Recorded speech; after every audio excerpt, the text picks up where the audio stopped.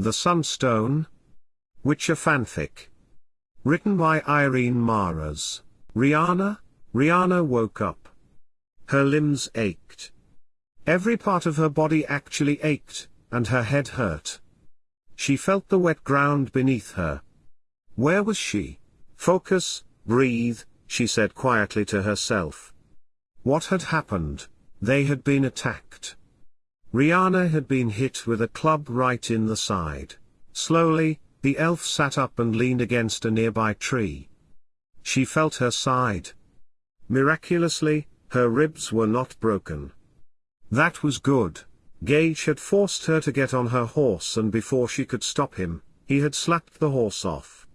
She'd hung on as long as she could, but the horse had spooked something and thrown her off his back.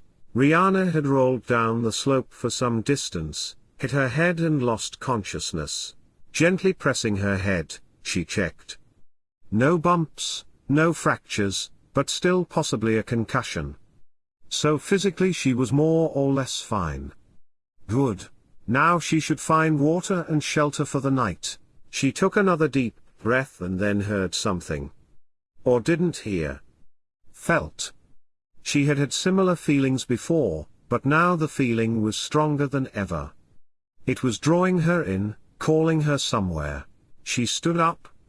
Had she received a worse blow to the head and was now hallucinating? The thought seemed to escape into the distance as she started to walk forward. She came to the shore of the pond and saw stars in the sky. At the other end of the pond was a waterfall cascading down the mountain, but it was so far away that near the shore the water was almost completely still. What you thought were stars were just reflections from the surface of the pond, she said in an old elven saying. She started walking towards the waterfall, and then noticed the mouth of the cave. It was like a dark hollow in the midst of other darkness. But that's where she had to go. There. Down. The torch was lit with a crackling flame, and in its light the elf could see both human and animal bones on the ground around her. But she was not afraid.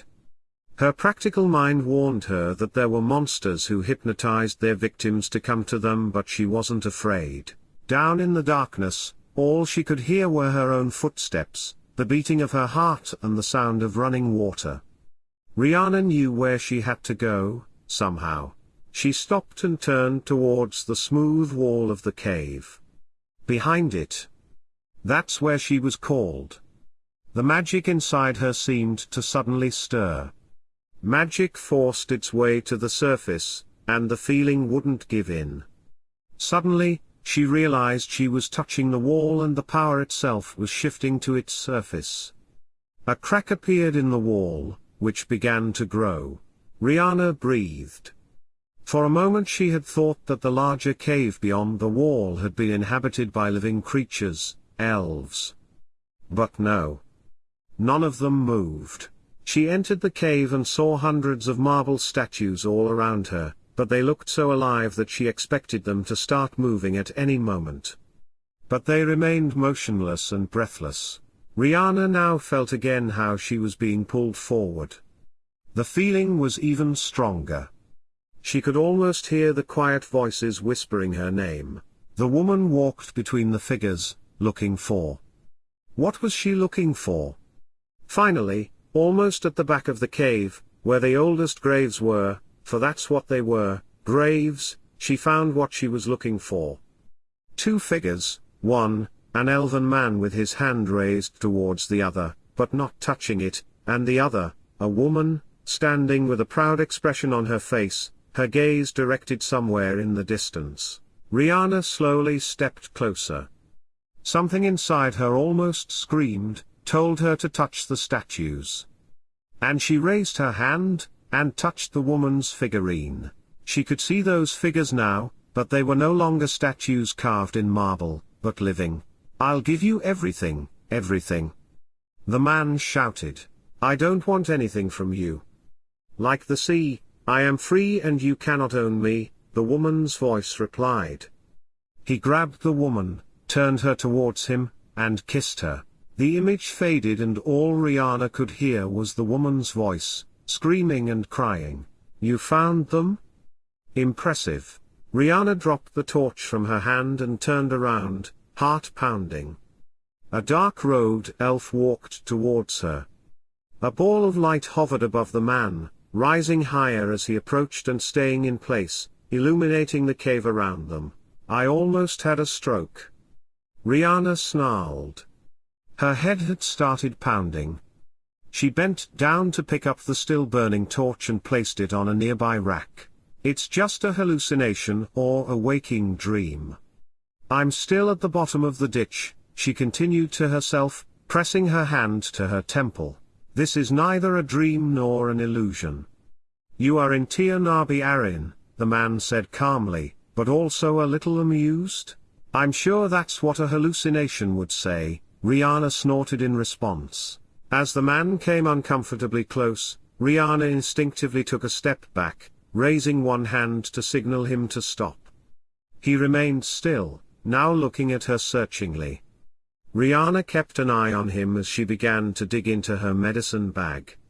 She took a bottle of the dark powder, took a little in her mouth, and quickly sipped a splash of water from her water skin. She grimaced at the bitter taste of willow bark, but knew the pain would soon ease. I've been following you for some time, the man said as he watched her, and then asked, why didn't you use your powers to cure your headache? I only heal myself in emergencies, because after that I get weak. She now turned to look at the other elf, her eyes wide. And how did you know about my powers? The man had an arrogant smile on his face, as if he naturally knew everything. The magicians. Always so arrogant. For the man was clearly a mage. If the floating ball of light didn't tell it, everything else from the man's appearance to this exuding power gave it away. As I said, I've been following you for some time. And it looks like for good reason. Listen, my head feels like it's splitting, so if you could stop all the mystery and speak frankly, I'd be grateful. The man smiled dryly and then stepped closer to the same statue Riana had just touched. What did you see when you touched the Dillian's monument? Dillian. Riana said questioningly. The name was familiar from a story her mother had once told her. Yes, the Dillian of the White Fleet. Her grave is not here, but of course they wanted her to be part of Gealbhan's grave, the man said, and his gaze moved to another marble statue. Riana swallowed. Cold shivers ran down her spine as she remembered what she had just seen. It's tasteless to put them together, Riana said coldly. Man clearly hadn't expected a reply. What do you mean? You know the story? Gealbhan was clearly just a narcissistic and possessive bastard. He didn't love Dillian, he just wanted to own her. Is that what you believe? Interesting. Perhaps you should consider how many others have experienced the same fate, the man said. There was a crack in his voice, but he tried to hide it. Riana crossed her arms over her chest and glared at the man, like who? You. Isn't it ironic that you're his heir, and yet you despise him? Mage asked. The man's response made Riana freeze. She stared at him in disbelief. Excuse me? She asked, not knowing what else to ask. Had he really just said? Now I know this must be an illusion, she continued. I'm really still at the bottom of the ditch. And this is just a really confusing dream. As she spoke, she stepped away from Gealbhan's grave, his gaze following her. Man let her speak. Riana circled as she wondered aloud, so this is a cemetery, which means my brain is trying to tell me I'm dying. They're just preparing me to accept the fact. And instead of thinking about some nice flower garden and unicorns, my mind decides to throw me into some dark hole somewhere in my final moments. Great. Riana had to sit down, as she had started to feel faint, although the headache was slowly easing. But she felt endlessly tired. This is not an illusion, man repeated patiently. She looked at him. As a healer, she was used to making snap judgments and analyzing what she saw. The wrong treatment could mean death. She knew this was no delusion, even if she wanted it to be.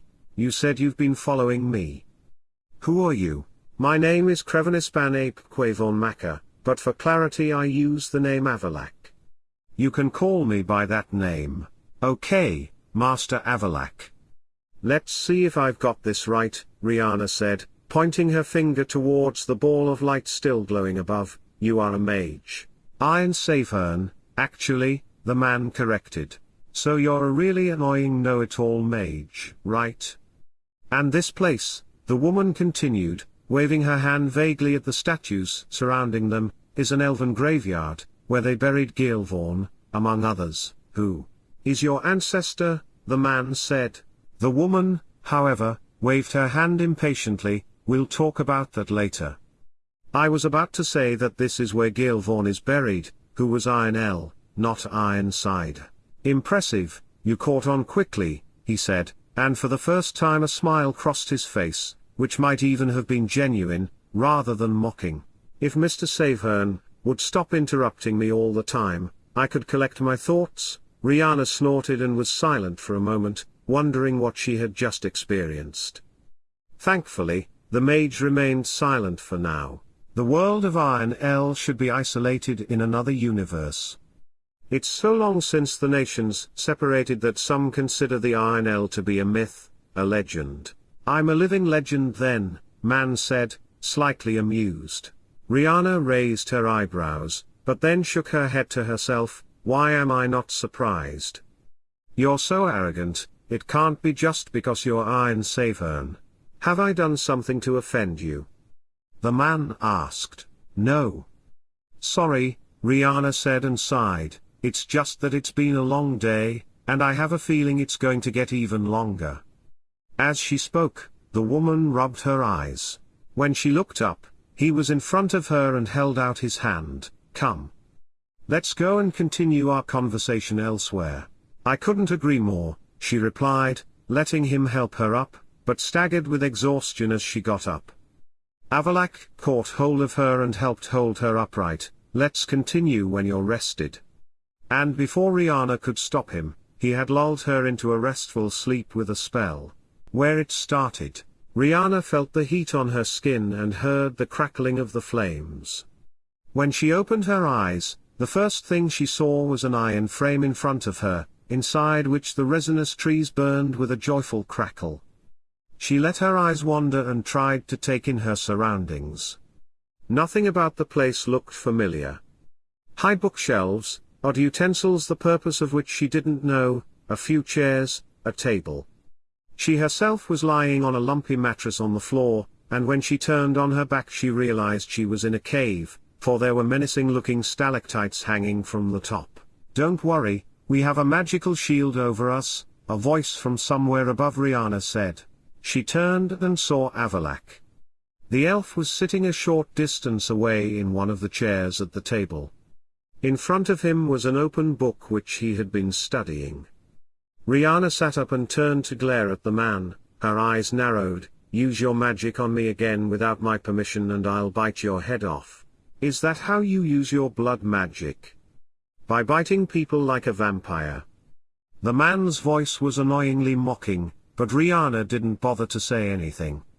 She searched her eyes for her bag, which was lying neatly on the floor next to her folded jacket. She rummaged through it for a moment before finding the apple she had put there a few days ago. It was already a little dark on the surface, but for lack of anything better, it was good enough, especially as her stomach was churning so hard it was a wonder the stalactites hadn't fallen off with the sound of it. Riana started to munch on an apple, mainly to give herself time to think. At the same time, she deliberately turned her back to him, as she didn't want to see his smug face. How had he dared to put her to sleep? Mages, they were all alike, thinking they could do what they liked without. Well, never mind. Riana had a feeling she wouldn't achieve anything by complaining to him. Wizards, mages, sages, druids and others always did things their own way without considering the feelings of others. That was one reason why Riana hated her own abilities and the use of them. She didn't want to be that arrogant, cocky, walk-over bastard who thought she was better than everyone else. But Riana tried to focus her thoughts on more important matters. What was happening to her? Who was Avallac'h? What had he said, that she was supposedly be related to Dillian and Gealbhan? Their descendant. What madness was such a thing? She was just an ordinary healer. And then on top of that, where are we? She tossed the apple corpse into the flames and now turned back towards the other elf. In Velen. This is one of my hidden laboratories here on the continent, the man replied. In Velen. Riana's eyes widened as she remembered. She jumped up despite her sore muscles. I need you to take me back to Belhaven, right now. How could she have forgotten Gage and the others? They needed her. They must have been wounded in the battle Riana had escaped from. The man raised one eyebrow in surprise. Why don't you make your own portal? You should be quite capable of it. Riana froze in place. Once again he had mentioned her power. It was only now that it began to bother her. How did he even know about them? Although Avallac'h had said he'd been keeping an eye on Riana for some time, that didn't really explain it. Riana used her powers as rarely as possible. Even healing, she used her powers if it was the only way to save someone. Otherwise, she preferred to use traditional healing methods. So how long had he been following her? How he had done it needed little explanation. Avallac'h said he was Aen Elle, an elven sage, something even more than a mere mage, so he must have had a way of keeping tabs on Riana's activities without her noticing. The mage looked at her expectantly. Riana felt a blush rise to her cheeks. She didn't really know why admitting it embarrassed her, but she looked away from his face anyway. I don't know how. You don't know? Avallac'h's tone clearly revealed that he was well aware of the limitations of Riana's skills. No. I haven't had much of a chance to learn any elven magic in the past, and the Aear'el school doesn't really like elves, Riana snapped, turning defiantly towards the other elf. Avallac'h stood up and walked slowly closer, looking at her as if she were an exhibit. So how have you learned to use your talents? You can use them to some extent. I just know what to do, she said. It had always been that way. Ever since she was a child she had just known, somehow just intuitively known how to do things. She remembered the first time. As a child she had been playing in the woods with her friends and then they had gotten into some argument about some silly pine cow or something. Her friend had thrown a stone at Riana in a huff. The stone had hit her in the temple and started to bleed like a sieve, as head wounds usually do. Angered, Riana had pushed her friend. She had fallen on a rock, leaving a long, deep gash in her arm. Riana, who had immediately regretted the trick, rubbed the blood from her head wound into her friend's arm. There, see, that's better, isn't it? The wound had disappeared, but since that day Riana's friend had called her a witch and refused to play with her anymore. It was a silly and childish memory, but she had learned something that day. To keep her powers hidden. Sometimes she even forgot they existed, but they reminded her after every battle her Scoia'tael group faced. Only and only when she had had to, when it had been a matter of life or death, had Riana used her abilities to bend the blood to her will. She had saved countless lives, and yet, even as she had brought soldiers back from the brink of death, each time she saw something in the faces of the Scoia'tael. They never said it out loud, but they didn't have to. They feared her and her abilities. Her abilities were unnatural and dirty. There is something in your blood that makes it special, unique, and mighty. The woman flinched. She had been lost in her own memories and had momentarily forgotten her surroundings. Riana didn't answer, having no idea what to say. Do you remember what the story of Gealbhan and Dillian says about the Sunstone? The man asked suddenly, turning back towards the table he had been sitting at. Avallac'h brushed the pages of the open book with his hand, waiting for an answer. Riana's spine crawled. The mention of the legend reminded her of what she had seen in Tir Nabi Arin. That vision. She shook her head as if trying to make the memory go away. Gealbhan gave Dillian a stone so that she could call the mage to her when her longing grew too great. But if you ask me, the man should have just understood that no means no, Riana replied curtly. It was hard for her to understand where all this anger was coming from, but the mere mention of Gealbhan's name made her heart rate rise, and not in a good way. Avallac'h seemed to sense her in a turmoil, and no wonder. Riana had imperceptibly clenched her hand into a fist so hard that she could feel the skin break in her palm. He walked over to her and grabbed her hands, inspecting the small wounds left by her nails. The mage's grip was surprisingly gentle and his hands were warm. For some reason, Riana had assumed they would be as cold and prickly as the man himself. You are right. The legends speak of the stone as a real artifact, given to Dillian by Gealbhan on the day the White Fleet sailed away with Dillian. However, as I researched the story, I began to suspect it was something else. And I think you know what really happened, too. As Riana raised her head, Avallac'h's gaze bored into her eyes. What did you see when you touched the grave? The mage's gaze that drilled into her eyes, began to haunt her, as if he was trying to look into her mind, to penetrate her thoughts. Riana tried to wrench her hands away, but the man's grip tightened. What did you see? He asked again. Riana remembered the vision, remembered the woman's voice, her screams and pain and anger. Let go, Riana snarled, but he only tightened his grip further, still looking at her. The blue eyes were like ice. I said, let go, Riana hissed, and there was an uproar inside her. Mage saw how the blood from her palms rose into the air and began to swirl faster and faster. The mage let loose as the whirlpools of blood swirling wildly above the woman's hands, shot towards the man. At the last moment, he managed to use his own magic as a shield, sending the whirlpools flying towards the bulkhead. The first vortex destroyed the invisible shield the mage had created over the hold, and the second struck directly at the stalactites. Riana felt faint and her legs gave out.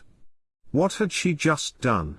Avallac'h crouched down beside the woman and created a shield around them just before the falling rocks from the cave roof hit them. Stones crashed against the shield, sparks flying, and Riana thought for a moment that the whole cave would collapse. But the shield created by the mage held. Riana's gaze searched the elf's face, looming somewhere above her. Before Riana sank into darkness, she wondered at the look he was giving her. For the first time, there was no mask on his face, no proud or mocking expression. For some reason, he smiled, gently and genuinely. And when Avallac'h moved the strands of hair away from her face, the touch was gentle. She didn't know if he was using magic, or if it was just the comfort the touch brought, but either way, it made Riana relax. Her breathing evened out and her heart rate slowed. Riana smiled weakly before exhaustion took over. The mages. Who could figure them out? Scoia'tael. Autumn smelled of decaying leaves, and a bitter frost. There was also a smell of smoke coming from somewhere. The sounds of the camp began to come into focus in Riana's mind as she began to wake up. Men were chatting and laughing quietly. And someone was singing a cheerful little tune. The singer came closer and Riana felt him gently but firmly nudge her with the tip of his boot. Wake up. I am awake. Your song would wake the dead, Riana replied and opened her eyes. Gage was bent over beside her. The man had a half grin on his face and a twinkle in his eye that had made many elven maids sigh wistfully. When Riana and Gage had first met when she signed up as a healer with Gage's troop, he had tried to use his charm on her too. But she had only rolled her eyes and hoped he was a more skilled fighter than a flirt. Fortunately for Riana, Gage had proved himself to be a leader of distinction, respected by the other men, who would have followed him to the ends of the earth and back. But his attempts to hit on her were still ridiculous, in Riana's opinion. but somehow he seemed to find company in every tavern they stumbled into on their travels. There weren't many, though, as elves were hardly welcome to spend the night in inns in the regions where their Scoia'tael troops roamed. Gage handed Riana an apple. "Your breakfast, oh dark-haired lady," he said. She grabbed the apple and then poked him in the forehead, so hard that he lost his balance and fell on his backside on the wet ground. "Hey, what was that for?" he asked, but didn't seem genuinely upset. "It was for all those whose ears had to listen to your so-called song," she replied. "Ah, here we are again, the little hedgehog." "Noff noff," the man smiled. Riana, who had already stood up herself, held out her hand and helped the man up. "Hedgehogs don't say noff noff, they snuff," the woman pointed out, stretching her numb limbs. "Are we moving today?" She continued. "Some of the men had left on their own mission the day before yesterday and returned last night, thankfully unharmed. The men still need to rest, so we'll leave tomorrow." "And didn't you say you wanted to pick some herbs near here?" "You could do that," Gage mused. "I'll leave right away. There are rocks near here where they grow." "I'll be back tomorrow morning," Riana said, absent-mindedly stuffing an apple into her bag. "I'm going with you. I can sing you a song about a sweet healer who turned into a hedgehog." Riana snarled, "If you do that, I'll jump off those cliffs." "Besides," she added, "there hasn't been a moment of peace here for 2 weeks. There's always been someone needing mending, or there just have been a terrible commotion. I want to be left alone." "As you wish, little Noff Noff." The woman rolled her eyes, but just waved goodbye and disappeared into the woods. Riana had been lucky. She had even found amaranths and snowdrops on her herb hunt. She would have liked to stay longer, but she had to keep going before their camp was found. The Scoia'taels had made a few attacks in the area, and would certainly be wanted by now. It was no longer safe to stay put. Thinking about it made her heart tighten. She wouldn't have wanted anyone to die, not even humans, but she couldn't say that out loud. She could only help those she could. She knew she was a hypocrite. She helped the elves who were killing people, but what else could she do? She couldn't survive on her own. Was she a coward? Riana's breathing became hoarse and she pulled her jacket tighter around her. Strange. There was snow on the ground. Riana's train of thought was interrupted when she heard sounds she couldn't mistake. Screams, the frightened neighing of horses. The sound of metal against metal. Their camp had been attacked. The woman's feet were moving before she even thought about it. Even the chilling, unnatural cold couldn't stop her. Only a blow to the side stopped her running. Riana tried to catch her breath, but her lungs had been emptied by the force of the blow. She tried to get up, to do something, but all she could do was panic. She tried to get to her feet, but she couldn't breathe. Focus, breathe. Breathe. She coughed and finally caught her breath, but she was on her knees on the ground, unable to see the figure behind her reaching out for her. The hand was almost touching her when the figure in skeletal armor fell and crashed to the ground behind Riana. She turned and saw Gage standing behind her with a bloody sword in his hand, Riana completely unaware of what had happened. He pulled her up and spun her towards a nearby horse, which had not yet managed to tear itself free of its halter. He lifted her into the saddle and said something, but Riana's ears were buzzing and she couldn't hear. In the next moment, the man had let go of the horse and slapped it on its way. She was lying on the ground. Then she was in a cave, the wall had opened up. She had touched the statue. The sight of Gealbhan and Dillian, Avallac'h standing before her, the bloody swirls over Riana's palms, the collapsing roof. Riana blinked her eyes. Gage. It had been a dream, a mere memory of the day she'd escaped, which felt like 1,000 years ago now, though it had barely been 24 hours. Or had it been several days? The passage of time had been difficult to perceive. So much had happened in a short time. The thought of Gage seemed to strangle her chest. She should go back. Or was it already too late? What had happened to Scoia'tael's troops? Had they survived the attack? Had Gage, you know what happened? Did she really know? No. She didn't know. They could have survived, somehow.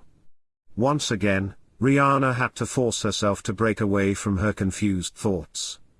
There was no time. She now opened her eyes properly and surveyed her new surroundings. The room she was in was dim. It was lit only by a few candles, but in their light she could make out some rather elegant furniture. Unlike in the laboratory, which ceiling she had crushed, here the items seemed to be quite mundane and normal, not some strange mage paraphernalia. For example, on one side table was a mirror, a comb, and a bottle of what was probably perfume. Riana crawled off the bed. It was a large canopy bed with luxurious silk sheets. On one side of the room was an elegant screen behind which she could see part of a copper bathtub. She was not used to such luxury. With Scoia'tael, the times when she could lie in a real bed or even on a mattress were extremely rare. But once you had learned to sleep in the pouring rain under a fir tree, you could sleep anywhere. Unable to help her curiosity, she walked over to the side table. When she picked up the comb to examine it, she saw that dark hairs were stuck to it. Next, she lifted the bottle to examine it. The scent was indeed perfume, pleasantly sweet but yet not too sweet. Riana raised her head when she saw movement in the reflection. The mage was looking at her through the mirror's reflection. "Whoever your lady friend is, she has good taste in perfume," the woman said, before glancing over her shoulder at Avallac'h, "or your man friend." "I'm not judging," Riana added further and put the perfume back on the table. "I'm sorry about your laboratory, by the way," she continued, now turning to him. "It was no longer safe there," Avallac'h said. His face again had that arrogant and all-knowing expression so familiar to all mages, but behind it Riana sensed something else. Tiredness, perhaps. She laughed dryly. "I almost collapsed the whole cave, so you could say it was no longer safe." But he shook his head. "That's not what I meant. You're being hunted. And I can't let them get their hands on you." This should have come as a surprise, but at this point Riana simply couldn't react anymore, not even to think about who the hunters were. I know a bard who would be absolutely thrilled if he could make a ballad out of this madness. Mystical powers, a sassy heroine with a secret ancestry, a secretive mage. It has all the makings of a great song. Riana? It was the first time he called her by name. The mere sound of his voice would have silenced her, for she could hear the mood behind it, even if the mage tried to hide it. "The men who attacked your camp are looking for you. When they couldn't find you, they killed. Don't say it out loud." The woman hissed. She knew what the mage was going to say, but she didn't want to hear it. But the voice in her head whispered, "You know what happened." Riana turned her back to the man. Neither said anything for a moment. Finally the woman spoke again, "Can I have a bath? I need to wash up and would like some time alone. If it's safe here, that is. It would be embarrassing to be found by some mysterious stalkers naked in a bath." Avallac'h did not respond. He looked at her hands, white knuckles clenching the back of the chair. Though her voice was calm, he could sense her inner turmoil. The mage waved his hand, causing the tub to fill with warm water. "You are safe here. We'll talk more when you've bathed," the man said. He turned to leave, then hesitated for a moment. The man's hand twitched, as if he was about to touch Riana, but the mage didn't go any closer. "There are clean clothes in the closet," he said, lowered his eyes and left the room without waiting for Riana's reply.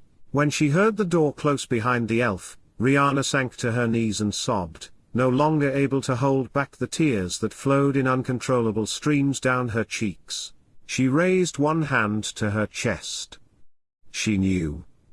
She had known for some time but didn't want to believe it. Through the many years they had travelled together, Riana had treated them all with her blood magic, Gage and all the others, and she had known them all ever since, as if part of their souls had remained inside her. She had carried them all with her, they had become part of her. No more would she hear any more jokes, no more laughter, no more of that awful yowling that Gage called singing. All the silly little things that had made her love him. Because she had loved him, in her own way. Riana pressed her hand against her chest. As she felt inside, probed deep inside herself. There was nothing there anymore. Gage was dead. They were all dead.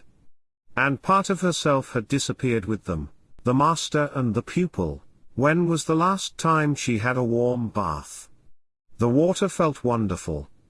It warmed aching limbs, relaxed the body and cleaned away dirt. If only it could do the same for her mind. Riana grimaced and then looked at her palms, which still showed the indentations of her fingernails. But they had already begun to heal. Her wounds always healed quickly. Perhaps it was her abilities. The abilities she had inherited. From Gealbhan, right? Avallac'h would have a lot of explaining to do. The woman leaned her neck against the edge of the tub and stared at the bulkhead. Was this place somewhere underground too? The walls and the bulkhead were stone, but unlike the first place where the mage had taken her, this was not a cavernous hollow.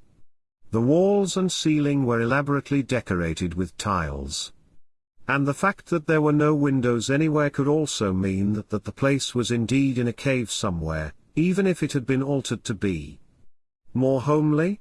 Riana's gaze was drawn to the side table, visible through the ornaments of the screen, on which the comb and the perfume bottle lay in front of the mirror. Avallac'h obviously had a lover, or maybe a wife. Why was that so surprising? Everyone sometimes longed for the touch of another being, the warmth of another. Gage. Riana's voice cracked as she said his name aloud. She wrapped her arms around her knees and pressed her head down. The truth was, she had loved him, in her own way. But they had never ended up together anyway. Why not? Why hadn't she given him a chance? As the Scoia'taels would have said, Riana and Gage had circled each other like swans in heat. But now all the chances had been wiped away. Fool, fool, fool. The woman snapped to herself.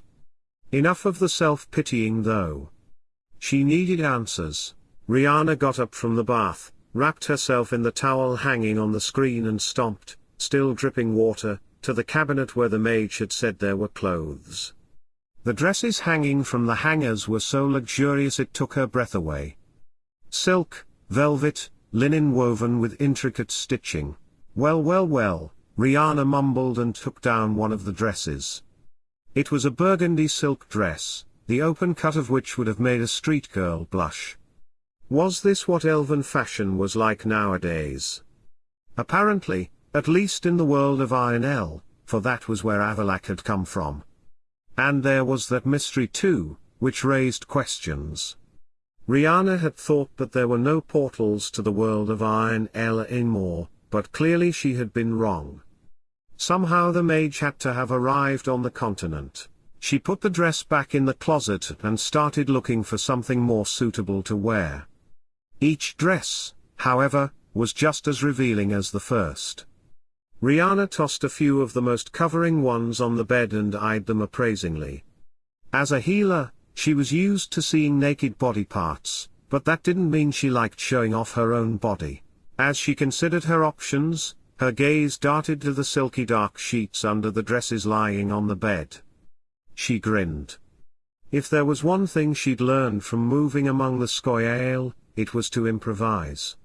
Riana dug a needle and thread from her bag lying on the chair and pulled the sheet off the bed. It would work quite nicely. Riana looked at herself in the mirror. The quickly put together creation was not particularly elegant, but it did the job. She tucked her dark brown hair into a messy bun before heading for the door. As she gripped the doorknob, she felt a sudden thrill. Whatever he had to tell her was going to change her life. If Riana decided to let it, she still had a chance to go back to her simple Scoia'tael life. She could look for other groups to go with. Could she? Once again, she felt an emptiness inside her. It was like a chilling and impenetrable darkness inside her in a place that had once been full of life, laughter and joy. Focus. Breathe. One breath, another, a third. And then, with determination, she yanked the door open and was confronted by Avallac'h. The man narrowly avoided the collision by stepping aside. Riana, who hadn't expected the man to be standing right outside the door, almost tripped, but the mage grabbed her arm and stopped her from falling. "Are you still feeling faint? I couldn't bear to carry you all the time," he said in his mocking tone. But there was a look of compassion in his eyes, even if it was mockery. As he spoke, his gaze drifted to her choice of dress. The mage raised his eyebrows as Riana straightened. He let his gaze wander up and down her outfit. Though his tone was mocking, the amused twinkle in his eyes was genuine. "Why does it not surprise me that I offer you a closet full of the most elegant outfits and you choose to wear a sheet? I chose the sheet because the most elegant outfits would be too revealing even in the brothels of Novigrad," she replied, crossing her arms defiantly over her chest. Avallac'h raised his hand and took some of the fabric between his fingers. The silk rustled like a snowy crust as the man rubbed the fabric together. "I would never have imagined that the sheet would look so unique. And it certainly looks like you. If you spent time with Aen Elle's court fashion, who knows, you might make some new friends with your style. That place could use a breath of fresh air like you." When he had raised his hand, Riana had suddenly heard a buzzing in her ears and felt her heartbeat quicken. It made her irritated, to herself, not to Avallac'h. Riana realized she was now in a particularly vulnerable state. She had lost practically everything that was important and familiar to her.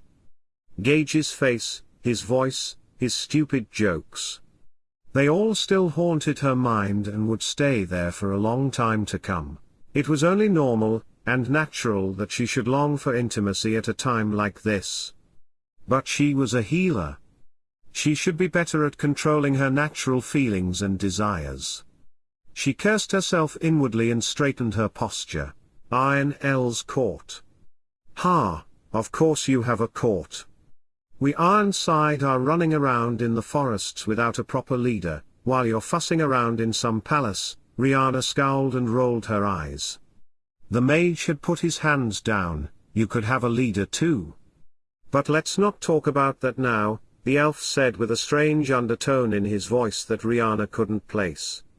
When Riana seemed about to comment on something, the man continued, "Come on, you must be hungry." "I'm starving," she sighed and went to follow him. Avallac'h led Riana into a larger space and she realized that the place was indeed built inside a cave, or at least underground. The lack of windows and the cold that always creeps into underground structures was a clear sign. But even so, the place was, well, not cozy, at least not in Riana's opinion, but much more habitable than a simple cave. The style of the furniture continued along the same line as in the bedroom. Light was created by candles, as well as by the magical light that the man must have conjured up. The stone glowed with coolness and the subtle magical light created whimsical shadows on the walls. One of the walls was covered with a bookshelf reaching up to the ceiling, and next to it were objects with apparently magical uses. Some of the instruments she did recognize, mainly the distilling instruments. Avallac'h, who had walked over to the dining table and was holding a chair ready for Riana, looked after her as she walked over to explore the distillery. The elf woman looked at it with interest. "How fascinating. You've enhanced the cooling by lengthening the pipe and adding an additional cooling water loop, not just doing one or the other. I know a healer and amateur alchemist living in Dillian who would die of happiness if he got his hands on one of these," Riana said, tapping the glass lightly with her fingernail. The tube let out a high-pitched rattling sound. You know your distillery equipment, the mage said, walking up to the woman with his hands behind his back. Was there perhaps a note of approving surprise in his voice? It's a useful skill for a healer, although I haven't had much opportunity to access even the most rudimentary tools to make medicines. Glass tubes are a bit difficult to carry intact when you live in the forest. The woman's stomach suddenly gurgled loudly, so she straightened up. Now, dinner. Or lunch? Or breakfast? I don't even know what time it is. Riana said as she walked back to the table. Avallac'h stood still for a moment, touching the pipe absent-mindedly. He let a silent sigh escape his lips and pulled an unexamined mask back over his face, keeping his thoughts to himself. The mage politely helped the woman to sit down, before moving around the table to his seat. Riana's eyes were on the delicacies on the table, however, and she felt the water involuntarily rise to her tongue. Though she was hungry enough to have eaten the little stones with butter, there was certainly no need for that now. The table was laden with fresh fruit and vegetables, fresh bread, butter and a whole chicken in the middle of the table. He had also brought out a glass of red wine, which he poured into her glass. He himself, however, drank only water, but she was so hungry that all other thoughts seemed to disappear from her mind. She piled food on her plate and started to eat. Only after a moment did she look up. Avallac'h, with a look of amusement on his face, handed her an apple across the table. The gesture was exactly the same as the one Gage had made that morning when Riana had gone to gather herbs. The same morning she'd last spoken to him. Riana looked down and put the chicken leg back on her plate. Her throat felt sore, but gritting her teeth, she straightened her posture and looked the mage straight in his piercing blue eyes. You wanted to talk? So talk. I can eat and listen at the same time, she said dryly, picking up the unfinished chicken leg again. Avallac'h, who had put the apple back on the table, nodded slowly, seemingly wondering how to place his words. As I have said, you are the heir to Gealbhan and Dillian. You have in your veins the blood of both Ironside and Aen Elle. And because Gealbhan was also a powerful mage, you have inherited his gifts, the man said as if it were the most natural thing in the world. Riana would have liked to interrupt and point out that gifts were usually pleasing, not blood magic that made everyone shun the bearer, but she let him speak. In short, the Sunstone spoken of in the legend is not an artifact. It is you. Riana's skin went goosebumps. Many thoughts ran through her mind at a rapid pace. Her first reaction was to say no. In her analytical mind, the idea seemed absurd, a silly fairy tale. No, such a thing could not be true. Could it? Yes, then came the doubt. Doubt about herself, doubt that all her life, she had believed herself to be something she wasn't. Wasn't she just an ordinary Ironside who had chosen the path of the healer? Wasn't she? Anger and rage, another perfectly normal reaction. How dare someone, and a smug, know-it-all mage at that, come and tell her something like that? That?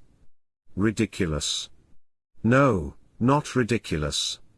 It wasn't ridiculous, although she had denied it to herself, had closed her eyes to the fact that her abilities were not normal, not by any standards. She had always been gnawed by the doubt. But for years she had managed to push the thought to the back of her mind. Whenever it had reared its ugly head, she had tried to force it out of her mind, never quite succeeding. Riana sighed to herself and let her mind relax.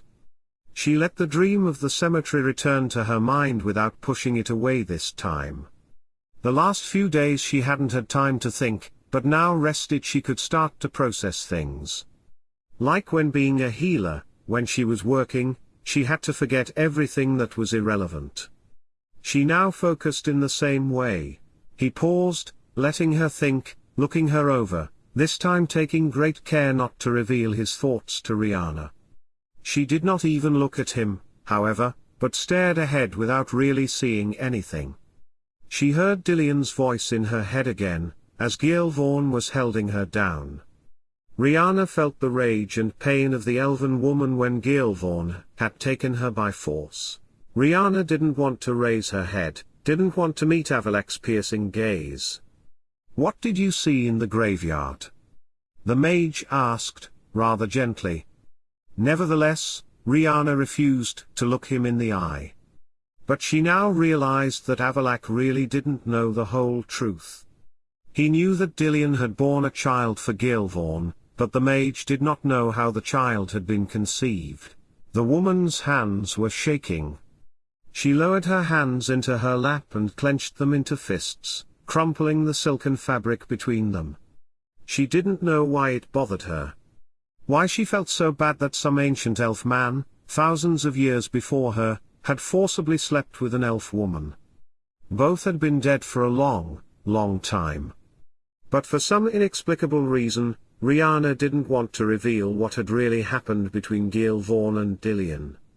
She didn't want to tell Avallac'h or anyone else. "If you are asking because you want to be sure that Dillian and Gealbhan did have a child, you are right about that," she finally answered, choosing her words carefully, "but the claim that I am their descendant. What proof do you have of that?" At last she dared to look up and meet those intelligent and intense eyes, behind which Avallac'h hid countless unspoken things. Avallac'h did not immediately say anything. He just looked at her for a long time, with the usual cold observation in his eyes. Riana held her breath. She only realized it when she felt her lungs burning. Finally, Avallac'h just nodded, as if to let it go. "At least for now." "A lot," the man replied. He waved his hand towards the bookshelves. "There are many clues in ancient texts as to the true nature of the stone. But how I know that you, of all people, are the heir and the Sunstone to which all the texts refer is a bit more complicated." As the mage spoke, a smug look had come over his face that was beginning to annoy the woman. He was turning into that pompous know-it-all Riana hated. "But you're the only one who found out this hidden truth, because you're a sage, the great Aen Elle, right?" the woman exclaimed icily, raising her arms defiantly crossed over her chest and leaning back in her chair. The man seemed only amused by this reaction, but shook his head. "Unfortunately, I am no longer the only one who knows." Then Riana remembered. In the midst of it all, she had completely forgotten that Avallac'h had mentioned that someone was after Riana, a threat unknown to her. Someone who had killed Gage while searching for Riana.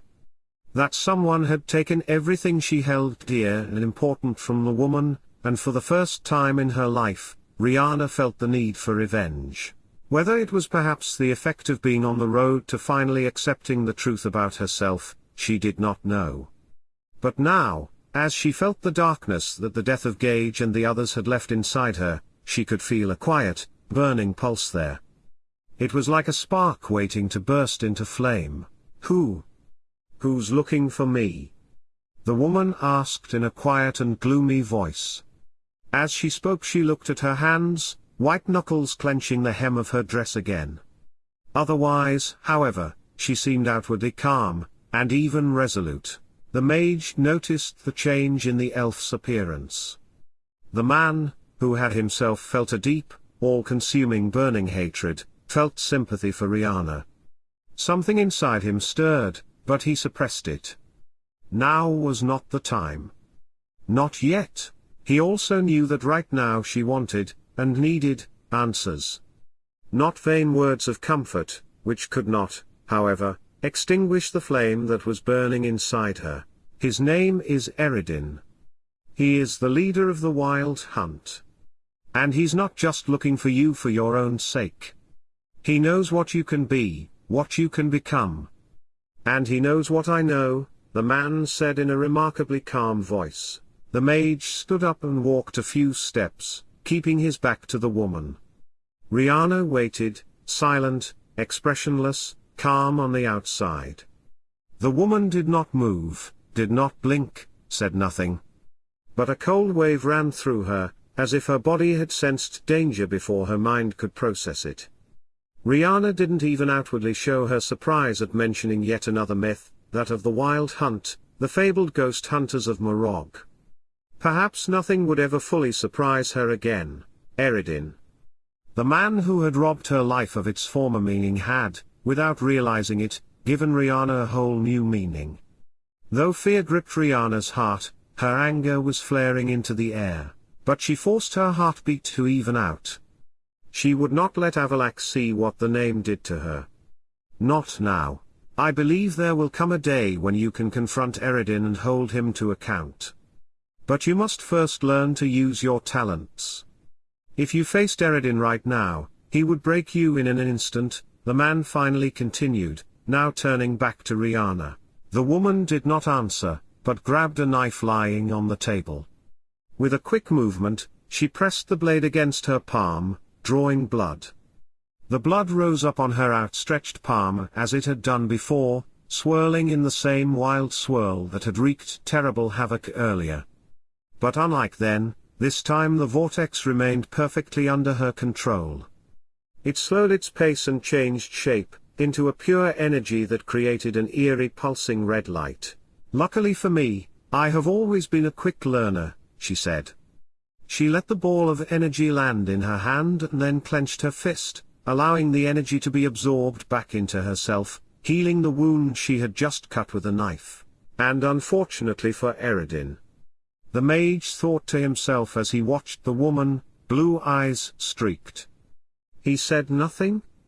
He didn't react in any way.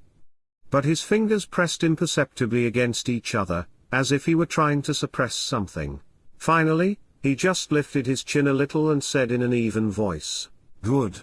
She turned her head. Behind Riana's greenish-blue eyes, a fire burned. They looked at each other silently, the mage and the healer. And it was as if he was seeing her for the first time, really seeing her? And he couldn't help himself. He watched her for a moment longer than he had intended.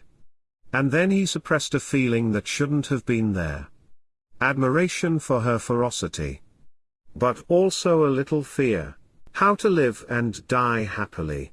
Riana had seen from the start that Avallac'h was no easy teacher. She could never be sure what the lesson was. She had to figure it out for herself, whether it was about blood magic, combat skills, strategy or anything else. Their first lesson had turned into a fight in the middle of a control exercise, where she had to try to counter his magical attacks with her own magic. Needless to say, Riana had been covered in bruises the next day. A few weeks later, they had been eating dinner when the mage had attacked Riana in the middle of everything, this time with a dagger. The woman who had learned to use a sword while moving with Scoia'tael after their camp had been attacked once would have won if the man had not suddenly mobilized his own powers. Riana guessed that Avallac'h had done it on purpose, so he would not lose. And while Riana was making rapid progress, it never seemed to be enough. The mage kept devising new and new ways to test her, keeping her constantly on her toes. There was only one thing she had made clear: if he ever bothered Riana while she was bathing, she would rip his head off with her bare hands. And so far, she had been allowed to spend her bathing time in peace, though she kept a particularly close eye on his energy movements while doing so. But Riana had endured everything he threw at her, and often threw back with equal measure. Not in power but in her own way.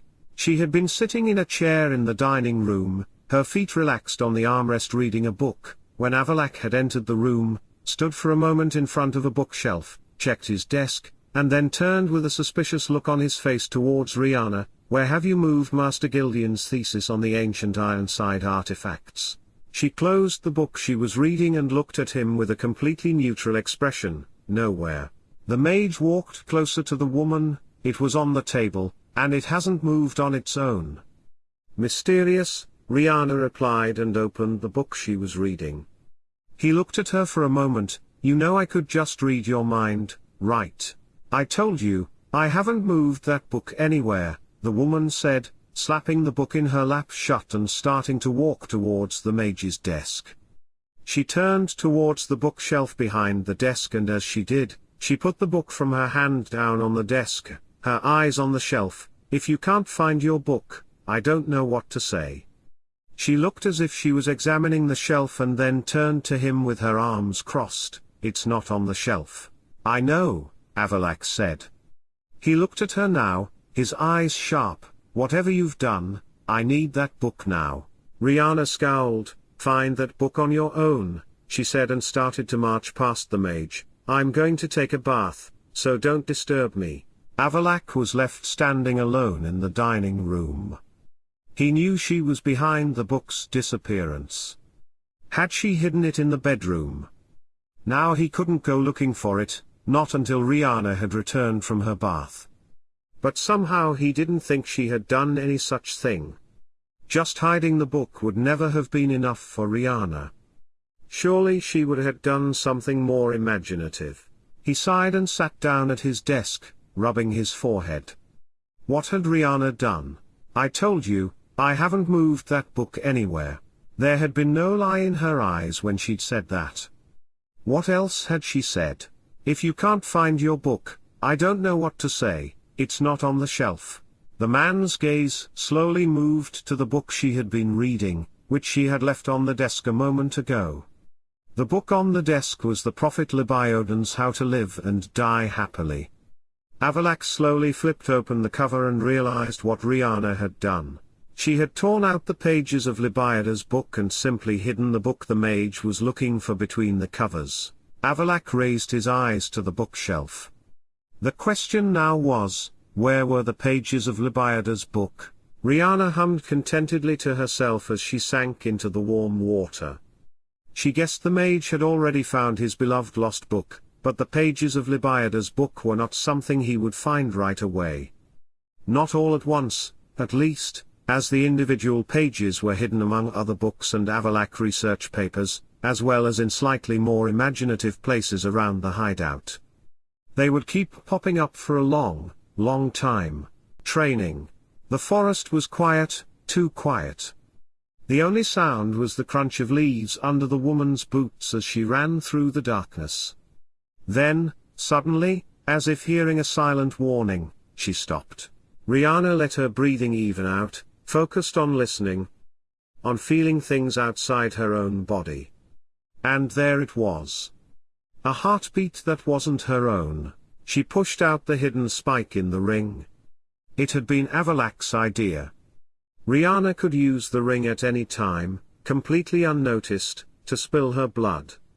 She tuned her senses as a single tiny drop of blood started to drip from her fingertip. However, the droplet never fell all the way to the ground, but stopped in mid-fall and then lifted into the air.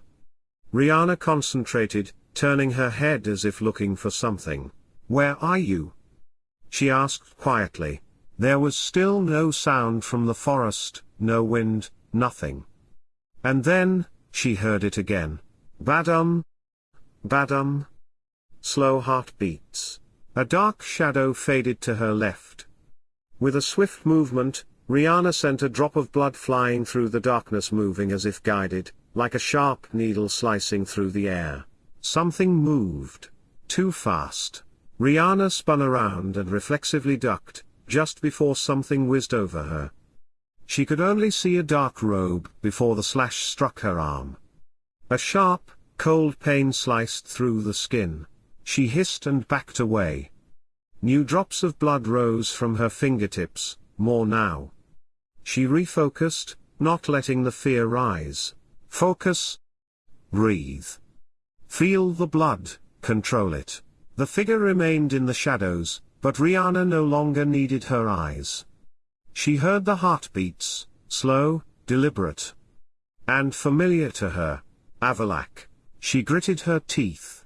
"It's not fair, mage," she grunted, but rebalanced her body. "Irene does not play fair." "Why should I?" Avallac'h's voice seemed to come from all around, calm but firm. Riana scowled to herself, but otherwise did not respond. She wouldn't let him get the upper hand. Instead, she closed her eyes and felt. "Let's play then. Let's start with hide and seek." Riana would be the chaser.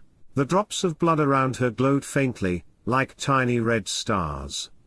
She calculated their distances, guided them by instinct. And then in one swift move, she set them all in motion.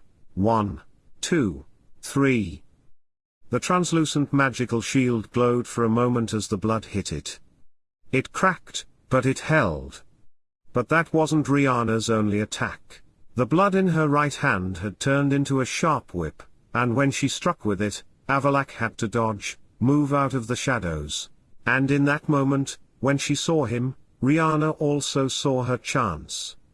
She struck again, this time using all her strength. She hit him, only lightly, but enough. Avallac'h had been forced to retreat, and Riana felt the pulse of victory in her chest. But in the same instant that her concentration was momentarily distracted, Avallac'h moved like lightning. Riana felt the blow in her chest. A magical force threw her backwards and she crumpled to the ground on her back. Before she could react, Avallac'h was already above her, his face still but his gaze intent. "Concentrate," he said. Riana tried to scramble to her feet, but Avallac'h pushed her down with one finger. "You're a quick learner, Riana. But you're also impatient." Riana gritted her teeth and looked him straight in the eye. Her heart was pounding. Not just from the thrill of battle but from something else, something deeper that had flared between them without her consent. She wanted to win. She wanted to show this mage bastard that she could control her abilities. But even more than that, she wanted answers. Avallac'h let a small smile cross his face before offering her his hand. "We will continue tomorrow." Riana grabbed his hand. A resolve flared within her. Tomorrow she would win. The forest was quiet, but this time it was not too quiet. The leaves rustled, the wind hummed in the branches, and the small sounds of the forest told her that there was nothing threatening here, except Avallac'h. Riana stood in the ready position. They had been practicing all day, but this was their last round for the evening. Avallac'h had made it clear that the winner of this round would have the upper hand in their next teaching sessions. Not that it mattered, the man set the pace anyway, but this time Riana wasn't going to lose. He stood opposite her, his hands behind his back, as always. Gesture was not careless, it was just part of his arrogant way of sending the message that he did not take the threat seriously. "You've evolved," Avallac'h said and bowed slightly, signaling that the match was about to begin. But not enough yet. Riana didn't answer, didn't let her feelings show. Avallac'h had taught her how blood magic was not just power, it was also control. And today she was going to show that she was no longer the same Riana who had sunk to her knees under her powers months ago. She raised her hand slowly, let the cut appear on her fingertip from the prong of her ring, and watched as a drop of blood floated above her hand. Avallac'h watched the movement closely, but did not look concerned. "A familiar strategy," the man pointed out. "Yes, it is," Riana replied, and at the same moment she disappeared from sight. Not really, of course, but she was using the diversionary technique Avallac'h had taught earlier, a little move designed to make the opponent focus in the wrong direction. She could feel Avallac'h's reaction, how his consciousness was momentarily shifted by the distraction to where Riana had been a split second earlier. That was all she needed. She threw herself to the right, sank a drop of blood into the ground and let herself feel it. The connection. Avallac'h was already preparing to fight off the next attack, but this time the blood didn't come out of her palm, it came from somewhere else entirely. The traces of the last battle were still here. Small, almost invisible bloodstains from the previous day's training, which the wind had not had time to wash away. Dry, almost absorbed, but still hers. Riana closed her eyes and took a deep breath. She had only tried this once before, and she wasn't sure if it would work. But she knew the blood, and the blood knew her. She let it wake up. First a little hum, then a bang. The traces of blood lying on the ground glowed bright red, rising from the ground like thin, kneeling threads and merging with her own blood magic. They swirled in the air like a spell, a web that enveloped Avallac'h before he could react. Only now did Avallac'h realize what was happening. His eyes squinted, and he quickly raised his hand to the spell, but too late. The web of blood magic tightened around him like an invisible rope, binding him momentarily in place. That moment was enough. Riana moved, and when Avallac'h finally broke his trap and counterattacked, she was no longer there. She was already behind Avallac'h, dagger raised to his neck. Silence. Then she felt his breathing change, his shoulders drop a little. Avallac'h laughed quietly. Cleverly done. Riana did not lower her weapon. She wasn't sure if there was satisfaction or irritation in his voice, but probably both. When I make mistakes, I also learn from them. If this had been a real situation, Riana said lowly, you'd be dead. Avallac'h nodded slowly, approvingly. Perhaps. But in a real situation, I wouldn't have let you surprise me. And in a real situation, you wouldn't have been given a second chance to learn from your mistakes. Riana released her grip and took a step back. Avallac'h turned slowly and looked at her appraisingly, but this time there was no arrogant grin on his face. You've really learned, the man said. Riana wiped the dried blood from her palm and looked him in the eye. And I'm just getting started. She smiled, genuinely. It was one of the traits of a woman, an openness he tried to teach her to hide, but one he secretly appreciated. Riana had not an ounce of the stealth and deceitfulness that people considered to be a basic trait of elves, and for good reason. She was a refreshing exception to the rule. Although her prickly comments sometimes annoyed him, he had to admit that he enjoyed their conversations too. Riana was intelligent, precise and also curious. Sometimes, however, the mage wondered if she was too tender-hearted. But would this be what Avallac'h really expected of her? The man's strangely long silence, and the unusually absent look in his eyes made her a little worried. Her healer's instincts took over and she raised her fingers to the mage's eyes. Follow the movement of the finger, Riana said, moving her hand, finger raised, slowly in front of the man's eyes. The mage's eyes narrowed as he looked at the woman. Do I look like I've been hit in the head? You don't tend to daydream. You looked as if your thoughts were 1,000 miles away. It was pretty creepy, she replied, however, with a slightly mischievous twinkle in her eyes. Then she turned, yawned and stretched blissfully. Come on, Master Mage. I'm going to celebrate my victory. Too bad there's no sauna here, but a long bath will do for a victory celebration. Avallac'h shook his head before going after the woman. A refreshing exception, indeed, he thought, and followed her. But the game wasn't over yet. Riana had won today, but the real test was yet to come. And Avallac'h couldn't be sure if he would live to regret teaching her to win.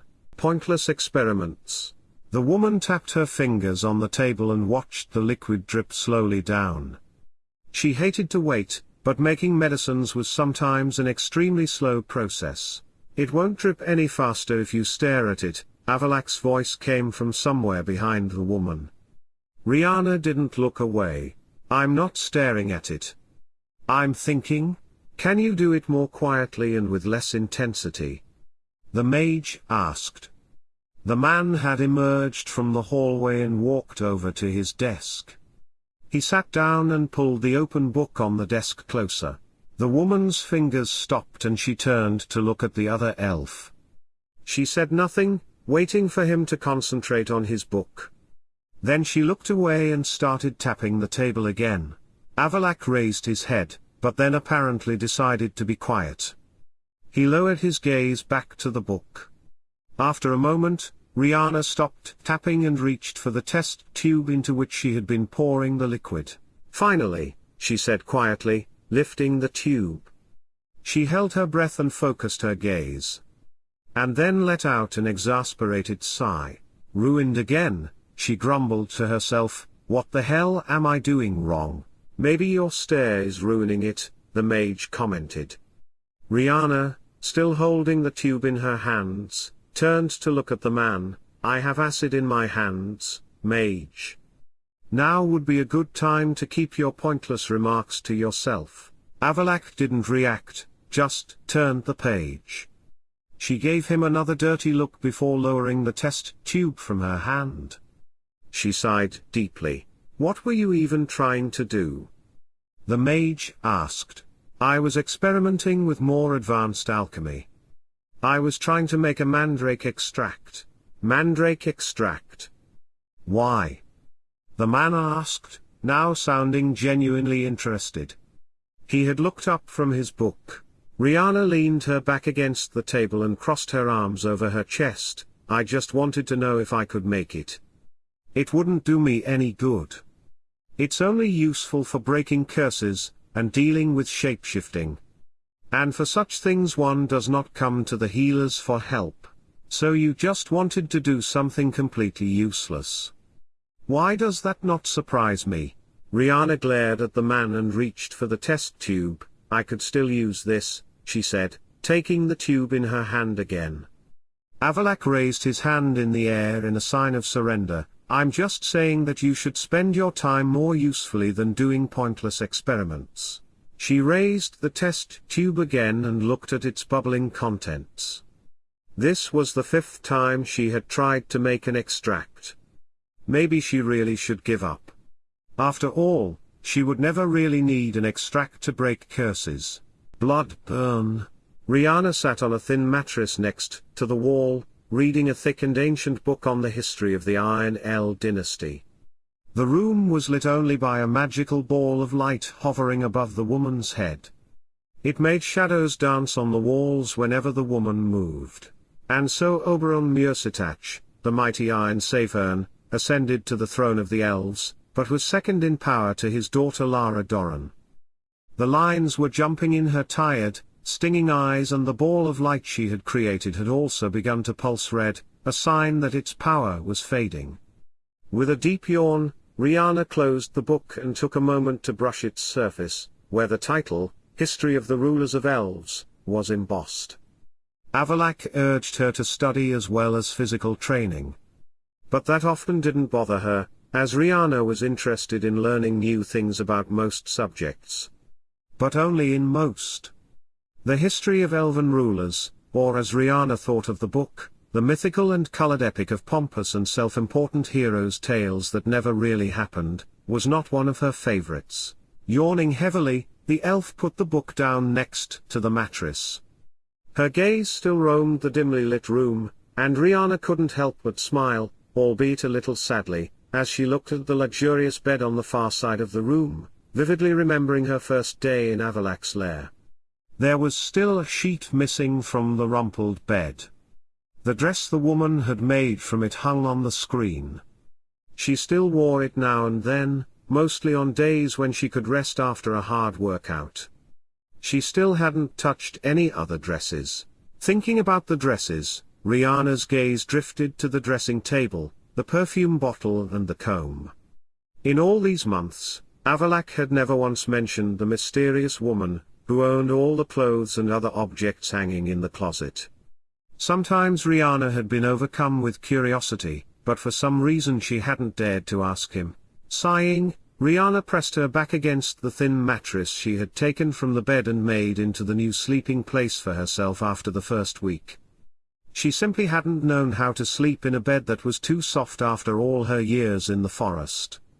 Avallac'h, who had politely moved from the bedroom to sleep in the so-called guest room, a dim recess with a bed in the corner of the dining room, had, upon noticing Riana's change of sleeping quarters, remarked in his usual mocking manner, "All luxury is wasted on you.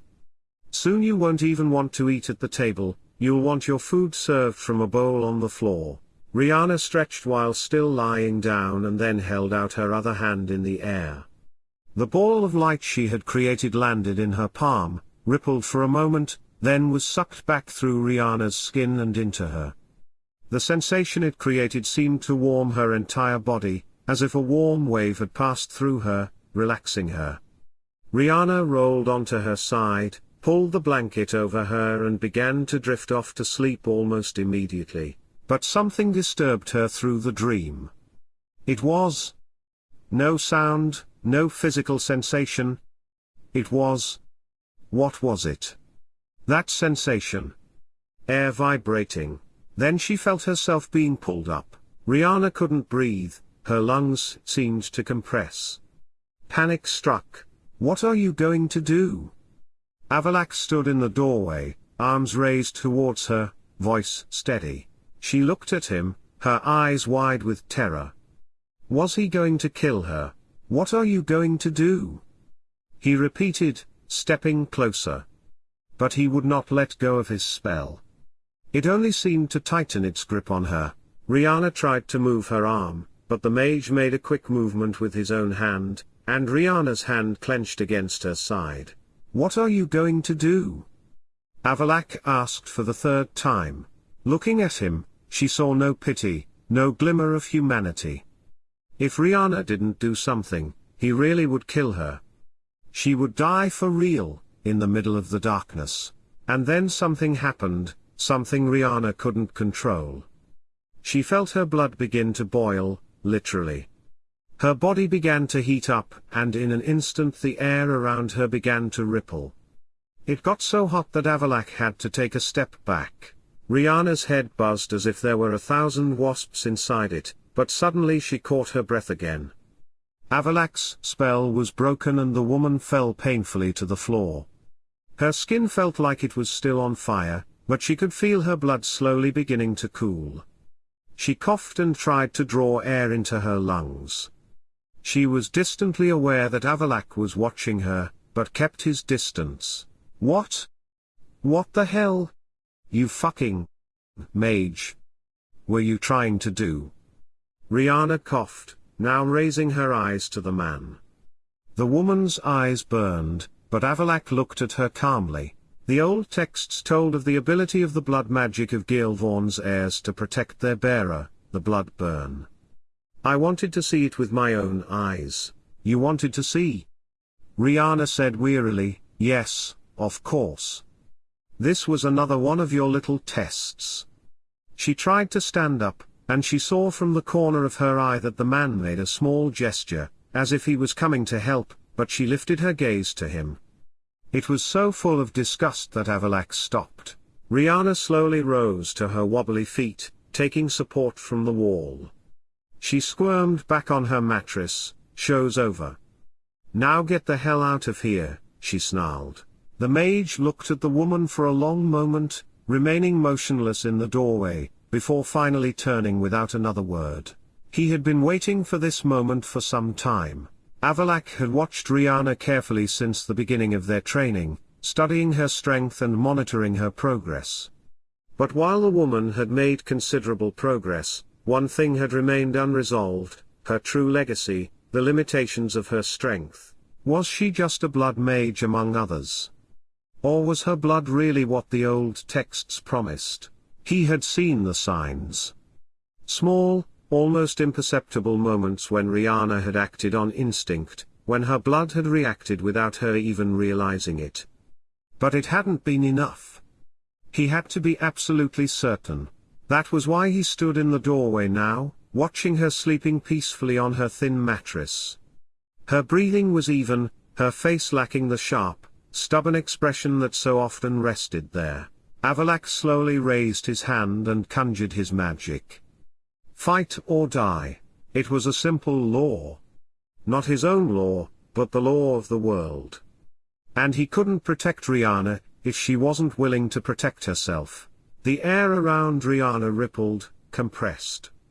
Avallac'h watched as the woman's breath caught, as her body tensed, as panic flashed across her face as she woke. Good. But it wasn't enough. What are you going to do? His voice was steady, perfectly controlled. He took a step closer, not loosening his grip. Riana tried to move, but Avallac'h blocked the attempt with a single sweep of his arm. What are you going to do? He repeated, his gaze intent, waiting. Then he saw it. The vibration of blood. Not just magic, not just rage, but something deeper. Something primal. Riana reacted.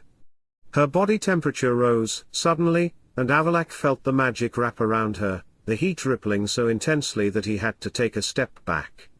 It came naturally, instinctively. His magic shattered. He stepped back, not out of necessity, but to observe. He had his answer.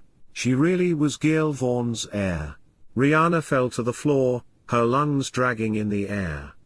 She gasped for breath, and Avallac'h saw the heat on her skin begin to subside. This was the truth. This was the true power of her blood. He had felt it. The true burn of blood. The old texts had spoken of its legendary bearers, those who had been able to change the course of battle with their very being. He had read about it, analyzed it, but now he had seen it with his own eyes.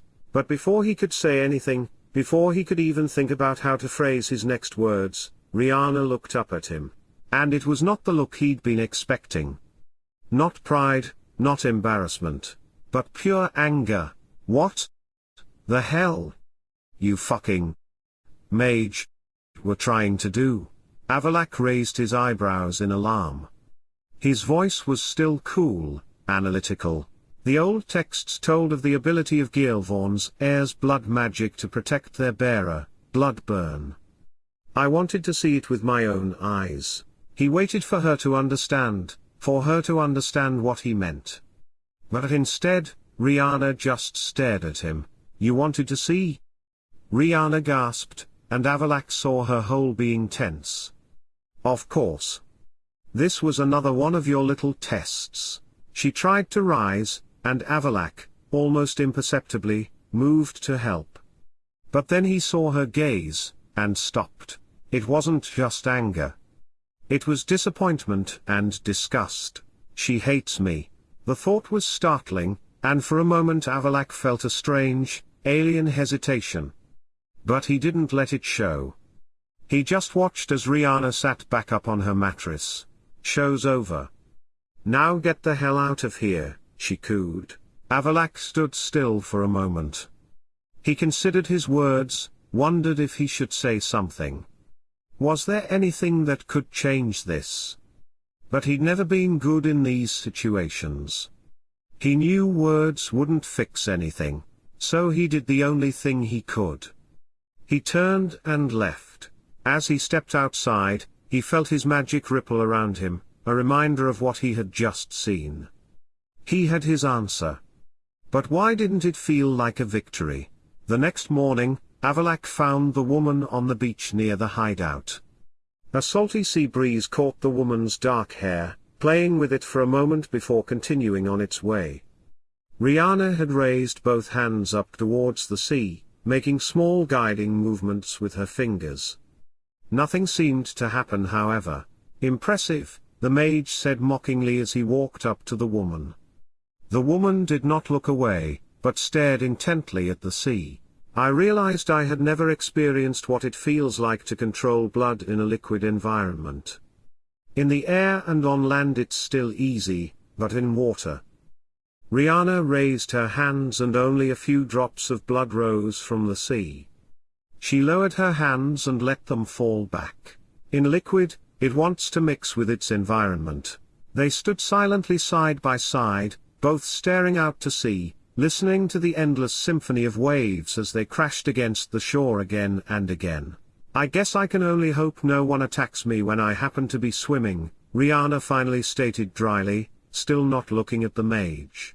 Avallac'h said nothing immediately. He watched the blood disappear into the sea and let the roar of the ocean fill the silence. Then the man smiled, a very logical insight. I admit I hadn't thought about it before. The man's voice was calm, but his usual confidence and superiority were still present. He glanced at Riana, as if thinking about something deeper. But then again, who would attack you when you're swimming?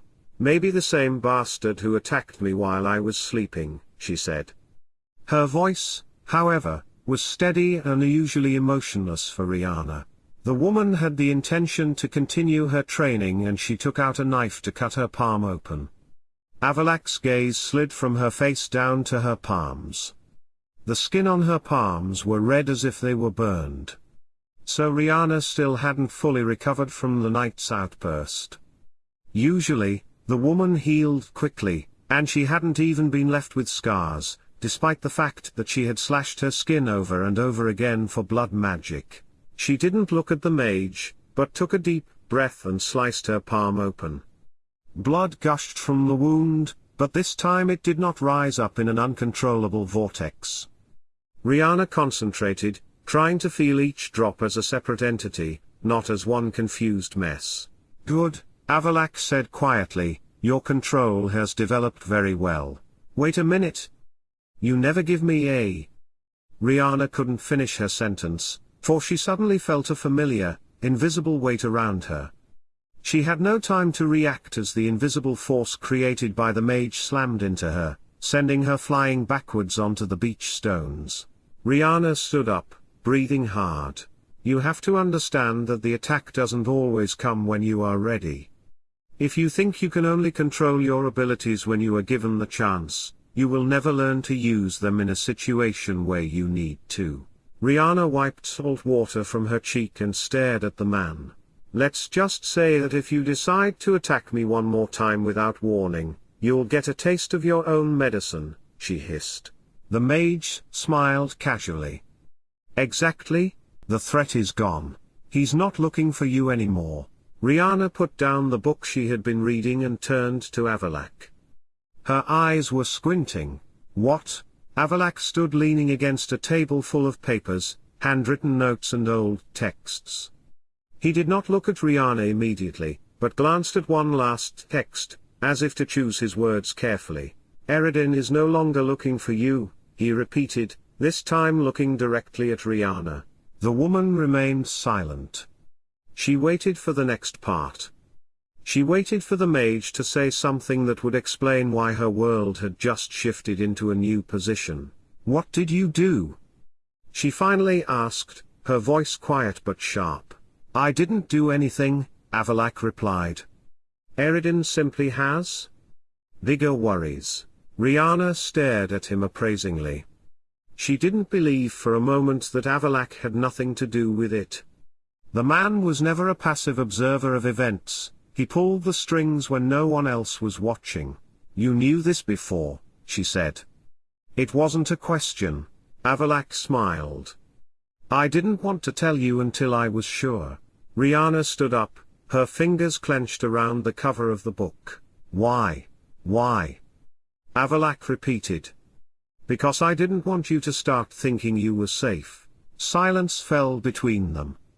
It was no longer the same silence as when they used to sit together at the end of long evenings studying old texts. This was a heavy silence, filled with words. So he just got bored and decided to look for a new toy. Riana said, forcing a lightness into her voice that didn't reach her eyes. Avallac'h tilted his head slightly. "Irene has one target now, and it's not you."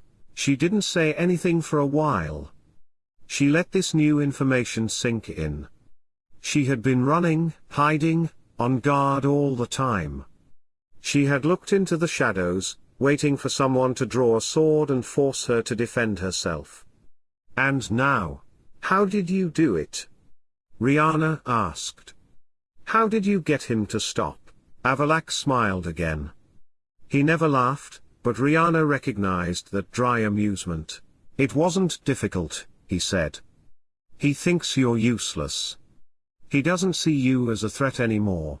Riana raised her eyebrows. "Useless.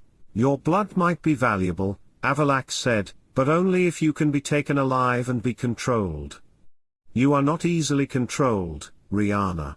The elf woman smiled coldly. "Thank you for the compliment." "It was not a compliment," Avallac'h remarked, but then continued, "Irene is not going to chase something he can't control. He has a greater prize to pursue." Riana walked over to the table, leaning her hands on the edge. She didn't know how she was supposed to feel now. There had been a permanent shadow inside her ever since she had realized Irene was tracking her. It had been like a sharp but familiar aura of pain present, always a part of her. And now that shadow was gone. What is left when the shadow disappears? She took a deep breath and looked at Avallac'h. "This does not mean you are safe," the mage said. There are always those who would like to test how far your abilities really go. There are always those who want to control things they don't understand. So? Riana asked. Avallac'h smiled slightly. It was a shadow of a smile, but a smile nonetheless. So he said, "Don't let them forget why they are afraid of you." He knew this moment would come. Riana never accepted anything by its face value. She didn't believe until she had taken things apart, examined them, tried to find another truth behind them. And right now she was looking at him closely, sharply, as if trying to see right through him. "What did you do?" Avallac'h was not surprised by the question. Nor did he intend to answer it fully. "I didn't do anything," he replied. That was half true. Irene simply has bigger problems. It was absolutely true. But not the whole truth. He hadn't done anything directly, but he had made sure that Irene would get the stimuli he needed to reject Riana. Little words, little hints. Not saying anything at the right moments. Moving the game away from Riana without anyone even realizing what had happened. "You knew this before," she finally said. "Not as a question?" "The truth." Avallac'h tilted his head slightly. "I didn't want to tell you until I was sure." Riana swallowed it, but she didn't accept it. She stood up, a shadow in her eyes that Avallac'h did not like. Why? It was not an accusation. It was a real question. Why hadn't he told her? Why had he let Riana live in the belief that Irene was still stalking her? Why hadn't he stopped that shadow before? Avallac'h did not respond immediately, not because he didn't know the answer, but because he didn't want to say it out loud. "Because I didn't want you to start thinking you were safe." Riana laughed dryly, but Avallac'h saw it immediately. It wasn't real. It was a cover, so he just got bored and decided to look for a new toy. Avallac'h said nothing. He just let her feel the words for herself, because it wasn't completely wrong. But it wasn't right either. Irene now has one target, and it's not you. Riana closed her eyes for a moment, and Avallac'h let her take her time. "How did you do it?" Riana finally asked. "How did you get him to stop?" Avallac'h smiled low, not laughing, not mockingly, but because Riana didn't realize how simple it had been. "It wasn't difficult," he said. "He thinks you're useless. He doesn't see you as a threat anymore." Riana raised her eyebrows. "Useless. Your blood might be valuable," Avallac'h said. "But only if you can be taken alive and be controlled." "You are not easily controlled, Riana." The elf woman smiled coldly. "Thank you for the compliment." It was not a compliment, but Avallac'h still saw that little light in her eyes. Because it was perhaps the first time she realized that her strong will and uncontrollable nature had been her greatest protection. Riana walked slowly to the table, leaning her hands on the edge. She did not speak immediately. She let her thoughts spin, weighed their weight. He waited for her to speak, but she did not. So he said, "This does not mean you are safe." Riana did not look surprised. There are always those who would like to test how far your abilities really go. There are always those who want to control things they don't understand. Riana smiled lowly. "So?" Avallac'h smiled a shady smile. "So," he said, "don't let them forget why they are afraid of you." Silence. And then Riana laughed quietly, but this time it was real. "Departure. I have to go to Aear'el," the man said, looking at the papers on the table. "You can stay here and wait, but I don't know when I'll be back." Riana tilted her head and squinted her eyes. His back was to her, but she could have sworn his voice had cracked slightly. "Has something happened?" she asked after a moment of silence, filled only by the rustle of papers as he moved and examined them. "Not yet, but it will happen soon. Someone needs me, soon." A strange coldness gripped her insides. Who did he mean? Things were slowly coming together in her mind. Lately, Avallac'h had been particularly obsessed with researching Lara Doran, and the legend of äänikirja, the blood of the elders. In the time that Riana had been the mage's apprentice, the woman had not been able to avoid delving into a subject that seemed to be of particular importance to Avallac'h himself. And when browsing through the books, Riana had learned why.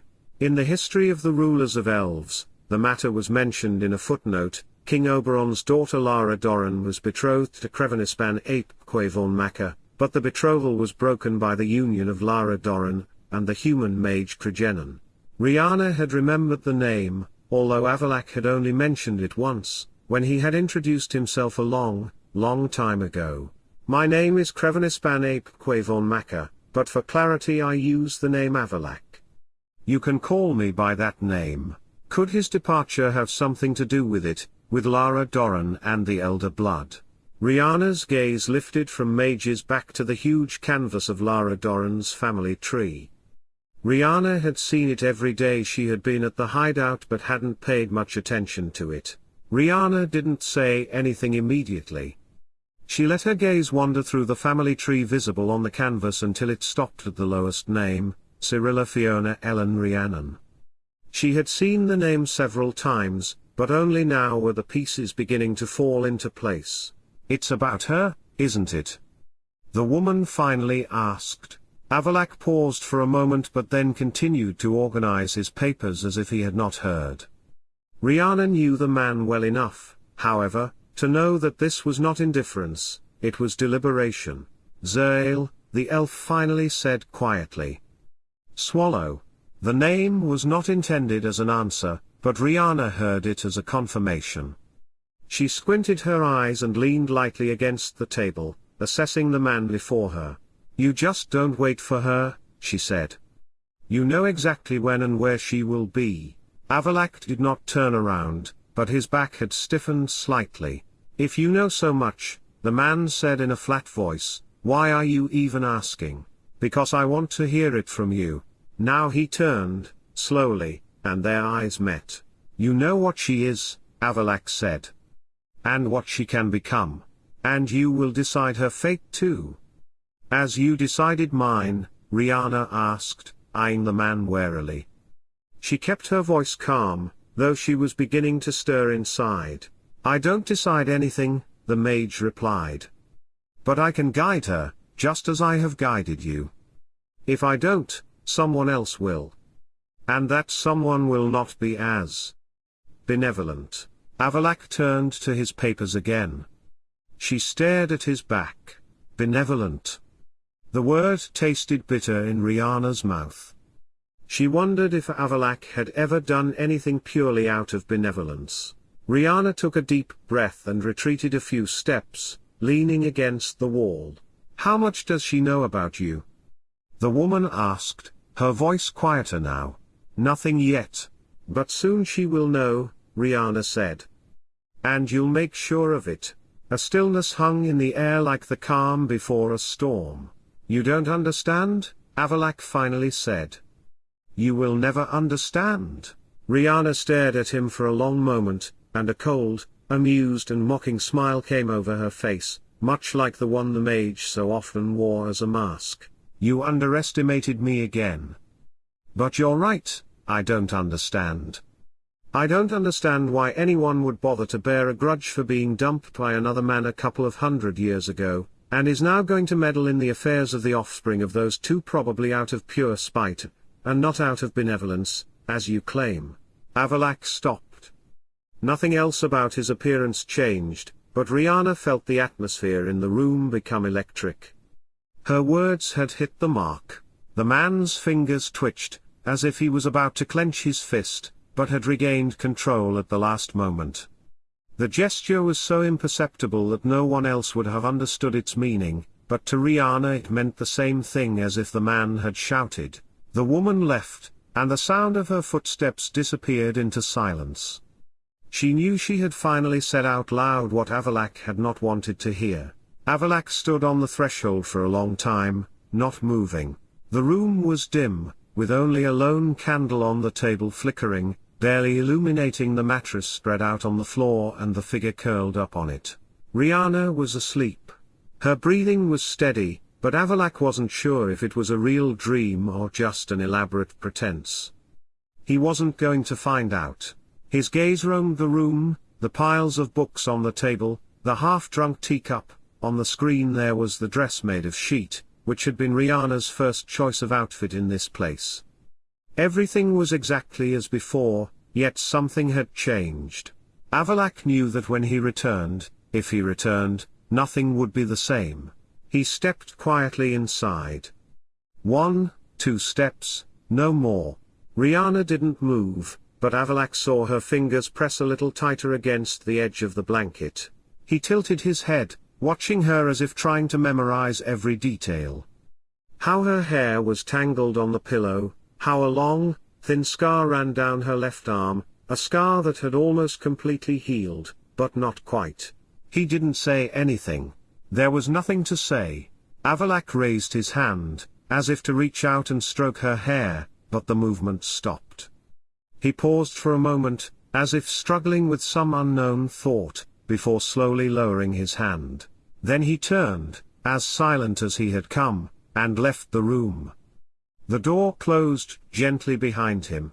The woman lying on the mattress opened her eyes. She had not slept. Avallac'h had left. Riana sat on her mattress. She hadn't had to leave the room. She no longer sensed his presence, no matter how much she heightened her senses. Slowly, she got up and dressed. She picked up the mattress, took it back to the bed, made the bed.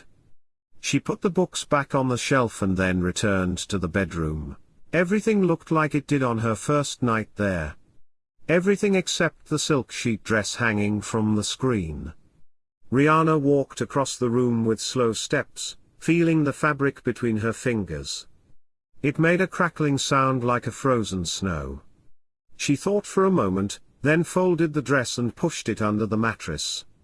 She wanted to leave at least something of herself here, even if it was invisible. She walked out of the room without looking back, closing the door quietly behind her. Riana stood still in the large and silent hall. Her gaze darted around the stone walls, the bookshelf, the giant tapestry, the sconces. She walked past the dining table, running her hand over its smooth surface. How many conversations had he and Avallac'h had at that table? She walked across the room and tapped the cooling pipe of the distillation unit with her fingernail. Riana had often used the apparatus when she was inspired to try to make new medicines. Avallac'h had seemed very amused at times when Riana got excited, but had let her do her experiments. Sometimes he had even taken part in them, giving suggestions or criticism. She straightened up and her gaze fell on the painting between the shelves and the tapestry. It depicted Avallac'h. Riana had painted it. She began to smile. The mage had once said that Riana should hone her artistic eye by painting something more than just plants or medical cross-sections. So Riana had done as she was told. She had painted a rather grim portrait of Avallac'h and placed it on the wall. When the man had noticed the painting, he had asked if that was how Riana saw him. "It looks so much alike you could use as a mirror," she had replied. Neither of them had taken the portrait off the wall and it would stay there for now, as another reminder of Riana's life there. The woman opened the stone wall with a spell and stepped out. The bright light made her squint her eyes. A salty sea breeze caught her hair. The seagulls screamed. The stone wall began to close behind the woman, as she took one step, and then another. Without looking back, Riana straightened her posture and started to walk forward, humming, "Once I knew an elven lady, shadows protected her, dancing in the woods, only few noticed her." The woman's voice cracked just a little. "Nice hat." Riana looked at Skellige's Druid Hill with some trepidation. She had come here to buy herbs, but the Druids were, well, eccentric folk. However, she had nowhere else to buy the herb she needed at the moment.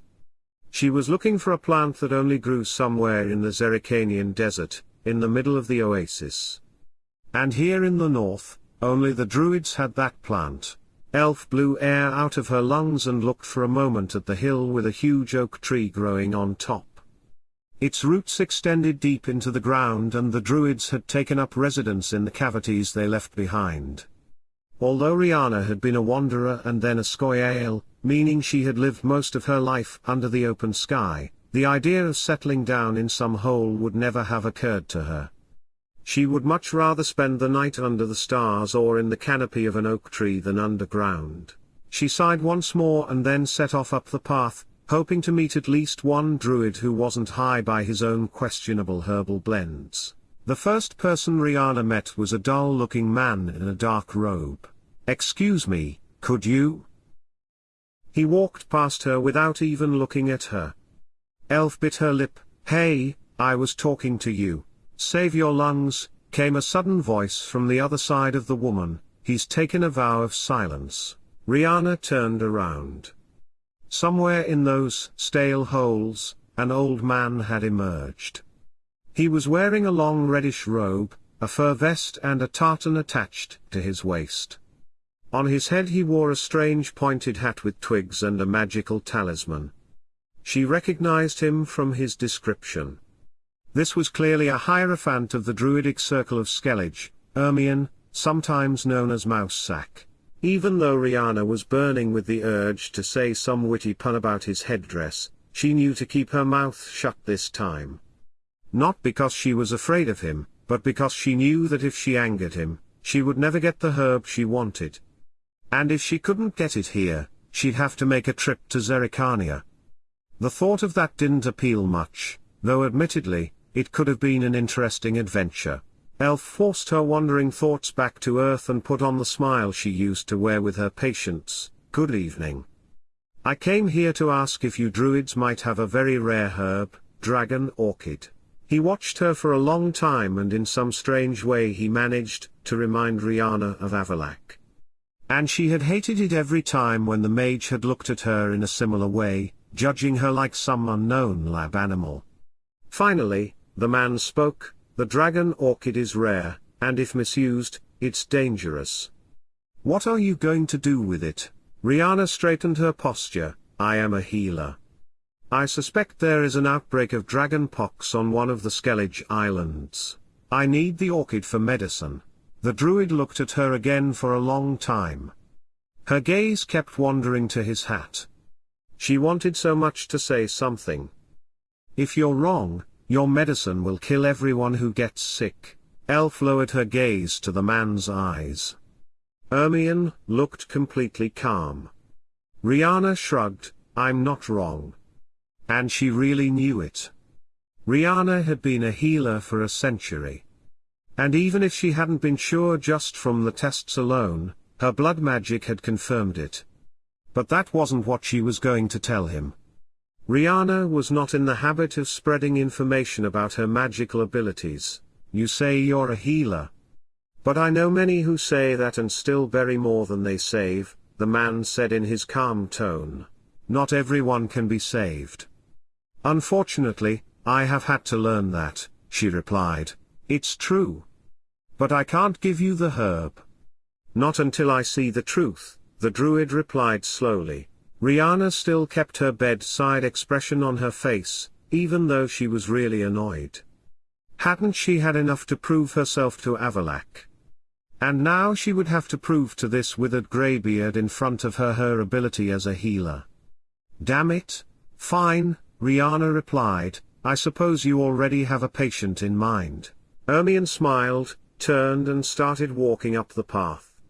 Elf clenched her jaw but went after him. He led her into one of those earth-scented caves under the tree. Riana immediately saw a young woman, whom Riana was surprised to recognize as part elf. This was indicated by her slightly pointed ears, although otherwise she looked entirely human. She was lying on a low bed, sweating and panting. A druid was bent over next to her, anointing her skin with a sweet-smelling ointment. The healer in Riana immediately took over. She walked over to her bedside and began to examine her. The druid who had been treating the woman glanced at Irene. The old druid nodded and the other man left. Elf didn't even notice. She was completely focused on the woman in front of her. The pupils are dilated. There is mucus in the lungs. Fever. Heart rate. Riana felt the woman's pulse and her eyes narrowed. The heart rate is slow. It shouldn't be slow. Riana was talking more to herself than to the druid, who was watching her from the mouth of the cave, his hands behind his back. Riana began to feel the woman's neck with a professional touch, not liking what she felt at all. Then she took the ointment the druid had just applied to the sick woman's skin. Elf sniffed it, and furrowed her brows. She glanced at the druid. "Could you leave for a moment?" But the man shook his head. "Of course not," Riana snorted. But she had no choice. She already had an inkling of what was wrong with the woman, but she needed reassurance. "As long as you don't say anything." "I don't need any shocked comments," the elf said. She pressed an imperceptible small incision into her skin with her ring and placed her hand on the woman's arm. Riana closed her eyes and let her blood soak through the sick woman's skin. She ran her own blood along the woman's body, trying to find what she was looking for. And finally, there it was. Riana opened her eyes. She has had bloody sputum and a feeling of tightness in her chest. "That's when she came to you, wasn't it?" Elf turned to look at the druid. The man nodded slowly, his gaze now sharp. "But they were not the first symptoms," Riana said, "they started much earlier. I don't think she can even remember a time when she didn't have them." Ermion said nothing. She turned her gaze back to the patient. "You diagnosed her with pneumonia and scale pox.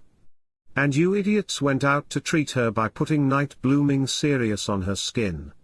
She's part elf."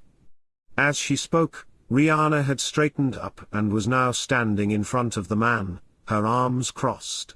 For the first time, the old druid's face showed emotion. He looked genuinely surprised. "In other words, you've been poisoning her all along and wondering why she's not getting better. Cereus is poisonous to elves. We'll start the cleansing right away," Ermion said, but Riana shook her head. "Don't be in a hurry, young man. I'm not finished. She also has a deformity in her bronchus, thanks to her elven blood. There's nothing you can do about that, and unfortunately this woman is going to spend the rest of her life gasping for breath at the slightest exertion, and it's only going to get worse with age. You can give her licorice root, turmeric and chewing grass. They will ease the symptoms, but they won't completely eliminate them." He eyed her for a moment before nodding. "You're more observant than I thought. But that magic you used? It was blood magic."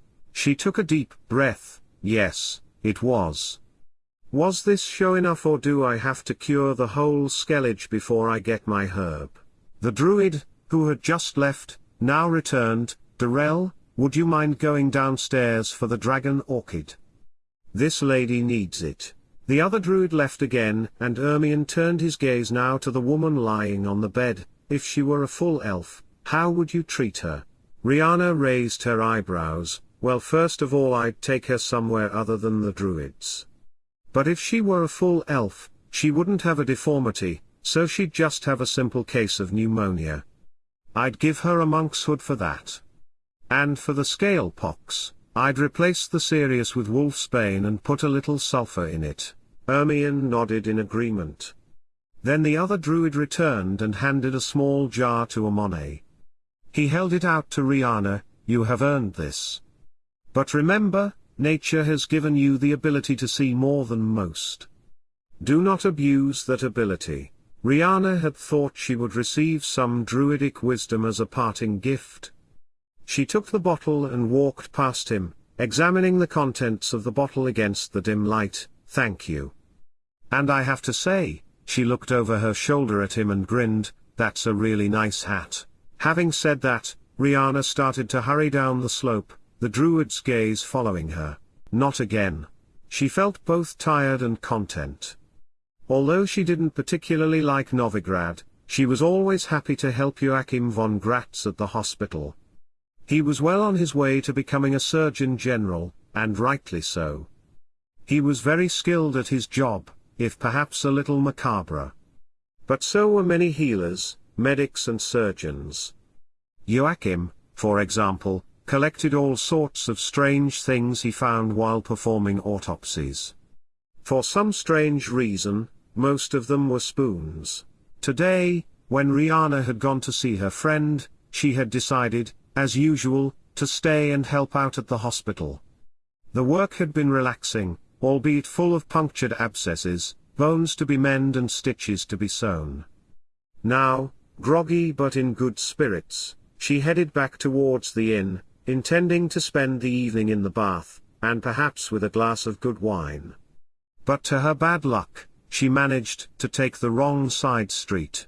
Several pairs of eyes turned to look at her as soon as she appeared at the end of the alley. And she felt that none of those glances were friendly. Although Riana felt tired, her analytical healer's mind immediately began to take notice. Men, a dozen of them. She saw no visible markings, but each man was wearing blue, Temerian blue. Well? I think I turned the wrong way. Good night, gentlemen, Riana said and turned on her heels. In her tired state of mind, however, she hadn't noticed a man behind her. Her brain was still making quick observations. Although the man in the blue outfit in front of her didn't look nothing special, there was a certain air of authority about him. He watched Riana, eyes narrowed, chin set. What is a lonely elf doing in a dark alley in the middle of Novigrad? It seems suspicious, the man said, taking a threatening step closer to Riana. She threw her hands up in the air. I'm minding my own business, and I'm going to keep on doing it. So. She tried to go around him, but he stepped in front of her. Riana took a step to the other side, but he stepped in front of her again. Great, so you're a dancing man. But listen, I'm tired and I'm not in the mood to jump around. While they were talking, the other men had come closer and cut off Riana's escape. And when the man in front of Riana, clearly the leader of the group, nodded, one of the men behind the woman grabbed her arm. Riana tried to shake her hand away while turning her gaze back to the leader. I don't really care what a Temerian hit squad is doing on a dark street in Novigrad, honestly. I'm just a regular healer, and if that man of yours doesn't let me go soon, he's going to need my expertise soon. Rosh, what are we going to do with her? The man holding Riana asked as if he hadn't heard her words.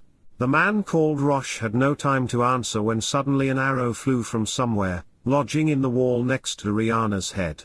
How do I always find these damn political scuffles? Riana groaned, wrenching her grip free and kicking the man holding her in the groin before running away. One of the men was about to go after Riana, but Rosh, who had already drawn his weapon, shouted, "Let her go. We have more important things to do." And Riana didn't look back as she padded along the dark streets. All she promised herself as she ran was that she would steer clear of all political squabbles from now on. Which of the cabin? Riana looked at the bags, bottles and jars in front of her with her head tilted. Had she really run out of buffalo grass? And just when she needed it. She sighed groggily, and started shoving herbs back into her bag. She would have to find an alchemist, witch or herbalist somewhere, because the grass was so rare that she would surely not find it by chance. Certainly not here on the outskirts of Velen, so she had to head to the nearest village and hope that there was someone there who had the herb. Or at least if there was someone there who could point her in the right direction. Of course, there was no one in the village who had the herb. Or maybe no one just wanted to help her. It was only with a few silver coins that she had managed to dig up information about a witch who lived a day's journey from the village, and who might have the herb Riana needed. The woman had thought for a moment about stealing a horse from the village because of the rudeness of its inhabitants, but had decided to just walk.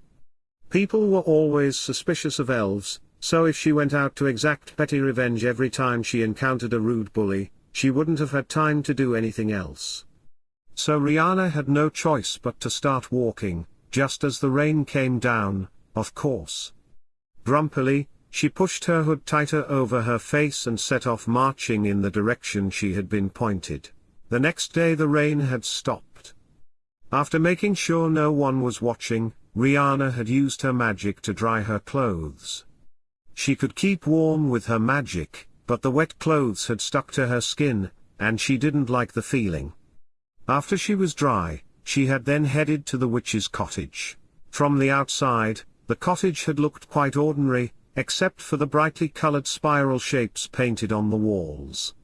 The yard was full of herbs, mushrooms and plants, some of which Riana knew had healing properties, others more magical uses. It was not the magical herbs that interested her, however. She needed plants for medicine. Elf knocked on the door of the cottage and a moment later it was opened. Standing at the door was a fair-haired young human woman wearing a deeply cut colorful dress. Riana sighed in her mind. Of course. This was no scruffy backwoods witch, but a sorceress who had clearly been trained. You could tell that from the woman's appearance, as well as her magical aura. And if they didn't already gave her away, the first words out of her mouth told you all you needed to know. Well. You don't see many elves around here. Usually you're hiding somewhere in the middle of the forest, playing your harps and dancing, the sorceress said. True. And you don't usually see Aear'el sorceress hiding in a cabin in the woods in some small village. These are strange times, Riana replied. Sweetheart, I'm not hiding. I just like my privacy, the sorceress said without blinking. Riana smiled. If that lie makes you feel better, I won't argue. Before the other woman could say anything in response, Riana pulled out a gold coin. I need buffalo grass. Do you have some, or shall I go find someone else to have a nice chat with? The sorceress's gaze became sharp. She said nothing but then stepped aside and let Riana into the cottage. Elf walked in and took a moment to examine the interior of the place. It looked exactly like where you would imagine the witch would live. The smell of herbs, old mystical guides, crystals and odd-looking accessories were all exactly what one might have found in a witch's home in a forest cabin. But this sorceress, whom the villagers had called Kira, was no wicked witch, though she had a foul mouth. This was clearly a real sorceress trained in Aretuza. So what was she doing in the middle of nowhere in Velen? While Riana was pondering, Metz had gone into another room and came out with a small glass jar. Elf was already handing her a gold coin when the woman shook her head. I don't want money. Elf's eyes narrowed. Oh well. What do you want then? My soul? Metz snorted. Nothing so macabre. But you are a magician. Don't try to pretend otherwise. I noticed that. Riana didn't feel like starting an argument, so she just waited. There are old elven ruins near here, with something hidden underneath. I'd like to visit it, but the entrance is closed.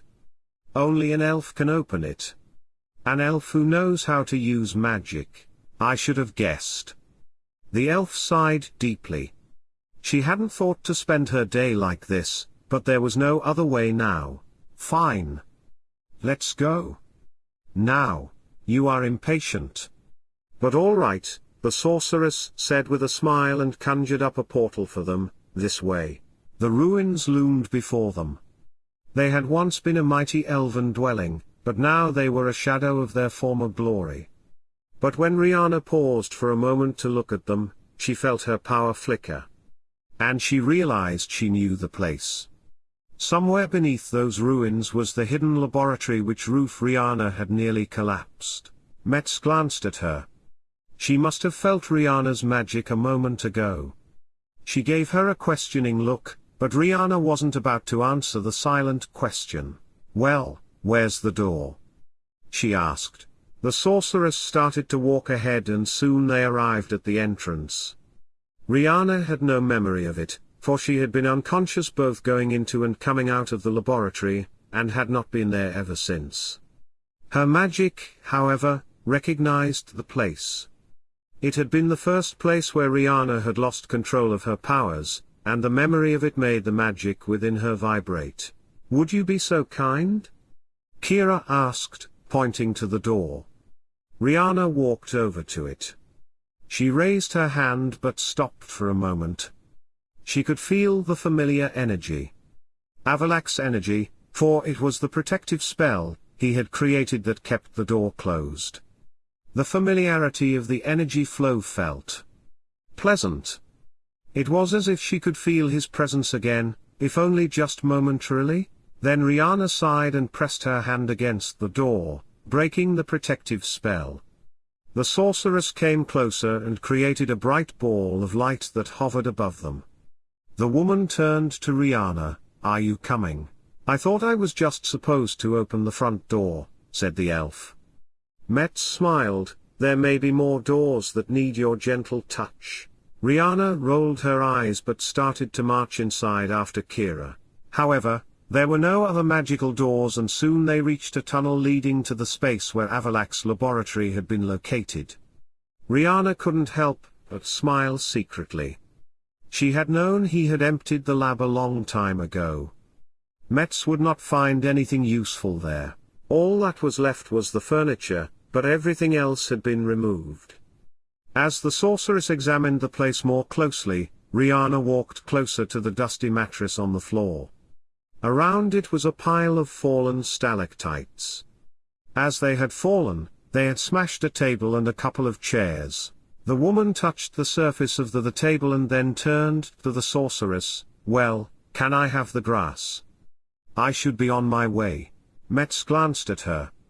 The human woman had a displeased frown between her eyes, but she walked over to Riana and handed her the jar. "There," she said abruptly, but Riana shrugged. "It's not my fault there was nothing here." Then Riana turned and left, starting to hum contentedly. "I once knew an elven lady, shadows protected her.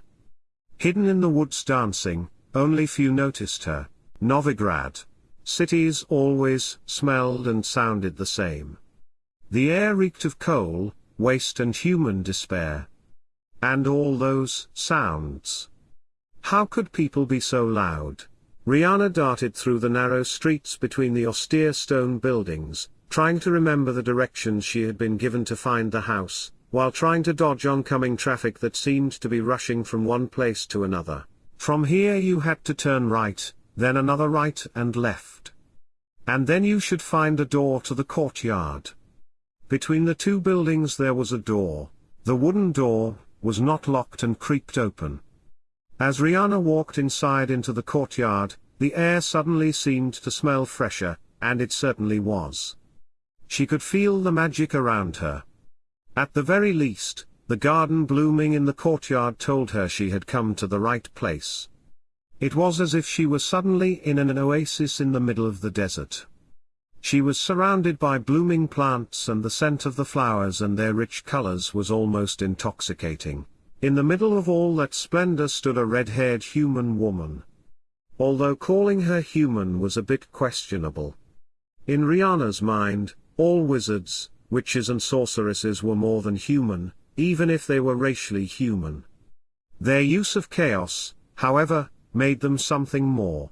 Triss Merigold. The elven woman asked the question, knowing full well that the woman standing in front of her was the one she was looking for.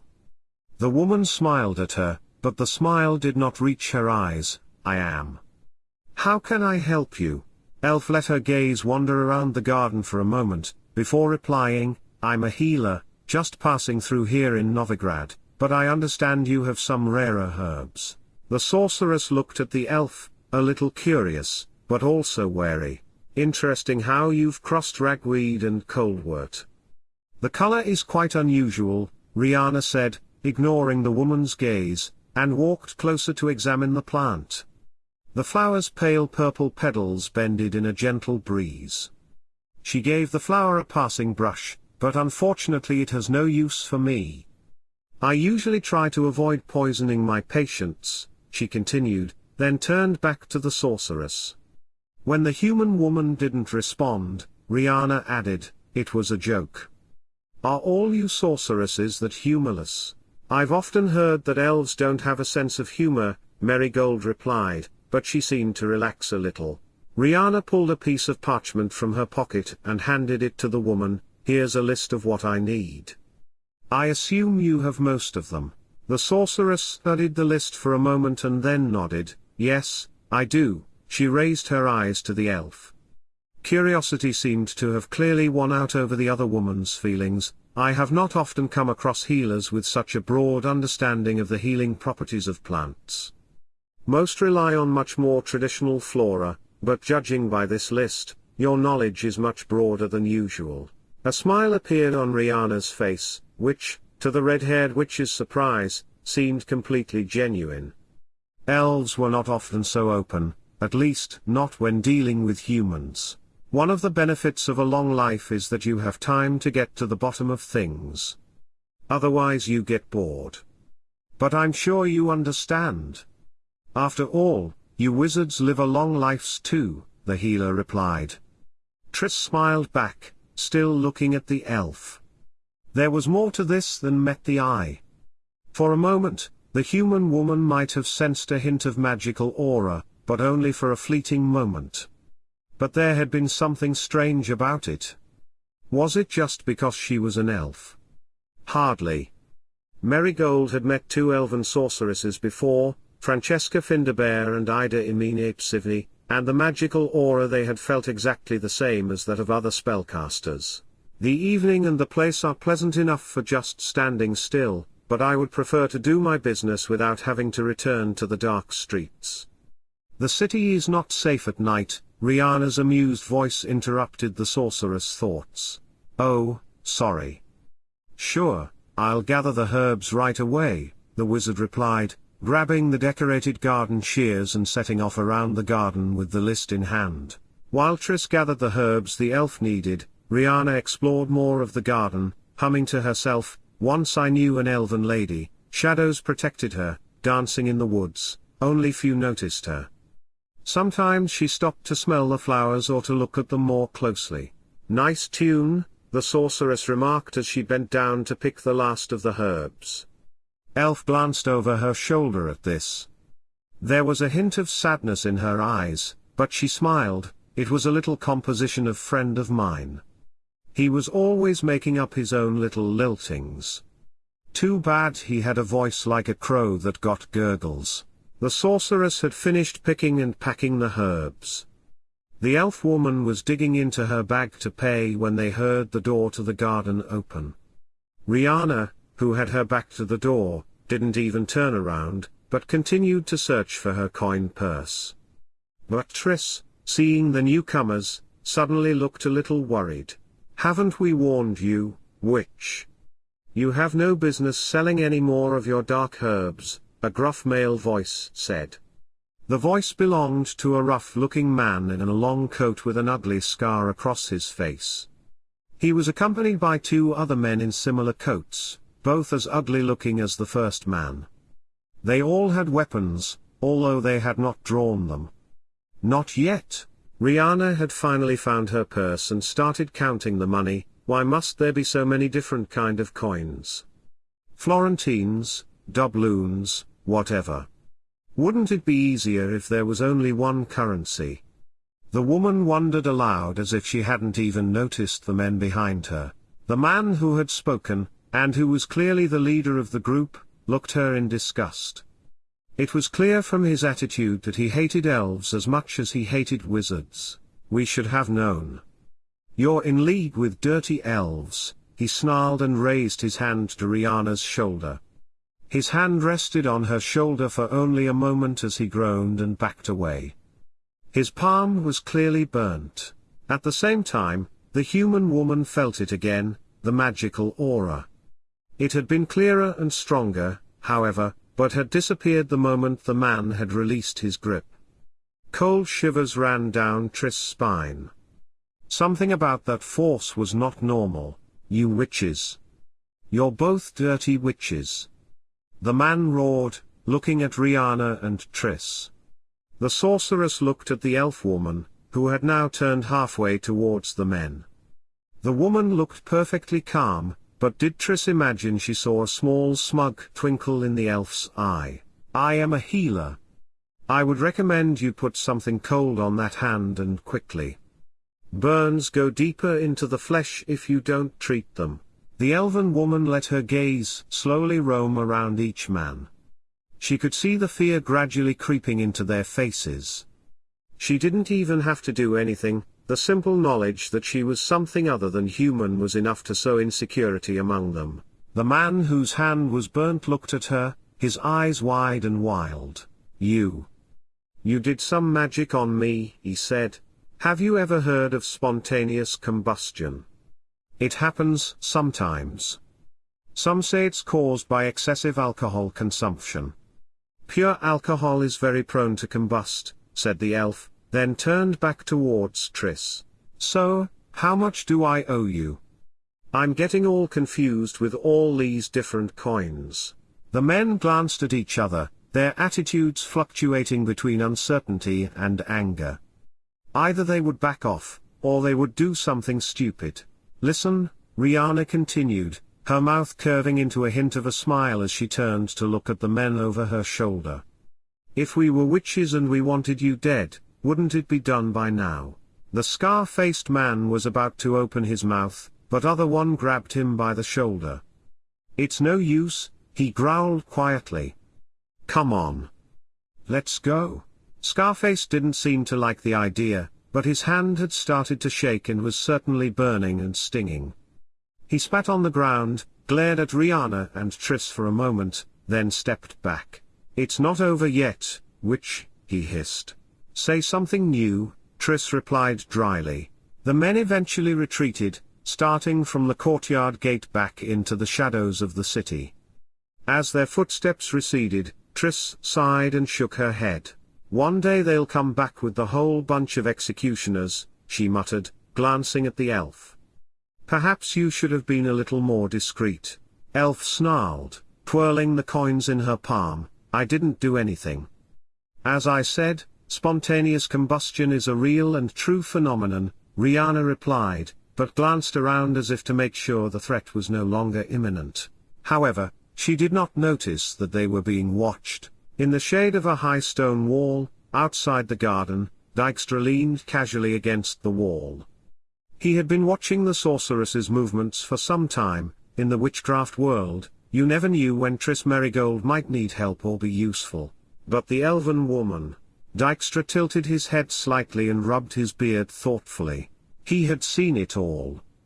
And seen something in it that didn't feel quite normal. Interesting, he muttered to himself. Then he turned and disappeared into the crowd, as if he had never been there. The garden still smelled of herbs and flowers, and the sun was setting over the narrow streets of the city, painting the skyline in shades of orange and red. Triss closed the jar in her hand and glanced at the elf, who was still standing on the small stone path, looking around as if hesitating what to do next. Have you decided where you're going now? Triss asked, leaning lightly on her desk. Riana shrugged. I'm not sure. I'm not in a hurry to go anywhere. Triss smiled slightly and wiped her hands on her apron. In that case, why don't you stay a while? You could help me out here, and maybe I could teach you something useful. Riana raised her eyebrows. And what do you think you can teach me, sorceress? Triss laughed and shook her head. How about a progressive alchemy? Or maybe you could share your healing wisdom with me. I have many patients who would benefit from your special herbal knowledge. There was no immediate response from the elven woman. She glanced around, at the quiet courtyard, where the wind was gently blowing, and there was none of the pressure of the other streets of Novigrad. She had spent years on the road, always looking for something. But maybe now, just for a few days, she could stop. Perhaps you could also offer me a glass of that wine you must be hiding in your kitchen, Riana finally said, and Triss laughed. Agreed. Shadows of sleep. The room in the guest house was small but quiet. The oil lamp only dimly illuminated the dim corners of the room, and outside, Novigrad hummed with life in the night, but its sounds no longer echoed in Riana's mind. She was lying in bed, her eyes closed, but her sleep was not peaceful. She had had this dream several nights already, and each time it left her more restless. This time she did not fight back. She let sleep take over. She ran in the darkness. The mist wrapped around her, denser than anything natural, shutting out the world. Somewhere in the distance, someone was standing still. A silhouette too indistinct to be real, but too vivid to be a shadow. Riana tried to approach. Her legs weighed like lead, but she forced herself to move. As she stepped closer, the shadow moved. Not away, but towards her. Her heart was pounding. Who or what was this? Then she heard it. The song. Once I knew an elven lady, shadows protected her, dancing in the woods, only a few noticed her. Riana stopped. Blood pounded in her ears. The shadow tilted its head, but the face remained hidden. Then he whispered, I am waiting for you. After this, Riana always woke up. She gasped and sat up. Her chest heaved heavily, and she felt the sweat curling against her temples. Her hands were clenched in the sheets. It wasn't just a dream. It wasn't a coincidence. Riana got up and lit the lamp. She would not let this torment her any longer. She had to find answers. Spy Master. Riana sighed deeply. It had been a long day, a very long day. She had gone to see her friend Joachim von Gratz, who was the chief surgeon at the Vulmerius hospital. Originally, Riana's intention had been to look for any information about the dreams she had seen, since Joachim also had a large collection of occult studies. But he was keen to show Riana his new collection of curiosities, anything strange he had found during the autopsies. Since the last time she had seen it, the collection had grown to include a dozen spoons, a small stone figurine of an elven warrior, and many other smaller objects. After the demonstration tour, Riana had offered to help in the hospital, and for the rest of the day she had spent emptying boils, mending broken bones and sewing stitch after stitch. But even though she was tired, she felt she had done something genuinely useful for the first time in a long while. For that she had decided to reward herself, and instead of locking herself in her room at the inn, she had decided to come downstairs to the tavern for some wine, gossip and, if she was lucky, to hear a bard if there happened to be a show that evening. She had not been disappointed. The bard, the human woman Priscilla, was quite skillful, although her songs were rather melancholy. While the bard took a break, Riana concentrated on her wine. She had managed to find herself a seat at a corner table, and as elves and other non-humans were looked down upon in Novigrad, her table hadn't even been crowded. People had just glanced at her and left her sitting alone. And that suited her quite well. She just wanted to enjoy the evening without interruptions. Riana raised the wine glass to her lips and tasted slowly. It was surprisingly good quality for an inn, not too acidic, not too stale. Perhaps this evening would not only be an opportunity to rest but also a small-scale pleasure. She closed her eyes for a moment and took a deep breath. The hubbub around the tavern was just the right kind, the rumble of drunken half-strangers' laughter, the clatter utensils, the roll of worn dice and the whispers of secret contracts. Then the chair in front of her moved. Not stealthily, not politely, but with weight, as if someone wanted to make their presence known. Riana opened her eyes and saw a stiff-faced man sitting in front of her. He was at least 7 feet tall, and she couldn't help wondering if the chair under him would hold up. She stared at him, assessing him. The beard, the sharp eyes, the broad shoulders, and above all, the way he sat down as if he owned the whole inn. "And you are?" Riana asked, raising her eyebrows. A smug, knowing expression flickered across the man's face. "You really don't know, honestly?" "Not a clue. I thought you might need some company, sitting here alone," he replied in a heavy, slightly amused voice. "We could both do with some good company." Riana stared at him for a moment. "If I wanted company, I would have had it by now," she finally said, raising her wineglass back to her lips. The man laughed low. "Ah, but how do you know I'm not exactly the company you didn't know you needed?" "Very easily," Riana said. "And now when that it's clear, you can continue your journey." The man made no move to get up. "I rarely come across elven maidens who are so outspoken," he said. "It's refreshing." Riana smiled. "I've been said to be many things, but refreshing hasn't usually been one of them." "Then you're surrounded by the wrong people," the man said, leaning forward and putting his heavy hands on the table. "Allow me to introduce myself. My name is Sigismund Dijkstra." Riana tilted her head, her face still expressionless. "And that should tell me something." Dijkstra smiled wryly. "That tells everyone something. Except, apparently, for you. Which makes you either completely ignorant or a very good liar." Riana lowered her wineglass slowly and looked at him more closely. She had heard the name before, but hadn't paid much attention to it. She was not interested in people's political games, especially those involving royalty, and the shady characters who moved in their shadows. Dijkstra was watching her as if trying to figure out what kind of game was going on. "The spymaster of Novigrad," the man finally added, with a patience in his voice that he clearly rarely had to use. "Someone who knows everything about everything. Except you." Riana raised her eyebrows. "Is that a problem then?" Dijkstra smiled and leaned back. "I'm not afraid of problems. But mysteries annoy me." Riana looked at him silently for a moment. She tapped the rim of her glass, turning her head, as if pondering his words silently in her mind.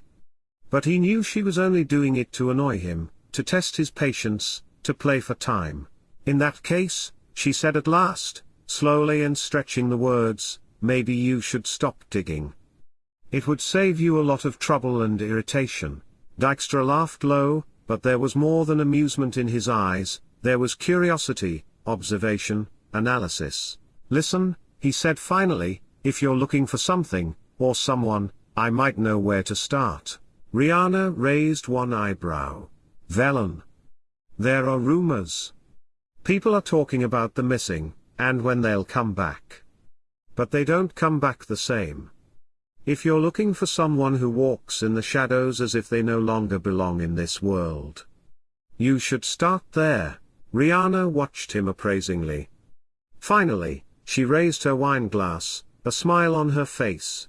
"Maybe you're not completely useless after all." Dijkstra laughed and got up from the table. "Good luck, elven lady. If you survive, perhaps we'll meet again." Riana looked after him and then put her foot on the table. "Hey," she exclaimed. He stopped. "You are not a man who gives out information for free." "What does this information crumb cost me?" Dijkstra smiled. "That remains to be seen."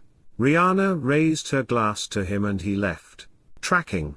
Riana had left Novigrad with the intention of continuing her search, but something nagged at her.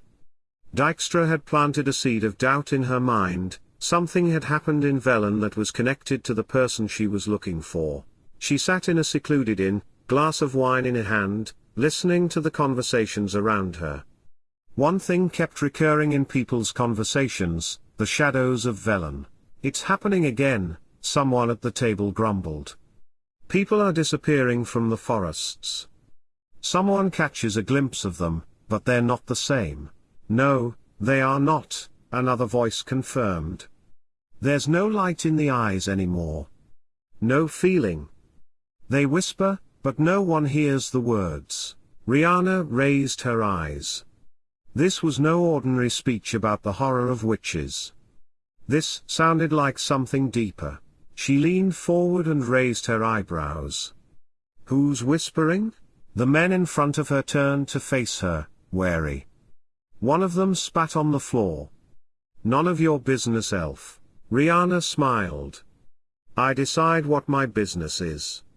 She dropped a gold coin on the table. "And let me put it this way, I always have time for stories." He looked at the coin for a moment, then at her. It's all to do with those old hags. The ones in the swamp. They know something, and if someone knows too much about them, they disappear. Riana tilted her head. Disappear? The man nodded slowly. But they haven't been heard from for a long time. No sign of their influence. Except now. Those who return are no longer fully human. And one of them. One is different. Riana raised her eyebrows. What do you mean, different? The man lowered his voice almost to a whisper. He doesn't belong here. He moves in the shadows as if he no longer belongs in this world. It was exactly what Riana had been waiting to hear. She stood up and pushed another coin in his direction. Thank you. He looked at the coin again and then at her. If you go looking for them, elf, make sure you don't get caught. If you get caught in their game, there's no turning back. Riana smiled thinly. Let's see who's playing and with whom. She turned and left. Her next stop was Velen, and she knew exactly where to start. The crones? Once I knew an elven lady, shadows protected her, dancing in the woods, only a few noticed her. In the quiet marsh where dusk was setting in, the woman's bright, resonant voice sounded somehow eerie. It didn't seem to fit the place at all. Riana treaded lightly ahead, following a winding path that the locals called the Trail of Treats. The path was named after the treats that had been hung along it to help the abandoned children brought to the swamp find their way to the orphanage at its center. The unfortunate children whose parents could no longer afford to feed them were sent there. Perhaps the parents really believed that their children were going to a better place, or perhaps they knew the awful truth. The children were sent to the witches, 3 horrible hags who eventually ate them after fattening them up. But the elf woman was not going to the witches on any rescue mission. She needed information, and unfortunately those witches were the only ones she could get it from. Riana walked along the path calmly, but something in the air gave her skin goosebumps. The swamp was far too quiet. Until a moment ago, she had heard the normal sounds of the swamp, but the silence had fallen suddenly and without warning. No croaking of frogs, no chirping of crickets, not even the rustle of twigs in the wind. Only her own footsteps on the sinking earth and the words of that old rattle that had passed from her lips, that still seemed to linger in the air. She paused for a moment and let her gaze wander around the swamp. Something was watching her. She could feel it on the small of her back, as if someone had drawn a cold, invisible finger along her skin. Then she heard laughter. It was thin, squeaky and vaguely human, but there was something distorted about it, something unnaturally old. It came from several directions at once, but no one direction seemed quite right. Oh, the voice cooed, look at this, sisters. An elven maiden lost in the midst of our bog. Beautiful face, strong heart, another voice sang, hoarse and falsely gentle. But is it sweet, I ask you? Young a third repeated. Only if the blood has matured at the right time. And this one? This is not ripe yet. But it smells? Special. Riana had not moved. She stood still, her senses alert, her eyes watching the misty surroundings. She hadn't come to fight, not yet. She needed information. But if the witches wanted to play, well, she knew how to play the game. Ladies, the elf woman said calmly, and let her gaze wander through the mist. Perhaps we could leave the tasting for later and move on to discuss the things you know I've come to talk about. The mist around her moved, as if it were alive. Riana didn't blink. She would not give them the satisfaction of revealing her uncertainty. Ooh, one of them sighed, stretching. Did you hear that, Whispers? She wants to talk, always talk, Whispers laughed, her voice like broken glass. True, the third agreed. But maybe this girl already knows that you don't talk here without a quid pro quo. The fog was thickening, And Riana knew that if she had to do magic, it would have to be done quickly. She smiled. It was a cold, calm and calculated smile. "You always want something in return," Riana said, her voice light as if she wasn't standing in the middle of an enemy playground. "But maybe this time you have more to gain than to lose. I want to know something, and you already know that my blood is not ordinary. Perhaps you'll be more interested in what it could do for you, if you give me a reason to agree." It was a risky game, but the witches loved to play. And if Riana knew anything, it was that you couldn't beat these witches unless you were willing to play by their rules. With a quick flick of her wrist, Riana had pulled a knife from her sleeve. She raised it and then made a neat cut in the palm of her hand. She dropped the hand that held the knife, but kept the other hand steady in front of her. The blood rose up to the level of her face, slowly swirling in the air. "You can almost taste it, can't you? You may already feel its power. And you want it." As she spoke, the woman was constantly observing her surroundings, feeling the air. These witches were dangerous, but so was she. But Riana also knew her own limits. That's why this was all really a gamble. "How about it?" she asked. The fog rolled in. It wrapped itself around Riana's legs like a cold, invisible hand, and a deep laugh echoed through the air. "Not human, but animal, twisted. Oh, oh, oh," Whispers hymns, "it offers bread, but what's inside the bread? Is it a gift, or is it a trap?" Brues cooed. "What if we just take it?" "Ah," Riana replied calmly, even though her heart was pounding. "Then would you not already confirm that your reputation is as ugly as your face?" The laughter stopped for a moment. The fog rippled. She had got their attention. "A tongue like a knife," Weaves hissed. "But the blood." "Yes, yes, we feel it. There's something old, something deep, something no one has tasted yet," Brues concluded.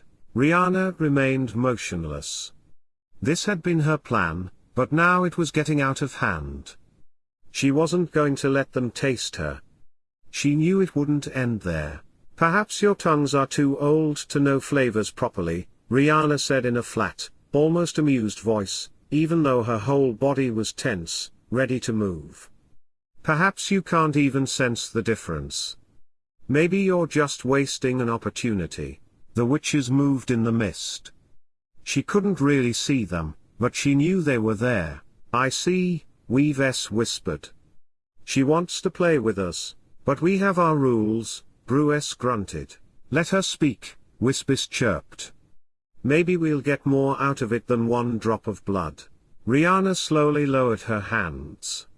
The blood she had released remained in the air for a moment, swirling restlessly before settling on her skin and fusing back into the wound. It made the witches laugh. And what do you want then, elven maiden?" Riana took a deep breath and tensed her fingers into a fist. "I know that you have knowledge about things that others don't understand. I want answers. I'm looking for someone who moves in the shadows, as if he no longer belongs in this world. Tell me where he is." The witches were silent for a moment. Then the fog around them began to swirl again. She's looking for someone," Weaves whispered. "Someone who doesn't want to be found," Whispers continued. "And why should we help her?" Brues smiled, softly. Riana did not let them confuse herself. She lifted her chin, smiled crookedly. "Because I can give you something you can't get anywhere else. Something you can't take by force." The witches were silent again. Then there was a long, watery breath. "Ooh, girl, girl." And just then, the ground beneath her feet disappeared. A still slightly bloody knife fell from the woman's hand, as she herself was pulled through the swamp, down, down, down to something that was no longer this world. She had no time to breathe, no time to prepare, when old, pale hands grabbed her from the depths and pulled her along. When Riana opened her eyes, she was standing in the forest. The air was cold, her breath was steaming. And then she heard metal against metal, screams and horses neighing. Somewhere nearby, a battle was being fought. Her feet would have wanted to run towards the voices, but she controlled herself. She remembered all this. The day Gage had died. The old women had invaded her mind. But she knew how to fight back. Boring, Riana shouted. Instead of heading towards the fight, as she had done in real life, she turned and headed in a completely different direction. Riana? She heard a desperate cry, recognized the voice. Gage. But she didn't turn. If Avallac'h had taught her anything, it was control. Whatever it was behind her that had cried for help, it wasn't Gage, not even the memory of this. It was an illusion created by witches, a worthless mockery of the truth. The cry was heard again. It was full of pain. What game is this? How to break a helpless elf woman, is that it? The fog settled around her, wrapped like a cold, invisible garment against her skin. But Riana didn't let it reach her. She kept moving forward, away from the scream, even though each step felt heavy, as if the ground beneath her was trying to suck her in. Don't fall into the trap, don't cry, don't scream, Brues cooed. But for how long? Whispers chirped, and her voice was like the wind in dry grass. Riana clenched her hand into a fist. This wasn't real. She wouldn't let them control her. I am not your plaything, she said firmly. And if you're not going to give me any answers, we might as well stop this charade. Ooh, but isn't this interesting? Weaves chuckled. Not falling into a trap like the others. No soul to crush. No tears to collect. But what if, Brues pleaded, if this is just? Is still waiting, still hiding them? Riana stopped. Her fingers trembled, she could feel her blood warm in her veins, waiting, ready to be called. But she did nothing yet. You wanted to play, she said slowly. But now you don't like the way the game is going. We were playing, Whispis whispered. But this game is out of your control, girl. The fog around her swirled, and then it broke. And standing in front of her was Gage. Not ravaged by death, not bleeding, but alive. His eyes were clear, his skin was healthy, and he stood there as if everything were as it had been before. He smiled. Riana, he said gently. I've been looking for you. Riana did not move. She stared at the figure before her, and something inside her tightened. You're not him, she said quietly. Why do you say that? Gage asked. I'm here. You don't always have to be such a prickly little hedgehog. You're dead. If I am dead, Gage said, stepping closer, why am I here? Riana took a deep breath. She didn't know if the witches were trying to sway her with her grief or anger, but she wouldn't let them win. If you were really Gage, she said slowly, you'd know that I'm no longer the girl who cries over the past. And at that moment her blood rose. Not in a cutting way, not in a violent way, but in a strong, controlled way. It surrounded her, formed a shield around her. She could still see the figure of Gage behind it. Once I knew an elven lady, shadows protected her, dancing in the woods, only a few noticed her. The man sang, out of tune, as always. The shelter around Riana twitched. It grew and moved closer to the man. It almost touched him.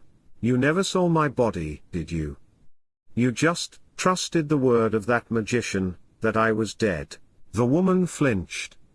The shield around her fell. In that moment of weakness, the figure of Gage swung a sword at her. She dodged, but not completely.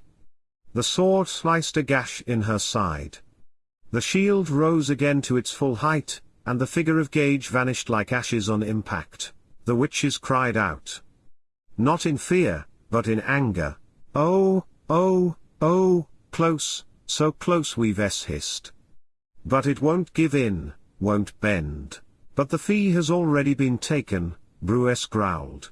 Riana hadn't received any answers, but she knew the witches had won this round. She concentrated, reaching out with her senses. Before falling into the illusion of the witches, she had dropped her knife on the ground in the swamp. A knife that still contained her own blood. She created the link in her mind. Creating the portal took a lot of her energy, but she felt a jolt inside her as the link created by her own blood pulled her back to reality. She didn't wait, but grabbed the knife, holding her side, and ran. An old friend. The air smelled of rain, damp soil and the subtle hint of herbs floating somewhere in the background. The ground was soft and damp beneath Riana's boots as she trudged along the forest path, her arm wrapped tightly around her side. The wound was not serious, but deep enough to require cleaning and stitches. However, she had not yet found a place where she could take her time and get it done. Her clash with the old hags who lived in the swamp and called themselves witches had drained so much of her strength that Riana did not have the strength to use her powers to heal herself. And she should save her strength in case she was attacked again. When she finally arrived in front of the small, crumbling hut, she paused for a moment to think. She didn't know why the place felt familiar in some way, but something drew her in. She stepped to the wooden door and knocked gently. The door creaked open, and a familiar smell wafted in, herbs, alcohol, and a subtle hint of perfume. "Well, this is a pleasant surprise," a deep, subdued voice said from somewhere in the shadows of the room. "If I'd known I was going to have a guest, I'd have cleared all my unfinished tests off the table." Riana squinted her eyes as the candlelight revealed familiar features, high cheekbones, gentle intelligent eyes and a softly curved beard. She stared at the man standing in front of her and finally laughed in surprise. "Regis." The man's eyes twinkled with amusement, when he bowed slightly. "Last time we met, I think we discussed how purple thyme can be used as both a vasodilator and a nervine sedative. Is this an official follow-up to our conversation, or did you just happen to wander in my door?" Riana shook her head and laughed. "I was looking for a place to patch myself up. I must be the unluckiest person ever, though, to find the best healer on the entire continent just when I need it." He moved his gaze to her side. "You'd better sit down, you look like you've fallen off your horse in the middle of a thorn bush." Riana slowly lowered her hands from her side and glanced at the blood-stained fabric. Not quite thorn, but close enough. It was something prickly. Regis bent down to look at her, but did not touch. There was the same professional interest in his eyes as when they had first shared their ideas about healing. "May I?" Riana nodded, and Regis gently lifted the edge of the fabric, revealing a neat but deep cut. The man raised his eyebrows. "This needs stitching," he said. "And you know it?" Riana snorted. I know. I was just hoping I wouldn't have to." Regis smiled and stepped up to his desk, taking out a needle and thread and a small bottle of clear liquid. He returned to Riana and poured a few drops around the wound. Riana felt a slight tingling sensation, but no pain. "You know I could do this myself," Riana pointed out as Regis began to stitch the wound with quick, professional movements. "I know that. But since we are both healers, shouldn't we sometimes let each other do our work too?" Regis glanced at him with a sideways glance. Riana smiled. "Good point." They were silent for a moment while Regis concentrated on his stitching. Riana watched the man's face. He hadn't changed at all. Not a single new furrow around his eyes, not a single grey hair more. Then her gaze slid to the floor. The man had brought one of the candles closer to the table as he began to stitch Riana's wound, but something was odd. There was only one shadow on the floor. Riana's shadow. She turned her gaze back to him, her eyes now slightly squinted. Then the tightness in her expression subsided as the pieces began to fall into place. "That explains a lot. I mean, a lot. The man made a questioning noise, but did not look up from his work. Regis, Riana said slowly. Here I was just wondering how you've kept up that very youthful and unchanging appearance. Regis did not respond immediately. He tied the last knot and cut the thread. What do you mean? Riana tilted her head. You haven't changed a bit since I first met you with Scoia'tael. And it's not exactly normal even if you were a wizard. And you're not a wizard? Regis said nothing, but turned towards the table to clean the needle. Riana didn't lower her eyes, but she leaned towards the candle on the table. Well, I guess it doesn't matter. I'm sure you've just come up with some potion that... Oops. Riana had, as if by accident, knocked over a candle. The flame clearly hit the back of his hand, but he didn't even flinch. Oh, let me see. You must have got a burn, she said immediately and quickly grabbed his hand. She raised it to her face for inspection and then moved her gaze to his pale face, which stared at her in earnest. Ha! I knew it, Riana said, turning his hand around so that his palm was now facing his own face, not a trace of burn. It healed instantly. Riana let go of the hand, and couldn't help looking triumphant. There was no fear or judgment in her voice as she said, let's see. Unchanged form, no shadow, no burn from the flame. You, Emil Regis Rohelek Tertief Godefroy, are a vampire. Regis smiled, a little reservedly. I never said otherwise. Riana leaned back and thought for a moment, and then her mouth curved into an amused smile. Damn you, Regis. Regis looked at her for a moment and tilted his head. And what are you going to do now that you know? Riana grinned. Probably asking if you know how to make an elixir to relieve this damn thirst. Regis laughed again, and there was something genuine, perhaps even relieved, in his eyes. I think I can help with that, he replied and stood up.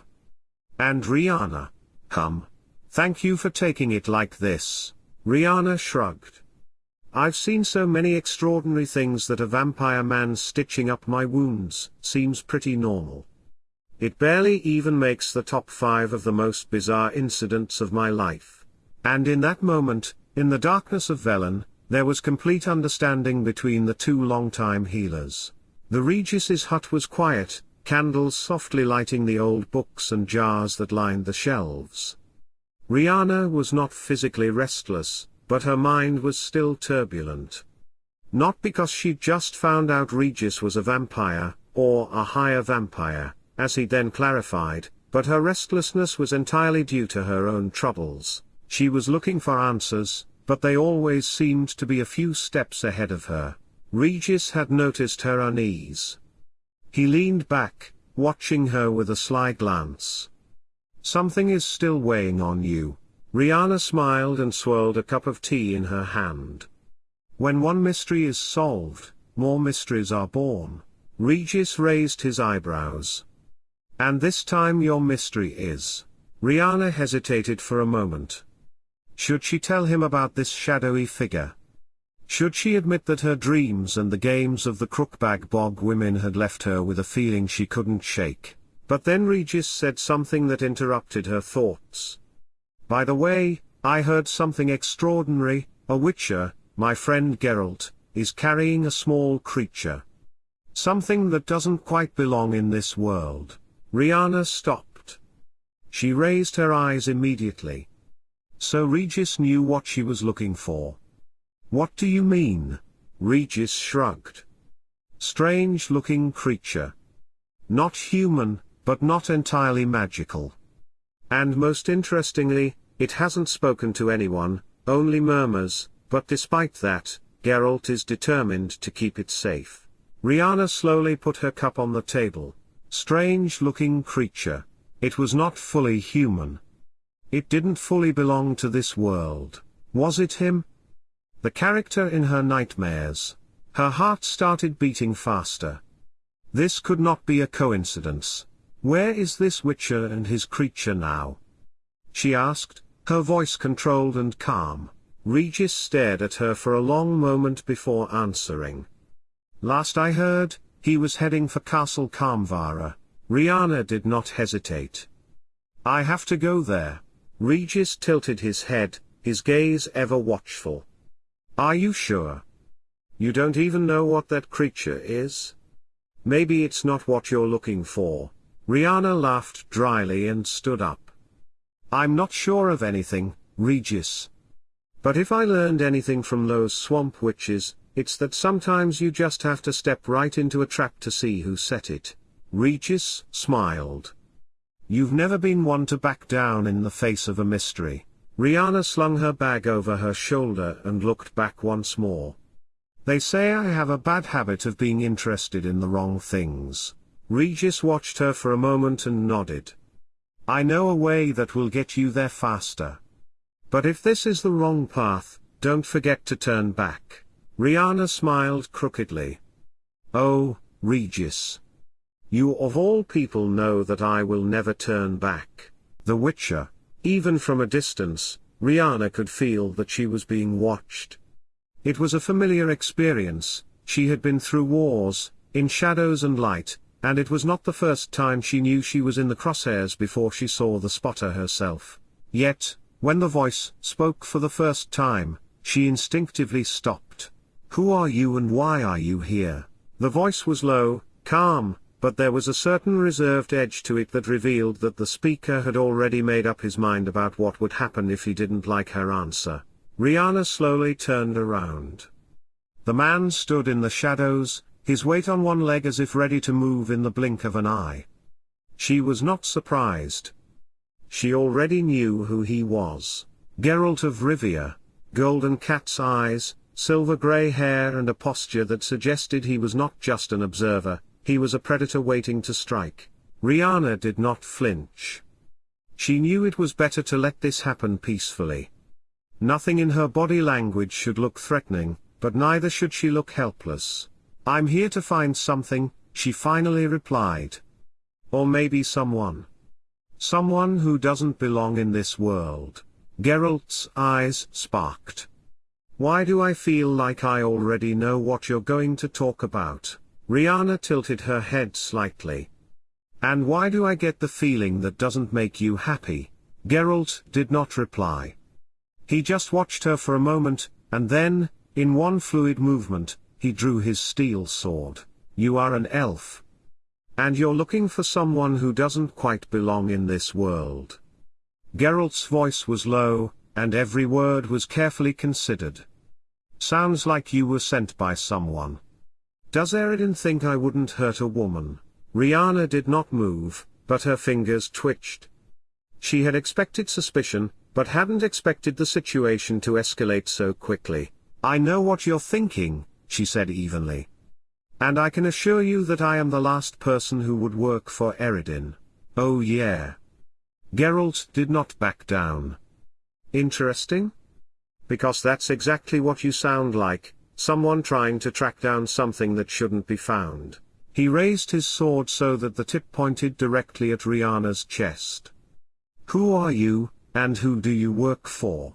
Riana sighed softly. If you're going to attack me, I'll warn you in advance, I'm not going to make this easy for you. Geralt did not move. A tense moment wrapped around them, each waiting for the other's next move. But then something happened. There was a strange, muffled muttering coming from the back door. Riana felt a cold shiver run down her spine, and Geralt glanced in the direction of the voice for just a second. But that second was enough. Before either of them could react, a humpbacked little creature had appeared on the doorstep. It didn't just mutter, it reached straight for Riana. Geralt's eyes narrowed. What the hell? Riana did not hear him. All her attention was now focused on the small, pathetic creature standing in front of her, and who clearly knew her. The creature reached out, its curved fingers groping the air, and a choked sound coming from its mouth. Riana froze. Geralt looked at her, and his grip on the sword's hilt tightened. What the hell, did he just say? Riana repeated quietly, But she was no longer speaking to Geralt. He looked the tiny man straight in the eye. And felt it. Something here was not a coincidence. Creature muttered something more, and this time the words were garbled, but there was something familiar in his voice. Riana didn't know why her chest felt so heavy, but she already knew the truth before her mind caught up with it. This creature was not only familiar with her, he knew her. And Riana knew him. She had felt this energy before. Avallac'h. Riana took a step back, not even realizing she had done it. The man let out a whimpering sound and reached for her again. Geralt stared at them both and finally grunted, "Now someone please explain what the hell is going on here." Riana did not reply immediately. She swallowed and slowly took a deep breath. She hadn't come here looking for Avallac'h. She had assumed she would probably never even meet the mage again. But here he was. She had found him. She crouched down slowly and stretched out her arms, even though her body felt heavy. Creature fell softly into her arms, as if he had finally come home. "Of course," Riana whispered to herself, so quietly the Witcher couldn't hear, a tired chuckle in her voice. "Of course you missed me, you idiot." Geralt sighed deeply and rubbed his face. "I have a strong feeling it's going to be a long night." Riana didn't understand what had happened, how Avallac'h had become like this. But she was going to find out. The shadow creature of her dream would now have to wait. This was far more important. Suspicion, and anxiety. Riana rode beside the Witcher, her gaze occasionally drawn to the small creature sitting in the saddle in front of the man. The creature, called Uma, occasionally reached out its misshapen hands towards the elf, letting out a gurgling sound, and the occasional ree. Riana's throat tightened. How could Avallac'h have turned into that? The Witcher hadn't explained anything to her, even though Uma was clearly fond of the woman. The man didn't trust the elf who had shown up completely unexpectedly. "Why are you?" Riana cleared her throat and continued again, "Why are you protecting him?" Geralt gave her a sideways glance. "You don't know." "Well, I wouldn't ask if I did. You mentioned Aear'el yesterday, but I don't see what he has to do with this."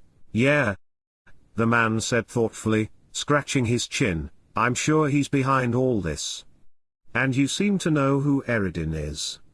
There was no threat in the man's voice, but Riana knew he wasn't asking just to have a conversation. "I know," she replied tensely. She wondered what she could say to him without giving too much away. She knew that Aear'el was hunting Cirilla, Geralt of Rivia's child of surprise. She had learned of it in detail through Avallac'h's research. She knew how, at Princess Pavetta's betrothal party, the Witcher had rescued Ciri's future father. Geralt had asked for the customary gift, the Law of Destiny.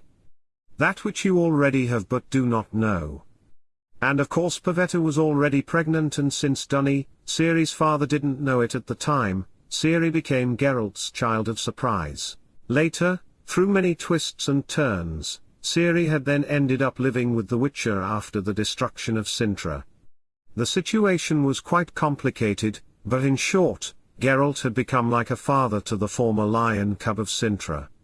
And since then Ciri had disappeared, and now she was, or should have been, under the protection of Avallac'h. "I know about Cirilla. That Aear'el is hunting her, and I know she's important to you," Riana finally said. The Witcher seemed to perk up immediately. "And how do you know about that?" he asked, his voice dangerously low. Riana sighed deeply. "I can't tell you." "Of course you can't. To hell with you elves. Unreliable lot every one of you. Do you even know who the elf mage is that Ciri is with now?" It was a good thing Riana wasn't looking at the man at the time, for her gaze would surely have revealed something. "So Geralt didn't know about Avallac'h. You wouldn't believe me if I said anything to that." "I'm an elf after all," she replied grimly. Geralt just grunted vaguely. She gritted her teeth. How on earth had she got herself into this situation? This was completely absurd. She glanced at Uma, who seemed to be completely in his own world, and her heart tightened again. If Avallac'h was here, what had happened to Cyrilla? Had she fallen into Eridan's hands? That Riana did not believe. The entire continent would probably know. The man would surely have used the young human woman's abilities to wreak havoc on the human world. She sighed deeply. All she could do was hang on in this madness and hope that things would somehow become clearer. Caer Morhen. Caer Morhen rose from the mist, old and solid as it had been for centuries. The cold mountain air tightened Riana's lungs, and though her body was used to traveling in all conditions, she couldn't help feeling a little tired. It had been a long journey, and the weight of it was beginning to be felt in her limbs. But it was nothing compared to the weight that rested on her mind. She hadn't said anything, not yet. Geralt and the others still believed that Uma could be Ciri, that this writhing, muttering figure was the one they had been looking for. Uma was the key to finding Ciri anyway, Geralt had told her. For Ciri had disappeared with a mysterious elven mage in Skellige. Geralt and the sorceress Yennefer had learned that Ciri and this particular elfman had fled Eredin by boat somewhere, and the boat had only come back with the small, ruddy creature they called Uma. Riana did not know why she had chosen not to tell the truth that Uma was not Ciri, but Avallac'h, known to Geralt, and the others only as a mysterious elven mage. Perhaps it was because she didn't understand everything yet herself. Perhaps it was because Avallac'h had taught her to keep things secret. He had often scolded Riana for being too open, but she intended to keep this to herself. But one thing was certain, Avallac'h was here. The heavy gate creaked open, and the wind swept in from the mountains. They were met first by the old witch of Vesemir, and two others, Eskel and Lambert, stood behind him, while the sorceress Yennefer leaned against the cold stone wall with her arms crossed, her gaze impatient. Geralt had told Riana about them on their journey here, and Riana recognized them all from the descriptions the Witcher had given her. Witcher, Vesemir greeted, but his gaze quickly shifted to the small figure Geralt was carrying. So there he is. Uma whimpered softly, as if sensing the anticipation in the air. It is not yet known for sure if he's Ciri or not, Geralt replied lowly, but there was more doubt than belief in his voice. But if anyone can help to find out the truth, it's you. Vesemir nodded and shifted his gaze to the other newcomer Riana. There was no hostility in his eyes, but no warmth either. Just an appraising observation, the old warrior's way of weighing whether a stranger was a threat or an ally. But before Vesemir could say anything, another voice broke the silence. And what the hell is she then? Yennefer's voice was not angry, not quite, but there was something sharp about it. She had already taken a step closer, her dark eyes locked on Riana. Geralt turned his head. She's an elf. Don't mess around, Geralt. Yennefer's eyes sparked. Why is she here? Riana had not yet said anything. She stood still, but now looked directly at Yennefer. Her expression was steady, calm, but there was a small, warning gleam in her eyes. She didn't have time to respond, however, before Geralt spoke. I had stopped with Uma at the castle of the Karmvara when she appeared unexpectedly. I would have killed her, but it seems Uma has grown fond of her? To reinforce his words, the man lowered the small creature to the ground and it headed straight for Riana, grabbing her by the sleeve. The creature babbled softly. Riana lowered her eyes, unable to help her smile. Yennefer raised her eyebrows, and the mystery deepens. She walked closer to Riana and looked at her with a sharpness in her eye, but rest assured, if you do anything remotely suspicious, you will regret it. Suspicious? Me? I'm like an open book. It's not my fault if you don't know the language it's written in. Lambert smiled and leaned against the stone wall. Cheerful. I like her already. Eskel said nothing, but his gaze had been watching the encounter silently. But Yennefer did not look away from Riana. So you just decided to join? Without any ulterior motives? You know me, Yennefer, Geralt muttered. You know I don't take just anyone with me. That's what I'm afraid of, Yennefer said dryly, and turned back towards the castle. If this elven maiden stays here, I want to know exactly why. Riana smiled quietly, but said nothing. She had expected such a reaction, but that didn't mean it irritated her any less. Vesemir glanced at Geralt. Well, better come in. It's cold, and this creature doesn't look very strong. Geralt nodded and stepped in ahead. Yennefer no longer looked at Riana, but she could still feel her suspicion lingering in the air. When Riana finally stepped into the shadows of Kaer Morhen, she knew it was going to be a long, hard night. And when Avallac'h finally would reveal himself, she wasn't sure she was ready. The great hall of Kaer Morhen was lit by only a few torchlights, and in the dim light, Uma's hunched figure looked even more miserable. It muttered quietly to itself, swaying back and forth, fingers clenching into curled fists and unclenching again. Riana stood across the table from Vesemir, watching as the old witcher prepared to examine the creature. He had made countless diagnoses in his life, but this was the first time he had been forced to examine something that was clearly not fully human, and not fully anything else. Geralt leaned heavily against the wall with his arms crossed over his chest. Eskel and Lambert stood back, and Yennefer watched from the shadows of the room, her hands still clasped. She hadn't said a word yet, but her suspicion filled the room. Okay, Vesemir grunted and crouched down in front of Uma. Let's start with the basics. He waved his hand in front of Uma's eyes. The creature didn't even blink. Probably either blindness or deep trauma, Vesemir muttered. Or maybe it just doesn't care about you, Lambert said, earning a small smile from Eskel. It reacts to some things, Riana pointed out, leaning closer. The first time I was near it, it seemed agitated but aware. She slowly reached out and lightly squeezed Uma's curled finger. The creature shivered, but did not retreat. It feels the contact, Riana said quietly. Vesemir grunted, and gently lifted Uma's chin. The creature let out a small whimper but did not resist. Its skin is dry, almost parchment-like, Vesemir said, turning his head a little as he examined it more closely. But it's not just signs of aging. Something has changed its texture. Geralt switched his weight from one foot to the other. There is no doubt that this is something much more complex than just a simple curse.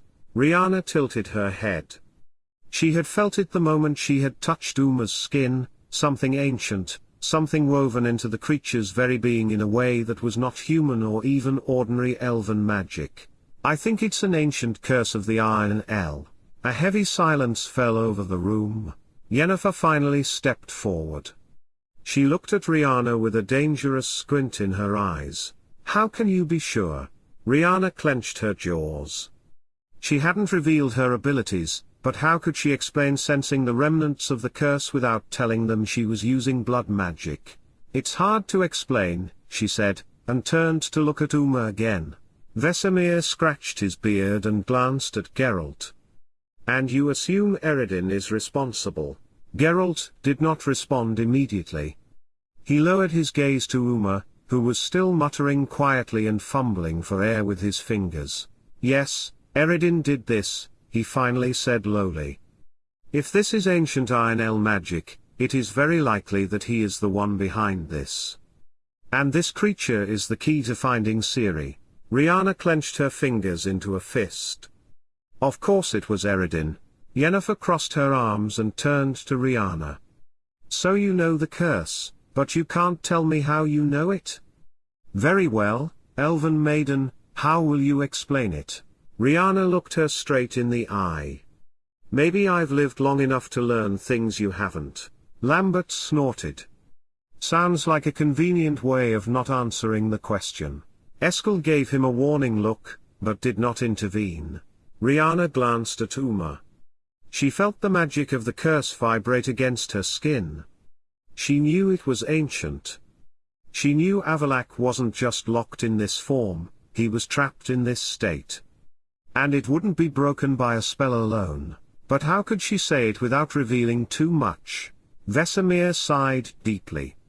Well, we know one thing for sure, this is not going to be solved by a simple magic word. Geralt looked at Yennefer and Riana in turn. You two, can you work out together how to dismantle this? Yennefer did not immediately respond. She measured Riana carefully, as if looking for a weakness. Finally, she shrugged. I don't like riddles. But if this elf knows something that can help, we'd better find out before we miss our chance. Riana smiled dryly. It's like collaboration at its best. Yennefer smiled wryly. Or at worst. Eskel and Lambert looked at each other, but said nothing. Vesemir nodded slowly. Good. Then we'll start right away. Riana turned her gaze back to Uma, and her chest tightened. Avallac'h was here. And it wasn't clear if he could be rescued, but she wasn't going to back down. She owed it to Avallac'h. Riana watched the little creature circling in the yard. Uma had seen a butterfly, which he had now been clumsily chasing for a while. The woman sat on the stone steps, squeezing her knees with her hands. If only they'd had some mandrake extract now. She cursed in her mind. If only she had tried harder to prepare it then, Avallac'h might have been himself by now.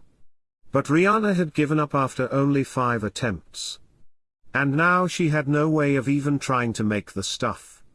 If she had had access to the equipment, however, she would not have been able to find the fresh mandrakes needed for the extract anywhere for the time being. For one thing, they were extremely rare and only germinated every 5 years or so, and it would be another 2 years before the next growing season. He looks refreshed today. Riana didn't look up at Vesemir, who stood on the steps behind her. He does? He slept most of the night, woke up from a nightmare only once, then fell asleep again, the elf said. Riana had spent the night in the great hall of Kaer Morhen.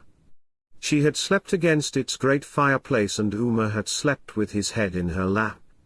Lambert, who had found the duo that morning, had grinned but had said nothing.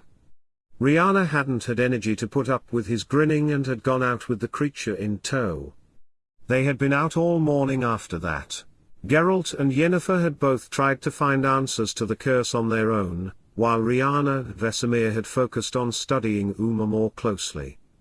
Riana had initially tried to help Yennefer, but they had been at each other's throats almost the entire time, so Riana had thought it wiser to let the sorceress work with Geralt instead. Yennefer had contacted Ida Emine, the Ironside sage, who was Aen Savehern. She had been able to tell her more about the curse. It was indeed the ancient curse of Aen Elle. And breaking it would not be easy. They would have to use a method used by the witches, the so-called the Trial of the Grasses, which was used to modify and mutate the bodies of the witcher candidates. They could use this same method to modify Uma's body to return it to its original form with the help of magic. Riana, who had still not told anyone that she knew Uma was Avallac'h, was worried. The Trial of the Grasses was dangerous. Not many witches survived it, and the candidates were always very young. The odds of Uma, Avallac'h, surviving were not good. So Vesemir and Riana had thought of other possible ways, and Vesemir had come up with a solution. As a witcher, Vesemir had sometimes had to break curses, and he wanted to try a way he had done before. He would take Uma to the mountains, where he would perform an ancient ritual. The ritual involved lying on a tombstone and drinking tea made from hemlock, which didn't sound promising, but if there was the slightest chance that it would work, it would be a better solution than putting Uma's life in danger in a trial of grasses. Riana had promised to go with Vesemir, and he had thought it was a good idea, as the old witcher had noticed that Uma always calmed down in her presence. So come evening, the three of them had set off. Kaer Morhen was left behind as Riana and Vesemir walked along the mountain path in the dusky evening. The mountain wind was biting, carrying with it the scent of snow and stone dust, but Riana barely noticed. She walked beside Uma, who moved slowly but steadily, head bowed as if the whole world rested on his shoulders.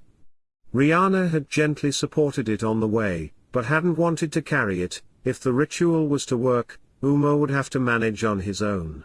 Vesemir led the way, his experienced gaze firmly on the route. He didn't say much, but his presence was reassuring, steady, sure, something Riana could rely on. Finally, they arrived at the ritual site. It was an old stone formation that had served as a tomb sometime long ago. In the middle of the stone was a long boulder, its surface worn smooth, perfect for what they needed to do. Vesemir took a small metal container from his rucksack and began to make tea, which he said was an essential part of the ritual. Riana stood nearby, but her attention was drawn to Uma. "We have to put him here," Vesemir said, pointing to the stone. Riana hesitated, but then nodded and leaned towards Uma. "Come, my friend," she said quietly, taking his hands gently. Uma mumbled something vague in response, but didn't resist as Riana helped him up onto the rock. Vesemir poured hot, bitter-smelling tea into a small cup and handed it to Riana. "We must get him to drink this." Riana looked down at Vesemir from the corner of her eye. "This won't hurt him." Vesemir sighed. "I can't promise anything. But if this ritual doesn't work, we only have one option left." Riana did not reply. She knew Vesemir was right, but that didn't make the decision any easier. She raised the cup to Uma's lips and waited for him to drink. Uma hesitated, sniffed the liquid and finally took a small sip. It whimpered quietly, but did not spit out the drink. Then they waited. Vesemir stood by the stone, arms crossed, and watched in silence. He had seen many curses broken, and many that were never broken. The air seemed to stand still. Then Uma shook. Riana tensed, but Vesemir raised his hand. "Wait." The creature whimpered again and its hands fluttered. Riana clenched her fists. Then? Nothing happened. Uma remained silent. His breathing evened out, and he seemed almost calm. Vesemir rubbed his beard and shook his head. "Not strong enough. This curse holds him too tightly." But just as he was about to turn away, Uma muttered something. Riana and Vesemir stopped. The words were quiet, vague. But they were understandable. "In danger?" Uma whispered, his lips moving only faintly. "Hiding." Riana felt cold shivers run over her skin. "Who is in danger?" she whispered, but Uma didn't answer immediately. Then, one last word. "Ääar'el." Riana took a sharp intake of breath. She glanced at Vesemir, whose expression was at once surprised and worried. "It said her name," Vesemir muttered. "It knows about her?" Riana pressed her lips into a tight line. "Of course it knows." Avallac'h had been with Ciri. He had been her teacher, her protector. Vesemir sighed deeply. "We have to go back. And then we have no choice but to try the trial." Riana looked at Uma, who was resting on the stone like an exhausted child. Her heart squeezed. Avallac'h was here. He tried to talk to them. But what he was trying to say may have been as important as breaking the curse. "If I had to choose one of you." Riana was sitting at a long table with the others, while Uma was close by in the corner on his own, his head bobbing strangely as he muttered to himself. Lambert leaned casually back in his chair, sipped his wine and then grinned in Riana's direction. "I have to ask, Riana," he said, "does that thing crawl into your bed at nights to warm you?" Those around the table laughed. Everyone knew that Lambert never missed an opportunity to poke someone. Riana raised her eyebrows and sipped her wine in complete composure. Then she smiled, the smile that usually meant she was going to win an argument. "I'd much rather have Uma in my bed than you." Lambert's grin disappeared for a second, but he quickly regained it. "Ouch, elf, that hurt." Geralt sighed and rubbed his face with his hand. Eskel leaned closer and added dryly, "Sometimes you have to make do with what you can afford." Lambert looked around, clearly considering how to regain control of the situation. If the alternatives were a self-centered Riana paused and glanced at Lambert's head, balding, she added, rutting witcher or a deformed little hunchbacked creature with skin full of boils. Riana leaned back and raised her glass to Lambert. I'd pick the hunchback every time. Lambert smiled, took a sip of his wine and raised his eyebrows. What if Uma was not an option? He asked and grinned. Then who would you take? There was a moment of silence around the table. Everyone had heard the question, and now everyone was waiting for an answer. Riana tilted her head, as if she was really thinking about it. Then she sighed lightly. Well, it's none of your damn business, but of those present. She paused for a moment and smiled crookedly. I would choose the Ice Queen. Then she nodded her head in Yennefer's direction. Everyone reacts at the same time. Geralt choked on his wine. Eskel raised his eyebrows and looked for a moment as if he wasn't sure he had heard correctly. Lambert burst out laughing and slapped the table. And Yennefer just stared at Riana as if she had just heard the biggest insult ever. Excuse me? The sorceress asked slowly, her eyes narrowing. Riana raised her hand casually. Don't take it too hard, Yennefer. You're smart, you know how to use magic, and you're physically quite attractive. There could be a much worse choice. The Kaer Morhen Hall was in total chaos. Lambert was already holding his sides laughing. Eskel shook his head in amusement. Geralt looked like he wanted to teleport himself out of the situation. Yennefer blinked and leaned forward. Want to try again? Riana thought for a moment and then raised her eyebrows. I already thought about it, and I'm perfectly happy with my choice. She rose from the table, and now, if you'll excuse me. I'm going to bed. Alone. But she did not hesitate to stop at Yennefer. She theatrically took her hand and made a deep court bow, pressing a kiss on the back of her hand. My lady, she said, straightened up, winked at the men and continued on her way, laughing loudly.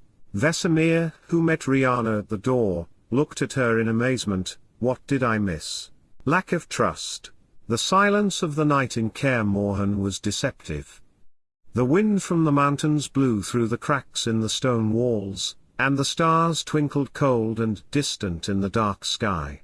Vesemir stood firm, arms crossed over his chest, his eyes fixed on Geralt and Yennefer.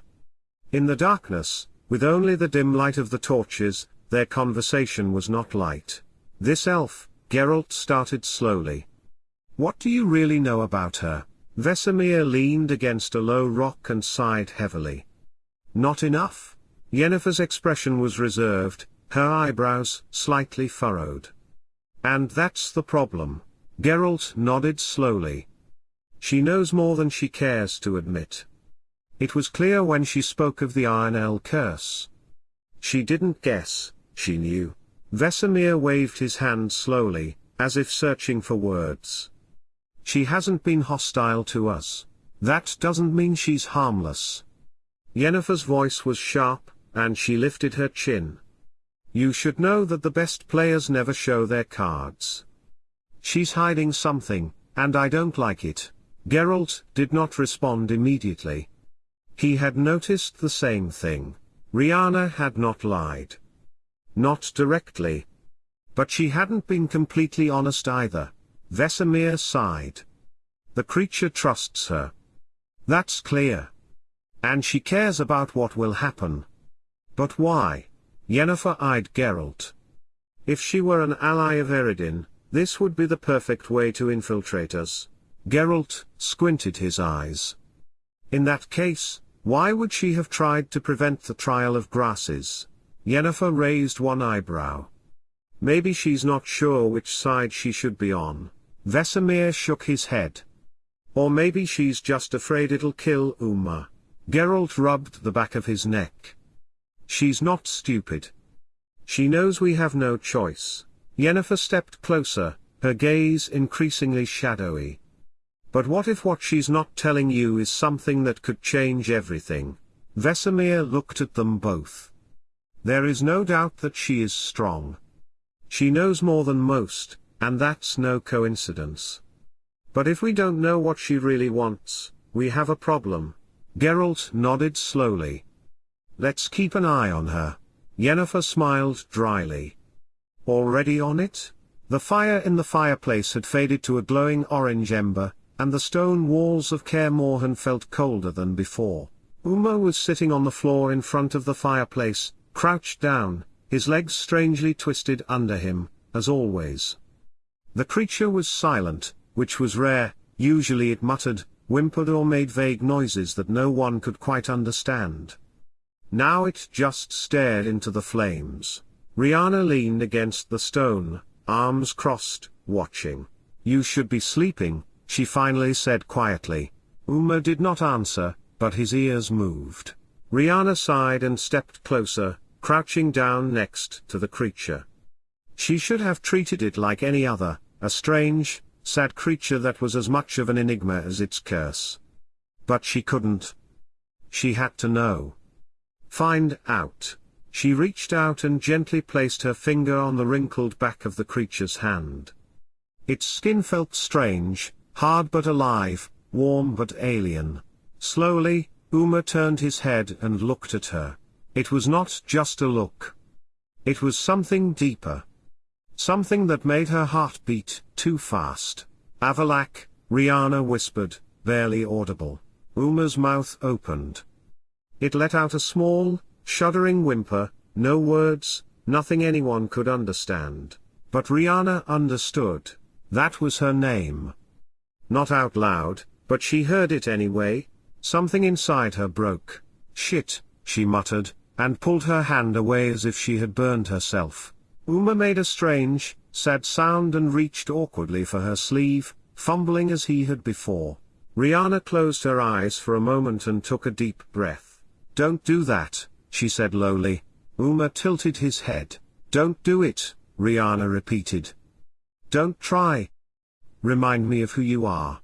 She stood up quickly, taking a step back. Uma remained seated on the floor, looking at her with that same distorted but painfully familiar gaze.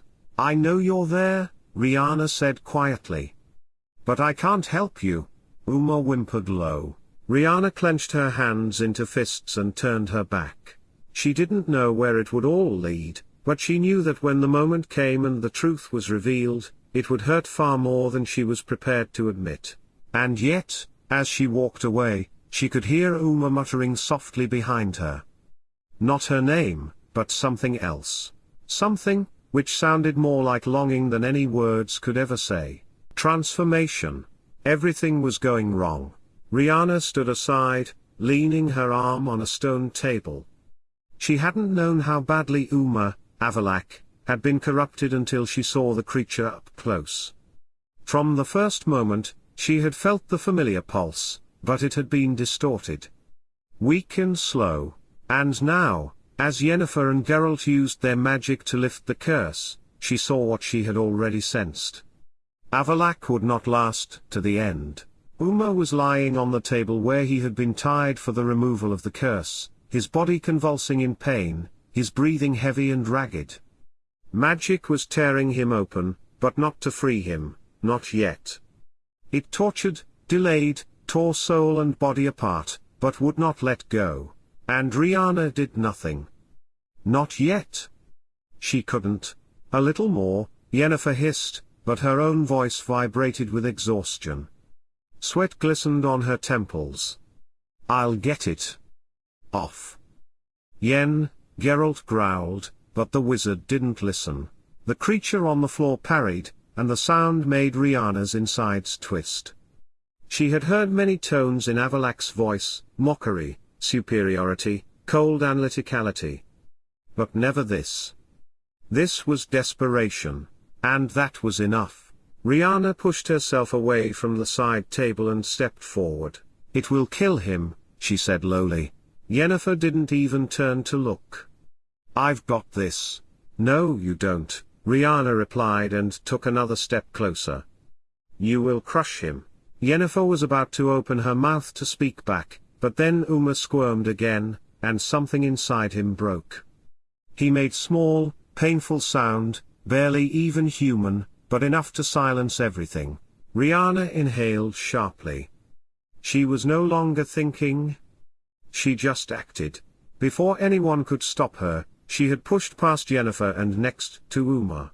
"Riana, what the hell are you?" Geralt managed to say, but Riana didn't listen. She laid her fingers gently on the creature's wrinkled forehead. She knew deep down what was wrong. Magic was wrapping itself around Avallac'h the wrong way, tearing at him like rusty chains digging into his skin. It was too brutal, too merciless. She closed her eyes and released her powers, not caring that everyone saw her doing so. The power was like a warm wave that left her wrist, pulsed with her heart and made its way out. She didn't need a knife. She didn't need pain to control it. All she needed was the will. Her blood did not take the place of Yennefer's magic, but it softened it. It steered the chaos in the right direction, tying up loose threads in a way that others could not see. It tied Avallac'h to this world. Riana did not know what the others saw. She did not hear Geralt's curses, Lambert's disbelieving snort, Eskel's quiet confusion. She didn't even notice Vesemir stepping closer, as if trying to understand what she was doing. Riana only saw what no one else could see. And as Uma's body shuddered for the last time, and the transformation began, she felt Avallac'h take his first free breath in months. The curse left in a dark mist. Yennefer directed the mist into the magic box they had prepared earlier. Riana, however, did not notice. Her eyes were still closed. Avallac'h was still alive. Riana opened her eyes slowly. Her hand was still on his forehead, but now she felt something else. Warmth. Skin that was no longer hideously leathery and distorted. And in front of her, lying where Uma had been a moment before, was an elf. The real Avallac'h. She had never seen him like this.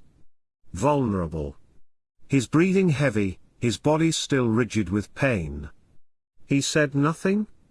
He probably couldn't even, but his eyes were open. And they were staring straight at Riana. Neither of them spoke. Finally, Riana slowly pulled her hand away, and the cold air felt sharp against her skin. "You bastard!" Geralt snorted, breaking the silence. "What the hell did you do?" Riana did not reply. She didn't even turn to look, because Avallac'h tried to move his fingers, but it was difficult. He felt it, felt how every nerve fiber came back to life. But even though his body was heavy, he still did one thing. His hand moved, and grabbed Riana's sleeve. Everything stopped.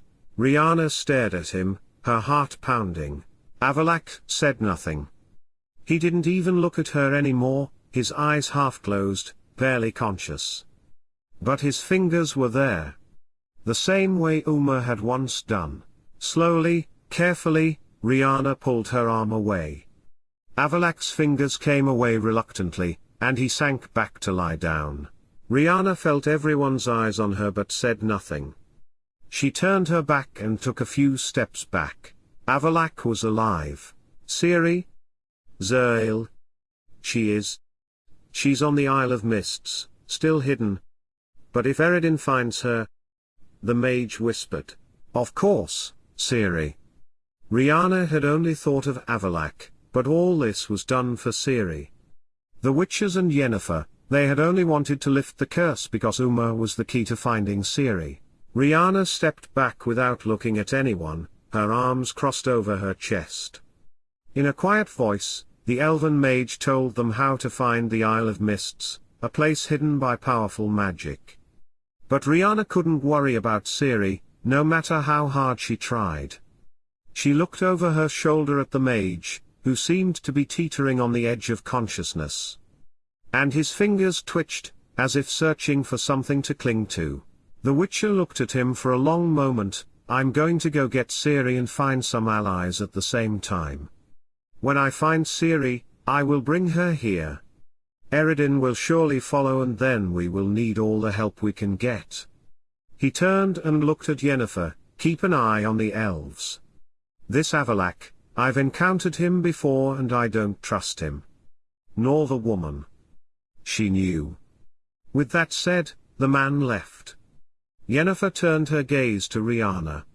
The look was long and venomous. The stone steps of Caer Morhen were cold and chilly, but Riana hardly noticed. She leaned against the railing, looking down at the valley below, but her mind was not there. In the back, in the great hall, Avallac'h was still recovering. He was alive, but weak, and all the energy in the room was focused on what would happen next, finding Ciri. But Riana knew someone wouldn't let things slide. The expected echo of footsteps came from behind her. You knew. Yennefer's voice was not a shout. It was low, cold, the kind that didn't need to be raised to be dangerous. Riana closed her eyes for a moment and took a deep breath before turning around. The sorceress stood at the top of the stairs, her arms crossed, a storm in her eyes that had held itself back for too long. I'm not sure what you're talking about, Riana said slowly, but she knew the lie was pointless. Yennefer stepped closer. Don't do that. Well, what? Don't play dumb. You knew all along who Uma really was. A silence fell between them. Riana did not reply immediately. Yennefer's eyes burned with disbelief, rage, betrayal. Say it, Yennefer insisted. Say it out loud. Riana met her gaze. I knew. Yennefer laughed dryly, but there was no joy in it. Shit. You stood there, looking me in the eye, letting us suspect he was Ciri, and all the time you knew. There was no right moment to tell you. Yennefer's eyes lit up. There was no moment. We were here, we were desperately trying to find answers, and you were sitting next to him, knowing all the while that that twisted little creature was the same elven mage who took Ciri with him. Riana clenched her jaws, but didn't respond immediately. Yennefer stepped closer, and her gaze did not falter for a moment. If Avallac'h had died, would you have said anything then? Riana took a sharp intake of breath. If I had told you, you would have just treated him differently. And you might have destroyed him yourself? Yennefer froze. What did you say? You and Geralt hate him. Riana took a step closer. And admit it, if you had known he was Avallac'h, would you really have done all this to save his life? Or would you have just wanted answers quickly? For a moment, Yennefer said nothing. Riana saw the sorceress clench her fists tighter. You don't know me, Yennefer hissed. Don't think you can guess what I would have done. Riana tilted her head. No. Because right now it looks like I made the choice that saved his life. Elf was silent for a moment, then continued, you were willing to do anything for Ciri. And I was willing to do anything for Avallac'h. Yennefer's chest heaved heavily.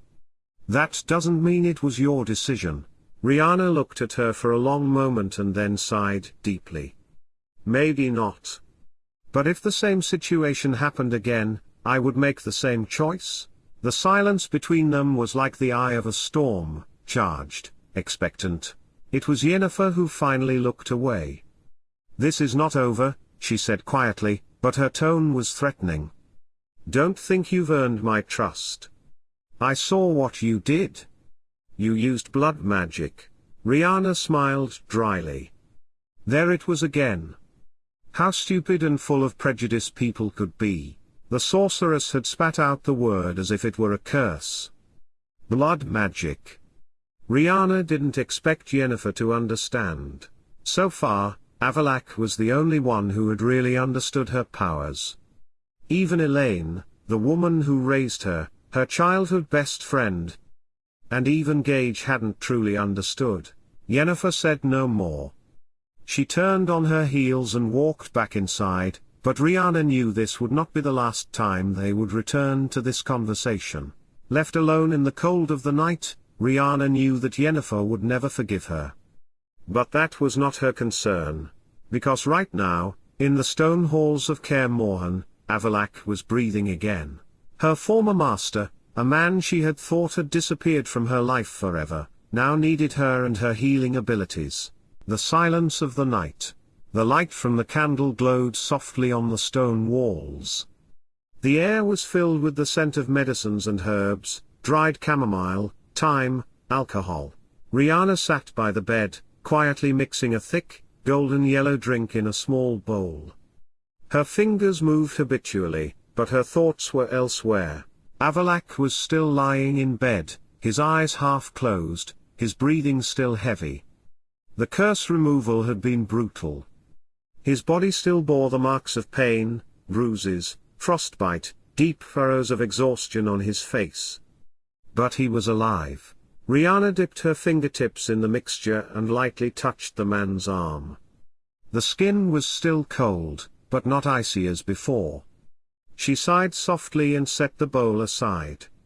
She knew Avallac'h would not thank her. He might not even remember this moment properly. But it didn't matter.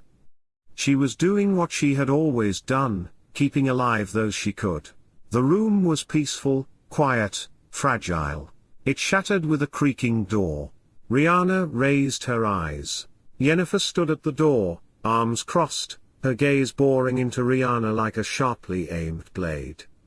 Black hair flowed silkily down her shoulders, and the darkness of her eyes was full of questions to which she would not accept empty answers. Riana said nothing. She didn't even get up. She just lowered the bowl from her hands and leaned back, waiting. Yennefer slowly closed the door behind her, but her voice was anything but calm. "It's time for you to give some answers." Riana raised her eyebrows. "What do you mean?" Yennefer stepped closer, her heels clicking against the stone floor. She didn't even glance at Avallac'h, all her attention was now on Riana. "Avallac'h, blood magic. All of that." Riana did not reply. She had known this moment would come. "You know how to use magic," Yennefer continued, her voice dangerously calm. "But your powers are not ordinary." Riana shrugged her shoulders and leaned back. "I see. Maybe you just don't know everything, as much as you'd like to think you do." Yennefer smiled, but there was no warmth in it. "If I were you, I wouldn't start playing with me, my girl, my girl." Riana cursed to herself. Though the wizards lived a long time, Riana knew she was at least a couple of decades older than the human woman, though she didn't look it and never would. "And if I were you," Riana said back, "I'd think twice before coming to pick a fight over a man's sickbed." Yennefer squinted her eyes. "You mean he needs rest?" "No." Riana tilted her head. "I mean, I'm not in the best mood." Avallac'h breathed heavily, moved slightly, but did not open his eyes. Yennefer glanced at the man for the first time, but only briefly. She was not interested in how he was. All she cared about was Riana. "What are you?" Riana smiled, but it was not a happy sound. "Elf. Healer. Former Scoia'tael. And currently someone who is tired of your questions." Yennefer laughed coldly. "You can be annoying even for an elf." Riana tilted her head. "And yet here you are. Why? Why don't you just let it go?" "Because I want to know who's around me," Yennefer said bluntly. "I don't tolerate unknown variables. I don't want surprises. And you, Riana, you're one big fucking question mark." Riana got up slowly. Her expression remained perfectly calm. "Did it occur to you that it could be a good thing? Not knowing too much about me?" Yennefer stepped closer. Now there were only a few steps between them. "I'll get my answer, one way or another. If you're here to hurt Ciri." "I'm not here for Ciri," Riana said tiredly. She was beginning to get fed up with her cocky attitude. "The truth is, I don't even know why I'm here. I met Geralt and Uma by chance. I thought Uma would be the solution to my own problem, but when I saw him and realized who he was, I couldn't turn my back on him." Yennefer's eyes narrowed. "And why not?" Riana bit her lip. "That's none of your business. But my point is that I'm here by pure chance." If you don't believe it, that's your problem. Silence fell between them. Then, for the first time in the whole debate, there was a low, fragile voice. Go away, Avallac'h. His voice was barely louder than a whisper, but it was enough to make both Riana and Yennefer look at him. The man didn't even open his eyes. He just moved slightly, his hand twitching weakly at his side. He was still too weak to do anything, but his consciousness was not completely gone. Yennefer did not want to discuss this in front of the man. Not when he might have heard everything. She looked once more at Riana, a wry smile on the corner of her mouth. We'll pick this up later, she said lowly, turning on her heels and leaving the room, leaving only a scent and an ominous silence. Riana remained standing still. She took a deep breath, closed her eyes for a moment and clenched her hands into fists to stop them shaking. Then she sat back down and quietly picked up the bowl. She still had to get Avallac'h to drink his medicine. Everything else could wait. No, you're not complaining. Why didn't you tell them the truth? You knew I was Uma? Riana, who had been sitting on a chair next to Avallac'h's bed, reading a book, her legs raised on the arm of the chair, glanced quickly at the man. She didn't even look surprised by the question. You should be happy. You were always complaining I was too open. Avallac'h looked at her for a long time, but Riana didn't even bother to meet his gaze properly. It was deliberate. He knew that. He turned his gaze towards the ceiling and sighed deeply. He had not yet fully recovered. His body was still heavy, as if it were too stiff to obey him fully. But his mind was clear. He had not forgot. He remembered parts of him being Uma. Memories were not sharp, but there was some moments he could bring back to his mind. He remembered how Riana had looked at him, how she had held her breath but had said nothing when she had realized the truth. She had known who he was. And yet she hadn't revealed anything to the others. Avallac'h closed his eyes for a moment. He didn't understand it. Why? Why had Riana kept it as a secret? Why hadn't she used it as a trump card against him? Why had she done nothing to give her more power in this strange alliance? On this point she had been silent. He refused to swallow the answer she had already given. It was not enough. I was not complaining, he finally said, in a tired voice. Riana, who had started reading again, nodded her head absent-mindedly. Fine. You're not complaining. She closed the book and turned to look at the mage again, smiling knowingly. You're whining. Avallac'h opened his mouth, but immediately closed it again. He realized that Riana wasn't going to give him any better answers.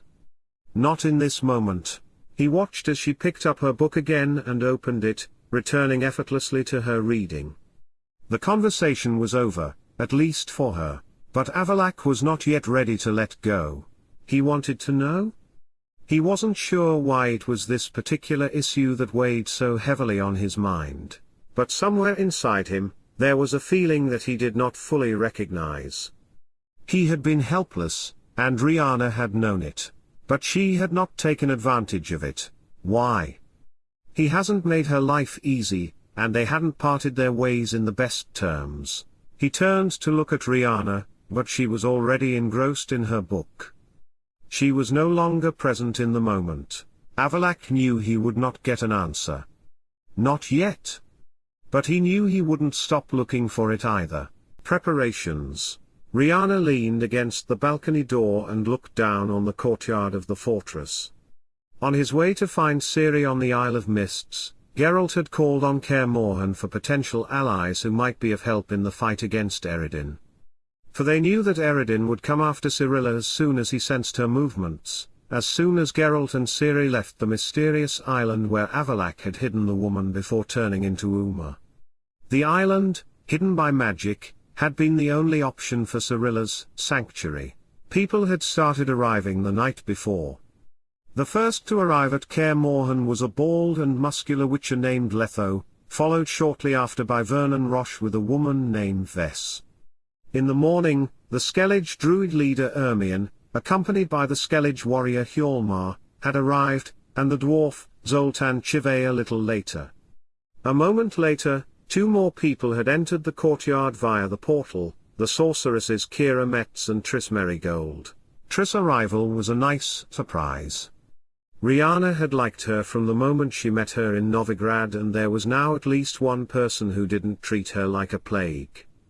As for Keira Metz, well, Riana didn't like her very much. She had met her once in Velen. Riana had needed certain herbs and had gone to buy them from a sorceress. Unlike Triss, who was a genuinely caring person, which was rare among wizards, Keira was exactly what wizards were thought to be. Arrogant in her abilities and infuriatingly self-conscious, very much like Yennefer. Riana had also met Roche in Novigrad once. The man had thought that she was probably a Nilfgaardian spy, and had almost killed her. Ermion on the other hand Riana had met several times before, as the druids were well known for their cures, and Riana had often visited them to buy various herbs and potions. Riana couldn't say that she was friendly with the druid, but they tolerated each other. Others were complete strangers to her. As she watched the people moving around in the courtyard, Riana felt a stare behind her, but didn't turn around. "Do you need something? Something for the pain? Or another pillow?" she asked, a little absent-mindedly. Riana's insides had been cold since they had started preparing for the coming attack, and she was finding it hard to concentrate. There was no reply for a while. Then a low, harsh voice filled the silence. "Are you thinking about me or yourself?" Riana closed her eyes for a moment and sighed deeply, before turning to look at the elf lying at the back of the room. Avallac'h leaned heavily against the mattress, still clearly weak from the curse, but his gaze was as intent and assessing as ever. "You're lying here like a dying old man, and I wonder how long you'll last before you collapse again." "So yes, I'm wondering about you," Riana replied, slowly pacing deeper into the room. "I see." Avallac'h's tone was neutral, but there was something in his eyes that Riana couldn't quite decipher. Maybe it was just fatigue, maybe something else. It's what you might call a healer's disease. We are supposed to take care of our patients. Otherwise we'd be pretty lousy at our job. She sat down on the edge of the bed and let her gaze slide over his face. They were no longer distorted by Uma's curse, but the fragility that remained was just as frightening. Avallac'h had always been something more than a mere elf. His presence had felt menacing in its power, albeit restrained. Now it was cracked, and Riana didn't like it. She pressed the back of her hand to his forehead to feel his warmth. It was normal, but her own heartbeat seemed to quicken. She pulled her hand away, pulling a suitably gentle expression from her face, the one she usually wore with her patients. "No fever, no hypothermia. Good. You shouldn't have to worry about me anymore, Riana," Avallac'h finally said, lowering his gaze to his hands for a moment. "I'm not worried," Riana replied immediately, but knew that her tone of voice revealed that she was lying. Avallac'h raised his eyebrows, but said nothing. Riana stared at the floor, then raised her eyes to him. "You're not going to fight. You can't stop me. You are still too weak. I am strong enough." "Avallac'h," Riana hissed and leaned closer. "You couldn't even walk on your own 2 days ago. That was 2 days ago. At the moment the only thing you could do would be to hurl very apt and certainly emotionally very painful insults at Eredin, but apart from denting his ego, you wouldn't be able to do any damage. You can't help if you die before you're needed," she added more softly. Avallac'h turned his head to look at her properly. His expression was neutral, but she could feel him watching her. "You're afraid," he finally said quietly. "I'm not afraid," Riana replied immediately. Avallac'h's brow rose slightly. "Your fear doesn't make you weak. It makes you sane." Riana pressed her lips together and stared at him for a long moment. "If there's anything I fear, it's watching someone who's already survived death once throw their life away for being stupid." Avallac'h said nothing for a while. They stared at each other, the air filled with a quiet tension. Finally, the elf turned his gaze back to the ceiling. "You don't understand?" Riana smiled bitterly. "And you never stop underestimating me." She stood up and took a few steps back, looking out again. In the courtyard, preparations continued. Witches, wizards and witches went through their weapons, checking their spells and giving orders. "I'm not going to stand by while Eredin takes Eri," Avallac'h finally said. "I'm not going to stand by while you get yourself killed," Riana replied quietly. For a while, neither of them spoke. Then Avallac'h's voice was softer, quieter. "You can't protect everyone, Riana?" Riana did not reply. She just looked down into the courtyard, where Triss was talking to Vesemir, Kira was making magic circles and Lambert was sharpening his sword. Everyone had their own place. But what was hers? Avallac'h didn't ask the question out loud, but Riana felt it floating in the air between them. And she knew that soon she would have to decide what her part in all this would be. That is, if Yennefer didn't stab her first. Riana had left Avallac'h to rest and headed for the castle courtyard. She felt eyes on her as she walked through the hall of Kaer Morhen and headed outside. No one said anything, though, and it didn't matter. Riana didn't want to talk to anyone else. Except Triss.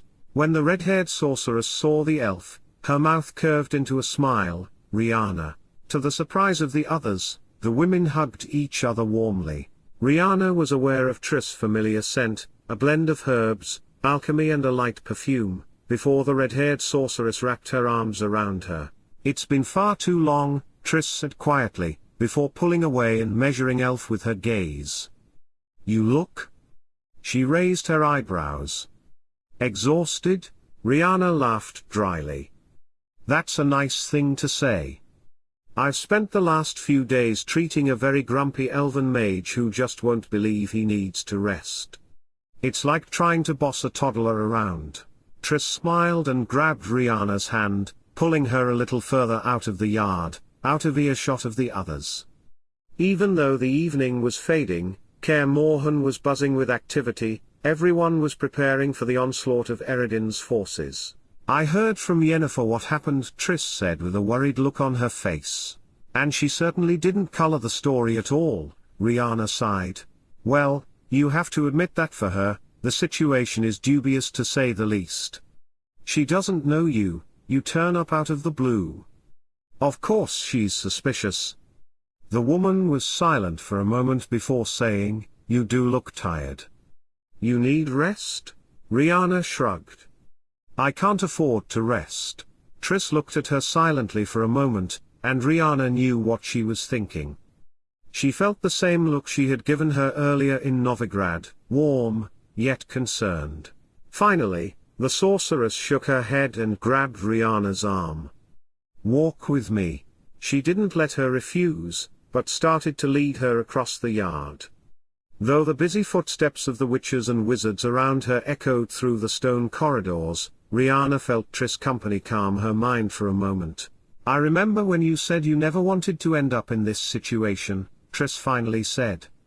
"To the fight, to the war, to all of this." Riana smiled bitterly. "It wasn't up to me." "No," Triss admitted. "But now that you're here, how are you really?" Riana took a deep breath. She wasn't sure she wanted to answer that. But Triss was looking straight at her, and this wasn't one of those friendly complimentary questions people ask to get a small smile in return. Triss really wanted to know. She thought for a moment, before finally saying lowly, "I'm afraid I'm too tired to feel anything." Triss paused for a moment and nodded in understanding. "In that case, you must promise me one thing." Riana raised her eyebrows. "What?" Triss smiled softly. "That after all this, when the war is over and Ciri's fate is decided, you will allow yourself to breathe." Riana stared at her, and for a moment she didn't know what to say. It sounded so simple. But Riana wasn't sure she'd been able to do it for a long time. Finally, she smiled. "I'll try." Triss looked at her for a moment, before shaking her head with a laugh. That's a good enough start. Riana smiled back, and for the first time in a long time, it felt real. Do not run your mouth to a hungry elf. After talking to Triss, Riana headed for the kitchen. She was only going to grab a quick bite to eat and then find somewhere quiet where she wouldn't be disturbed, but her plans changed when she almost bumped into someone in the doorway with the food in her arms. And unfortunately for Riana, it was Vernon Roche. The man's face had a scowl on it as he looked at the elf. I remember you, he finally grunted. That's a good sign. You haven't got any brain damages from all that skirmishing that would affect your memory. The woman scowled and tried to pass the man. He stepped in front of her and the elf raised her gaze to his dark eyes in disgust. So you're still a dancing man, oh how nice. But here you don't happen to have your little strike team to back you up. He's got me, a woman's voice from behind the man said, and the short-haired blonde young human woman Vess strode into the kitchen. Oh, nowadays you can get backups in the travel size too. How nice, Riana said. Vess stepped closer to her, eyes squinting menacingly, and what's that supposed to mean? That you're small. I guess you're so short that all the jokes will go over your head. There was a low laugh from the corridor. Vess, who had clearly been about to do something rash, now turned to look at the kitchen door, as did Roche and Riana. Dwarf Zoltan Chive appeared in the doorway with Lambert, Dwarf holding his sides with laughter, and here I thought the only fun part of this trip would be getting to fight. The dwarf chuckled between laughs. I don't see anything funny about it. This woman is a Nilfgaardian spy, Roche said, turning his gaze back to Riana. The elf woman sighed deeply. That's your own delusion. I happened to be in that bloody alley by accident. I don't believe you, he said menacingly. It couldn't have been a coincidence. Riana was getting fed up with this. Look, I've had bigger coincidences in my life. Me being here is already one giant twist of fate. So you can take your little fairy here, go find the nearest dance venue, and start prancing with her, because I'm not interested in bouncing back and forth listening to your pointless conspiracy theories. Lately I've got so much distrust in me, I don't need any more from some Temerian stiff neck. She paused and took a step closer to him, her eyes burning. Besides, I have better things to do, like deal with one really annoying, self-absorbed mage who refuses to take his medicine, claims he's perfectly fine when he can't even stay on his feet and makes my blood boil with his omniscient remarks. So unless you and your little friend want to end up bedridden next to him, I would strongly suggest, just from a healer's point of view, that you shut your mouth, step aside and let me eat. A silence fell over the room. Everyone waited. Roche stared at Riana for a moment, his expression tense, as if considering whether he should continue this war of words. He clenched his jaw, his gaze on the elf's face in appraisal. Vess stood beside him, her arms crossed, an angry glint in her eyes. Finally, Roche just smiled low, shook his head and took a step back. I don't know what you are, he growled. But one thing is clear, you certainly don't shut your mouth. Riana grinned and lifted the food in her hands higher. Look, finally someone's got a hang of the plot. You can keep sulking in the corner, but I'm going to eat. Zoltan chuckled again, and patted Roche on the arm. Look, Commander, I think you lost this round. Now let the woman be. Lambert, too, shook his head in amusement and extended his hand to Vess as if offering a comforting trip to a wine cellar. Come, little warrior, we have better things to do than fight with an elven maiden who knows how to use her words like daggers. Vess glanced first at Roche, who said nothing, and then at Riana, whose gaze held something triumphant yet annoyingly self-assured. Finally, she just scowled and followed Lambert out of the kitchen. Roche stood still for a moment before shaking his head one last time and walking out without saying anything more. Riana sighed and turned back to the kitchen table, setting her lunch down on it and slumping down on a chair.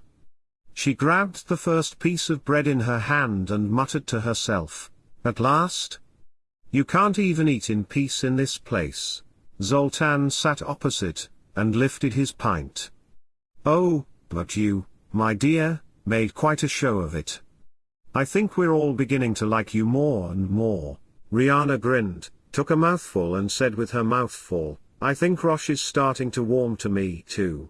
Zoltan laughed out loud and raised his drink. "Here's to new friends." The woman poured herself a beer and raised it back to the dwarf, "To new friends. Take your medicine." Ciri walked up the stairs towards the tower room, a little uncertain. Avallac'h had saved her, once again, and Ciri didn't know how to thank him. Or if she should thank him at all. The mage was not a sentimental man, and he didn't care for expressions of gratitude. Ciri was also nervous to see what condition the elf was in. She had heard from Geralt that the curse removal had been brutal, and had left its mark on the Avallac'h. The man had been in poor condition, and when Geralt had gone in search of Ciri, it hadn't even been certain if the mage would survive. However, Yennefer had told them on their arrival in Kaer Morhen, that the mage was already in much better condition, thanks to that elven woman. Yennefer's tone had been grumpy, however, when she had mentioned this elf. "What elf?" Ciri had asked. Geralt and Yennefer had glanced at each other. "You'll see," the Witcher had just grunted in reply. "Elven woman." She had to be a former student of Avallac'h. He had sometimes mentioned a woman, Riana, in passing. There had always been something odd in the man's gaze, but Ciri had never asked more about her. She had, however, from those passing remarks, gained some idea of the elf woman. This had indeed been a former student of the mage, but they had parted ways just before Avallac'h had gone looking for Ciri. The woman was a healer and some kind of mage, but Ciri didn't know anything more specific than that. She was curious, however. Who's this mysterious woman? Ciri had come to the door of the room and was about to open it when she heard a muffled voice behind it. It sounded like an argument. The woman opened the door slightly. "It's supposed to taste bad." "It's medicine," the woman's voice rasped. "It tastes like spoiled wine and moss," familiar but tired voice of Avallac'h replied. "It means it works. Now, drink." Avallac'h made no reply, but he had apparently still refused to take the medicine, for Ciri heard the woman continue, "Were you spoiled as a child or are you trying to prove your manhood? I'm a big strong boy and I don't need any medicine, is that it?" Ciri had never thought that anyone could ever talk to Avallac'h like that. She had to see who this person was who didn't seem to fear, or even respect, the authority of a mage. Ciri opened the door. Standing beside Avallac'h's bed was a short and petite dark-haired elf woman, dressed in a dark red traveling costume. From her belt hung a few leather bags and a short dagger. When the elf heard the door open, she turned. Her greenish-blue eyes were sharp, and at the moment there was a furrow between the woman's eyes, for she was clearly irritated and impatient at Avallac'h's refusal to take the medicine. "Ah, you must be Ciri. Could you try to reason with this hard-headed idiot? He refuses to take his medicine and he's getting on my nerves," she groaned. Ciri slowly entered the room and closed the door behind her. "This is the first time I've ever heard someone call Avallac'h an idiot, and come out of it alive." Elf woman scowled and put the bottle she was holding on the table. "You should have heard me when I called him an annoying bastard. But I'm sure you two have a lot to talk about. I'm going to see if I can find some old witch's brew in the cellar. Maybe Mr. Aen Severn will like them better." The woman walked across the room, heels knocking, opened the door and slammed it shut in protest. Ciri looked after her and then at Avallac'h. The man had already closed his eyes. "Ääar'el? Would you give me that medicine?" Ciri raised her eyebrows, but walked over to the man's bed and helped him take the medicine Riana had left on the table. She had a strange feeling, however, that she had just seen something which significance she could not yet fully describe. But whatever it was going on between the two elves, it was more than just the relationship between mentor and former apprentice. Riana was walking down the stairs to the basement when she heard voices. She sighed deeply. She had expected to be alone, but of course someone else had to have business in the Witcher's old laboratory at that very moment. When she reached the bottom of the stairs, Riana peered inside. Vesemir was by all accounts making some sort of bombs in case of an Eredin attack. He glanced up at Elf as she approached. "What are you doing here?" the old Witcher asked, not unkindly but more out of pure curiosity. "I came to see if there was some really bad-tasting medicinal drink to give Avallac'h. It wouldn't even have to do anything as long as the taste was as bitter as possible," she said, leaning against the table where Vesemir had placed the supplies for the bombs. Vesemir smiled, but didn't even look surprised. "And why do you want to give Avallac'h a bad-tasting medicine?" Riana shrugged. "He refuses to take his medicine like a big baby." Vesemir shook his head and calmly continued making his bombs. "And this is your way of dealing with the situation?" "This is my way to win." The Witcher gave her a sideways glance. "Is that always your way?" Riana grinned. "When it's about him?" "Always?" The woman straightened up and went to examine the nearby shelves. Neither said anything for a moment. The Witcher continued his work, and Riana occasionally picked up bottles of different colored liquids and powders. "You knew who he was?" "When he was Uma," the Witcher said suddenly. Riana didn't look at the man as she replied, "I knew. I was his student for a long time. I recognized his energy." Vesemir looked at her carefully, now stopping his work. "You really care about him?" She paused for a moment, but then continued to explore the shelves, still not looking at the Witcher. "He taught me how to survive. I owe him." Vesemir did not continue. He did not intend to press her, but continued to fill the bottles in front of him with various flammable mixtures. Riana opened one of the medicine bottles on the shelves and sniffed its contents, grimaced and grinned. "This will do. This has no effect on the potency of the medicine, but when I add it to his next batch, the taste is even more awful. Let him learn to take his medicine the first time." Vesemir glanced at the bottle the woman had taken. "It might turn his skin blue for a moment. Is that so?" Riana's grin only widened and she shoved the bottle into her bag. "Thanks for the chat, Hen Blide," Riana said to the man as she left. "I'm off to make some more medicine for a cranky elf. Let's see what he likes about the new flavor." The Witcher looked after her and smiled, shaking his head. "It begins." The air got colder. It was not the natural cold, not the kind that slowly descended with the night or that you could feel before the snow came. This cold was biting, artificial. It crept right into the bones and twisted them stiff. Breath became steam, and the world seemed to hold its breath. The figures standing on the walls of Kaer Morhen were silent, each in their own way tense. Everyone knew what this meant. The wild hunt was here. Inside the fortress, Riana stood on the balcony of Avallac'h's room, her arms crossed over her chest, but her fingers were clenched in a fist. She watched the mountains wrapped in mist and tried to feel calm, focused. She had encountered the wild hunt before. She had escaped their hands, refused to be their pawn. She was no longer the same woman she had been then. And yet, something inside her was vibrating that she could not control. Something that reminded her that they had come before, and they would always come again. Then she heard a voice behind her. "You're afraid." Riana closed her eyes for a moment. Avallac'h sat on his bed, hands in his lap, still weak but alert. His voice was low, even, as if he was simply acknowledging the grey weather. Riana laughed dryly, but it didn't sound genuine. "So are you," she replied, finally turning to look at him. Avallac'h did not seem surprised. He just looked at her for a long time, and there was something in that look that made Riana turn her head away. She didn't want him to see. "I'm scared," Avallac'h said slowly, "but not for the same reason as you."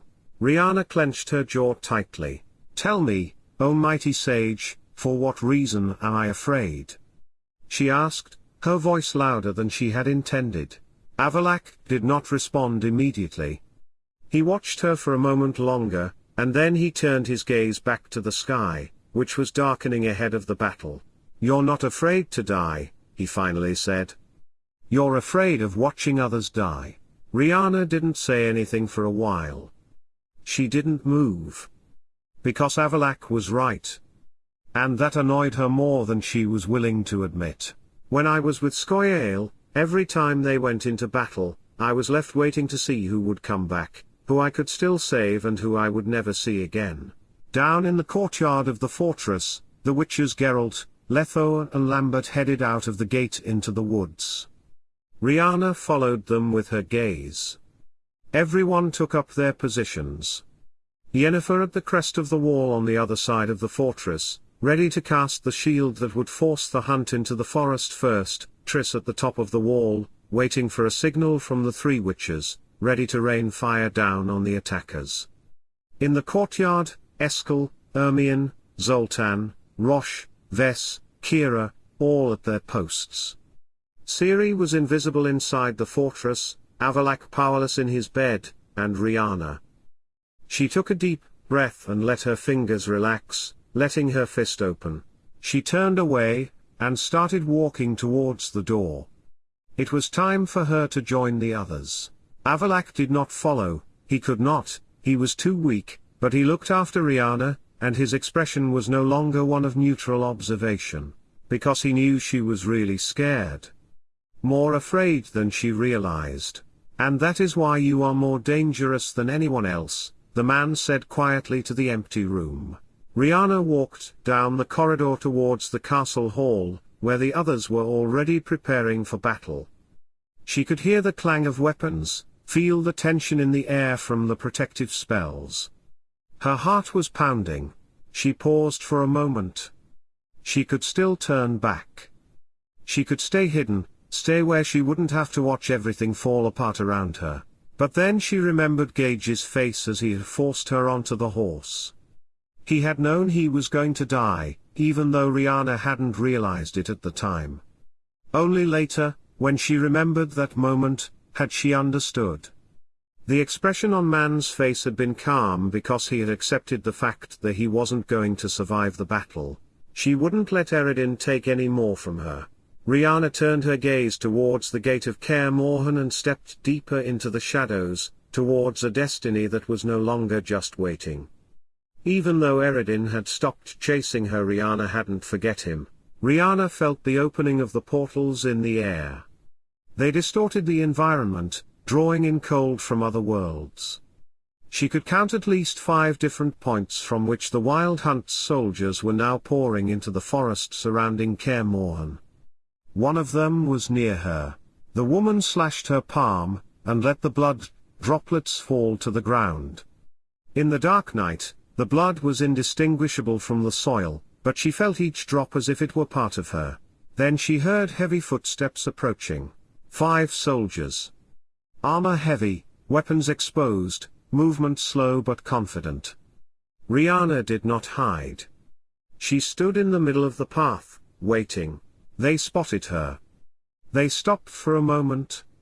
She saw a moment of hesitation on their faces when they watched her, a female elf, alone in the woods.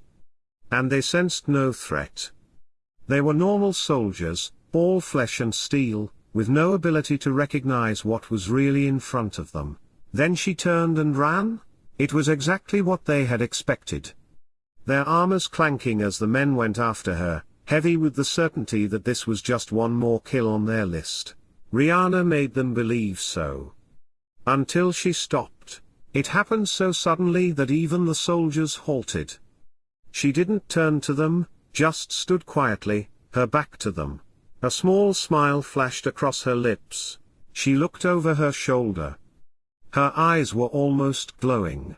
I hope you're watching this, Yennefer. At least some of your questions will be answered. Her voice was light, as if she were making a joke. But there was nothing funny about it. Her hand went up. On the ground, her blood rose in response. It rose into the air, gathering itself into sharp, thin spikes that rippled through the air around the men. She felt the moment when the soldiers' confidence crumbled. She felt their sudden fear, the way they looked around without realizing what was happening. The nearest man raised his sword, tried to strike. But he never got his chance to finish the blow. Riana moved her fingertip, and the blood blades shot forward. Small, sharp shards penetrated the seams of the armor, finding soft flesh and arteries, burrowing deep as if they were alive. The men didn't even have time to scream. It was fast. Controlled until the end. Riana stood still for a moment, letting everything settle. The blood, her blood, soaked back into the ground. She heard the bodies of the dead crumble one by one on the wet ground. Swords fell from their hands, armor clanked. And then there was silence. Riana took a deep breath, but did not move her hands. It felt too easy. If she closed her eyes, she could still feel her blood, how it had burrowed under their skin, slicing their lives away like a sharp knife through flesh. It didn't bother her. It should have bothered. She opened her eyes and lifted her chin.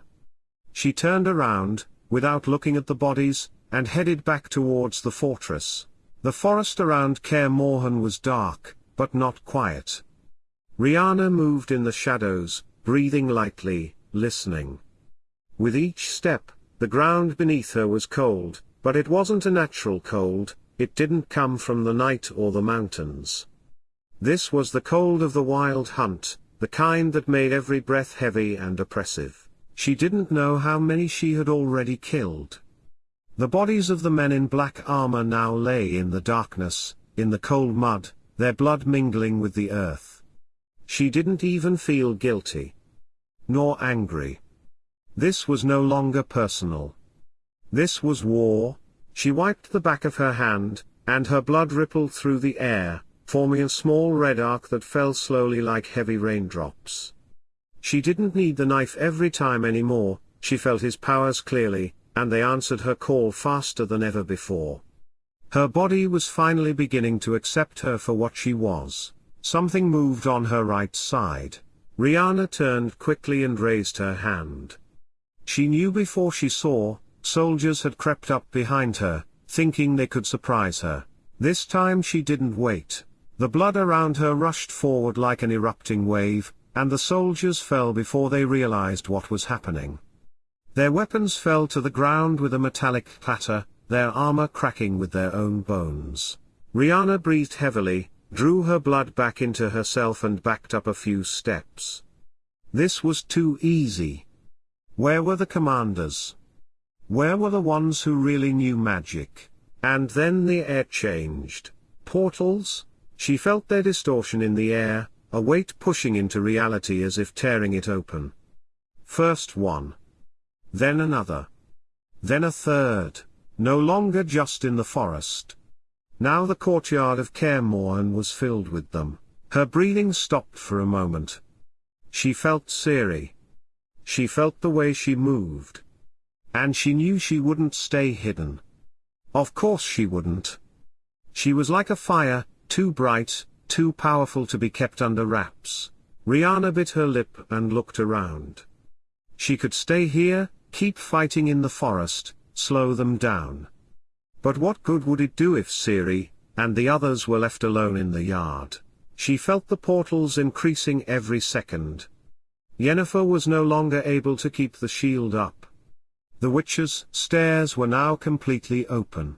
Riana wiped her palm on her blood-stained cape and started running back to the castle. Riana used her powers to push herself up to the ridge of the wall and was immediately face to face with two soldiers. She dodged lightly to the side, falling to one knee as one of the men tried to stab her with a sword. The blood from the elven woman's hand took the form of a whip and stung sharply. The man flew off the wall. Another soldier, who had managed to dodge, raised his battle axe. Something flashed, and the man fell to the ground.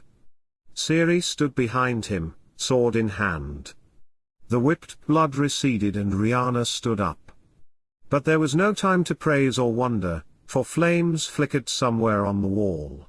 Triss, Ciri and Riana said in unison.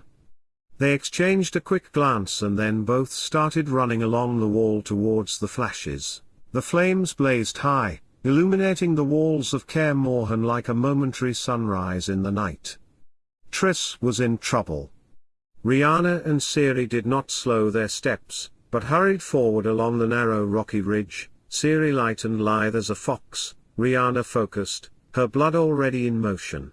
At the other end of the wall, Triss waved her hands, and an arc of fire rushed towards the Wild Hunt soldiers. One of them burst into flames, but the other two surged forward, weapons raised. The sorceress backed away, out of breath, the pained look on her face revealing that her strength was fading. "Triss!" Ciri exclaimed. The red-haired sorceress turned her head, and at that moment another soldier struck. Triss raised her hand instinctively, but her magic had no time to form a shield. Ciri and Riana arrived just in time. Ciri teleported with lightning speed behind the soldier and slashed him in the side, through the seam of the armor. The man grunted and staggered, but did not fall. He turned, struck in Ciri's direction, but she was gone, moved again, reappeared on the opposite side. Another soldier was about to attack Triss, but Riana moved like a shadow past him. The blood from her arm twisted into a red spear that struck the man's throat. The soldier didn't even have time to scream. He collapsed like a doll, and the blood, shaped like a spear, was sucked back into Riana, as if it had never been gone.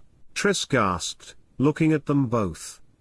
"I guess you came just in time," she gasped, but her voice was weary. "Are you okay?"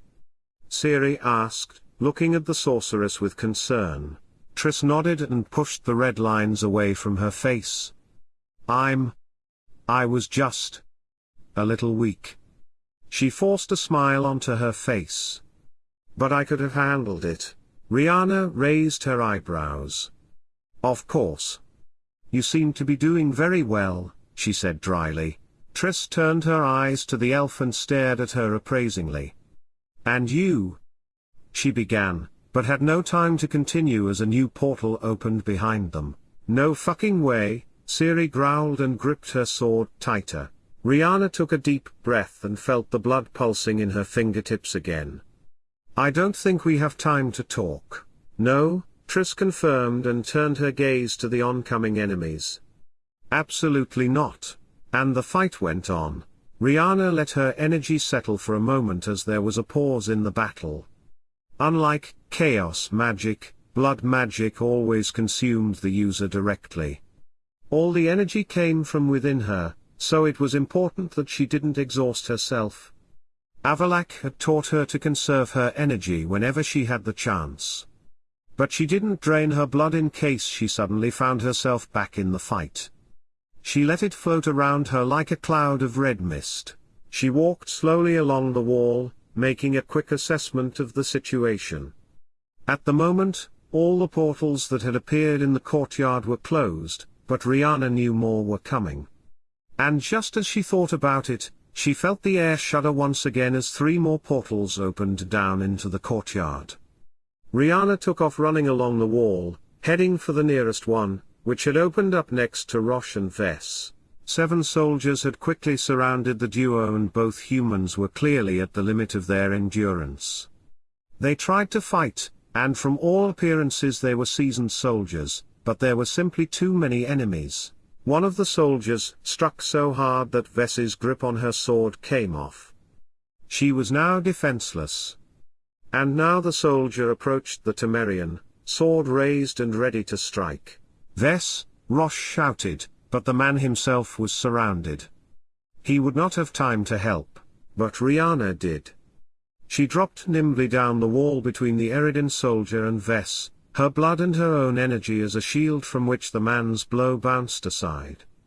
In the next instant, she transformed the shape of the shield into a sharp spike, which she plunged between his helmet and armor into his neck.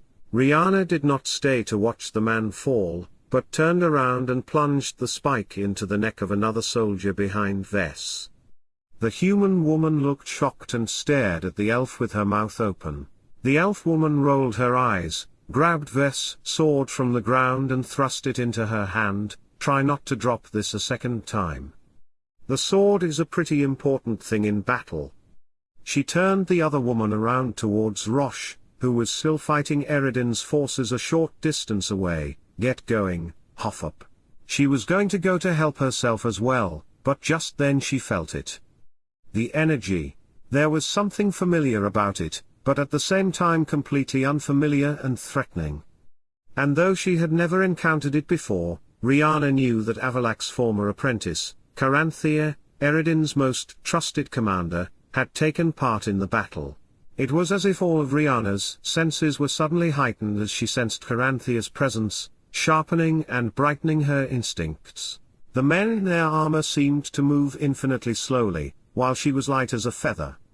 She dodged blows, shared her own, danced with blood swirling around her. The gate to inner yard was closed, but Riana used her powers again to push herself over the wall.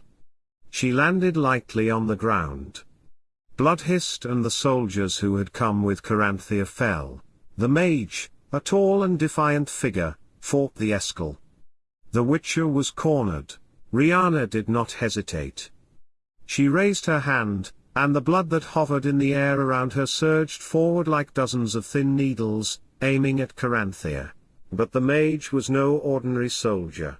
With one fluid movement, Caranthea raised his hand, and the air around them turned icy. The cold hit like a wave, and Riana's blood, which had been alive and moving a moment before, turned like glass, falling to the ground, shattering. Riana squinted her eyes. "Our master didn't teach you this," Caranthea said lowly, his voice sounding remotely interested. Riana lifted her chin. "You still call him master? How sweet. He will be so happy to learn that his little golden child still remembers his place, always a student." Riana had read Avallac'h notes about Caranthea. Young elf had shown a promise but had always been quick to anger. And Riana was going to take the advantage of it. Caranthea was silent for a moment, but when he spoke, his voice was mocking. "Eridan was right to stop chasing you. Such a lowly Ironside would never have benefited us." Riana tilted her head. "If that's the best slander you can muster, it's probably best to continue the fight. Then you at least have some chance of hurting me." Caranthea's expression couldn't be seen from behind his helmet, but the man raised his staff in readiness. "Very well." His fingers twisted into a curve, and suddenly the ground beneath Riana's feet rose in an icy spiral, trying to wrap itself around her. But she was ready. Avallac'h had made enough surprise attacks towards her during her time as his pupil that she had seen Caranthea's attack coming miles away. She leapt backwards, clenched her fist and broke the ice with her will, her blood rushing out again. The blood was hot, steaming in the air, and this time she didn't let it turn solid. The blood hovered around her like a shield, so hot that the air around her rippled. Caranthea just watched it. "Not good enough," he said simply, and in a split second he struck. The ice exploded around Riana, and the cold struck her body like 100 small knives. She could almost feel her blood flow slowing, her limbs going rigid. But she concentrated and let her blood boil. And the ice began to melt. "Interesting? You're not as weak as I thought. But you're not strong enough either. I know your weakness." Caranthea struck, not towards Riana, but towards Eskel. Riana looked up, and saw how Caranthea's ice had taken hold of the Witcher. Eskel tried to tear himself free, but the ice slowly but surely moved up his body, binding his legs and rising towards his chest. "One less Witcher," Caranthea said. It made Riana's blood boil even more furiously. She didn't think, she just acted.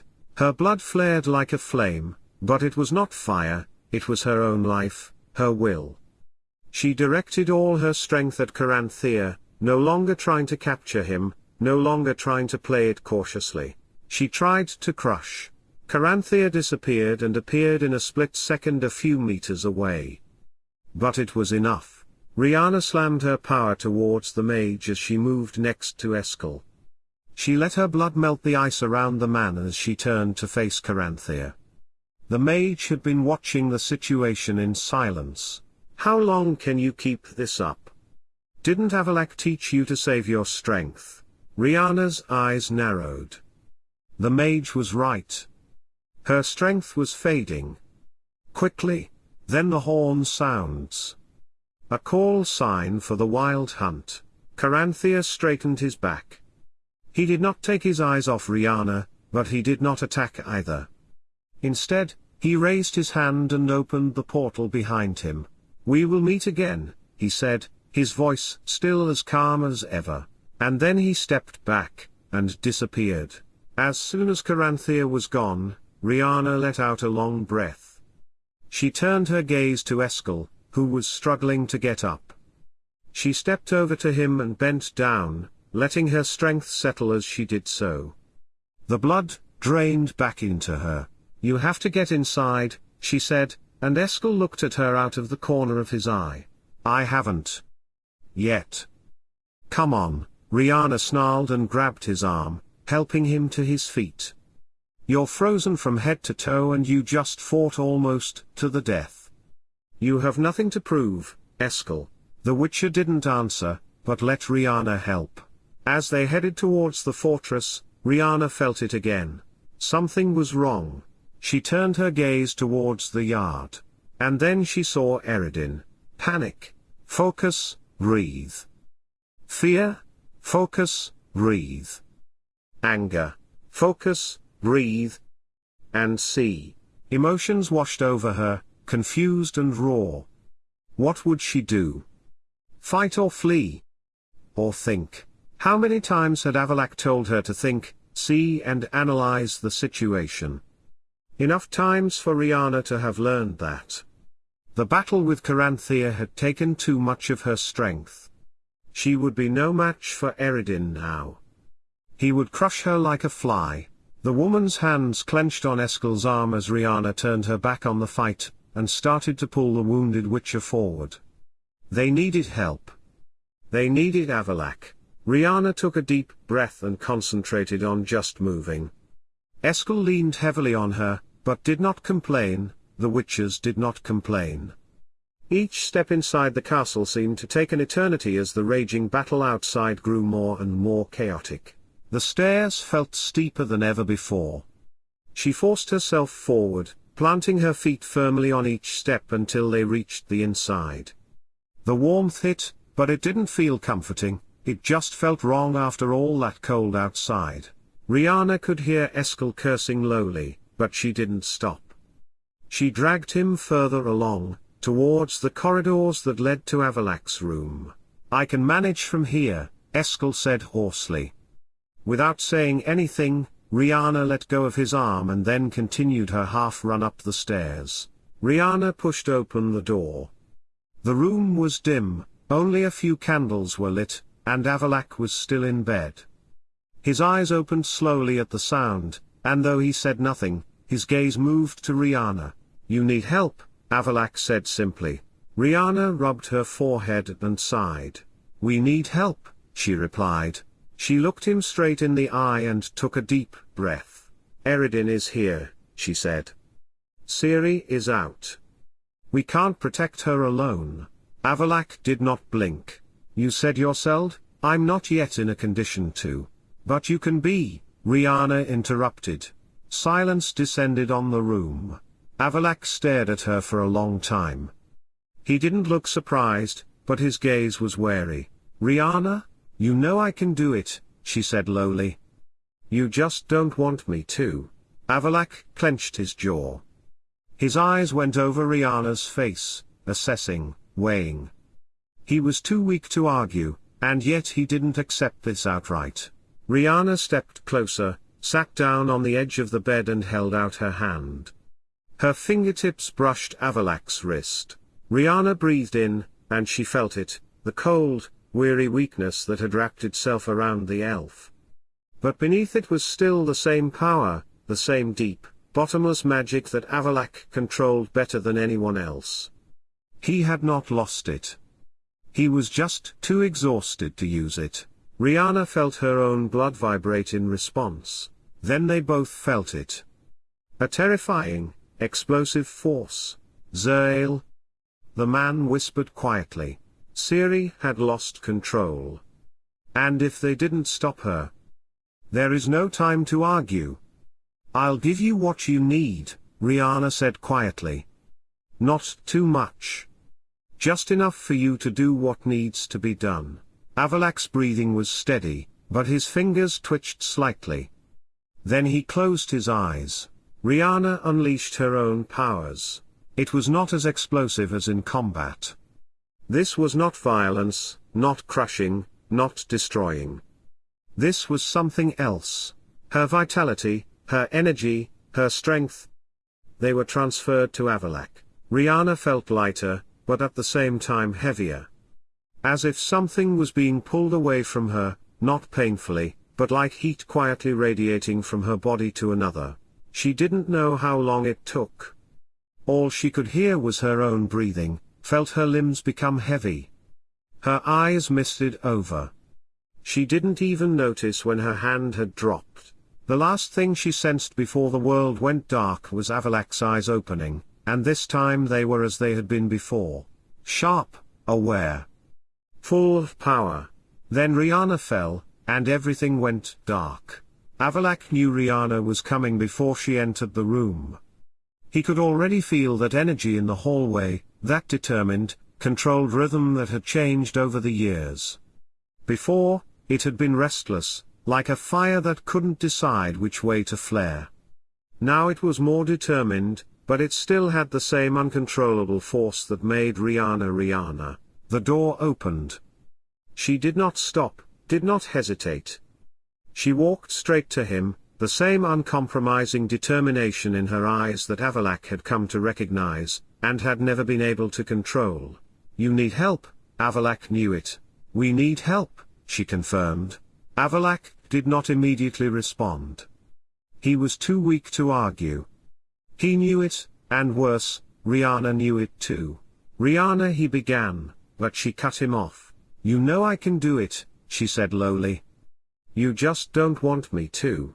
Avallac'h closed his eyes for a moment. He breathed in, slowly. He didn't want this. He didn't want to take Riana's power, not now, not like this. But outside, Kia's power was exploding out of control. Irene was here. The battle had begun. Riana sat beside him, and Avallac'h felt her energy vibrate around him. He opened his eyes and met her gaze. Not too much, Riana said softly. Just enough for you to do what needs to be done. Avallac'h said nothing. He just watched her until Riana lifted her hand and touched the skin of his wrist. He felt it immediately. Riana breathed in, and Avallac'h felt her strength wrap around him, penetrating through his fatigue like a cool current washing away everything else. It was pure, raw power, summoned and shaped by blood magic, and that was why it was dangerous. He felt the pulse of Riana's blood in his own, penetrating through him, nourishing what had been withering. It was too much. His fingers clenched on Riana's wrist. Riana, he warned. But she didn't stop, she probably didn't even hear. Her eyes shone in the dim light, and her breathing was deep, steady. And Avallac'h felt the power within him, how his body, his mind, his magic, awakened, grew stronger. He was no longer weak. He could control Ciri's powers. And so he rose. Riana's body relaxed. Avallac'h picked her up and laid her down on the bed. But he had no time to waste. He turned and headed for the balcony. He could feel Ciri's energy. It was chaotic, furious, an uncontrollable outburst of fear and sadness. Vesemir was dead. And Ciri had lost control. Avallac'h raised his hand, and words no one else could understand echoed through the air. The ancient spell wrapped itself in the energy around it, dampening it, directing it. He controlled Ciri's powers. He did what he had promised. And all of this was only possible because Riana had given him her powers. little men and unicorns. She was lying in the field, watching the clouds gliding slowly across the sky. That one looked like a hedgehog, and the other was clearly a unicorn. The gentle summer breeze smelled of peonies and roses, and there was a waft of elderflower somewhere. Riana closed her eyes. Everything was so peaceful, quiet, perfect. Then someone tugged on her sleeve. She opened her eyes and looked down. A small, misshapen man sat beside her, staring at her with his big eyes. His head was too big for his body, his arms and legs distorted, but his eyes. There was something familiar about them. Something that sent a chill down Riana's spine. She was sure she knew the creature. But from where? The creature tilted its head, then let out a strange gurgling sound and rolled backwards in a somersault. It disappeared into the flowers so lightly that not a petal was bent in its wake. Riana raised herself up on her elbows and looked after the creature. Strange, she muttered to herself, but when she looked back up at the sky, the clouds had changed. They were much closer than before. So close that she could have reached out and touched them. And then they settled around her, erasing everything else. Everything around was grey. Soft but impenetrable. She tried to shake the clouds away, but they just danced around her, forming light, moving patterns that rippled like water. Then someone tugged her sleeve again. It was the same little man. But now his eyes were restless, busy. It took off running through the clouds. Hey! Wait! Riana shouted and ran after him. And suddenly she was no longer in the field. She was in a palace which walls were white marble, so smooth that they reflected light that was not there. Her shoes scuffed against the stone floor as she walked down the seemingly endless corridor. Turning the corner, she was about to bump into something. There was a man standing in the corridor. A young, blonde-haired, blue-eyed elven man looked at her in confusion. He was dressed in a light-colored tunic with ornate silver and gold stitching that seemed almost alive in the light. Something about his face was familiar, but in the wrong way. His features were pure, noble, but there were too many shadows in his eyes to be completely innocent. Riana opened her mouth. "Have you seen a little man run through here? He's quite misshapen, you'd have noticed." The man did not respond immediately. He looked at Riana, as if he was seeing her for the first time and yet knew her. Then he said calmly, "You're too early." His voice didn't just sound familiar, it really was familiar. "You have to wake up." And before Riana could even ask what it meant, the world around her burst into white light. Third time. Riana did not open her eyes immediately. She was endlessly tired, mentally and physically. But there was no pain, only a weight that could be felt in every cell of her body. Thoughts felt sticky and the dream she had seen seemed to muddle her thoughts even more. Something in her brain, however, told her to steel herself. Before the dream, what had happened? Something terrible. Yes, something terrible had happened. It all came back to her in one chaotic moment, and with a gasp she blinked open her eyes. Her body tried to stand up, but her muscles refused to obey properly. She managed to rise only slightly before collapsing back into bed. Back into bed. She was in bed. That was a good sign. If Aear'el had won, she wouldn't be in bed now. The room was familiar, Avallac'h's room in Kaer Morhen. But her head started spinning again and Riana closed her eyes. A familiar voice broke the silence. "Riana?" The voice was low, slightly harsh, and full of the calm control that Riana had heard before. But there was also something else. Something she couldn't immediately define. Riana did not open her eyes. She concentrated on breathing, slowing the wild rhythm of her heart. Her body felt heavy, but gradually her thoughts began to clear. She remembered what had happened. She remembered what she had done. "Riana," the voice repeated her name again. Riana opened her eyes slowly. Her gaze finally focused from among the blurred figures to the familiar silhouette of Avallac'h. He sat nearby, leaning his elbows on his knees, fingers pressed lightly together. Elf's face was in shadow, but Riana could still see that he had been watching her for some time. She took a breath and smiled faintly.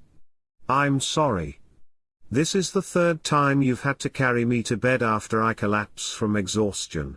Avallac'h did not seem amused, but something in his expression changed. He straightened up, and his eyes flashed as he replied, "I'm losing my patience. I can't carry you much longer." Riana laughed, or at least tried to. It sounded more like a stifled sigh. "As I said, I'm sorry. But I'm afraid it's becoming a habit," she said quietly, closing her eyes for a moment. She tried to feel herself, inwardly. Her blood was pounding, but it was faint, like a distant echo of what it used to be. She had used her strength more than ever before, and she knew it would take time to recover. "Are you feeling sick?" Avallac'h's voice was surprisingly gentle. "No," Riana replied. "I'm just empty." She opened her eyes again and looked directly at Avallac'h. Elf said nothing. They just looked at each other. "It worked," Avallac'h finally said, softer than Riana would have expected. "I restrained Ciri's powers. Eredin escaped." Riana nodded, but the movement made her head spin. She pressed her head back into the pillow. "Good," she muttered. They sat there for a moment in silence. The fire crackled in the fireplace, and the stone walls of Kaer Morhen felt warm for once. It was still cold outside, but it was peaceful inside. Finally, Avallac'h broke the silence. "Vesemir is dead. That's why Aear'el lost control of her powers.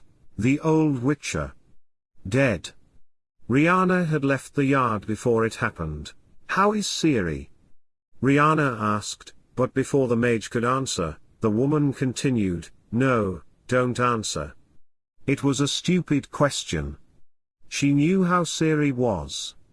She would blame herself." Riana knew it because she blamed herself too. She could have chosen to stay in the yard and fight. She could have made a difference. Even if she didn't have her strength left, she could have done something. Avallac'h watched her, just as he had done before, analyzing, weighing his words. But this time, Riana felt no cold calculation in it. Something else was rippling beneath the surface. "Stop it," the elf finally said. His voice was not harsh, but there was a weary certainty in it. "You did what had to be done. Without you, I wouldn't have been strong enough to stop her." Riana laughed dryly and closed her eyes for a moment. "It still didn't change anything." "No," Avallac'h admitted. "But it gave us the opportunity to continue." Riana took a deep breath and pressed her fingers against the edge of the blanket for a moment. She didn't want this conversation. She didn't want anything that touched too deeply. She wanted to think about something else. "How long have I been unconscious?" she asked. "A couple of hours," Avallac'h replied. "You collapsed as soon as you let go of me." Riana furrowed her brows. She didn't remember that. All she remembered was the darkness, the feeling that she had given all she could give. "Everyone else is still alive," Avallac'h continued, as if he knew what she was going to ask next. "Ciri is in Vesemir's room, with Geralt. Triss and Yennefer are helping the other wounded. The Witchers. They're grieving." Riana swallowed and turned her gaze towards the ceiling. She didn't want to think about what had been lost. She didn't want to feel it. "What about you?" she asked quietly. Avallac'h raised his eyebrows. "What about me?" Riana smiled wearily. "I've carried you with me mentally for the last few weeks, and now you've carried me here. Should we be worried that this is becoming a bad habit?" Avallac'h laughed. It was such a muffled voice that Riana wasn't sure if it was just her imagination. "That would be quite ironic," he said. "Considering I'm not particularly keen on carrying the extra burden." Riana sighed. In that case, we'd both do well to stop falling apart. Avallac'h said nothing. He just looked at her for a long time, silent. And just before Riana drifted back into the confines of sleep, she could feel something light and warm touching her hand resting on the blanket. But when she opened her eyes, Avallac'h was still sitting there, unmoving. Riana closed her eyes again. Maybe she had only imagined it. Or maybe she hadn't.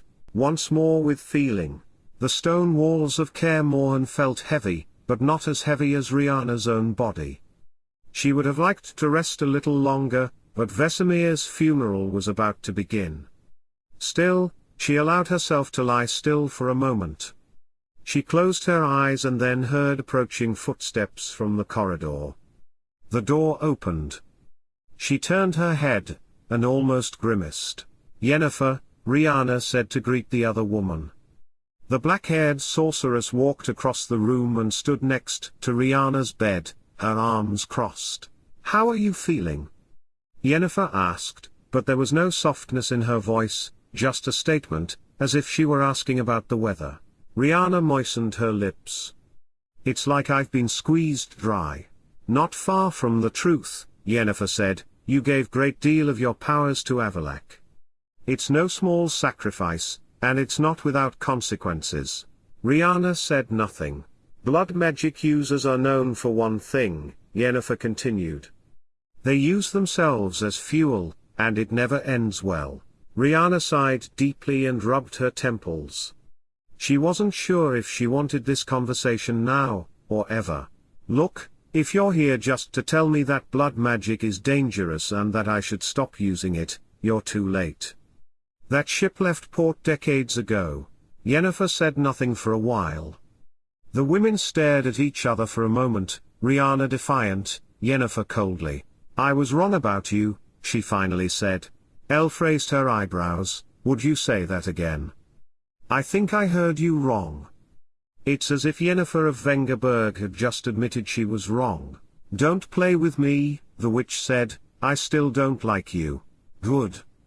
I don't like you either. You wear too much perfume. It gives me a headache." They looked at each other for a moment. Then Yennefer suddenly smiled and shook her head. "I respect what you did today. That's why I'm warning you. Do not trust Avallac'h. He is dangerous, and Geralt does not trust him. And neither do I." Riana tilted her head and looked at the woman for a moment, studying her. Then she shrugged. "Thanks for the warning, but you don't know him like I do. So how do you know him then? You were his student, but do you think he's told you everything? Do you think he's not hiding anything?" "Oh, he's hiding a lot. He has never agreed to tell me the secret ingredient in his chicken recipe.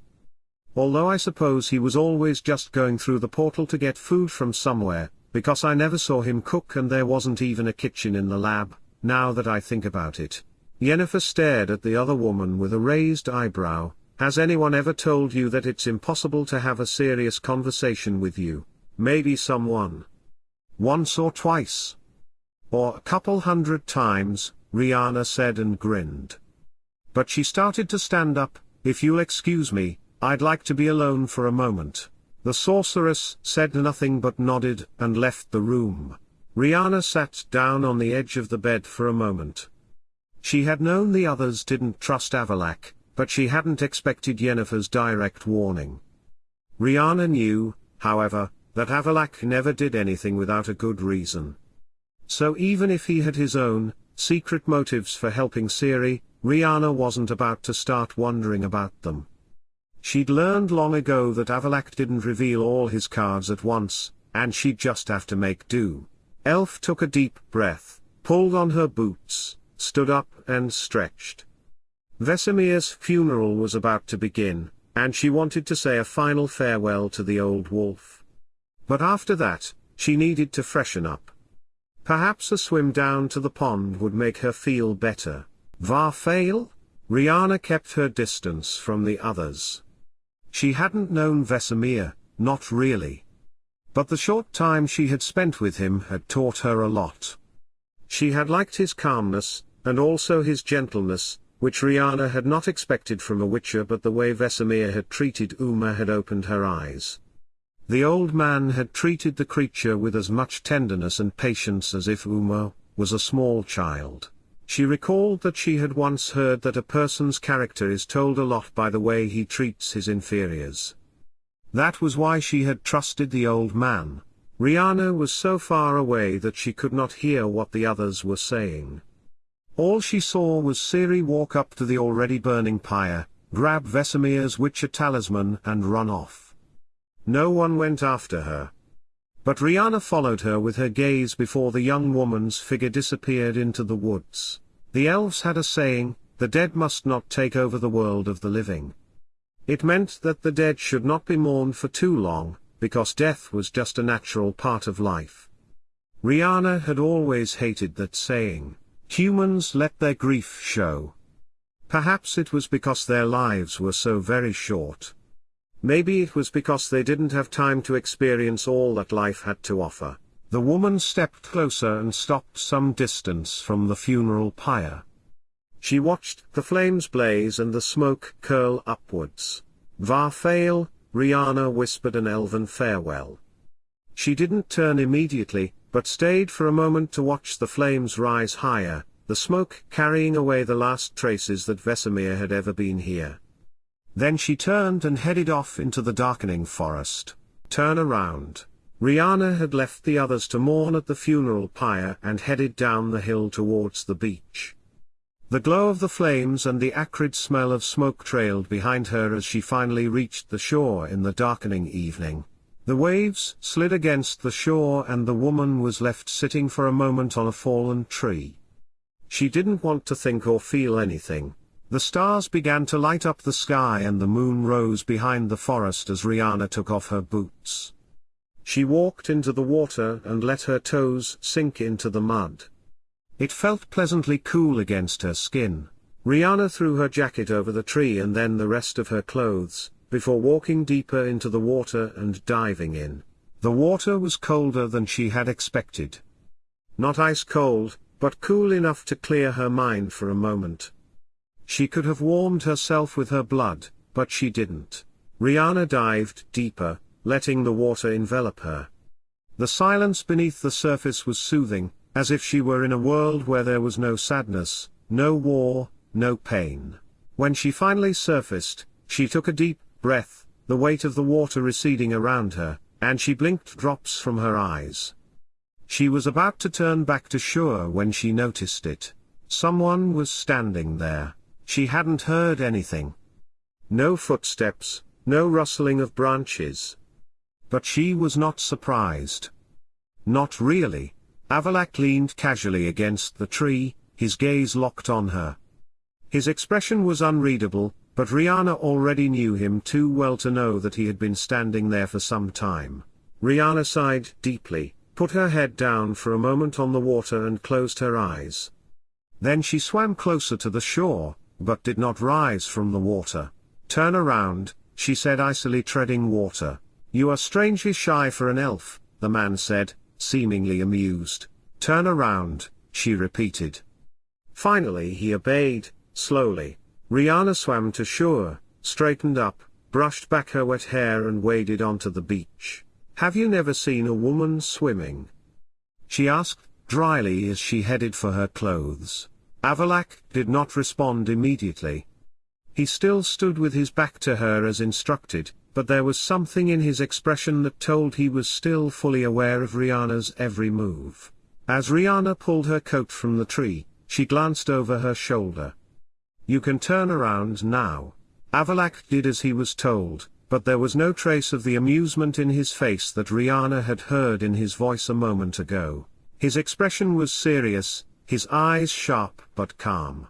Riana turned back to the lake, dried her face on the sleeve of her jacket and then sat down on the sand. The water had felt good, but it hadn't washed away the heavy feeling in her chest. Avallac'h did not leave. He walked closer and stood quietly for a moment before asking, "Are you looking for something?" Riana smiled a crooked, tired smile and stared at the lapping water. I hear there's treasure hidden at the bottom of the pond. There wasn't. The man did not answer. He seemed to be thinking about something. Riana pulled on her boots and brushed her wet hair. I can't understand why you even bother to walk all the way here. You didn't just come here to criticize my swimming technique, did you? Avallac'h tilted his head thoughtfully. Mostly out of curiosity. And maybe a little bit to make sure you're not drowned. Riana glanced at him from under her eyebrow.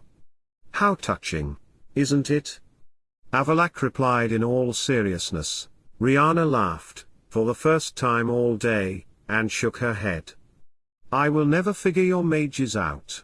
Avallac'h smiled and turned towards the fortress. If I disturbed your swim, I can always push you back in the water. Riana raised her eyebrows, but didn't respond. Instead, she reached down and scooped some water to her palm and splashed. It landed on the hem of Avallac'h's cloak. Avallac'h stopped. He looked first at the wet hem and then at Riana. Elf's expression remained calm, but there was a flash in his eyes that made Riana sit up quickly. There's still time to swim, Avallac'h said calmly. Riana grinned. Don't you dare? Elf just shrugged, turned around and started walking back up the hill. Riana stood still for a moment, watching him, until she smiled to herself and followed him. Wandering fingers. The air was filled with the smoke of the flame and the smell of damp stone walls. Avallac'h stood at a long table, his slender fingers spread on either side of an open book. The pages were filled with ancient carvings, but his eyes were not drawn to them. It wandered, pausing for a moment, then moving on. They had defeated Irene now temporarily, and Avallac'h had begun to recover from the process of breaking the curse quickly after Riana had given him her powers, but still something felt strange. His thoughts didn't quite stay together, but instead wandered into irrelevancies. It was annoying. The hinge of the door let out a quiet creak, and the movement of the air told him even before he looked up who was entering. Riana? She said nothing, but Avallac'h heard her walk closer. Her boots tapped lightly on the floor, and there was neither caution nor hesitation in her steps. You look like you're trying to solve one of the biggest questions in the universe, Riana said, leaning against the edge of the table. Avallac'h did not respond immediately. His gaze paused on her for only a moment before returning to the pages of the book. Maybe so, he said at last. Riana smiled and took a small glass bottle from her sleeve containing a deep, blue liquid. She put it down on the table. I prepared this. It will help you recover from the process your body went through. Not that you need it. You're already in much better shape. Avallac'h glanced at the bottle, but did not pick it up. Thoughtful, Riana grinned, isn't it? Then she raised her eyebrows. Is something wrong? Something other than the future of the whole world, I mean? You look strange. Avallac'h rubbed his temples. I'm fine. Then it happened. His fingers moved as if of their own accord, as if they were reaching for something that was not entirely under his control. He didn't notice the gesture immediately, but Riana felt it. The mage had grabbed the edge of her sleeve. It was a fleeting moment, a light movement. His fingers instinctively squeezed the fabric, just as Uma had done. Riana froze, and Avallac'h felt it. He realized what he had just done, and couldn't immediately explain it to himself. His fingers released their grip quickly, almost too quickly. He straightened his posture, closed the book in front of him and turned his gaze to Riana, who was now watching him, her greenish-blue eyes wide, her body tense. There was nothing on Avallac'h's face. Not a gesture? He straightened the cuff of his robe, as if nothing had happened. Finally, Riana smiled. It was a small smile, but still. Welcome back, she said, taking the bottle back in her hand. She waved it gently in the air. If you decide you don't need this, I'll find a use for it. Then she turned and walked away, with light steps. Avallac'h stayed put. He stared for a moment at the empty space where she had been standing a moment ago. Then he raised his fingers and looked at them as if they did not belong to him. Why? Why had he done it? And why did he have the feeling that this was not the first time? The stars had lit up the sky, and the castle courtyard was bathed in a soft, silvery light. The air smelled of cold stone and the slight residue of incense that Yennefer had burned earlier in the day. Avallac'h stood in the shadow of the wall, his eyes fixed on the courtyard where Ciri and Riana were talking. Ciri waved her hands as she said something, laughing, and Riana replied with a smile, her eyes twinkling in a way that was not usual. At least not when she'd been with Avallac'h. Avallac'h could not say why he stopped to look. Why he didn't just turn away and continue his investigation. Footsteps in the stone corridor behind him broke the silence, but he did not turn. He already knew who was coming. You're no longer wrinkled and grim, but staring seems to have become a habit. Avallac'h sighed. Of course it is you. Geralt stopped beside him, leaned his arm against the stone wall and watched the same view for a moment. Ciri laughed at something again, and Riana shook her head, but didn't seem to reject the young woman's enthusiasm. You talk as if I've spent my time watching them, Avallac'h remarked dryly. Geralt smiled. Admittedly, you didn't. But you know who did. Avallac'h turned to glance at the Witcher with a furrowed brow. Geralt raised his eyebrows and tilted his head. Uma. Avallac'h said nothing, but Geralt could see from the subtle tension in his face that he had heard the name too many times in the last few days. The Witcher smiled crookedly. That walking curse was quite a sight, but a funny thing, it wasn't entirely without preferences. I think Riana was its favorite. Avallac'h raised his eyebrows skeptically. No, I'm not joking, Geralt continued. Uma followed her around the castle. Curled up next to her if Riana sat somewhere for too long. Grabbed her by the sleeve whenever she tried to go too far. He glanced at Avallac'h with a sideways glance. Do you remember anything about that? Avallac'h did not respond immediately. He would have liked to say no, but the words wouldn't come out. He lowered his eyes and looked at his fingers resting against the stone wall. Geralt smiled, and his voice was too knowing. Something you remember. At least what it felt like to cling to that sleeve. Avallac'h said nothing. But Geralt could see the man's fingers moving furtively, as if they were remembering something he wouldn't even admit to himself. Don't worry, Geralt continued. I don't think Riana knows that you can be so attached to someone. Avallac'h was now looking straight at him, and although his face had that familiar calm expression, his gaze was sharper than a moment ago. I wasn't myself, the elf finally said. No, you weren't, Geralt admitted. But you were still you. The silence stretched between them. Finally, Avallac'h shifted his gaze back to the courtyard, where Ciri and Riana still stood. Geralt straightened up and started to walk away, but before he disappeared into the shadows of the wall, he added, "Good night, Avallac'h. Try not to climb into Riana's arms if you run into her at night." And at that moment Avallac'h felt that first genuine urge to use some very, very tingly magic on the Witcher, but instead he just stood there in the shadows of the wall. And his fingers twitched once more, as if to remind him of something he didn't want to admit. Mushrooms, anyone? Riana still felt weak, although her strength was slowly returning. She had gone out to explore the surroundings of Kaer Morhen, hoping to take her mind off her weakness and away from the battle. She had killed, not just one or two, but many, dozens of soldiers. And although her rational mind said it had been necessary, the healer in her rebelled. She was not a killer. She was not a cold-blooded soldier, but still. How many lives had she permanently ended? The thought seemed to crush her chest into a heap, and she had tried to escape that feeling into something familiar, something that came naturally to her, herb gathering.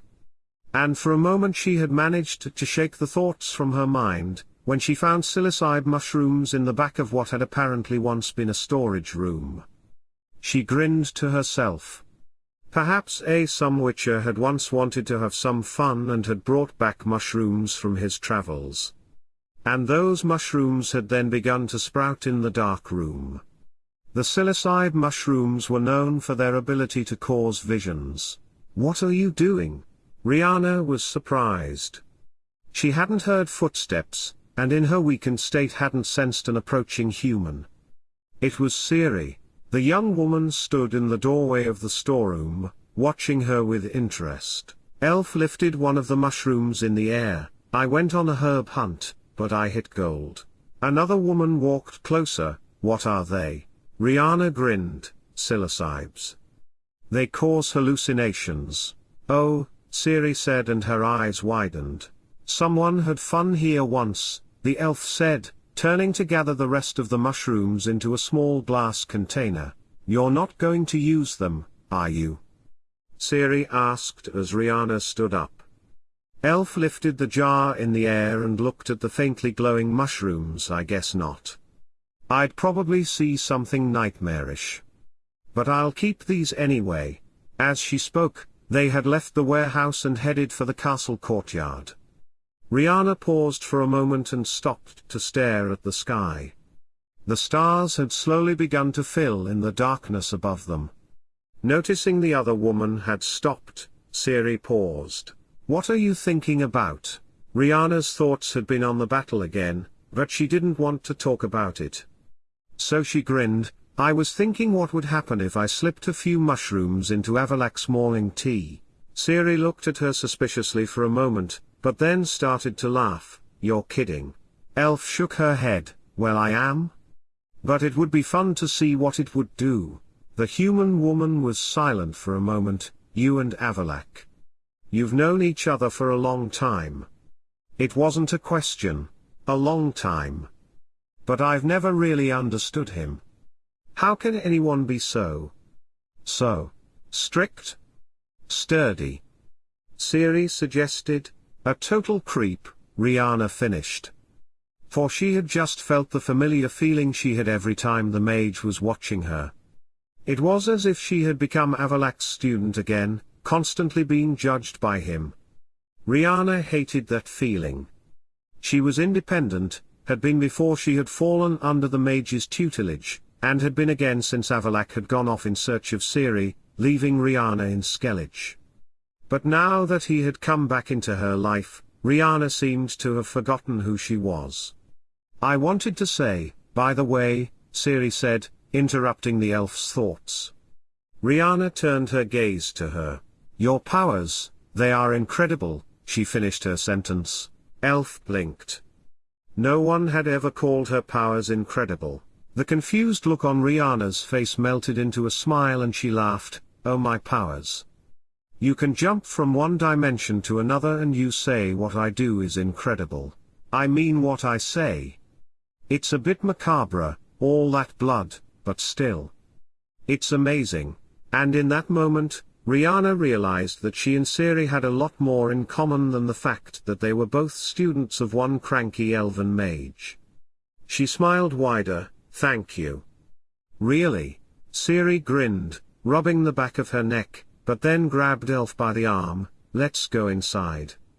We wouldn't want Avallac'h to freeze up while doing the analysis." Training, this time in Caer Morhen. Caer Morhen was quiet. The funeral had left a heavy, sad feeling in the air.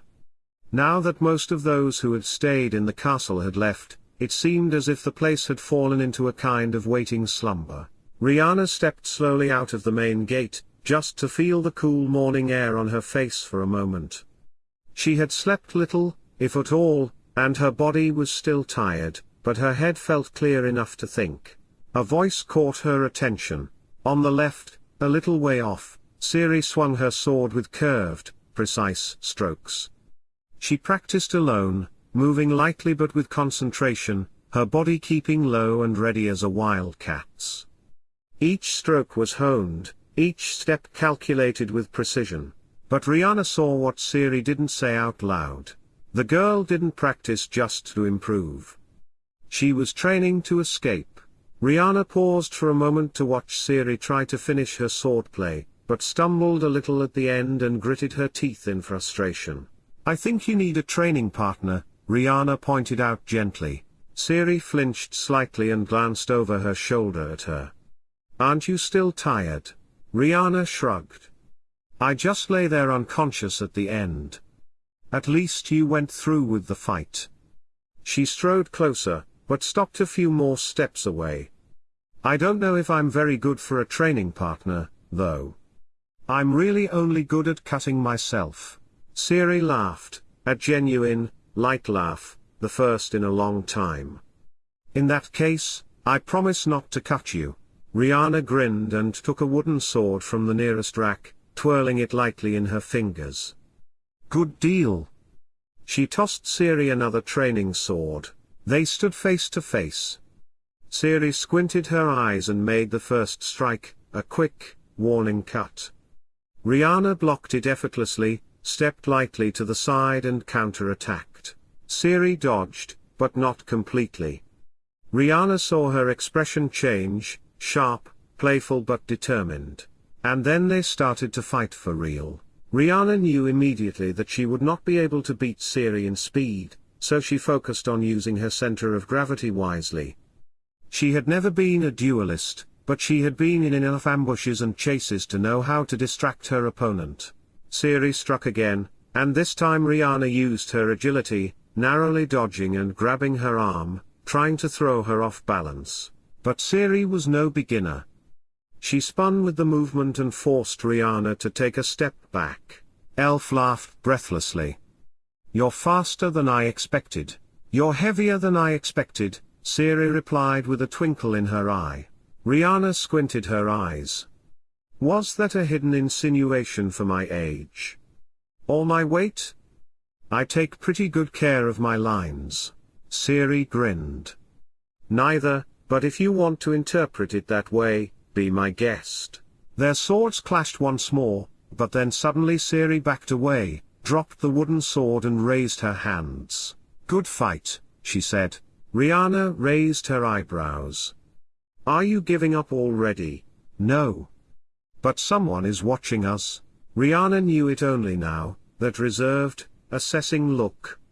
She turned her head and saw Avallac'h standing in the distance, partly in the shadows but close enough that he was clearly watching their match. "Of course," Riana sighed. "Every time I act like a normal person, even for a moment, someone stands there and analyzes me like a lab animal." "Maybe he's just enjoying the entertainment," Ciri suggested, but there was a certain amusement in her voice. "Then he would have to pay for the ticket," Riana muttered and shook her head. Ciri laughed and picked up her sword. "I'm going to change." "Thanks for the exercise." Riana nodded and watched as Ciri stepped back into the castle. But she didn't follow. She stood still for a moment, watching Avallac'h still standing in the shadows, now looking at something else, maybe Ciri, maybe the ruins of Kaer Morhen. Then Riana sighed and was about to pass him on her way to the castle. But her journey was cut short when she overheard a conversation from the edge of the yard. "That was careless," Geralt's gruff voice said. "And you would have done otherwise?" Avallac'h replied. Riana stopped. She hadn't meant to stay and eavesdrop, but the words stopped her. "The elven woman," Geralt continued. "She used her powers in a way that no one else understood. You know very well that now they're interested." Riana squinted her eyes. They were clearly talking about her. Avallac'h was silent for a moment. Then his voice came out soft but piercing. "In that case, they should be careful not to ask too many questions." Riana felt something cold and heavy settle inside her. She took a few steps closer, deliberately letting her feet tap against the stone. Geralt and Avallac'h turned to look at her. "I hope I didn't interrupt anything important," she said calmly. Geralt watched her for a moment, then just scowled and shook his head. "We'll continue this discussion later." He stepped away, leaving Riana and Avallac'h alone in the courtyard. The elf woman eyed the mage appraisingly. "What were you and Geralt up to?" Avallac'h smiled fleetingly for a moment. The smile was more pleased than warm. Nothing that directly concerns you. Yet, Riana wasn't convinced. They had certainly talked about her. And who was interested in her? And why didn't Avallac'h tell her? Are you sure it's smart to strain yourself? Your strength hasn't returned yet, the man continued, clearly deliberately changing the subject when Riana said nothing. I can judge my own abilities, thank you, Riana replied dryly. Are you sure? I'd hate to have to carry you to bed again, the elf continued, raising his eyebrows. Riana smiled dryly. No fear. I have no intention of coming anywhere near your bed again. She turned to leave, but paused a moment longer, glancing over her shoulder at Avallac'h. His gaze was appraising, not angry, but heavy. You remember I'm not your pupil anymore, she said slowly. Ciri is now your concern. Maybe with her things will go your way this time. She did not wait for an answer, but continued on her way. Avallac'h remained watching her, his face a look that was difficult to interpret. His fingers moved restlessly against each other, and his gaze remained where Riana had stood a moment ago. When her footsteps had disappeared into the echo of the corridors, the mage closed his eyes for a moment and said quietly to himself, Yes. You are no longer my pupil. There was something about the idea. Something strange. Tell it with flowers. Riana and Ciri were in the yard, this time practicing controlling Ciri's powers. Avallac'h had thought that it was a good idea to let Riana try to help Ciri, as during her own training the elven woman had shown a great aptitude for learning control. Though the mage hadn't said so directly, he had hinted at it subtly. So now it was just the two women in the yard. Riana sat on a piece of wall and Ciri cross-legged on a wooden bench in front of her. I don't know if it's any help to you, but I learned to control my powers by thinking in smaller parts first. I didn't immediately start thinking about how I could control a whole streak of blood, I thought about it in drops. As she spoke, Riana raised a dozen drops of blood spinning slowly in the air. It was only when I learned how to control the individual droplet that I put them together. The droplets joined together as she spoke and now remained floating in a coherent ball. Is this going to help? Ciri had no time to reply, when Aear'el, who for some reason had been hovering uncertainly in the yard near them all morning, now seemed to have made up his mind, and started walking towards them. Hey, Aear'el. You're not leaving yet, are you? Ciri asked. The Witcher didn't look at her, though, but walked over to Riana, took a deep breath and handed her a purple flower from behind his back. Ah. Thanks. The elven woman said and took the flower from the man, looking a little puzzled. The dark-haired Witcher nodded slowly and without saying anything, he turned and walked away. Riana stared after him, blinking. What the hell just happened? She asked slowly.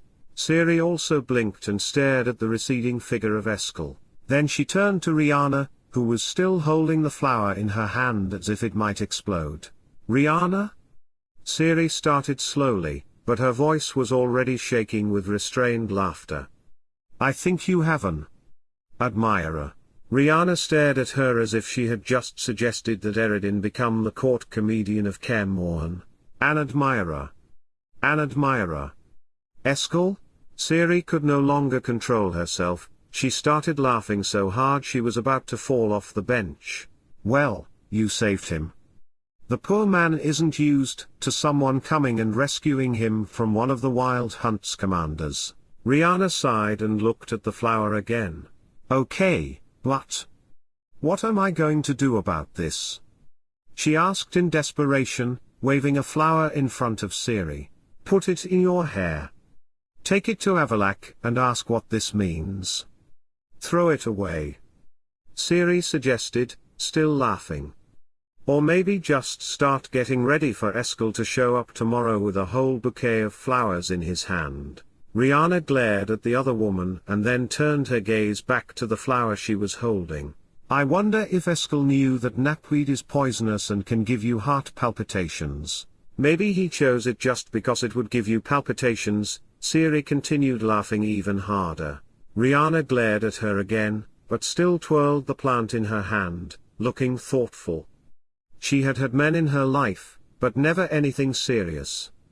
And then she had just decided to put such pointless and distracting things out of her mind.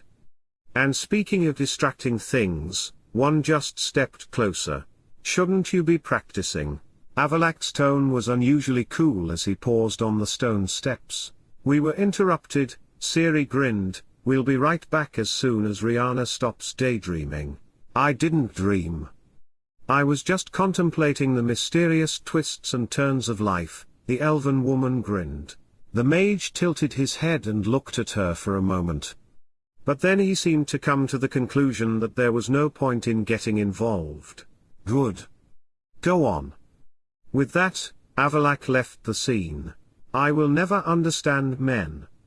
Some bring flowers and others just pout. Riana scowled and then sighed. Let's move on. Ciri was still grinning, but said nothing, so they continued with the training. Luckily for Riana, Eskel did not raise the matter again, and he left Kaer Morhen that evening.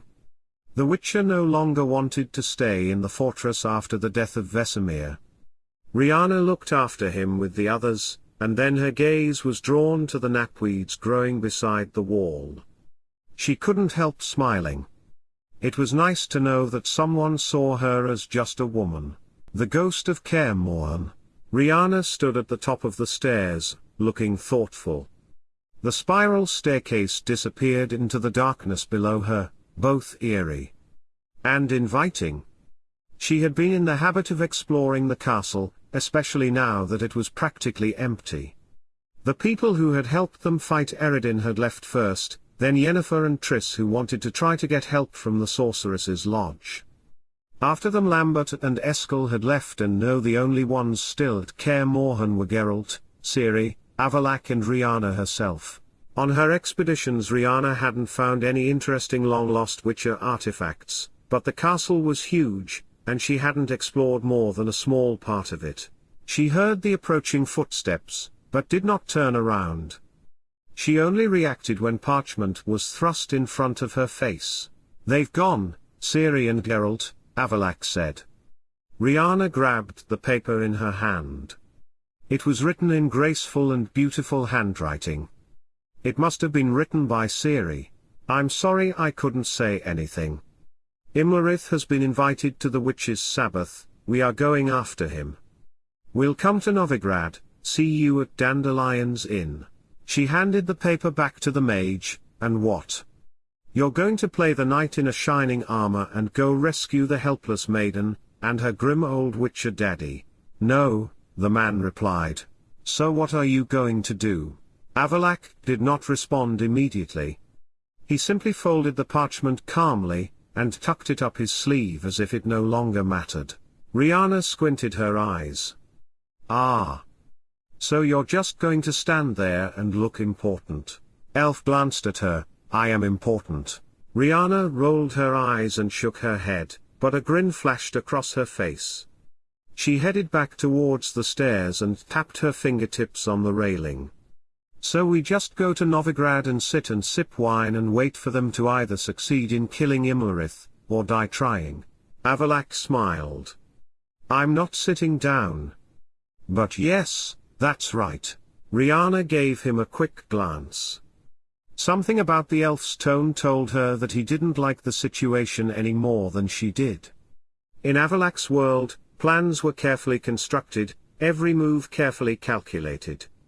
The fact that Ciri and Geralt had left without his permission and precise direction must have upset his methodical way of managing things. You hate this, don't you?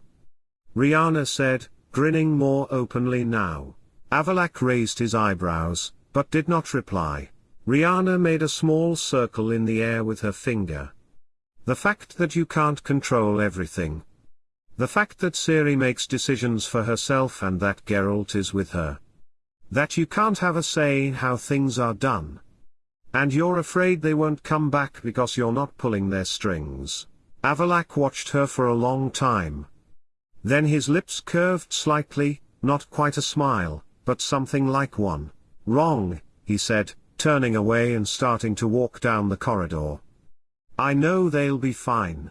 What else have you seen in your crystal ball, O mighty Aen Elle?" The man did not answer. Riana gave a silent sneer, then turned her gaze back to the spiral staircase. Avallac'h, who had noticed that she was not following, had stopped and remained watching her. "We need to prepare for departure for Novigrad. We don't have time to go exploring in dark cellars." "Maybe you don't," the woman replied, and headed for the stairs. Avallac'h followed her with his gaze, but said nothing more. Riana began to descend the stairs, and after a moment of silence, she heard the soft sound of footsteps above her. She smiled to herself. Avallac'h might not admit it, but he clearly intended to ensure that Riana was not given too much freedom for her own explorations. "All right," she thought. "Let's play this game then." Riana quickly took off her boots and then crept barefoot, silently, lower and lower. She finally reached the platform, which led into a dark corridor. She conjured up a light for herself, but held it steadily in front of her so that it would not be seen by the mage coming from somewhere behind her. There were several rooms along the corridor, none of which had doors. Then she found a side corridor curving to the left and slipped in. "Hello, I'm the ghost of Kaer Morhen," Riana said, unable to stop herself from giggling. Her voice echoed through the hallway and rooms, so that the source of the sound was unknowable. "You do remember that I sense you?" Avallac'h's voice came from somewhere in the darkness in reply.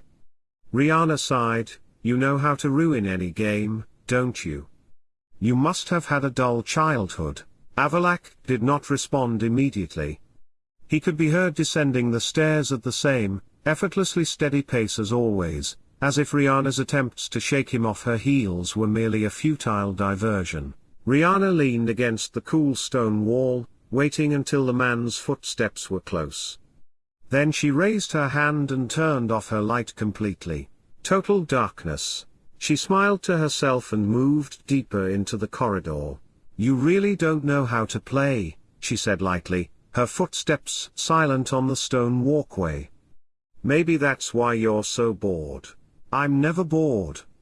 If I have nothing else to do, I can always start wondering about your strange movements of mind," Avallac'h replied from somewhere in the darkness. He sounded as calm as ever, but Riana could imagine him squinting his eyes into the darkness, puzzling over her next move. Riana turned slightly to the right, slipping into one of the open rooms. She moved like a shadow, her breathing muffled, the weight of her steps under control. She stopped. She waited. From the other end of the corridor, there was a shallow, deliberate intake of breath. "You can't hide from me," Avallac'h said. His voice was not loud, but it carried through the darkness to Riana, surrounding her. The woman grinned. "Can't you at least try?" she asked in a half-whisper, a playful tone in her voice. A little silence. Then Avallac'h answered. "Fine." Riana raised her eyebrows. "Oh. This is new. I didn't think you had a shred of playfulness in you." "I have never been playful," Avallac'h replied.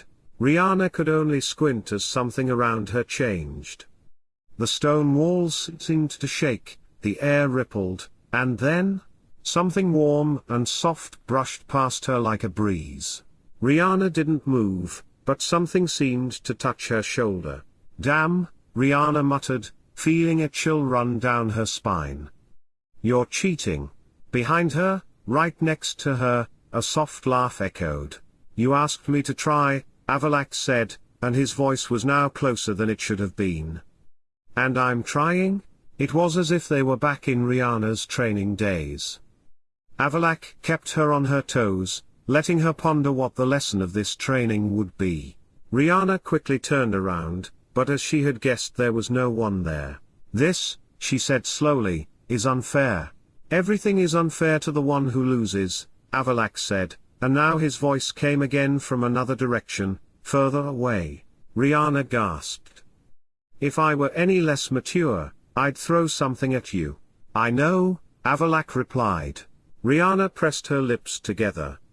She couldn't see the elf, but she was sure he was smiling, and for some reason it annoyed her to no end. She threw one of her boots, which she held in her hand, into the darkness. There was a thump. Mist came from somewhere in the darkness. Riana took a deep breath, waved her hand and cast a spell to bring the light back. Avallac'h stood just a few steps away, leaning casually against a stone pillar, arms crossed over his chest. He watched her from under his eyebrows, a little too complacently. Riana squinted her eyes. You had a dull childhood, didn't you? Avallac'h tilted his head. Who said it's over?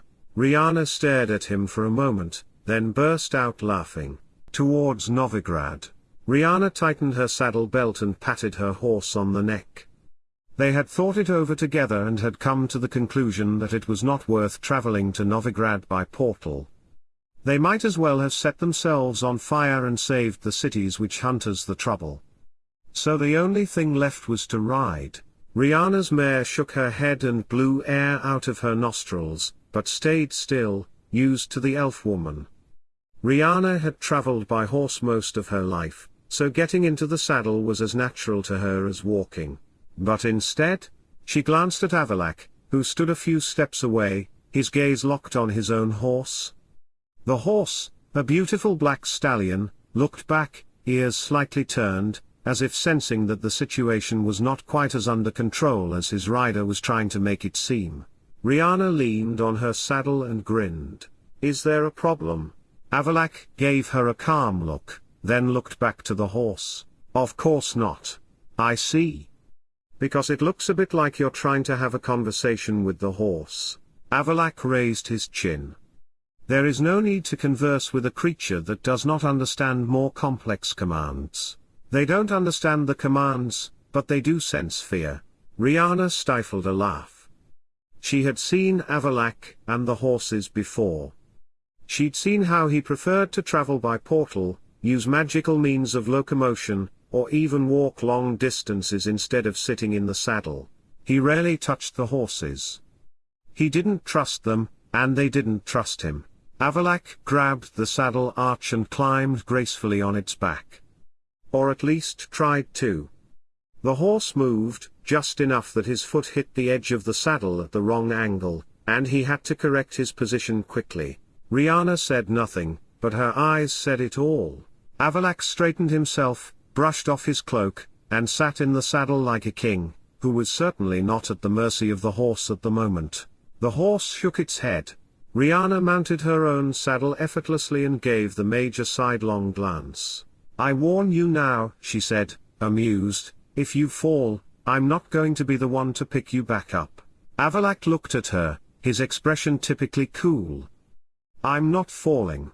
Oh, how self-assured, Riana smiled. She glanced at Avallac'h's horse and muttered, let's hope the horse agrees. Then she urged her mare on and set off down the stony road of Kaer Morhen. Avallac'h was momentarily left behind, either because he was carefully assessing his horse's every move, or because he was simply not as confident in the saddle as he wanted to imply. Eventually he followed, clearly focused on not letting the horse do anything unexpected. Riana looked back and smiled to herself. It was going to be an interesting journey. It was well into the evening when Riana and Avallac'h rode along a narrow forest track.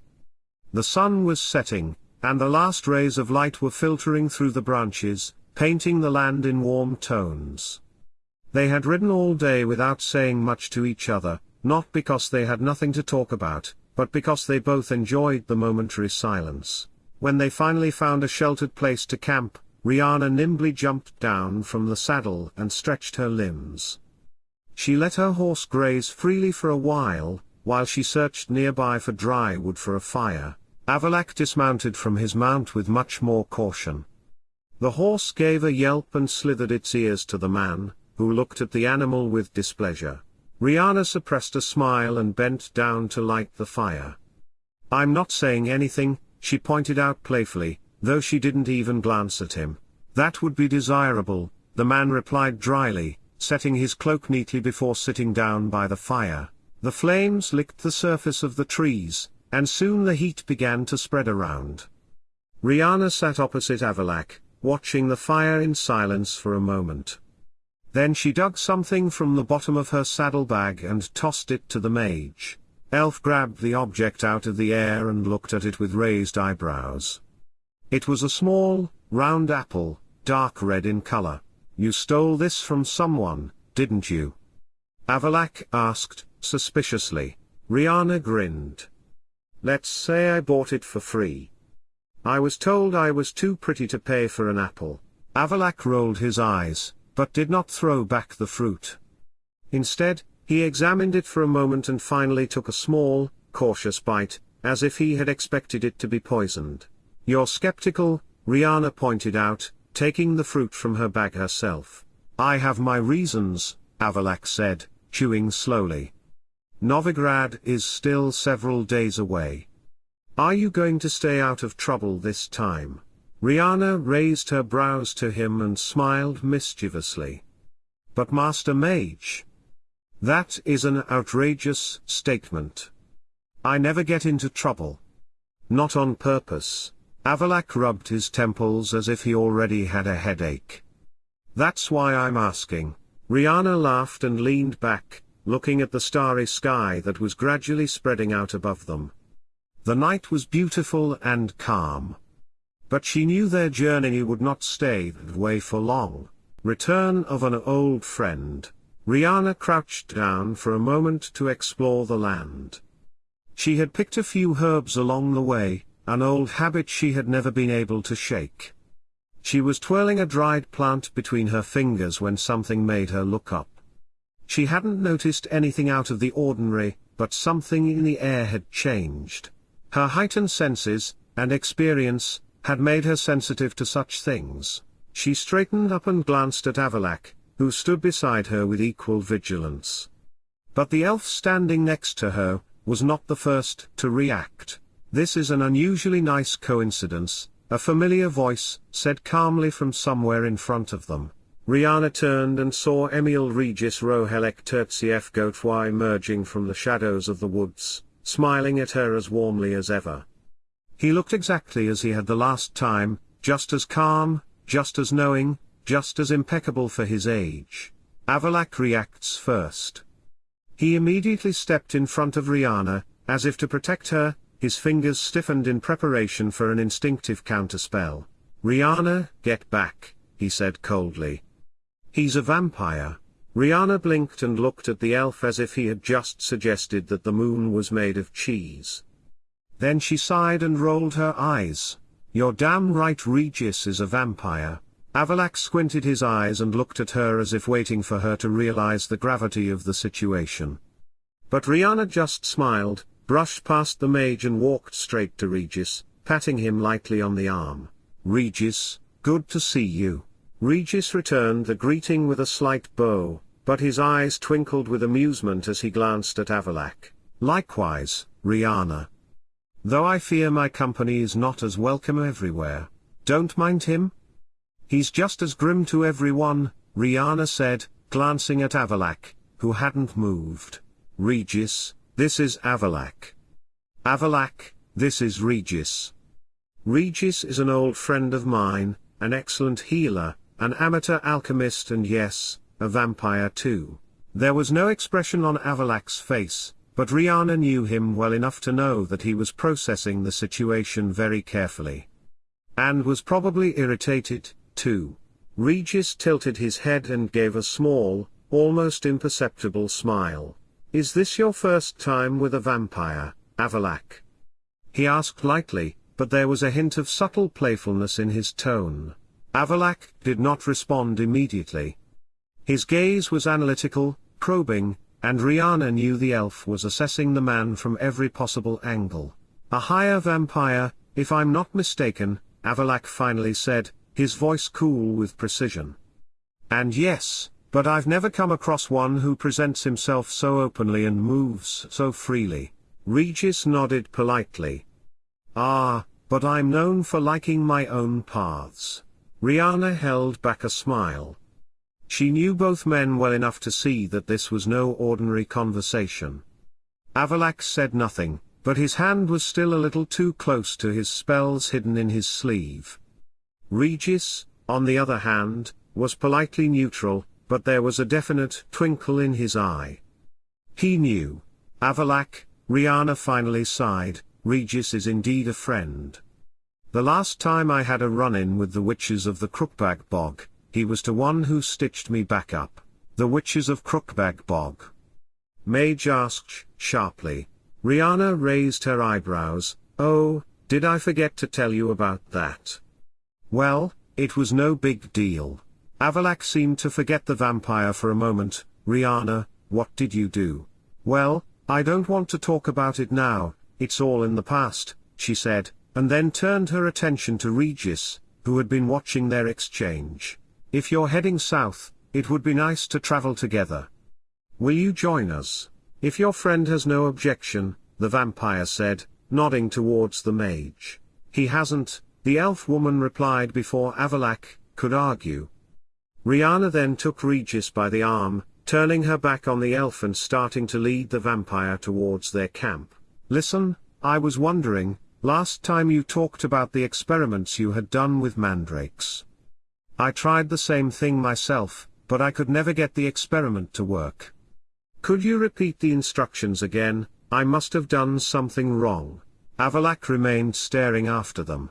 His expression was still completely neutral, but his fingers twitched slightly under his cloak, a small, imperceptible movement, that only someone familiar with his ways could even detect. Regis smiled lightly at Riana's question. Ah, the mandrakes, the vampire said thoughtfully as they walked towards the horses. They're awkwardly temperamental. Every growing area affects their composition, soil, temperature, even the amount of sunlight. You'll have to be more specific about your experiments. I just tried to do as you advised, but every time I only got acid, Riana replied with a grin. I think I know what the problem was. You have to lower the temperature slowly. Otherwise, the fluid won't have time to equilibrate. Well, that would explain. Their conversation reached Avallac'h's ears, even though he could no longer see their faces. His gaze lingered for a moment on the way Riana leaned a little closer to Regis as she spoke, how she laughed lightly at his answers, how natural their interaction seemed. Too natural. Avallac'h had never seen Riana quite like that, calm in the company of someone else, without reserve, without distance. Regis was not as dangerous as the other men in Riana's life. Not like Aear'el. Not like Avallac'h himself. He didn't try to control, to persuade, to take. He was just there, and Riana saw no threat in that. Avallac'h was aware of an emotion growing inside him. It was not anger, not really irritation. It was something else, something uncomfortable, something unnecessary. He was not jealous. Of course not. Jealousy was an irrational emotion, unnecessary, a mixture of possessiveness and fear of loss. And he wasn't afraid. He had never been afraid. He knew his place in Riana's life. He was a mentor. A teacher. Someone who understood a woman's potential and strength better than anyone else. So why were his fingers still twitching under his cloak? The camp was quiet. Night had fallen, and the campfire glowed orange against the shadows. Riana sat on a rock, her back straight, fingers intertwined in her lap, watching Regis finish gathering his things. The vampire seemed in no hurry, but there was still a finality to his movements. Avallac'h stood a little further back, leaning gently against the trunk of a tree, a normal emotionless expression on his face. But Riana wasn't blind, she had learned to see behind those impassive faces. Avallac'h was glad to see the vampire go. We're not even there yet, and you're already leaving?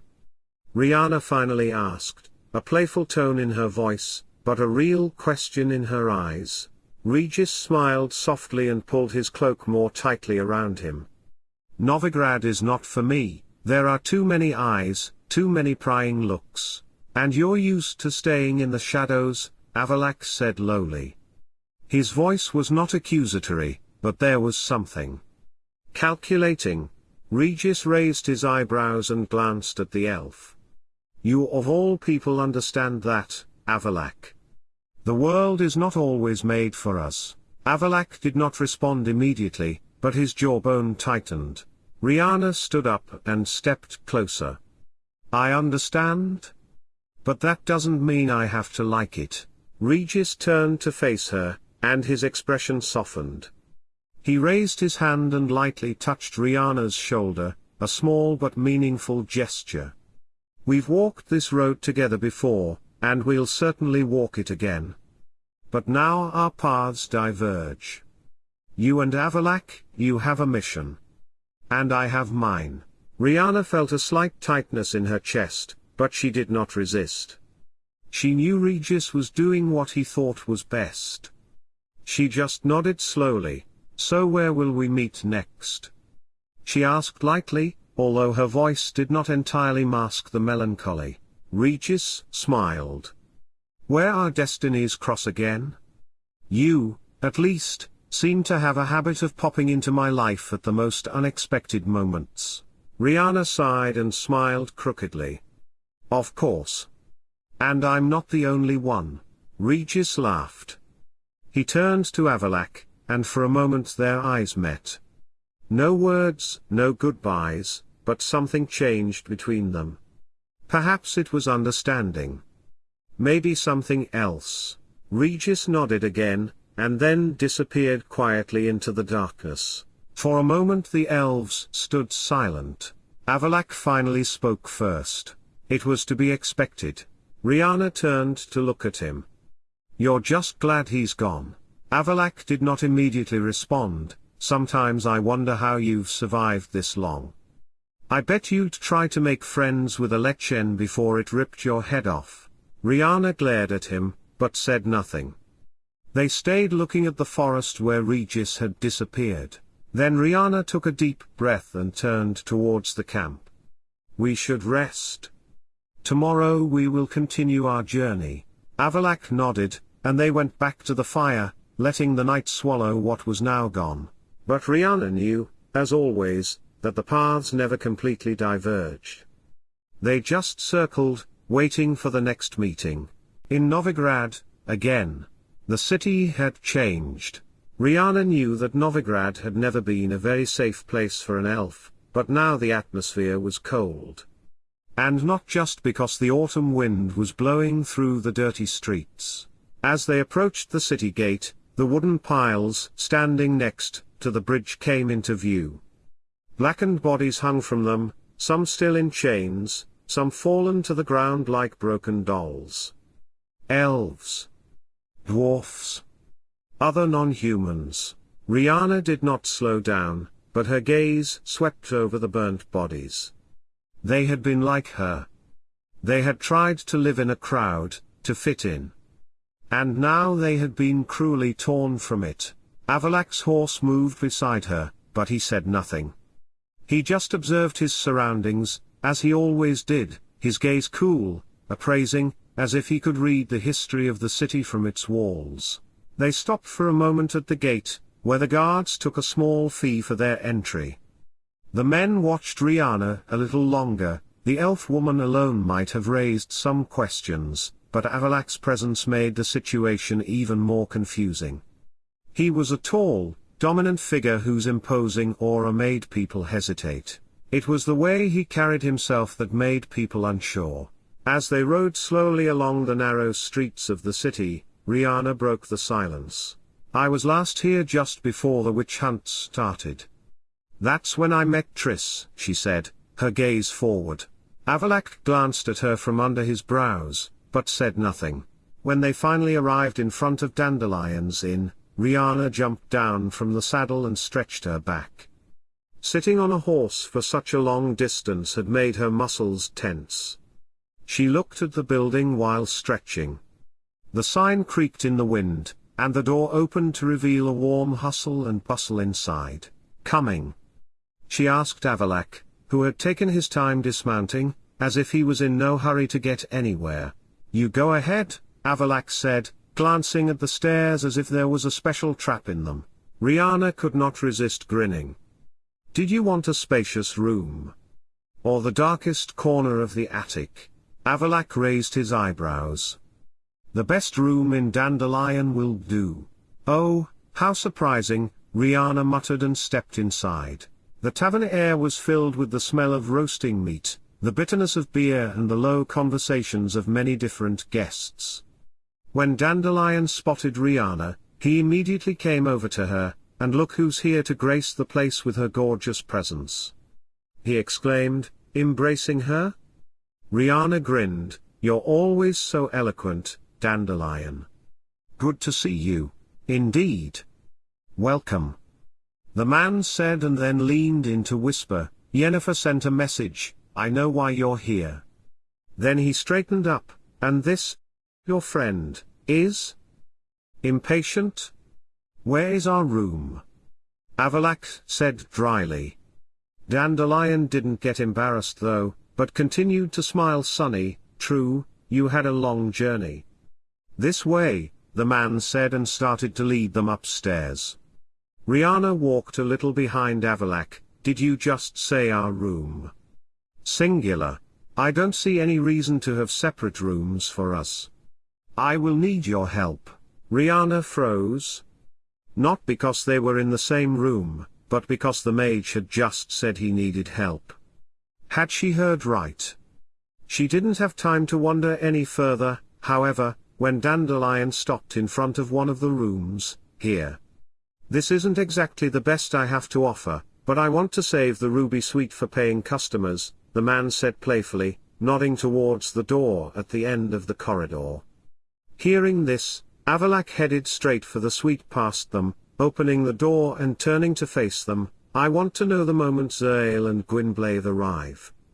Riana, are you coming? She gave Dandelion an apologetic look but hurried past him to the ruby suite after Avallac'h.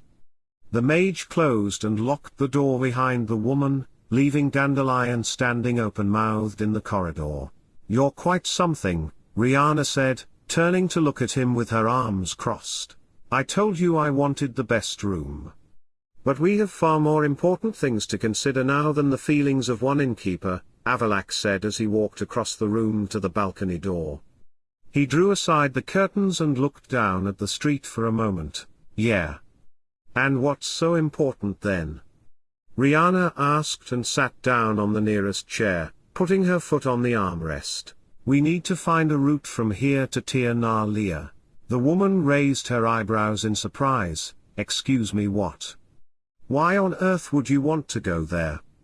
You're not particularly popular there right now. We need Gealbhan's support. And I know how we can get it. We just need to talk to him. Gealbhan, the Viceroy of Eredin, who practically ran the administration while Eredin traveled around with Wild Hunt, would be a useful ally, but Riana could see no reason why he would have agreed to help them. At least not from what Riana knew about the man. She rubbed her eyes. And how do you plan to perform this miracle? How are we supposed to get his support? Avallac'h turned. His face had a serious expression. For a moment he seemed to consider his words, before finally speaking. I know that Eredin murdered Oberon. And I also know that Gealbhan is so righteous that he cannot forgive such treachery. Riana knew from the look on his face that it would be pointless for her to even ask how he knew that Eredin had murdered Oberon. Avallac'h was not going to explain it. So how can I help? That remains to be seen. But you'd better stick around in case I need you. Is the downstairs close enough, or do I really have to sit here and watch you do the calculations on the portals? He looked at her for a moment, and there was a strange look in his eyes that she couldn't interpret. He turned around suddenly. You can go. I'll call you if I need you, he said, sitting down at the table. Riana rolled her eyes and headed downstairs. Mages, you can never figure them out. She was still grumbling at the door. The air in the inn was heavy. The beer, the roasting meat, the chattering conversation of people, everything felt uncomfortably dense, intrusive. The town was full of suspicion, dangerous glances and too many observers. But he didn't focus on them. He focused on the woman, who greeted the innkeeper like an old friend. Avallac'h watched as Riana grinned at him, how she moved naturally in their midst, as if she belonged here. He didn't. He belonged to something older, something bigger. She fit in here better than Avallac'h ever could. He had never understood how easily Riana shared familiarity and warmth around her. Dandelion smiled broadly. "And this? Your friend, is? Impatient? Where is our room?" Avallac'h interrupted dryly. He had no patience for people's pretentious social games. Dandelion did not seem upset. He was used to many kinds of guests and played his role perfectly. "True, you had a long journey. This way." Riana walked behind him, but Avallac'h felt her gaze. "Did you just say our room?" Singular. Avallac'h did not look at her, but replied in the same tone as always. "I see no reason for us to have separate rooms. I will need your help." He felt Riana freeze for a moment. It wasn't fear, or even surprise, it was something else. Confusion. Avallac'h wasn't sure, and he didn't have time to think. When Dandelion stopped in front of a room and mentioned the ruby suite, Avallac'h strode straight to the door and opened it without ceremony. "I want to know as soon as Aear'el and Gwynbleidd arrive." "Riana, are you coming?" She gave innkeeper an apologetic look and then followed him. Avallac'h closed the door behind them and locked it. Riana crossed her arms. "You're quite something. I told you I wanted the best room," Avallac'h said absent-mindedly, and walked across the room, pulling aside the curtains. He glanced at the street. The inn was a good choice, secluded enough, but not too suspicious. "But we have far more important matters to consider now than the feelings of one innkeeper." "Yeah. And what's so important then?" Riana asked and sat down on the nearest chair, putting her foot on the armrest. "We need to find a route from here to Tir-na-Lyle." He could almost hear Riana blinking. "I'm sorry, what? Why on earth would you want to go to Tir-na-Lyle? You're not particularly popular there right now." Avallac'h's fingers twitched fleetingly, but he controlled his reaction. Slowly, he turned towards her. "We need Aear'el's support. And I know how we can get it. We just need to get to talk to him."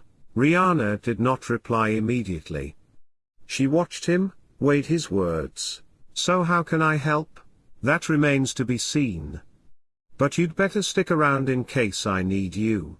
Riana snorted. "Is the downstairs close enough, or do I really have to sit here and watch you do the calculations on the portals?"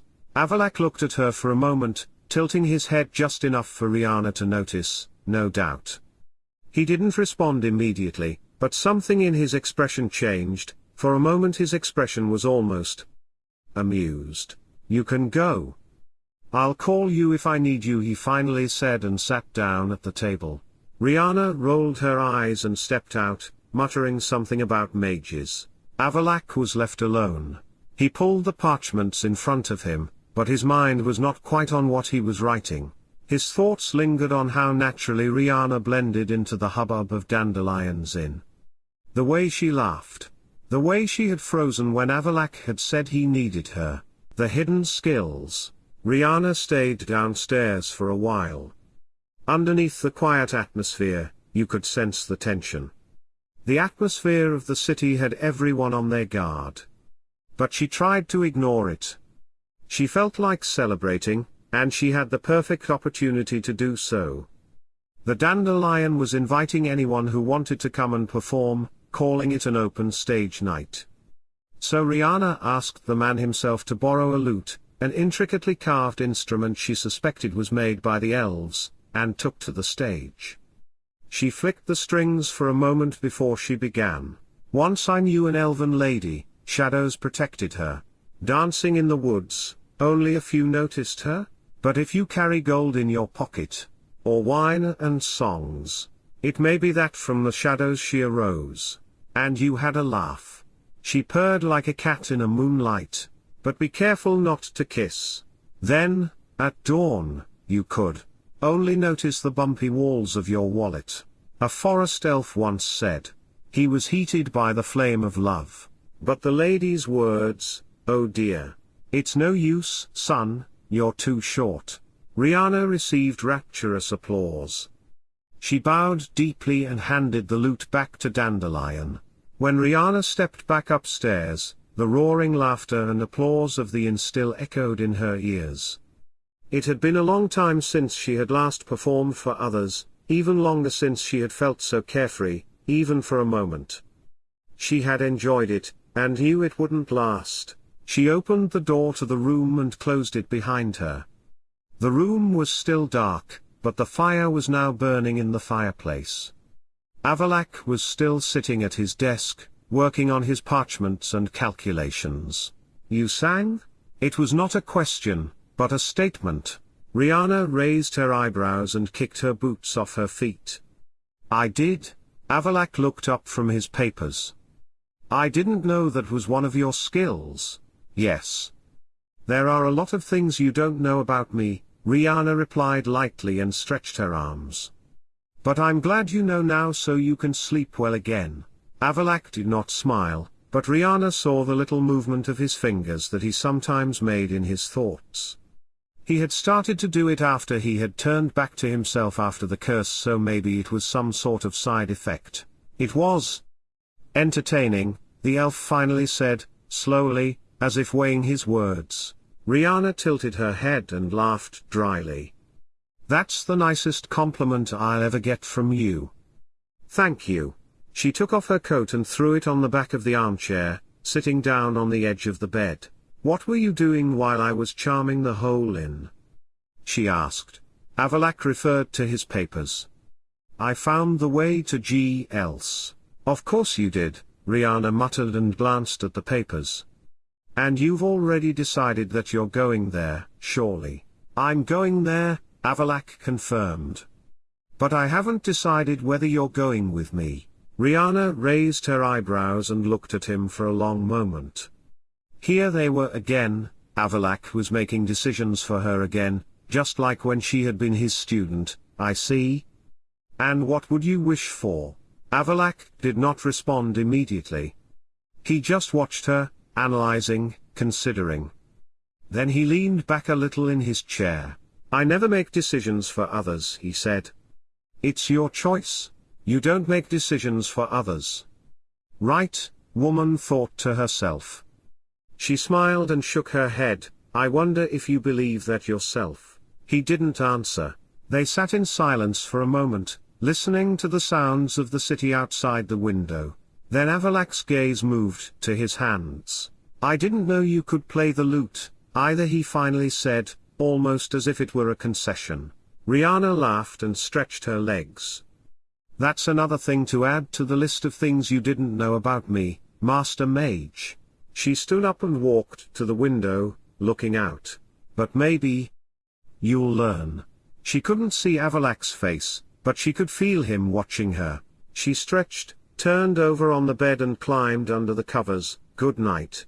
You said you wouldn't come near my bed, Avallac'h said. Riana turned away. This is not your bed, it's Dandelion's. He owns this place. Besides, you're not sleeping anyway. Avallac'h leaned back against the back of his chair, watching the woman for a moment, who had already closed her eyes. And yet I suspect that if Dandelion were to walk in and try to crawl in next to you, you would remind him that this is not his bed. Riana did not open her eyes, but smiled sleepily. Maybe. Maybe not. It was already late when Avallac'h heard the door open. He hadn't moved from the table, but he had listened to the voices downstairs, heard Riana's voice singing. He hadn't recognized the song, but it had been light, lively. Something that at the same time suited her perfectly but still didn't. The woman had always been full of contradictions that didn't seem to fit together, yet they were all part of her. He looked up as she closed the door behind her. You sang? Riana raised her eyebrows and started to take off her boots. I did. Avallac'h watched her for a moment. He wasn't sure what he had expected, but this had been a new side of Riana. He didn't like not knowing about this before. I didn't know that was one of your skills. Yes. There are a lot of things you don't know about me. But I'm glad you know now so you can sleep well again. Avallac'h tilted his head. It was true, and it annoyed him more than he was prepared to admit. It was entertaining, he finally said, slowly, deliberately. Riana smiled dryly. That's the nicest compliment I'll ever get from you. Thank you. Riana took off her coat and threw it on the back of the armchair, sitting down on the edge of the bed. What else were you doing while I was charming the hole in? She asked. Avallac'h referred to his papers. I found the way to Gealbhan. Of course you did, Riana muttered and glanced at the papers. And you've already decided that you're going there, surely. I'm going there, Avallac'h confirmed. But I haven't decided if you're going with me. Riana raised her eyebrows and looked at him for a long moment. There was something in her expression the man didn't like. I see. And what would you wish for? Avallac'h did not respond immediately. He just watched her, analyzing, considering. Riana had always hated it when she couldn't control her own actions. She had never said it, but Avallac'h could have sensed it clear enough. He leaned back a little in his chair. I never make decisions for others, he said. It's your choice. Riana smiled and shook her head. I wonder if you believe that yourself. They sat in silence for a moment, listening to the sounds of the city outside the window. Then Avallac'h's gaze moved to his hands. I didn't know you could play the lute, either, he finally said. Not once during when she had been his student Riana had said anything about her musical talents. Of course in the laboratory there hadn't been any instruments to play, but Avallac'h couldn't help but wondering that if Riana had had a lute back then would she have played it. Well, of course she would have. It was Riana, after all. She laughed and stretched her legs. That's another thing you didn't know about me, Master Mage. She stood up and walked to the window. The mage watched her. She was more relaxed than for a long time. But maybe you'll learn, Riana said finally, went back to bed and threw herself on it as if it belonged to her. Avallac'h looked at her, but said nothing. Good night, Riana said and turned on her side. Avallac'h leaned against the back of the chair. You said you wouldn't come near my bed. Riana turned away. This is not your bed, it's Dandelion's. He owns this place. Besides, you're not sleeping anyway. And yet I suspect that if Dandelion were to walk in and try to crawl in next to you, you would remind him that this is not his bed, Avallac'h said. Riana did not open her eyes, but grinned. Maybe. Maybe not. Avallac'h sighed and returned to looking at his papers. But his thoughts did not stay on the calculations. They returned to the woman who had brought life to the inn, who made people laugh, who sang, and who still, after all this time, managed to surprise him. Mission. Riana rolled over in her sleep. She had had troubling dreams that she had been sleeping on the top of a large oak tree and Dandelion had tried to climb in next to her. In the dream she had tried to kick him away, but he had stubbornly climbed back up into the canopy each time. Then, half asleep, she rolled over onto her other side and her hand hit something warm. In the fading dream she felt someone gripping her sleeve, but when she looked down it was not Dandelion, but Uma, staring at her with a strange look in his different-sized eyes. The woman slowly opened her eyes. She had to blink for a moment before the world came into focus. Her hand rested next to Avallac'h's thigh. He was sitting on the bed, one hand close to Riana's and the other holding a book. She felt her heartbeat quicken a little and it made her feel anxious. Damn mage. Without saying anything, Riana turned on her other side and sat up, her back to him. Finally. I need your help now, the mage said and closed his book. People usually say good morning first, she muttered, swinging her legs over the side of the bed and pulling on her boots. She stood up and stretched, before picking up her coat and throwing it on. So. What does the great Aen save her needs? She asked at last, turning to the mage who was still sitting on the bed. You're more used to moving around the city than I am. I want you to check something. Sure, I have nothing better to do than to be your lackey, Riana said dryly. Do you have something to do? The man asked as he got out of bed and walked over to the table. She crossed her hands and glared. Touché, she finally said, what do I need to check? Avallac'h handed Riana a map. I have marked on the map the place where a portal should open soon. Go and see if you can get there. The portal should be below the house, underground. So I have to break into the building and go digging in the basement, right? You've always been quick to comprehend the situation, he said. Riana snatched the map from his hand, looking at him with grimaces in her eyes. Fine. But you do realize that in this city, elves are burned for even minor offenses than breaking into homes, right? If I get caught, I want you to stand in the front row and watch me get burned alive. I want you to hear my last words, I told you so. Avallac'h watched Riana for a moment, tilting his head, just slightly. His face remained expressionless, but Riana felt his gaze boring into her, as if weighing something. Then, slowly, the elf stood up. His movements were always precise, controlled, but now there was a slight, almost imperceptible stiffness, as if he were holding himself back. If you get caught, he said finally, lowly, I'm not going to come and watch you burn. Riana raised her eyebrows.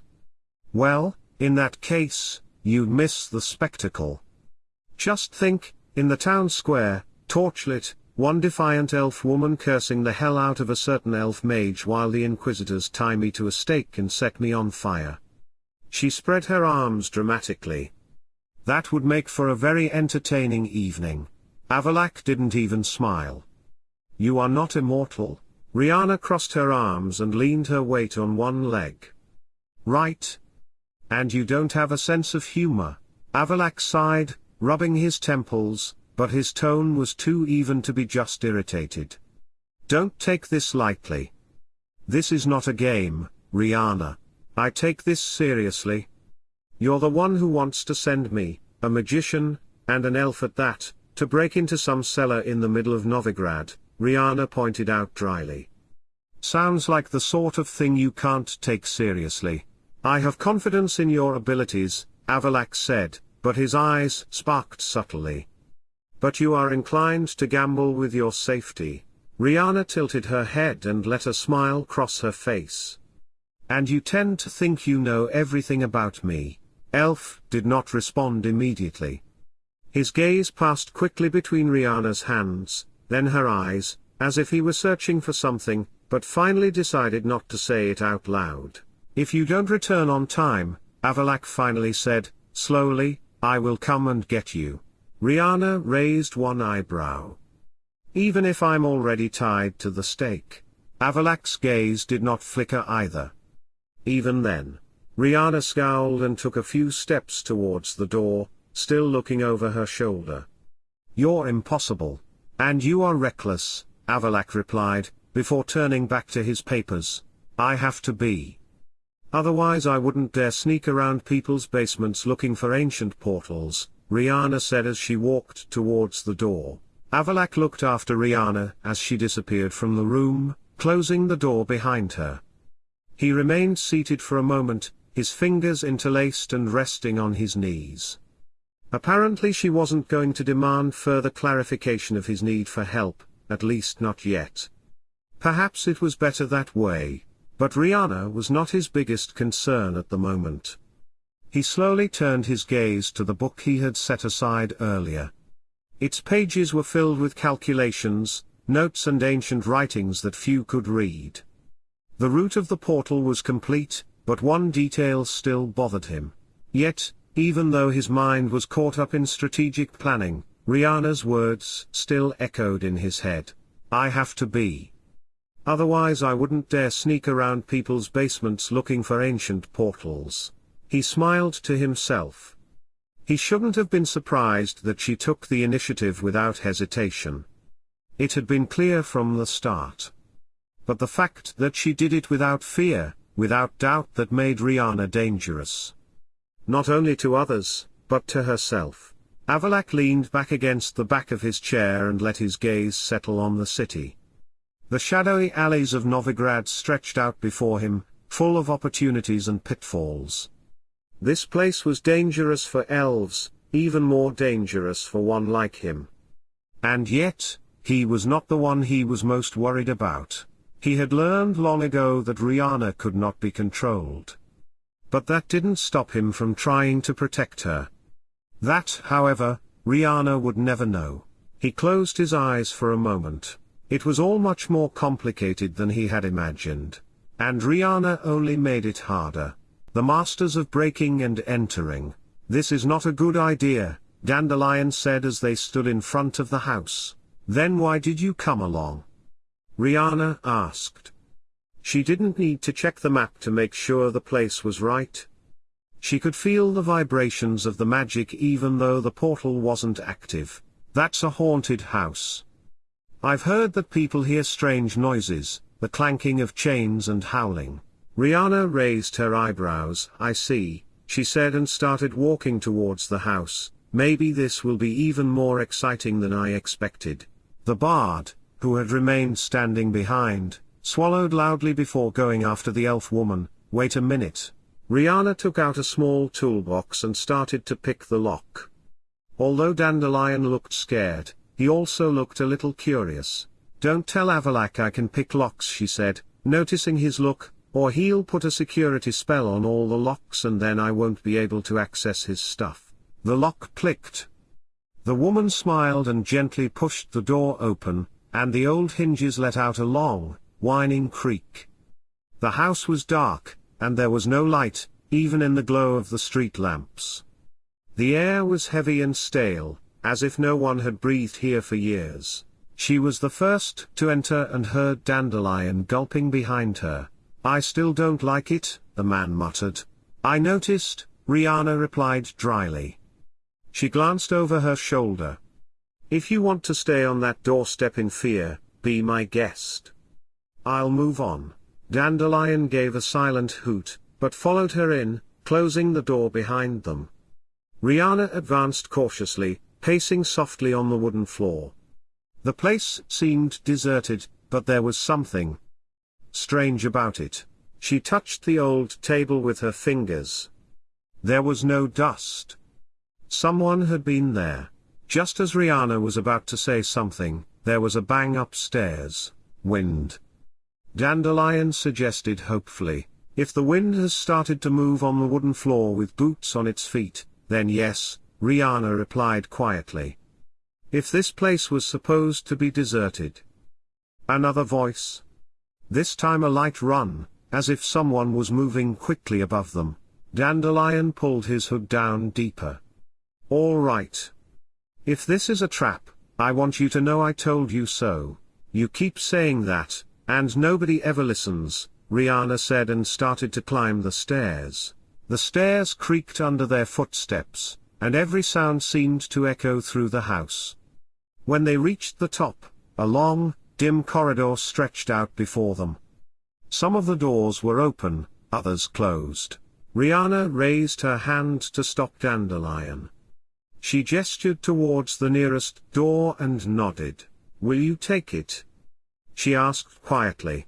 Dandelion looked at the door, then at Riana. "How about you take it, and I'll keep an eye on this door?"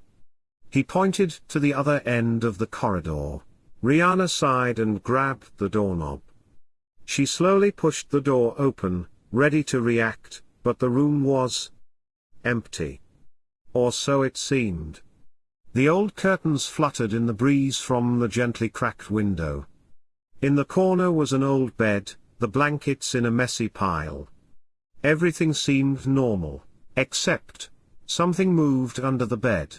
Dandelion instinctively took a step back. "Whatever you do, don't look over there." Riana looked, of course. A pair of large, yellow eyes peered out from under the bed. "You are not ghosts," a high, childlike voice said. "And neither are you," said the elven woman. The little figure slipped out from under the bed and grinned widely. A godling? Riana blinked. Dandelion took a step back. Of course. Of course, here we are, breaking into an abandoned house and finding a bloody homeless troll. I am not a troll, the creature replied, offended. I'm Sarah. Riana was not sure how to react. She had never met a godling before, but had heard of them. They were mischievous, childlike creatures, but mostly very harmless, if unpredictable. This creature seemed young, but Sarah's grin told her that she was far from innocent. Sarah watched them for a moment and then sat down on the bed with her legs crossed. And who are you, then? Riana glanced at Dandelion, who seemed on the verge of an existential crisis. Why is a strange elf and a funny-dressed human man sneaking around in the middle of the night? Sarah continued, rocking back and forth. We just came to check something, Riana replied, sorry to bother you. We thought the house had been abandoned. It has not been abandoned. Me and Corinne are having a great time here, Godling replied with a grin. You and Corinne? Who's Corinne? Dandelion asked. I am, came the woman's voice from behind them. A dark-haired human woman stood in the doorway looking alert. Her gaze lingered for a moment on Dandelion. I have seen you. In the witch's dream, as he sought answers. Riana glanced at the man with raised eyebrows. Oh, you haunt Geralt's dreams too. Dandelion glanced at the elf curiously. What does that mean? Forget it, the woman replied and then turned back to the human woman. I'm really sorry we bothered you. But I really must check one thing. May I look in the basement? The woman called Corinne still didn't seem quite sure what she should think, but Sarah decided for her. Godling stood up and grabbed Riana's hand. The basement is my favorite place in the whole house. Let's go. Dandelion shrugged at Corinne and they both went to follow the elf and the godling down the stairs. In the basement, Riana was examining one of the walls. She could feel the vibrations of magic behind it. She had explained to Sarah and Corinne what was going on. For she trusted the woman, for she had now explained in more detail how she had helped Geralt find Ciri earlier. Corinne Tilly was a dream interpreter, one eromancer, and she had helped Geralt dream about Ciri. The dream had guided Geralt on his quest, and when Riana had explained that they were also helping the Witcher and Ciri, Corinne had immediately become much friendlier. Geralt had helped both her and Sarah before. I'll have to make a hole here. Do you mind? Corinne and Sarah both shook their heads. What's behind it? Godling asked, curiously. Portal? It's not active yet, but I feel it. We'll need it once it opens. With a quick movement, Riana pulled out a dagger and cut herself on the palm of her hand. Corinne and Dandelion gasped. Gross. Sarah commented, but still came closer to watch as the elf woman began to manipulate her blood. She forced it through the holes in the flimsy wall. The brick began to crumble and soon there was a gap in the wall big enough to walk through. On the other side of the wall was a hollow and dark space. How did you do that? Sarah asked, curiously as Riana raised her hand and her blood was sucked back into her. Blood magic, Riana replied, hearing and feeling something at the same time. She took a deep breath. Did she really not get even a moment's peace? Riana would recognize the man's energy anywhere. She turned to look at the ladder leading down to the basement. At the top of the ladder appeared a familiar pair of boots and the hem of a cloak. Miss me already? Riana asked, crossing her arms over her chest as Avallac'h jumped down the last few steps. I told you I'd come and see you if you stayed too long. The man stepped closer with his hands behind his back. I was hardly gone for an hour, she muttered, then sighed and gestured towards the occupants of the house. May I present, Avallac'h, Aen Elle, suffering from lack of trust and or separation anxiety, and the occupants of the house, Sarah and Corinne Tilly, the one eromancer.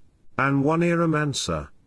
The mage asked, and suddenly he looked like he had figured something out. It looks like I really needed to come to check where you've been, he said, looking at Riana and then Tilly. I need your help. Riana raised her eyebrows. You should think hard before saying yes. That's what he told me before he sent me here.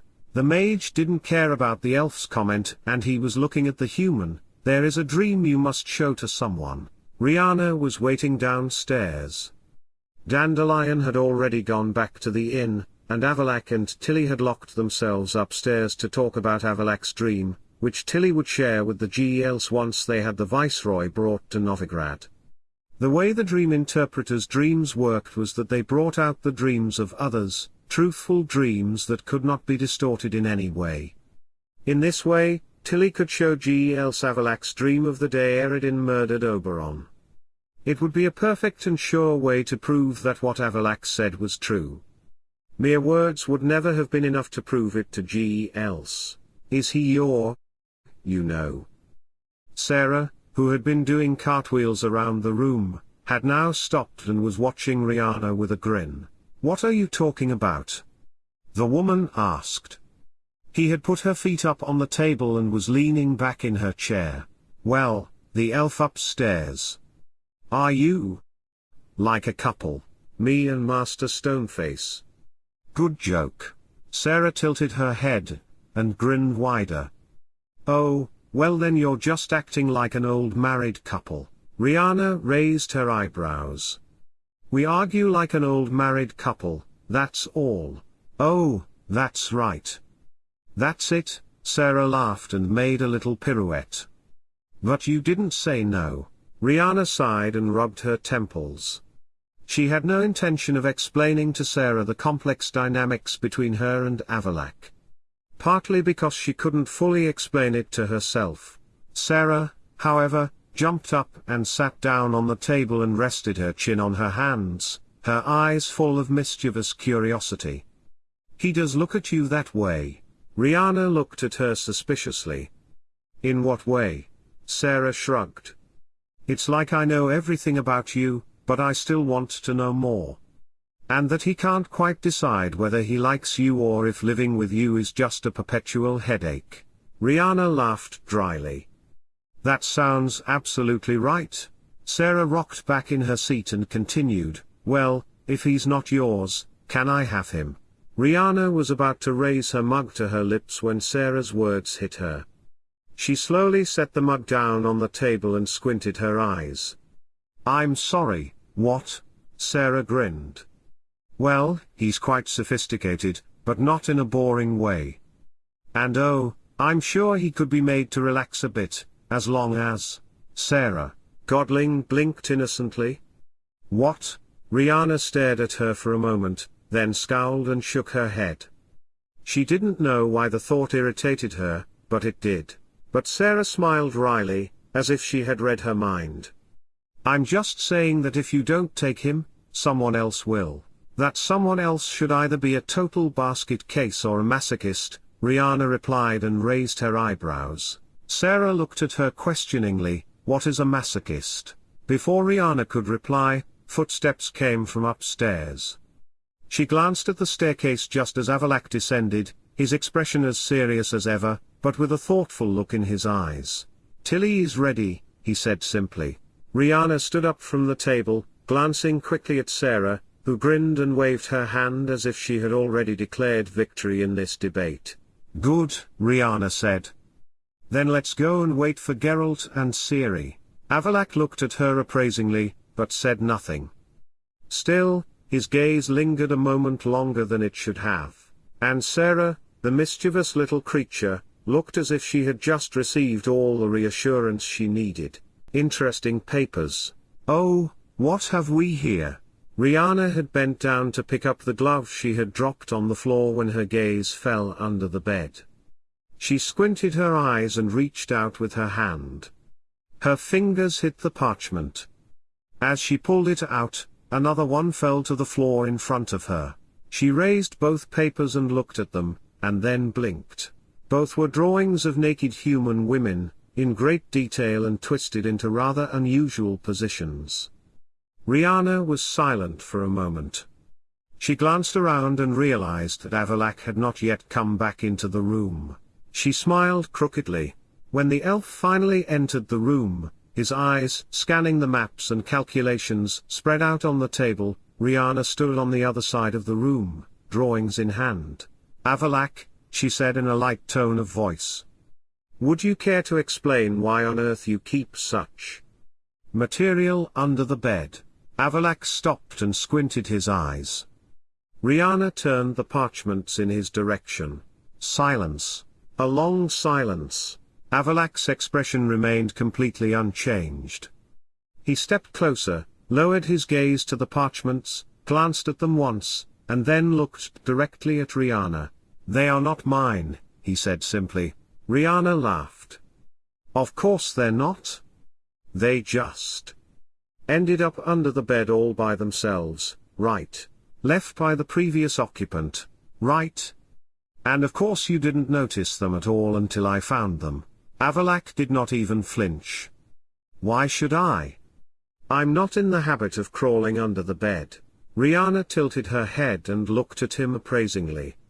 Then she waved the drawings in the air. "So, what do you think? An admirable example of human interesting aesthetics." Avallac'h gave them one last quick glance before turning away. "People have strange tastes," he finally said. Riana burst out laughing. "You've looked at them and analyzed them." Avallac'h's gaze remained neutral, but Riana could see his jaw tighten just enough for her to enjoy her victory.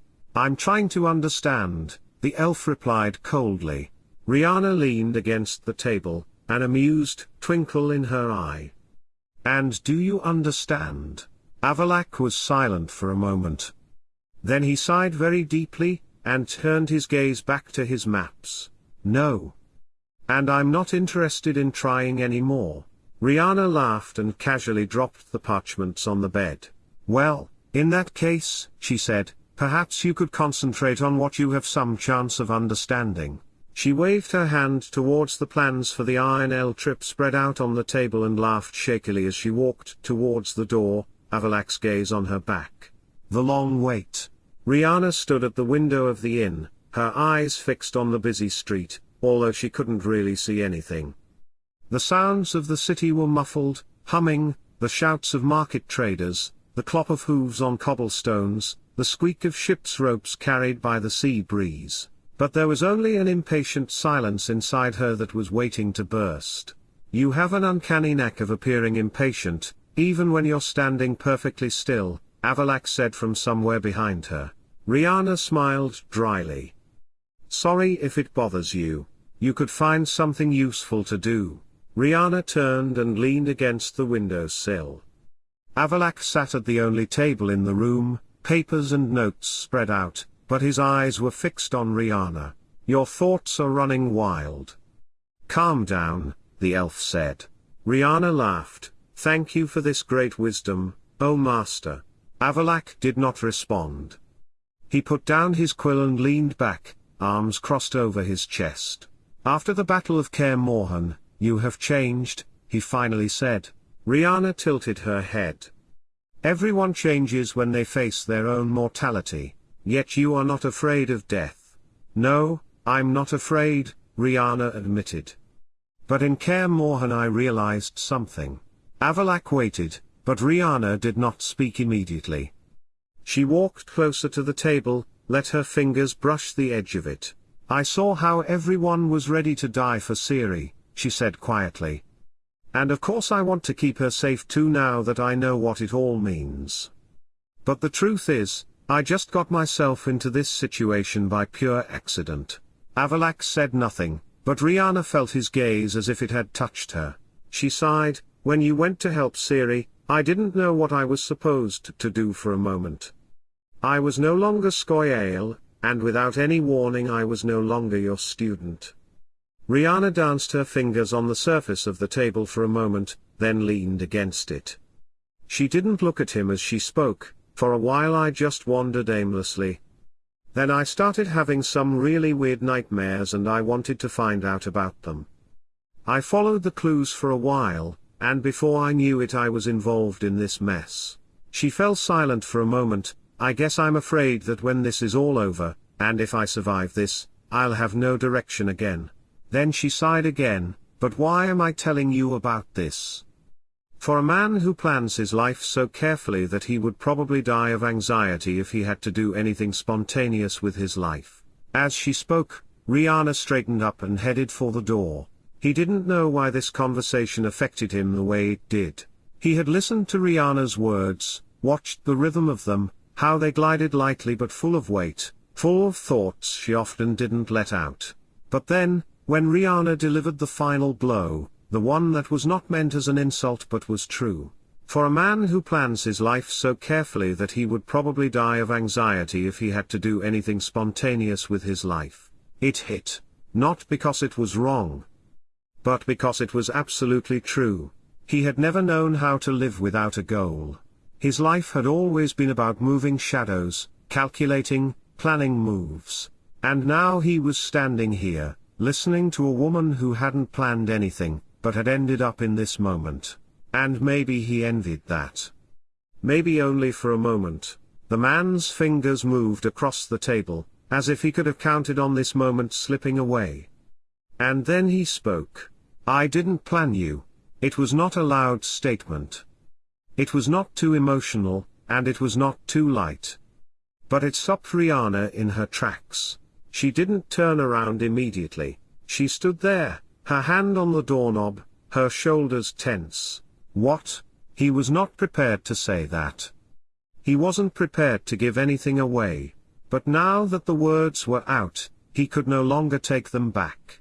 You say I plan everything, Avallac'h said slowly, finally standing up, but I never planned you.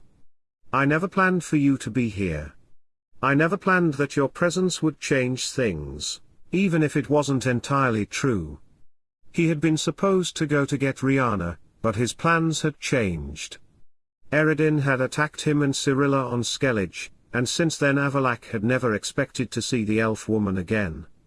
But when he'd returned back to himself after Eredin's curse, the first thing he'd seen was that familiar, pale face framed by dark hair and greenish-blue eyes.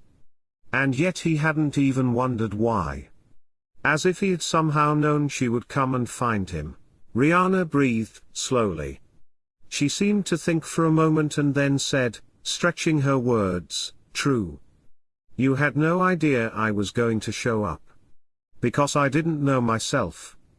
The woman turned around, her expression mocking. I am a variable that the mighty mage Avallac'h, the great Iron Savern, failed to account for. Riana looked at him, bit her lip and started to giggle. Avallac'h sighed, but hid his smile. Is there nothing so sacred in this world that you can't turn it into a joke? He said. She saw it. Riana saw his smile. She knew it. And that's why her chuckle turned to laughter. Oh my goodness, Avallac'h, you're really upset that you didn't plan this. Avallac'h blinked. He was not shocked. He was. Riana took a step closer, her gaze still mocking. That look. You're really wondering where you went wrong. Nothing went wrong, Avallac'h corrected in a flat voice. Of course not, Riana smiled, her eyes still wide. Just a little unplanned detail. It had been a joke, but before Avallac'h could stop himself, the words escaped his lips. If you were just a little detail, I wouldn't be here. Silence. Riana was no longer chuckling. Her smile stopped halfway. It was exactly what Avallac'h had not meant to say out loud. But he didn't take it back. And then there was a knock at the door, and without waiting for an answer, Dandelion opened the door and stuck his head in the doorway. Aear'el and Gwynblaith have come. For your information, the man said in a stinging imitation of Avallac'h's tone of voice, quite aptly, not realizing at all what he had just interrupted. Avallac'h saw Riana swallow. The woman's face had gone slightly paler, but her cheeks glowed a faint blush. Riana quickly turned on her heels towards the door. Great. I'll go see if Ciri still has all her limbs. She slipped past Dandelion, and disappeared into the corridor. The human looked after her, then at Avallac'h. "What did you do?" the bard asked, his eyes wide. Avallac'h sighed softly and rubbed his temples. "Nothing," he replied coolly. Dandelion did not look convinced. He stepped inside, closed the door behind him and leaned casually against the doorframe, arms crossed over his chest. "Interesting? Don't. I haven't said anything yet. No need." Dandelion squinted his eyes and tilted his head like an inquiring raven. "What on earth did you say to her to make her left at that speed?"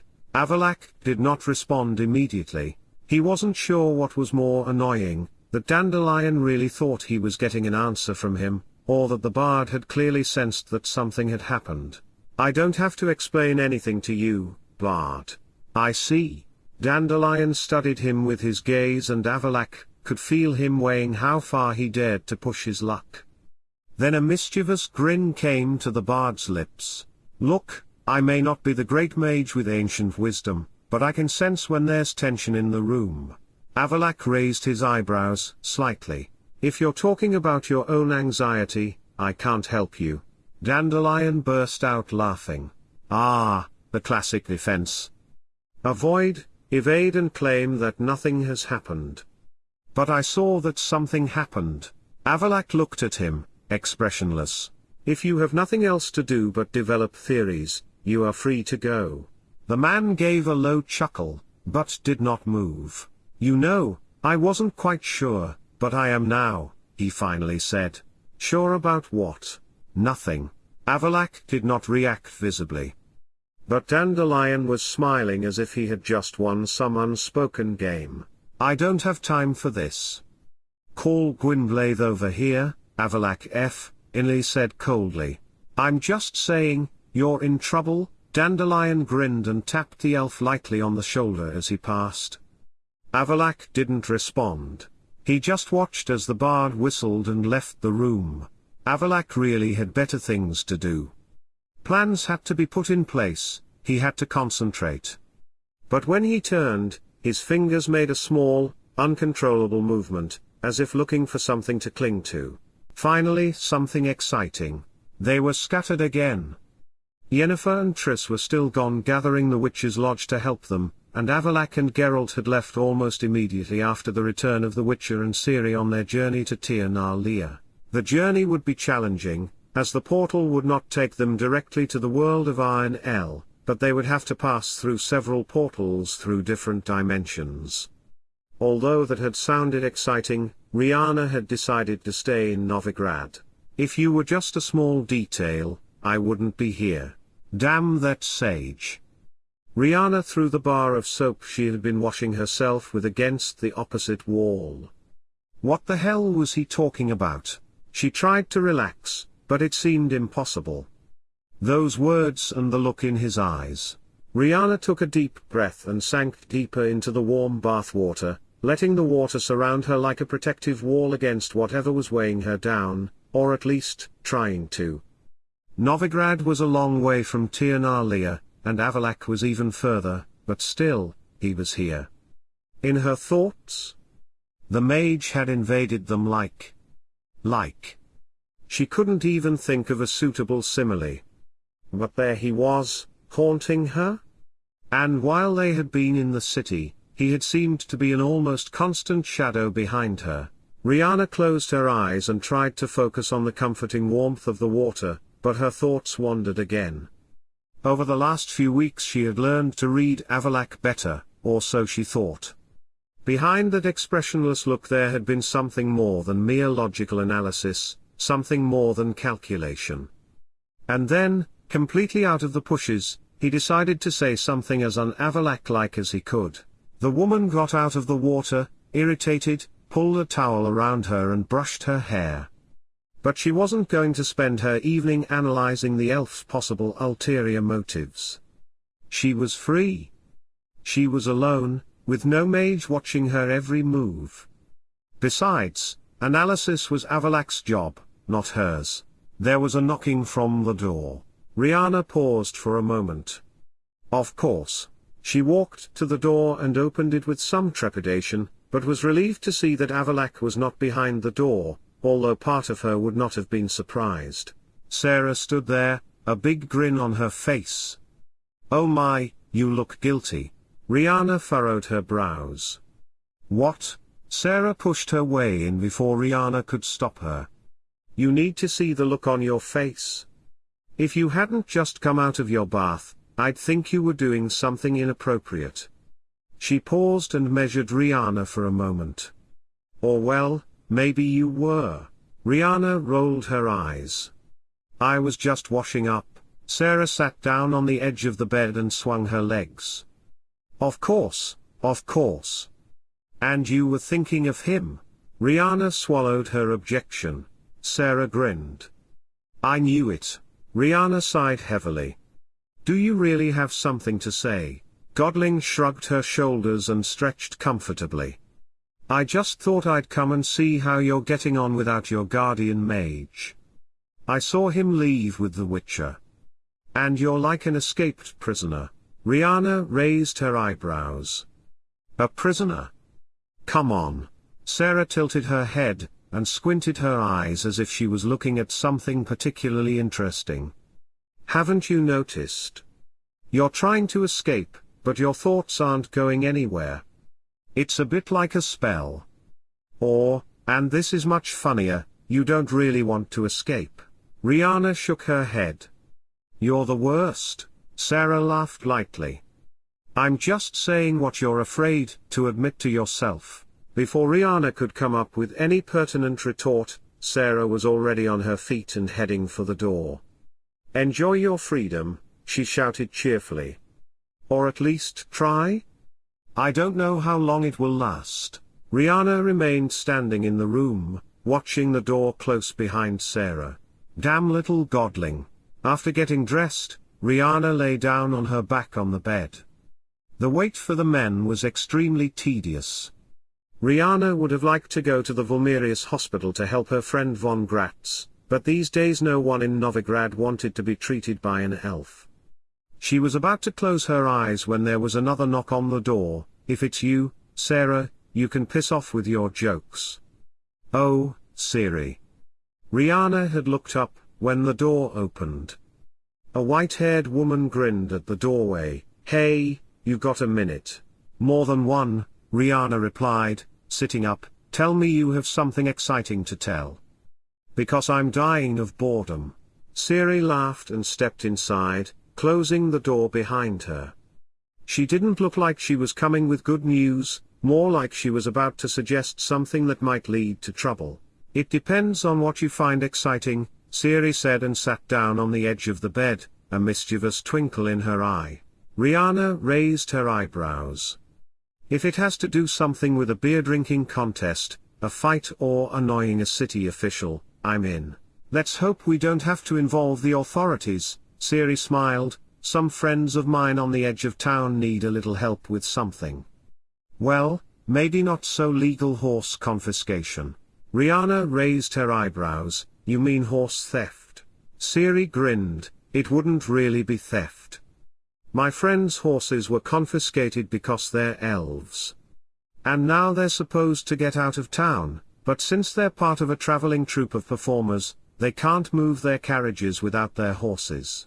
The woman's interest was immediately piqued. "Touring performers? Who are these friends of yours?" "Igar, Waldorf and their entourage," she replied. Riana smiled, stood up and grabbed her coat. "Let's go then." At the door, however, she added, "but not a word to Avallac'h. He'll probably lock me in a closet somewhere if he finds out I've gone horse thieving as soon as he leaves me alone for a while. I promise I won't say a word about this," Ciri vowed. Ciri led her through the city walls to the outside where the troop was camped. Two elves stood up when they saw them approaching. They were both dressed in garish costumes and the dark-haired man had his face painted in black and white. On the other elf's head was a gaudy orange hat. "Ciri? Did you bring the backup?" the man in the hat asked, then turned to Riana, who had now pulled her hood down from her face. The man's jaw dropped open. "Dearg Cerbin!" the man exclaimed. The other man stopped, He too looked at the elf woman and his eyes widened. You've got to be kidding me. Yes, it is me. Come here, boys. Riana laughed and embraced both men. Stepping back, she looked at both of them in turn. I hear you're having some minor transportation problems. You could say that. We need our horses back. Ciri, who had been watching the meeting of the elves, said, You know each other then? Of course. Waldorf, the hat-wearing elf, said, Dearg Cerbin here was the best storyteller of all time. Dearg Cerbin. Red Raven. The human woman said, translating the name from the elvish language. Riana shrugged, a performer's name. I'll tell you later. Ciri clearly wanted to ask more questions, but they had much more important things to talk about. So, how do we do this? Riana, Ciri, Waldorf and Aear'el were standing some distance from the stables where the horses had been taken. Riana surveyed the stables, her eyes narrow. There were at least 3 guards at the stables, and the fence gate was locked. The horses were in their stalls, resting for the moment. It's not impossible, Riana finally said. But we have to do it without making a fuss. Aear'el nodded. The horses have been here for a couple of days. They're getting restless. If someone takes them away, the guards will notice. Ciri crossed her arms and grinned. Well, luckily we have the best lock-picking expert in town with us. Did Dandelion tell you? That damn loose lip, Riana growled. Waldorf looked at the stable building thoughtfully. We are performers. If we can get them to look the other way, you can go get the horses. Aear'el and I can keep the guards busy. Ciri raised her eyebrows. And how are you going to do that? The hat-wearing elf smiled broadly. We are performers. We have the means. Aear'el smiled mischievously. What do you say, ladies? A little show in the middle of the night? Ciri glanced at Riana and shrugged. Why not? If this works, we can get the horses out without anyone noticing. 10 minutes later, Riana and Ciri crept in the shadows to the side of the stable building. At the same moment, Waldorf and Aear'el stepped out, walking down the street towards the guards. Waldorf was carrying a small bag, from which he dug out juggling balls and began tossing them into the air with a flourish. Aear'el clapped his hands and let out a bellow of delight. Gentlemen, Waldorf exclaimed and spread his arms. Welcome to Novigrad's nightly entertainment. A unique show like you've never seen before. The guards looked at them suspiciously, but one stepped a little closer. What are you doing here? You can't make any noise at night. Noise. Waldorf repeated, supposedly offended. My good man, this is not noise. This is art. Aear'el pulled out a flame bottle from inside his jacket and struck it with fire, spinning it in the air. Look at this. He proclaimed, letting the flame fly high into the air. It was dangerous, but it worked. All 3 guards stayed to watch the elves, and just then Riana and Ciri moved. Riana pressed herself against the wall of the stables and crouched in front of the lock. It wasn't particularly complicated, the guards had relied more on physical guarding than proper security. She dug out her lockpick and began to work. Ciri stood by, watching the guards. It seems to work, Ciri whispered. Yes, but don't talk, Riana hissed back and concentrated. Click! The lock surrendered. She quietly pushed the door open and peered inside. The horses were still, but a few raised their heads in their direction. Riana slipped in, and Ciri quickly followed. They began to untie the bridles and lead the horses out one by one, moving slowly and carefully. Fortunately for them, the animals were used to walking calmly and did not make any noise. Behind the guards, Waldorf was deftly twirling his juggling balls and loudly telling some kind of story, involving both exploding fish and the lost wig of the king of the elves. Aear'el interspersed his effects with daring flame tricks. Looks like they'll be a while, Ciri whispered with a smile. When the last horse was out, Riana glanced towards the guards. One was getting bored and shook his head. I'm not interested in any elven shenanigans. One of them glanced in the direction of the stable and Riana felt a small twinge in her chest. Too late. They were already gone. Hey, there's something weird here, one of the guards grunted, stepping towards the stables. Riana and Ciri jumped on horses. It's now or never, Riana hissed. Ciri munched with her mouth, and the horses took off. Hey! Stop!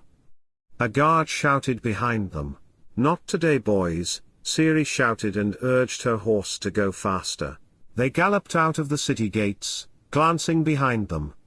Waldorf and Aear'el had taken a different direction, distracting the guards, and now Riana and Ciri were on their way to the performers' camp, horses in tow. Riana took a deep breath and felt adrenaline coursing through her veins. That went incredibly well. Ciri laughed and looked at her. Didn't you say you died of boredom?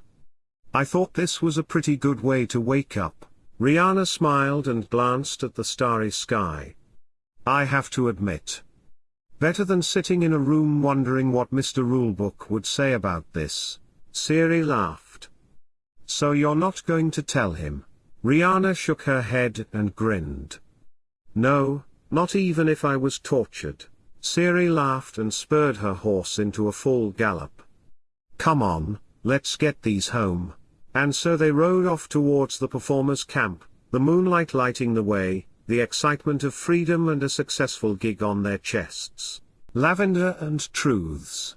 The next day, Riana wandered between the stalls, her palm rubbing the smooth surface of a small, hand-carved wooden figurine.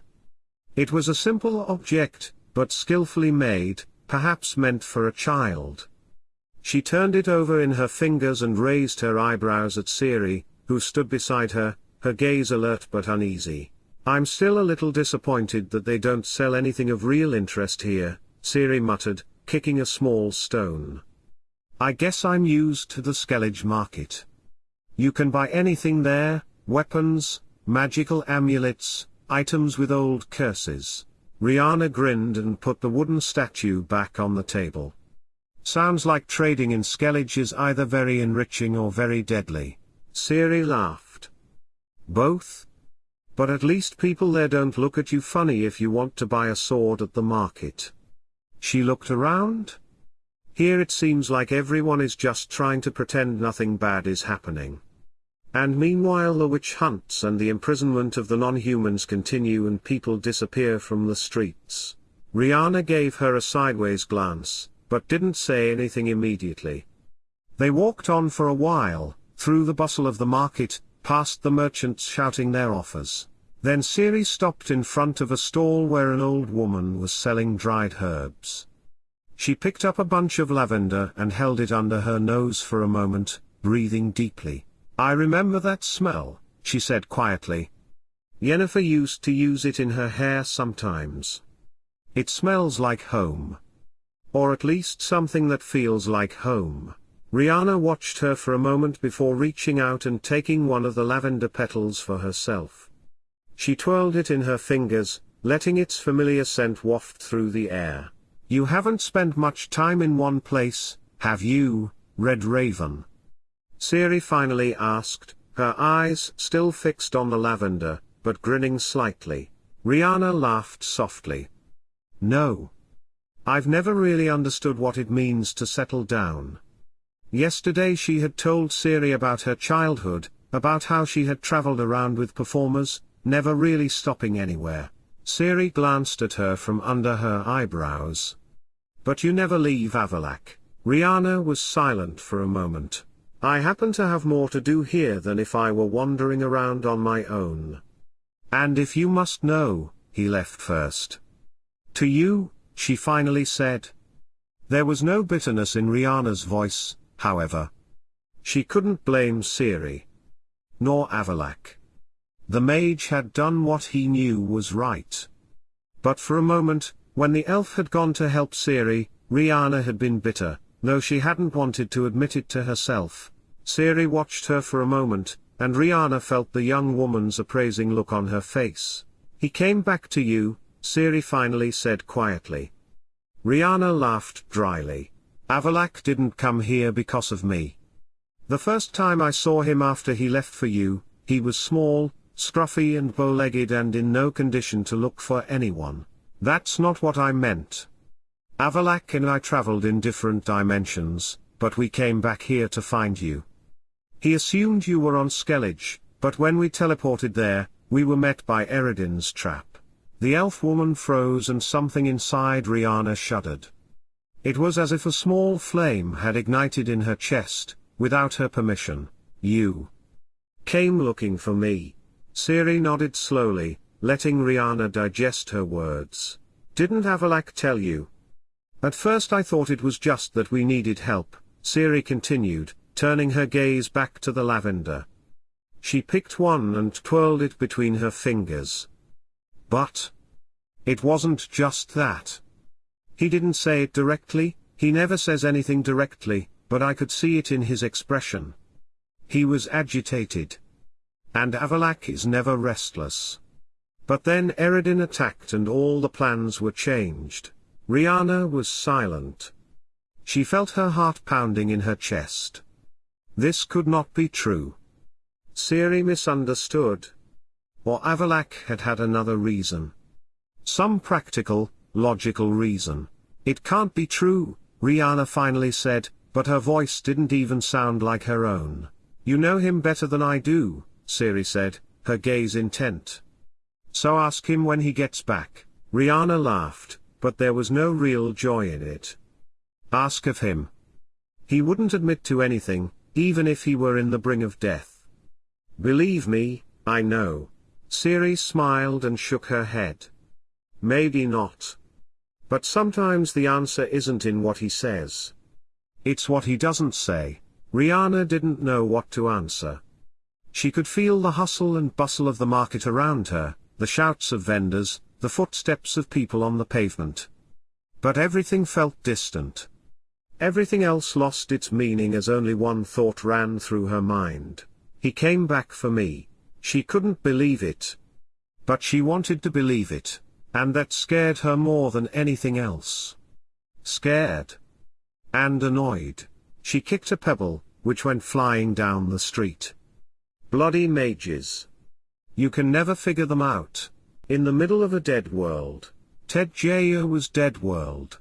The wind blew in light swirls across the deserted stone ruins, picking up ash, crumbs of sand, and what might once have been earth, but was now only a quiet oblivion. Avallac'h sat on a stone, leaning his elbows on his knees. The fire in front of him was burning low, but it did not warm the place. Tedjaya has not changed. It was a world of finality. No pain, no struggle, no life. And here he was. Alone. He had spent so much of his life in solitude. It had been easy to convince himself that that was all he needed. And now, in this dead world, he should have felt comfortable. But something had changed. He was no longer sure what. Or maybe he was. He just didn't want to face that idea head on. He raised his hand and gave the flame a momentary boost.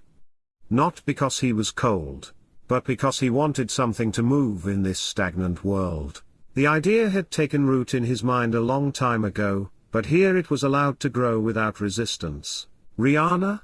Not intentionally? Not because he wanted to think about her. But because it was inevitable. He remembered the moment when he had changed from Uma back to himself. The first thing he had seen, not Geralt, not Ciri. But Riana. Riana, standing there, face always open for all to read. Or is it just for him? He had seen her face reflect concern, relief, anxiety. He had seen her greenish-blue eyes before he had even fully realized where he was. And it hadn't surprised him. It was supposed to be surprising. But it wasn't. He knew now that he had subconsciously known all along that this day was coming. That even though his original plan had been completely different, even though Eredin had crushed it and forced him in a new direction, she had still found him. It was not logical. It wasn't planned. And that's why it was so disturbing. The wind picked up for a moment, shaking the stone rubble. He did not move. "I never planned you." He had said it. But not like this. Not that he would have had to face that reality alone, without Riana's quick response, without her joking, without the lightness she always wrapped around things. Not that he had to wonder what it really meant. He knew he should have focused on what was ahead. Tia else. Aen Elle. He knew he had to think about every possible variable so that nothing would surprise him. But he couldn't. Because the variables had already arrived. And nothing was the same as before. He was no longer the same as before. And now, sitting in this world that the white frost had swallowed, he realized the inescapable truth of it. He was not ready to let go of Riana. He didn't know what that meant. But he knew it was not insignificant. And that, if anything, scared him more than anything else. Footsteps echoed from behind the ruins. He didn't need magic to know it was the Witcher. Avallac'h blinked once, and as if with a click, his thoughts went back to where they belonged. He raised his hand and threw more branches on the fire so that Geralt could see the direction of the fire. The white frost took everything from the worlds. But it wouldn't take that idea away from him. Not yet. Not now. But he knew that one day he would have to face it. And then he could no longer pretend that he hadn't seen it for the first time here already. Or perhaps much earlier. Everything is temporary. Riana was leaning against the balcony doorframe, arms crossed casually and looking out into the bustle of the street. But she wasn't really looking at anything. There was one single thought running through her head that hadn't left her alone since she and Ciri had talked in the market. "We came back here looking for you." No. Don't think about it. But why on earth had those little words made her so happy? Why did her heart seem to flutter somewhere on the ceiling? You know why? It was a voice in her head. Her own voice, teasing and nasal. Riana slammed her fist into the wall and both Ciri and the one Hieromancer, the dream interpreter Corinne, turned to look at her. I tried to kill a fly," the elven woman said. "I missed." Ciri glanced at her and rolled her eyes, then resumed her nervous pacing back and forth across the room.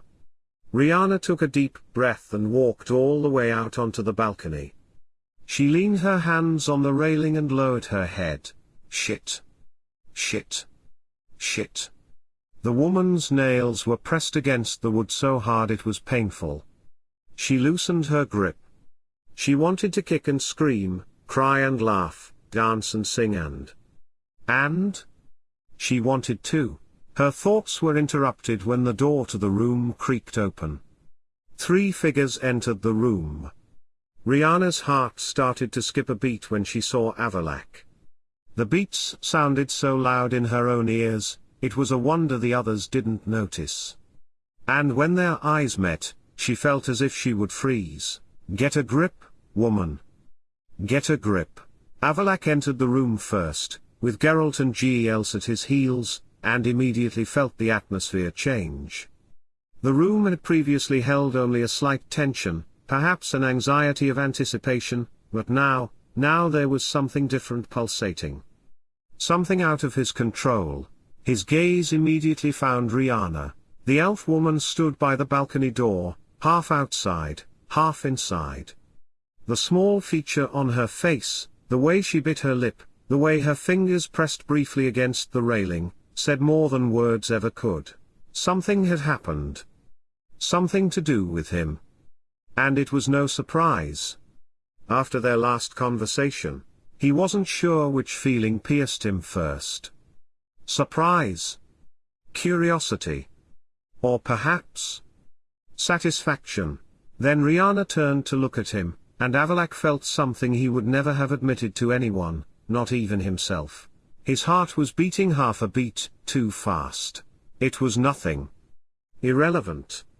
The reaction of his body, not his mind. But still, it happened. And it bothered him. The expression on his face did not change. He didn't let anything show.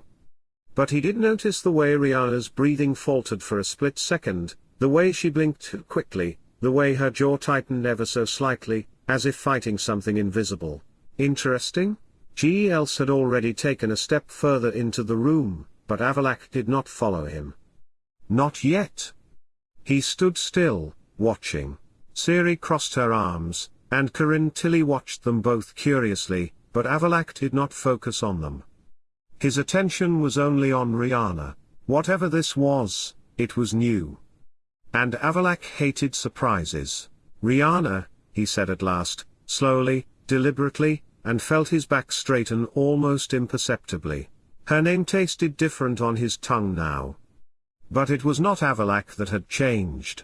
It was Riana. And the question that crept into his mind was not why Riana had changed, but for whom. When Avallac'h said her name, it felt electric. There didn't seem to be a single rational thought in Riana's head anymore. Get a fucking grip. She forced herself to take a step into the room, shifting her gaze away from the mage. It was as if the spell had been broken. She regained control of herself, or at least some control. She felt her cheeks heat and her hands sweat under Avallac'h's gaze. Riana, this is Viceroy Gealbhan. The woman's gaze had already been drawn to the elfman, who was at least a head taller than anyone else in the room. The man's posture was straight, his expression bored, and his manner aristocratic. Excluding Aear'el and his troops and Avallac'h, Gealbhan was now the first Aen Elle that Riana had met. And she wasn't impressed, and he looked at her unimpressed. Aen Elle didn't even bother to say anything to her, before looking away impassively. All he saw was Ironside, a worthless elven woman. If Gealbhan didn't know about her, Aear'el hadn't told his viceroy about her. Or maybe the viceroy had become the same conclusion as Aear'el, that Riana wasn't worth anything. I came here to get evidence. Where is it? We will dream them together, so that there are no misunderstandings, Avallac'h replied and walked over to Tilly. Why not? Gealbhan said dryly. The sleep interpreter lay down on the bed and the mage pressed 2 fingers to the woman's temple. Riana felt a buzzing in her ears. She instinctively closed her eyes, and then a vision opened before her. In a dark hall, on a throne, sat a lone figure, a bottle in his hand. It looked like a medicine bottle, nothing special. She could not see his face, for she was behind the throne. But she did see him raise the bottle. Then his hand dropped and the bottle fell to the floor. The man on the throne was dead. A figure in black armor walked past Riana, bent down to pick up the bottle and squeezed it in his hand. The king is dead. Long live the king, Aear'el said, squeezing the bottle. The vision disappeared and Riana was back at the inn. Gealbhan was standing at the other end of the room with his back to everyone. They had all indeed seen the same vision. The tall elf scratched his chin before speaking in a steady voice, "Find the Sunstone and go to the place of your choice. With the stone you can summon Naglfar's ship and Aear'el with it. And if he calls for backup, no Aen Elle will answer the call." Riana's ears had started to buzz again, but this time it had nothing to do with the vision. She stared ahead again, seeing nothing. You can use the stone to summon Naglfar's ship and Aear'el with it. So that was her real purpose, was it? Had Avallac'h somehow know that this was going to happen? Of course he had. But that didn't bother her much, not really. She was more angry to herself for letting herself forget what she really was. She didn't even notice Avallac'h and Gealbhan leaving, not the long look the mage gave her. All the happiness and joy she had experienced only a few moments ago was now gone. All that was left was a freezing feeling in her chest. While the others chatted, Riana walked as if in a trance to the balcony and leapt gracefully down, disappearing into the dark streets of Novigrad. The heroine? Doesn't this miserable city even have a proper sauna? Riana howled. All the bathhouses she had visited had either refused to serve her because she was an elf, or if Riana had gotten in, what they called a sauna was just a steam room, or the place had been otherwise so dubious that Riana hadn't wanted to go in. Riana swung her legs over the edge of the roof in frustration. She had climbed up a harbour building because she hadn't wanted to walk the streets in that state of mind. She could have accidentally caused a fight. How could she have forgotten? How had she been so damn stupid that she had completely forgotten she was a Sunstone? Such an insignificant little thing. Fucking idiot. And then when Gealbhan had said those words, Riana had suddenly gone back in her memory to the time when Avallac'h had first told her, "You are the Sunstone." That's where all this madness had started.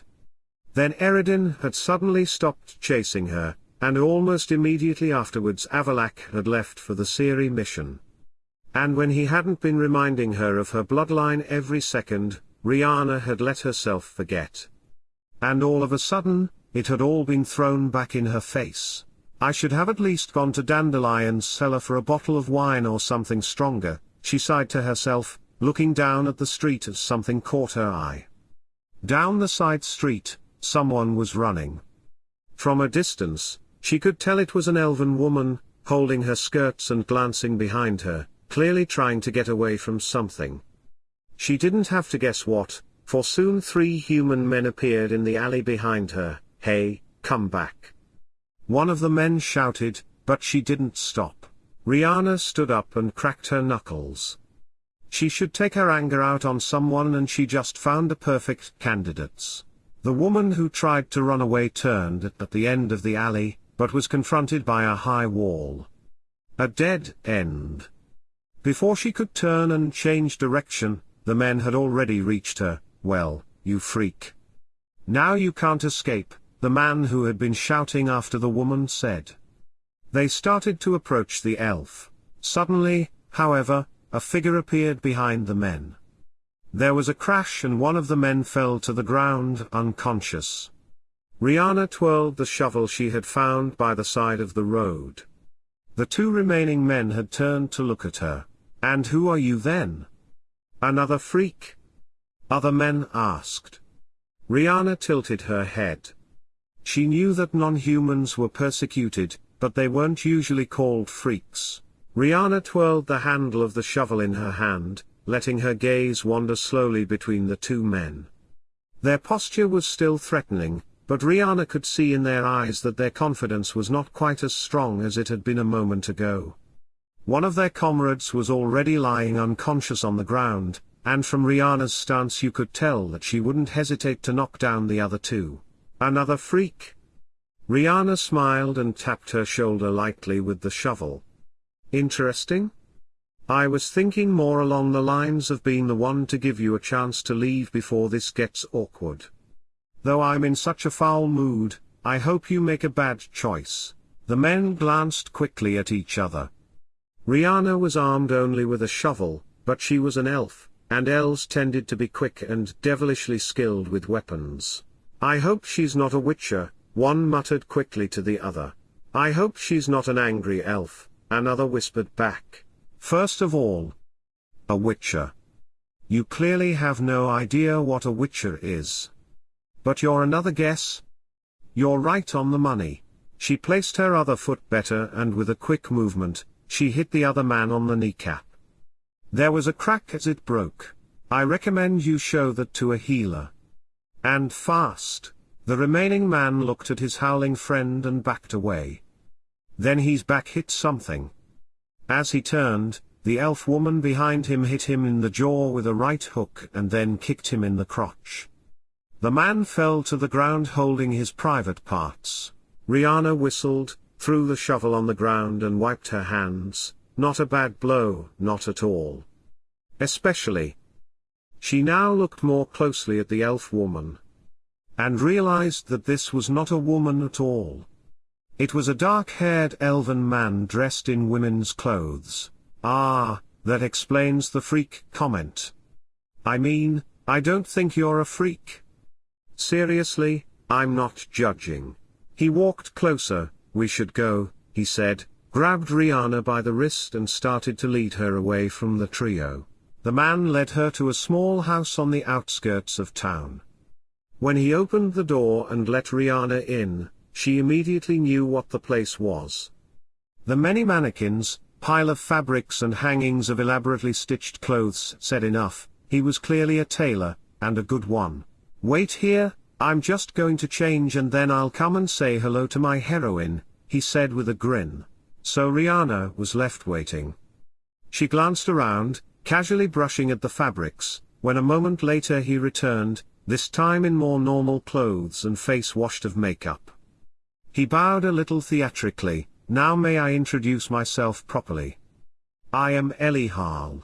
Riana, she replied, slightly amused. Nice to meet you, he said and bowed again, before stepping back a little and looking at her appraisingly. What? Riana asked. The whole situation seemed absurd. I was just wondering. You saved me from the clutches of those horrible thugs. So I have to reward you. Wait. The man turned, walked back into the back room and came out a moment later, holding a burgundy velvet dress embroidered with great skill on gold thread. I'm sure this is the right size, the man said, handing the dress to Riana. She touched its smooth surface and fiddled with the embroidery. This is gorgeous. But listen, a friend of mine once told me that all luxuries are wasted on me. I wouldn't know where to wear this anyway. But try it at least first before you decide. Aear'el smiled. Riana stared at the dress Aear'el held in front of her for a moment, then sighed. Fine. But if this makes me look like some Temerian courtier, you owe me a bottle of wine. Aear'el laughed and gestured to the back room. I promise to buy you a bottle if that happens. But trust me, this is made just for you. Riana took the dress and disappeared into the back room. She wasn't particularly enthusiastic about this, but then again, what was the harm? She had spent the day either climbing on rooftops, avoiding people's gazes, or beating idiots unconscious with a shovel. She hadn't even remembered what soft velvet felt like against her skin. She took off her traveling clothes and pulled on the dress. The fabric slid over her body and fell perfectly. The skirts were not too long and the sleeves not too tight. The embroidery crisscrossed the top beautifully, and while it was elegant, there was something about the dress. Riana looked at herself in the mirror. No, she did not look like a Temerian courtier. She looked like someone else. She looked good. Are you ready? Aear'el's voice came from the other side of the door. Riana took a breath and opened it. She stepped out and spread her arms. Well? Aear'el watched her for a moment, her eyes brightening. Then he clapped his hands together. I knew it. You knew what? Aear'el stepped closer and turned her slightly, examining the fit of the dress. I knew this would fit you perfectly. Don't even try to tell me you don't like it. Riana glared at him, but couldn't stop a small smile from forming on her lips. It's nice? Aear'el grinned. Nice? It makes you look dangerous and glamorous at the same time. Riana raised her eyebrows. Dangerous? Danger is part of your charm, Aear'el said, tilting his head. If you were born into royalty, you would be the kind of ruler no one would dare underestimate. And right now, in this dress, you look like one. Riana snorted with amusement. Save your praise for those who crave it. Aear'el rolled his eyes. All right, all right. But you like it, don't you? Riana pulled her hands over her cuffs and looked at the dress again. It felt strange but good. She couldn't explain it. Maybe a little, she finally admitted. Aear'el patted himself on the chest theatrically. This is a victory. Riana laughed and shook her head. All right, all right. But that doesn't mean I'm going to start walking around in a velvet dress. No. I was wondering if we could go show it to the city. After all, it's one of my most stunning creations and it would be a shame if no one saw it. Riana glared at the man, but then nodded, fine. But I must have some wine first. I'm not walking around sober in this. Aear'el grinned, okay. First some wine, and then to town. Avallac'h was back in the room, but Riana had not yet returned. Since the mage had returned from escorting Gealbhan, the woman had been nowhere to be seen, and no one had seen her leave. Should he go look for her? No. But could something have happened to her? He remembered the look on Riana's face when Gealbhan had mentioned the Sunstone. She had been shocked, she hadn't been prepared to hear the Sunstone mentioned, not like that, without any warning. So she might well be doing something stupid right now to get out of her shock. So Avallac'h got up and was about to leave, but he stopped in mid-motion, his hand still on the doorknob. He heard it clearly. Riana's song came from downstairs, accompanied by the soft chords of a lute. Her voice was a little unsteady, not because Riana couldn't sing, but because she had clearly been drinking. Avallac'h rubbed his temples. He knew in advance that this would be one of those nights. He closed his eyes for a moment, gathered his patience and slowly walked out of his room, descending the stairs. Whatever Riana had done, he knew in advance that it would cause him an unnecessary headache. When he arrived in the great hall of the inn, the sight was just as extraordinary as he had expected, if not more so. Riana stood in the middle of the room, wearing a burgundy velvet dress Avallac'h had not seen before, one foot on the bench like the leader of some kind of revolution. Her arms were wide open and one hand was clutching a wine mug, which she sipped from between each verse. And worst of all, people clapped along. A dark-haired elven man sat beside her with a lute in his lap, playing a light, jaunty tune, his expression one of pure joy, his eyes fixed firmly on Riana. Dandelion leaned against the counter, watching the sight with both amusement and confusion. Avallac'h stopped at the bottom of the stairs and just watched. He wasn't sure whether he should intervene or let the situation take its course. Riana was just finishing her song, throwing her head back dramatically and spreading her arms until she faltered slightly. The dark-haired lute player, unknown to Avallac'h, reached out and placed his hand on Riana's lower back, preventing her from falling. The mage squinted his eyes. Who was that man? And why was he so familiar with Riana? He was not prepared for this sight. Not with Riana standing in the middle of the room like some kind of bohemian warlord. Not that people would clap along, that they would cheer for her, and above all, he was not prepared for Riana to let someone else support her. His gaze locked on the player. A dark-haired elf with too much joy in his eyes, too little reserve. And above all, an overly familiar attitude towards Riana. Avallac'h was not jealous. He was not a possessive person. He just happened to notice that the man's hand lingered a little too long on Riana's lower back. And it was a perfectly logical observation. It was not a feeling. He already knew that this evening would end in a way that would give him an unnecessary headache. Riana was not human, but at the moment she was acting exactly like one. Not thinking about tomorrow. She thought of nothing but this moment, the feeling that would make everything else go away for a moment. And Avallac'h didn't like it. Not because Riana drank. Not because she sang. It's because she was trying to drown something. And Avallac'h knew exactly what it was. He took one last slow step to the bottom of the stairs. Just then Riana faltered again. And the lute player grabbed her waist again, this time a little more firmly. That was enough. Avallac'h did not raise his voice. He didn't have to. Riana? The woman's head immediately shot up, and she blinked as if she had just realized he was here. The lute player glanced at Avallac'h. Then he looked at Riana, and maybe realized something. For he slowly pulled his hand away. But Avallac'h wasn't looking at him anymore. He just looked at Riana. And Riana looked back. Avallac'h, the woman said, her voice slightly strained. Not guilty.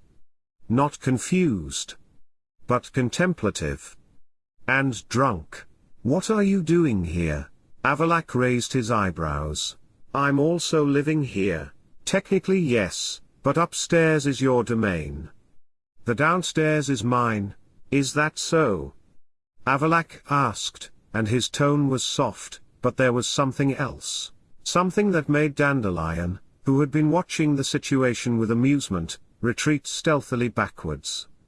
Something that made the lute player remove himself from the situation as quickly as possible. Something that made Riana raise her chin slightly as if to challenge him. You've been drinking, Avallac'h said simply. Well observed, Riana grinned. And singing too. And made new friends. Aren't I multi-talented? That's not the word I would use. Riana blinked slowly and leaned her weight on one leg. What are you doing here? I mean, other than spoiling my fun. Avallac'h watched her for a moment. He didn't speak right away. Did not react too quickly. Then he simply said, I'm going to wait for you to finish this yourself. Riana blinked again. What? You don't want to be in this situation. You just want to escape your thoughts. Riana raised her hand dramatically. Well, that's the idea behind all drinking in general, good mage. But you don't want to be here. Riana laughed dryly. And how do you know that? Avallac'h took one step closer. Not threateningly. Not oppressively. But in such a way that Riana could not help but feel his presence. Because you would have already gone on with your evening if this was what you really wanted to do. If only he had known to stop there, the evening could have ended differently. But yet he continued, so? Have you had enough of your ranting, or do you need a little more time before you can talk like a rational being? Avallac'h realized his mistake too late. Riana's hand moved and she threw the rest of her wine in his face. I am now, she said, turning and marching up the stairs. The red wine dripped down his face to his collar, trickled slowly down the edges of his cloak. The room went completely silent. Every guest at the inn, every curious onlooker, even Dandelion, who had already raised his wine cup to his lips, froze in place. And Avallac'h knew it could have ended differently. He knew that if he had just let Riana walk away, she would have done it, without such a gesture. But he had not been able to stop in time. He had made an error of judgment. Her steps were sharp, quick, and she never looked back. Avallac'h just stood there, his eyes squinted, but his face otherwise expressionless. He heard Dandelion rustle in the background. Well, the bard muttered, that's that. Avallac'h slowly turned his gaze to Dandelion, who was studying him appraisingly, his expression one of very little restrained amusement. Even you can't say you didn't deserve that, the bard said, raising an eyebrow. What did I say? Avallac'h asked calmly, taking the edge of his cloak and shaking off the wine. It's never just the words, it's the tone, my good man, Dandelion grinned. And your tone said, stop fooling around and behave yourself. That would have been good advice. Maybe, but Riana doesn't like advices. She doesn't like to be judged, or about someone else telling her how she feels. Avallac'h did not respond. Dandelion smiled and sipped his drink.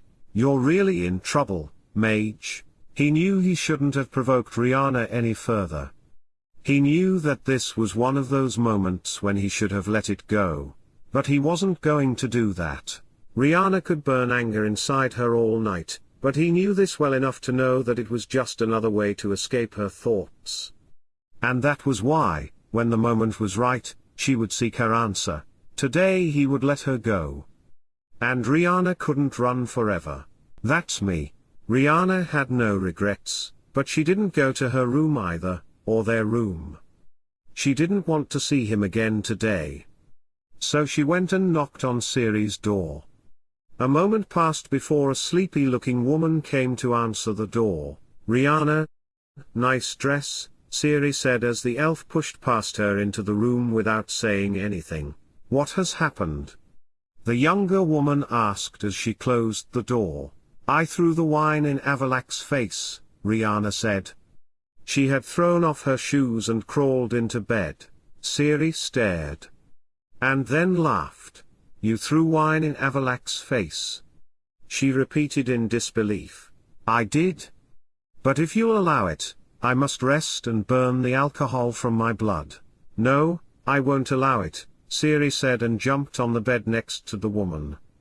Riana lifted her head from the pillow. Red streaks had appeared on her skin, through which the alcohol was evaporating from her system.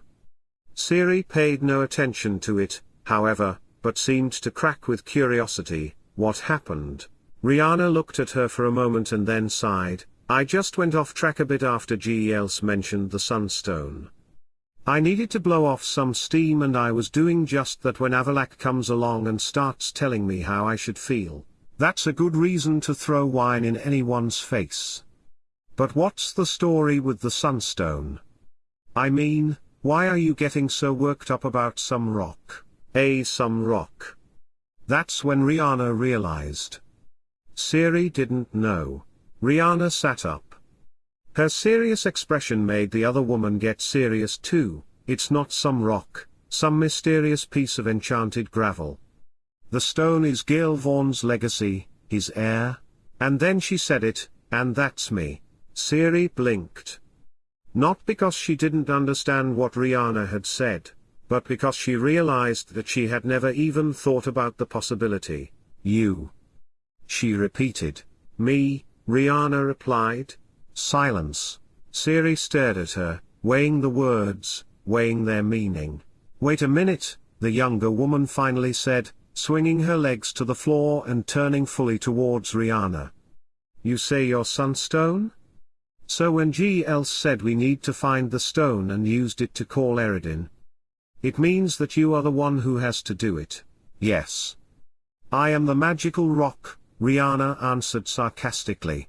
How the hell did I not know about this? Because I didn't say anything and apparently neither did Avallac'h, she replied, her voice in that familiar, closed tone. But she took a deep breath and began to explain. She told her how she had first met Avallac'h, how he had told her that absurd truth. How the mage had trained her, prepared her to face Aear'el, who then had tried to get his hands on Riana. And Riana told how Avallac'h had then confessed that there was no longer a threat, at least not from Aear'el. Aear'el stopped chasing me because he found out about you. And then I guess I just forgot. I really, damn it, forgot I was the Sunstone. It didn't seem to matter after Aear'el was no longer after me and Avallac'h was gone. It didn't matter until that damned Gealbhan came along and threw it back in my face. Riana had stood up and was now pacing back and forth, and the worst part is that Avallac'h thinks I'm angry because I feel like I'm just a tool, a mere instrument in some larger plan. But that's not what I'm angry about. Of course I do what I have to do, I don't run away from it. I'm angry because I forgot and let myself be normal for a moment. Ciri was no longer laughing. She was no longer joking, and she was no longer trying to lighten the mood. She just looked at Riana, and she felt the sharpness of her gaze like a cut on her skin. You forgot? Ciri repeated quietly. Not mockingly. Not questioning. But as an attempt to understand. Riana stood still for a moment, her back to Ciri, before she sighed and spun around. Yes, isn't it embarrassing? She had said it out loud. And now it was real. She was not angry about her being the Sunstone. She wasn't angry that she had to call Aear'el. She was angry because for a moment she had been able to live as something else. Something normal. And it had felt right. And now it was ripped away. I understand, Ciri finally said. Riana looked at her quickly. Ciri lifted her shoulders and put her hands in her lap. I have tried to forget too. And sometimes I do forgot. She smiled, but there was no joy in it. When I was in other worlds, when I was just trying to keep moving. There were times when I could imagine that nothing was following me. That I could just be. But then there was always a moment that reminded me. Usually when Eredin found me and we had to escape again. Riana stared at her for a moment. Then she sighed and sat back down on the bed. Hell. Yes, Ciri said dryly. Exactly, but you're not angry with Avallac'h? Ciri finally asked cautiously. Riana scowled and pressed her hands to her face. Oh, of course I'm angry with him. He's Avallac'h. That includes being annoying and manipulative and talking like everyone is his pawn on the board. But, Riana sighed and rubbed her temples, but he's not entirely wrong. Ciri smiled. That's probably the worst, isn't it? Riana raised her hands in the air as a sign of surrender. That's the worst. And now? Ciri asked, leaning back. Riana blinked. What, now that you've remembered who you are again? What are you going to do? Riana did not reply immediately.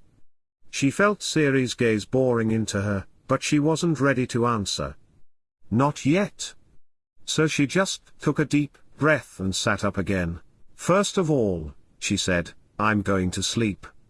Here. I don't want to see Avallac'h's face right now. Good plan, Ciri admitted. She extinguished the candle and the women both curled up on Ciri's bed. Riana could hear the other woman falling fast asleep, but she herself remained staring into the darkness for a moment longer. Because now that she had remembered who she was again, she could no longer forget. Games in progress. Riana was sitting in Ciri's room playing Gwent. Riana wasn't very good at it, but they had nothing better to do. They had to wait for Geralt to finish his business before they could continue on to Skellige. And after the previous night's wine fiasco, the elf wasn't particularly keen on spending time in her and Avallac'h's room. As she played, Riana began to hum a song she had once composed. O girl who hears the worlds collide, with salt and soil by your side. The answer lies in storms above. You hold the key to what you love. And to Riana's amazement, Ciri began to hum along. She looked at her with a raised eyebrow. I don't remember singing this before to you, she said, a little surprised. My mother used to sing that to me. Pavetta. Well, of course. I think she really liked it, Riana smiled.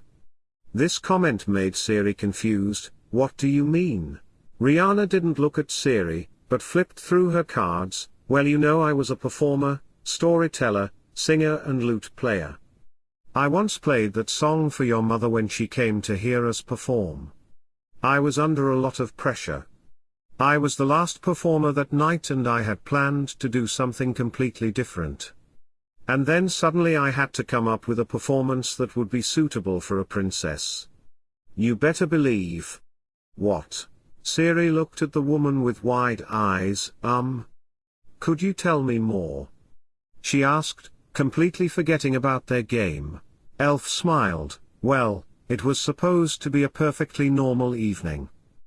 When Riana had told all, how she had told the story that night of the girl who lived between two worlds, sea and earth, and how Pavetta's eyes had shone as she had listened to the story, and how happy she had looked when Riana had given her one of the red feathers she had pinned to her hair, Ciri looked moved. Thank you for telling me, she said at last. I have so few memories of my mother. Riana reached out and gently squeezed the other woman's hand. The human woman smiled and then turned back to her cards. Elf looked at her for a moment before smiling and then tilting her head to look at her cards. When this is all over, maybe I'll join another group. I could find Igar and Waldorf and go with them. Maybe I'll join too, Ciri said. Welcome aboard. We'll just have to find you a suitable performance. You could do some really spectacular disappearing acts. The other woman laughed. Good idea. We'll have to think of a show for Avallac'h too, though. As if he's going to come along, Riana grunted, studying her cards. Well, I wouldn't be surprised. Lately he's been Well, you've probably noticed he's been following you around like a lost puppy. Don't you start.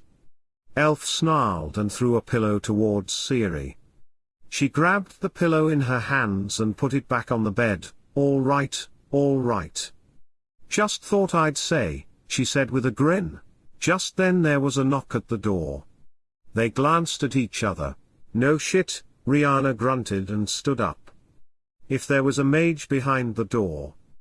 But it wasn't Avallac'h standing there, but Philippa Eilhart and Margarita Lauxantile, the two lodge witches Yennefer and Triss had managed to lure to help. Riana had seen them a few times now during their stay in Novigrad, but had not yet spoken to either of them. Good. You're both here, Philippa said, pushing past the elf into the room as if she owned it, with Margarita in tow. Riana glanced at Ciri with a raised eyebrow. The woman looked uncertain as she watched the sorceress. Though the elf wasn't quite sure what the women wanted, she had a feeling they wanted to talk about the possibility of Ciri joining the lodge. But what business would they have with Riana? Sit. Philippa looked at Riana expectantly. Elf closed the door, but remained leaning against the wall beside it with her arms crossed. The sorceress looked at her for a moment and then, without saying anything, turned to Ciri, apparently realizing that an argument would be pointless. The lodge once had big plans for you. I'm sure you remember. You were supposed to finish your studies and become one of us, she said, glancing casually at Margarita. Unfortunately, that didn't happen. Philippa now turned her gaze back to Ciri. We are to re-establish the lodge. And also to renew our offer. You both need to join us. Now Philippa looked at Riana as well. This had come as a surprise to her. She had guessed that Ciri would be offered a place, but that they would make an offer for Riana too. Elf walked across the room to the window with slow, calm steps, her face serious and saying nothing. And if I join, are you going to marry me off to some little prince again and become your puppet? Ciri asked. You were a child then. And we misjudged the situation. This time, we're offering cooperation. For both of you, Margarita said in a gentle voice. Riana raised one hand to her face. So that was Margarita's role. The gentle mother figure, while Philippa was the one who harassed them to go along. Riana could no longer hold back. First her shoulders started to shake and then she shook with a loud laugh. This is just too funny. She turned, holding her sides, but her laughter only intensified as she looked at the disbelieving expressions on the sorcerers' faces. To join your little bitch club, she said between laughs. When she finally got some control of herself, she shook her head. I haven't heard such a good joke in a long time, she said, walking to the door and into the hallway, still laughing to herself and wiping her eyes. Had the sorceresses really been serious? That she would join their crazy cult? She was about to go and tell Avallac'h, but then remembered she wasn't on speaking terms with him, and headed downstairs. Now that she and Ciri's game had been interrupted, Riana could stop by Elihal's house to thank him once more for the dress and apologize for the night's events. When she got downstairs, however, she didn't need to go looking for him, as he was standing at the bar talking to Dandelion. Hey, I was just thinking about coming to see you, Riana said, walking over to the men. Elihal turned with a smile. Coincidence has a funny way of arranging things. I was just wondering if I should go look for you. Riana laughed and leaned lightly against the counter. Then we'll both save ourselves some trouble. Dandelion moved behind the counter to work on something, making room for their conversation, but Riana could see the man listening with a side eye anyway. I wanted to thank you again for the dress, Riana said, flicking the hem of her robe. Even though the evening didn't go quite as I'd imagined. Elihal raised his eyebrows, but his voice was full of amused understanding. I wonder if you've ever planned a night that went exactly as planned. Riana smiled and shook her head. Good point. Aear'el tilted his head and looked at Riana sharply, assessing. Something else is on your mind, right? Riana hesitated for a moment, but finally sighed and looked him straight in the eye. We'll be leaving soon. I'm not quite sure when we'll be back. Aear'el didn't look surprised. He just nodded slowly, his eyes filled with approval. I'm going to miss you. You're a real firecracker. Take care of yourself, Riana. He added softly. And if you ever need a dress to make someone lose their temper again, you know where to find me. Riana grinned and raised her eyebrows. I think the next thing I need is something with less shiny details and more practicality. But I'll keep the offer in mind. Aear'el chuckled and lightly grabbed her wrist, squeezing it gently for a moment before letting go. There's nothing in this world you can't handle. You are a survivor. Riana couldn't help but smile. You take care of yourself, too. And Dandelion? I don't want to see you beaten to death and Dandelion die of some bloody scab. I promise I'll stay alive. At least for now. Aear'el grinned. But I've got customers waiting. Goodbye, my heroine. The man bowed, took Riana's hand and gave it a light kiss. Riana smiled. Aear'el took a few steps back, then turned on his heels and headed for the inn door. He didn't turn, but raised his hand in a light farewell. There goes another broken man, Dandelion sighed deeply. Elf turned to look at the bard, puzzled. How so? He seemed all right. Do you always walk around with your hands over your eyes, or only when it comes to men? Dandelion asked. Riana glanced at him and then towards the door Aear'el had just exited. No way. Oh yes. And certainly he's not the only one. You're just stomping around breaking hearts and you don't even realize it. Although I think Aear'el was more scared our grim elven friend yesterday, so it wasn't entirely your fault. I mean... What do you mean it is not entirely my fault? I didn't do anything. She snarled. You're just accidentally seduce all the nearby elven men. And I'm sure that also some men of other races too. For example, I heard about a witcher you happened to save and whose heart you apparently stole in the process. Yes. And certainly he's not the only one. You're just prancing around breaking hearts and you don't even realize it. Although I think Aear'el was more scared of our grim elven friend yesterday, so it wasn't entirely your fault. I mean... How is it not entirely my fault? I didn't do anything. She snarled. Except seducing all the nearby elven men. Riana looked at the bar before her. Where's a half-drunk wine mug when you need one? Dandelion threw his hands in the air and laughed, joking. The woman glared at him once more before turning on her heels, muttering something about silly bards as she went. Dandelion looked after her, rolling his head. The inn would be much quieter once Riana was gone. But also a little more boring. I am unarmed. Riana hadn't spoken much to Avallac'h since the night she had thrown wine in his face. Although she had been very defiant at first, declaring to herself that she had no regrets, she felt foolish. She would have liked to apologize, but she hadn't. And now they were already on the ship, on their way to Skellige, the place where they would meet Irene. How long are you going to drag this out? Ciri asked from beside her. They leaned against the railing of the ship. Avallac'h was on the other side of the deck, his back to them, staring off into space. Riana sighed very deeply and straightened up. I guess I'll have to take care of it. Keep your fingers crossed, the elf woman said and started to walk across the deck with Ciri's gaze on her back. The white-haired woman grinned. You'll be fine. I bet, Riana thought as she stopped behind the mage. She didn't have to say anything as he already turned around. I am unarmed. Look, no wine mugs anywhere, the woman said, spreading her arms. He said nothing? He just waited. Riana gritted her teeth. She knew he did it on purpose. His pride had been insulted and now the mage was going to make Riana squirm for it. "I'm sorry," she said tensely, "I shouldn't have thrown wine in your face.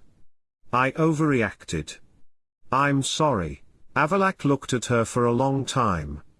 Not accusingly, not mockingly, but with that calm, enigmatic look that made Riana feel both watched and impatient. "I overreacted. I'm sorry." Riana pressed her lips together immediately after the words. Avallac'h said nothing. He just waited. Riana knew what he was doing. Avallac'h enjoyed this. Not because he particularly wanted to see her apologize, but because he knew she hated it. He knew she just wanted to get this out of the way quickly. And that's why he let the silence linger. "Okay," Riana finally said and rolled her eyes.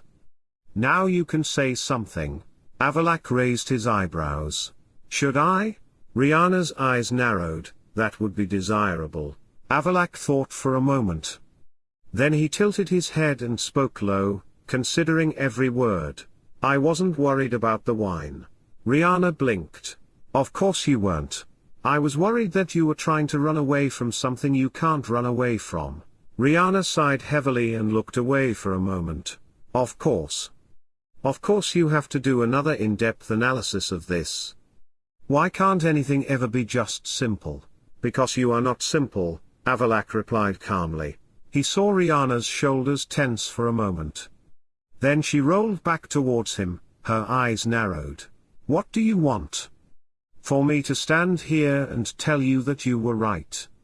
That I was stupid and that I should have just sat in my room and dealt with my feelings like a sensible elf?" Avallac'h raised another eyebrow. "I didn't expect anything like that. Of course not. But you know it would have been less frustrating than what you actually did."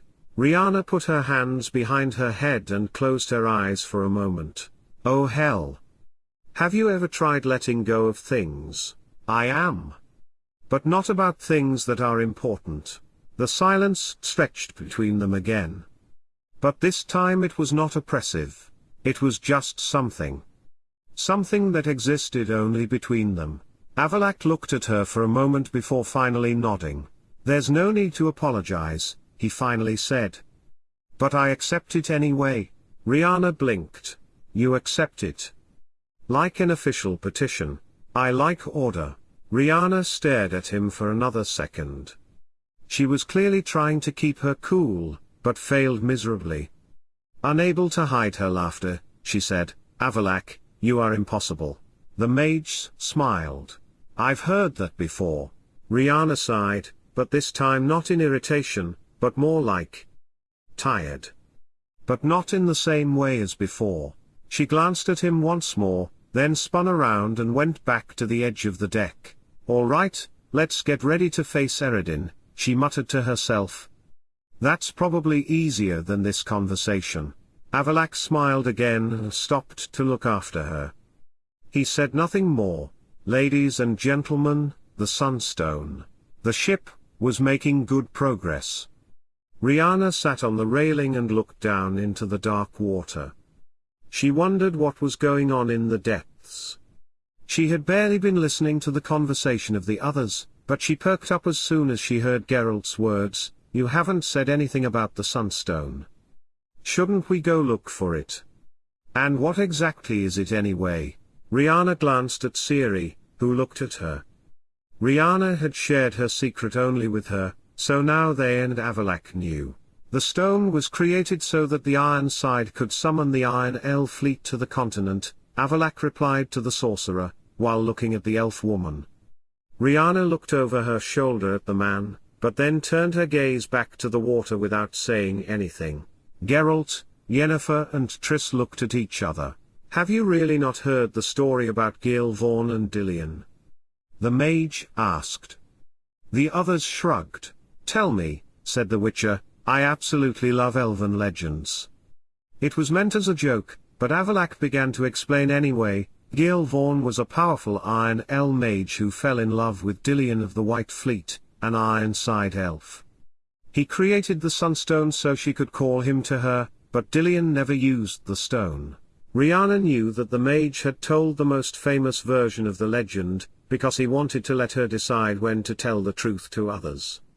Riana appreciated that, but she knew the time had come, and she didn't want Avallac'h to lie to the others. The elf woman sighed, turned and jumped off the railing, or that's the version the legends know. Let's tell them the truth. The elf looked at her for a moment and then nodded slowly, as Riana said, it is indeed what the legends say. But history, real history, is not so simple. Everyone listened. The real Sunstone is the legacy that Gealbhan left to Dillian, through their children.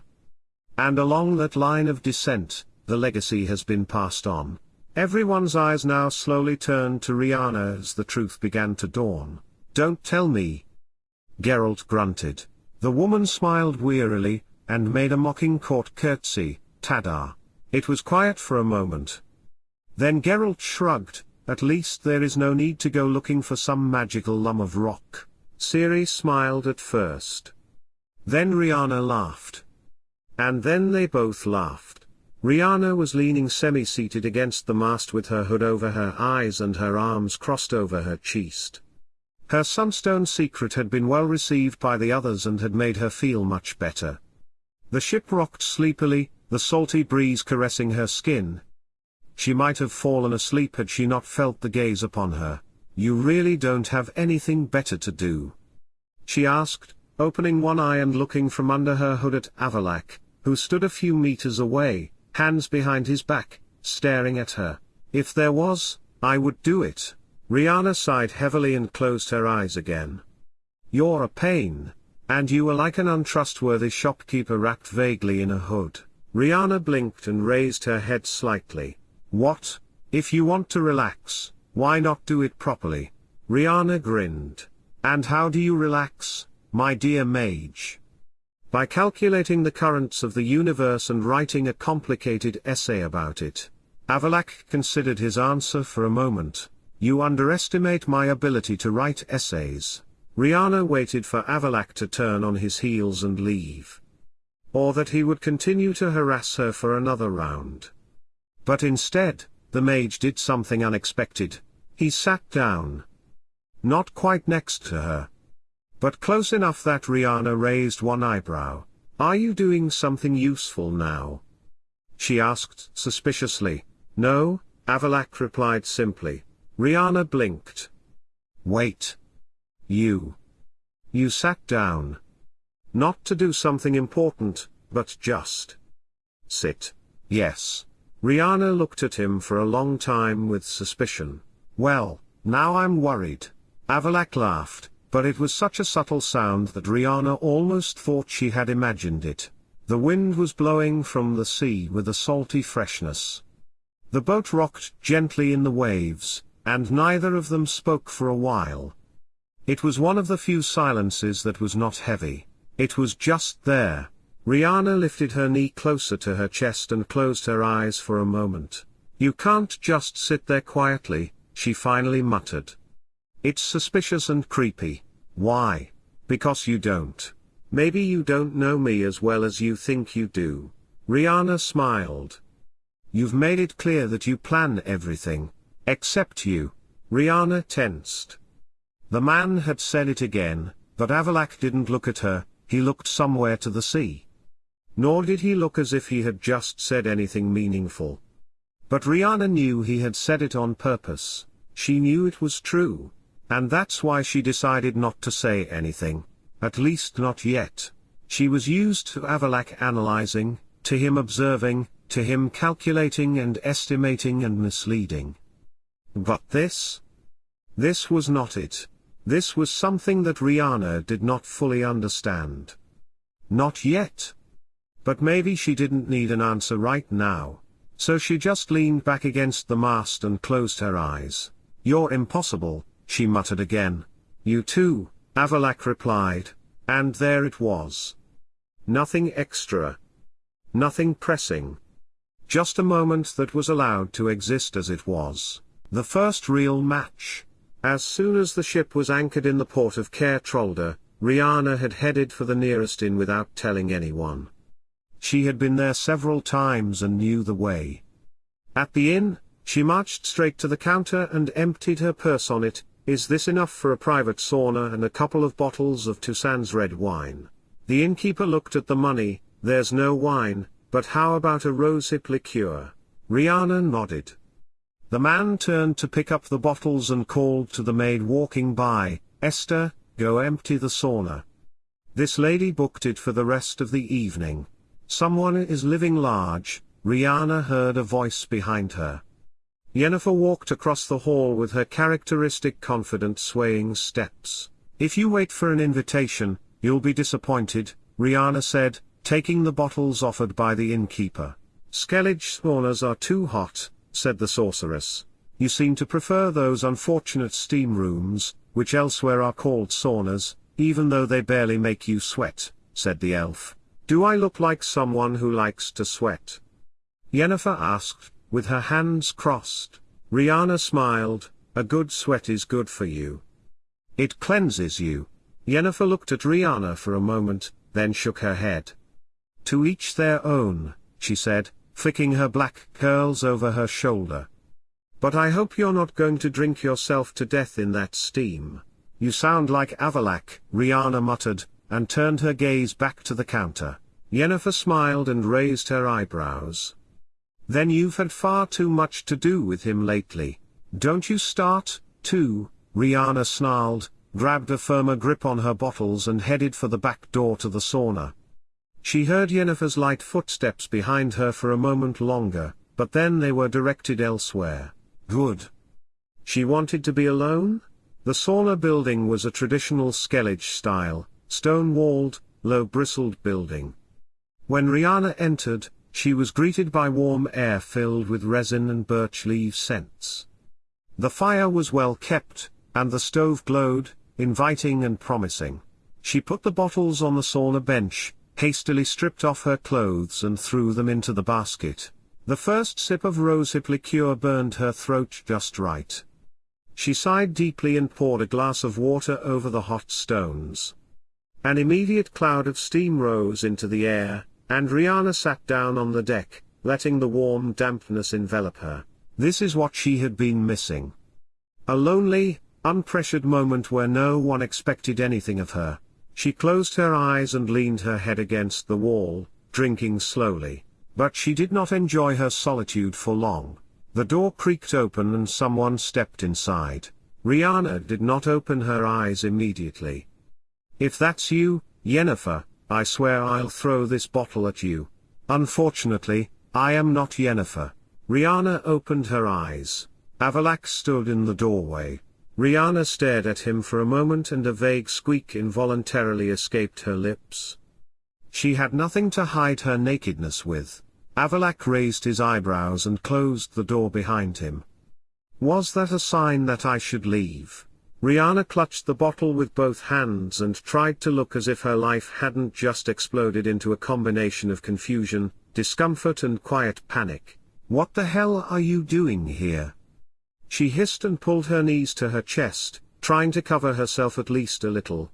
Avallac'h started, but interrupted himself. He tilted his head and let his gaze wander around the steamy interior of the sauna, as if he hadn't realized Riana's reaction at all. "You just what? You thought you'd come and analyze how many drops of sweat can be shed in a minute?" Riana hissed. Avallac'h's gaze slid back to her, and something in his eyes flickered, almost like amusement, but too subdued to be overtly mischievous. "No," he finally said. "I just wanted to make sure you didn't drown in that rosehip liqueur before we got to Äänikirja." Riana stared at him for a moment, then defiantly sipped her drink. "No need to worry. I'm very much alive. And I can always dissipate the alcohol in my blood, remember. But today I was planning to get drunk and have some fun while I still had the chance. So if you're not going to join me, then my dear Mr. Aen Elle will be good enough to leave." Avallac'h did not respond immediately, and Riana almost lost her grip on the bottle when he started to take off his cape.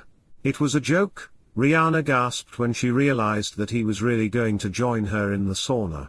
She turned her head towards the wall. Her heart was pounding and she could feel her cheeks heating up, and it wasn't from the heat of the sauna. She heard the rustling of clothes and the creaking of the rafters as he climbed into his seat. "You can look, I don't mind," the man said calmly. "I mind," Riana stared at the wall. "Throw some water, since you wanted to participate." Avallac'h said nothing, but after a moment Riana heard water hissing on the rocks, and hot steam rose heavy around them. She clutched the cold surface of the bottle in her hands and concentrated on breathing steadily, though her heart was still beating far too fast. Her whole body tensed and her neck began to ache as she held her head stubbornly towards the wall. She shifted slightly so that her back was towards the man so that her neck wouldn't get completely stiff. All Riana would have wanted was a relaxing time in the sauna, but the mage had to come and ruin that too. "I didn't know you liked saunas," she muttered, bringing the bottle to her lips to hide her own embarrassment. "I don't," Avallac'h replied calmly. "But there's a saying, once you've entered the game, it's better to be in it to the end." Riana scowled and threw another sip down her throat. "Of course you're making some metaphor out of this. Couldn't you just say you wanted to see if I could hold my liquor better than you?"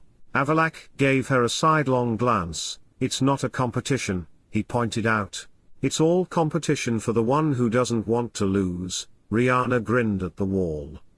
For a moment they sat in silence again, surrounded only by hot steam, and Riana found herself relaxing involuntarily. Then the man broke the silence. "You're acting strange." Riana raised her head slightly, but still didn't look at him. "Strange? I'm sitting in the sauna, drinking. What's strange about that?" Avallac'h leaned forward a little, his gaze intent. "You're not yourself." "Oh, my good sage, tell me, what am I like then?" Riana replied sarcastically, but her voice was not as sharp as usual. Riana could feel the man's gaze on her back. "You're not human, but you act like you are sometimes. You hide your feelings until they threaten to spill over. And then you do something unpredictable."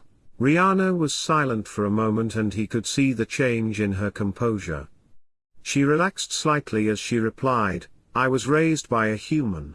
"I didn't know," the man said after a moment of silence. Riana lowered the bottle from her hand and brushed the surface of the benches with a thoughtful expression. "It never came up." The woman was silent for a moment, then continued, "Her name was Elaine.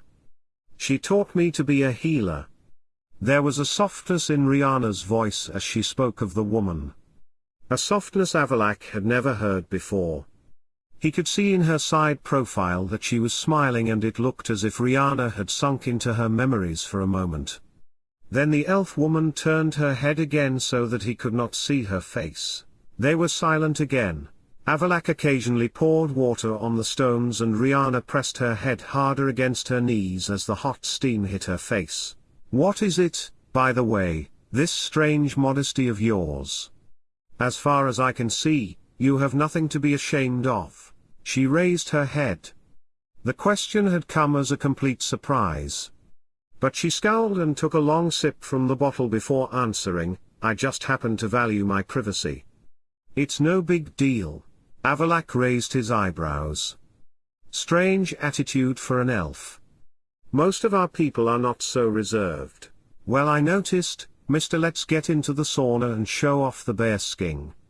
Then Riana sighed, "It's really just a matter of principle." Avallac'h waited. Riana felt his gaze linger on her, too long and too appraising. It made her skin tingle in a way she couldn't decide if it was pleasant or annoying. She sipped more drink. Riana sighed and turned her head slightly. "Damn, you don't let things go, do you? I want to understand why everyone does what they do. You're the one nosy mage. And you're an enigma. And I like riddles. Do you like riddles or just solving them?" The woman asked sharply. He smiled, but didn't answer. Riana took a deep breath and looked up at the ceiling. "If you must know," she began slowly. "I used to think my body wasn't mine. Avallac'h said nothing, but Riana knew he was listening intently. When I was with Scoia'tael, there were usually fewer of us after a battle than before. And for those who stayed, there wasn't much of a choice. We took what we could get. Food, weapons, clothes, and each other. Avallac'h leaned forward, his eyes darkening. You never told me this. That sort of thing now rarely comes up in dinner-table conversations, Riana said, trying to sound perky, though her throat suddenly felt dry. It wasn't a big deal. It was just the way the world was. But at some point I realized that if I don't even own myself, what am I left with? From then on I decided that my body, my decision. And if I don't want to share it with someone, I won't. There's nothing more to it than that. I think everyone should have at least that much of a choice. Avallac'h didn't say anything for a long time. And is that why you can't even look at me now? He finally asked lowly. Riana felt her cheeks heat up, and it wasn't because of the heat of the sauna. She tightened her grip on the bottle. I want to give others the same freedom to decide about their own bodies. Avallac'h's eyes twinkled slightly. All right. And before Riana could realize what was happening, she heard Avallac'h stand up. Riana almost dropped her bottle. The man moved slowly, gracefully, as always, but now the way he descended from the benches and strode toward the stove seemed far too self-conscious. He picked up the water bowl, poured the water on the stones, and the room filled with new, hot steam. When he finally turned back to Riana, he had the same subdued expression on his face, which was completely indecipherable. Look at me, Riana. Riana bit her cheek and forced herself to look away. Avallac'h's skin glowed in the dim light, the tops of his wet hair flowing in straight lines down his back, and every movement was as elegant as ever, but now, right now, it was something else. Something dangerous. Riana hadn't realized how close Avallac'h was until he tilted his head and spoke again. Was that so hard? Riana swallowed. Damn you, Avallac'h, she muttered. She rolled her eyes, but her heart was beating so hard it seemed to echo throughout the room. I'm not losing you in this game, she muttered. Avallac'h sat back in his seat and watched her for a moment. In that case, he said softly, let's see how far you get. All right. Riana took a deep breath, took another swig from her bottle, then set it down on the bench next to her, tossed her hair over her shoulders, turned around with a quick, graceful motion, and straightened. Look, then, she said. She couldn't remember the last time she'd let anyone see her naked. It must have been several decades now. But here she stood, naked before one of the most powerful mages in the world, in a sauna on the outskirts of Skellige.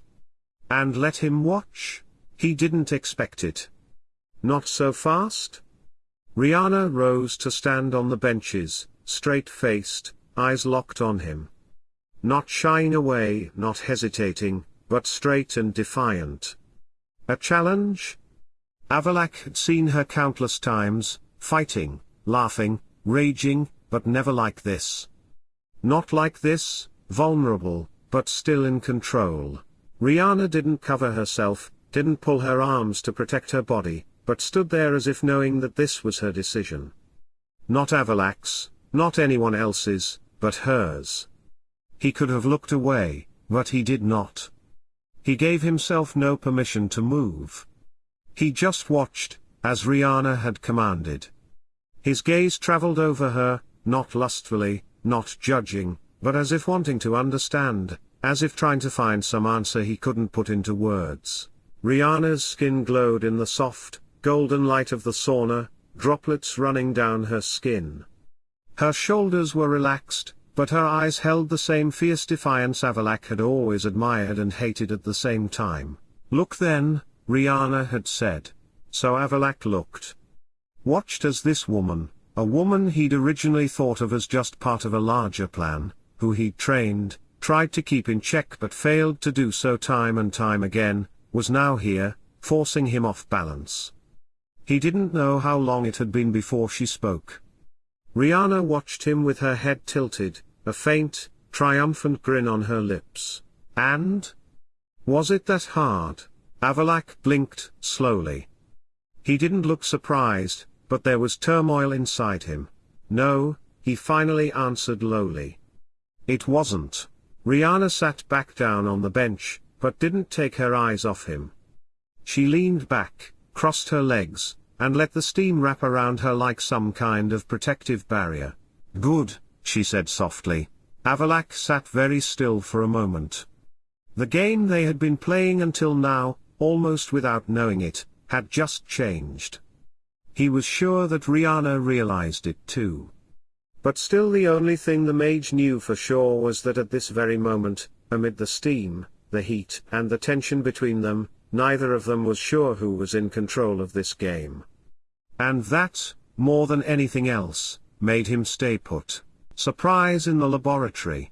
Riana crouched on the windy hillside, gathering herbs in small bottles. They had been in Caertrolda for about a week and it would take maybe a few more days of preparation, maybe longer, before they could travel to Undvik. Riana hummed to herself, reflecting on the week's events. She had been much more relaxed, since that evening in the sauna with Avallac'h, but the man was now busy with his own secret arrangements, for the battle ahead. Riana, on the other hand, seemed to have nothing to do. She still didn't know exactly how she should call Naglfar and Eredin, and as Avallac'h's answer had still been "I'll tell you later," she hadn't been able to do anything about it. So she had filled her days with everything else to do. Today's agenda was herb gathering, or so she had planned. Riana? Woman turned. Ciri strode towards her up the hill, followed by Geralt and Yennefer. The elf woman got up and shoved the herb bottles she had collected into her bag. Did something happen? We're not leaving yet, are we? Nothing like that, Ciri said as she reached her. I've just had this thing bothering me and I thought you could help. She raised her eyebrows.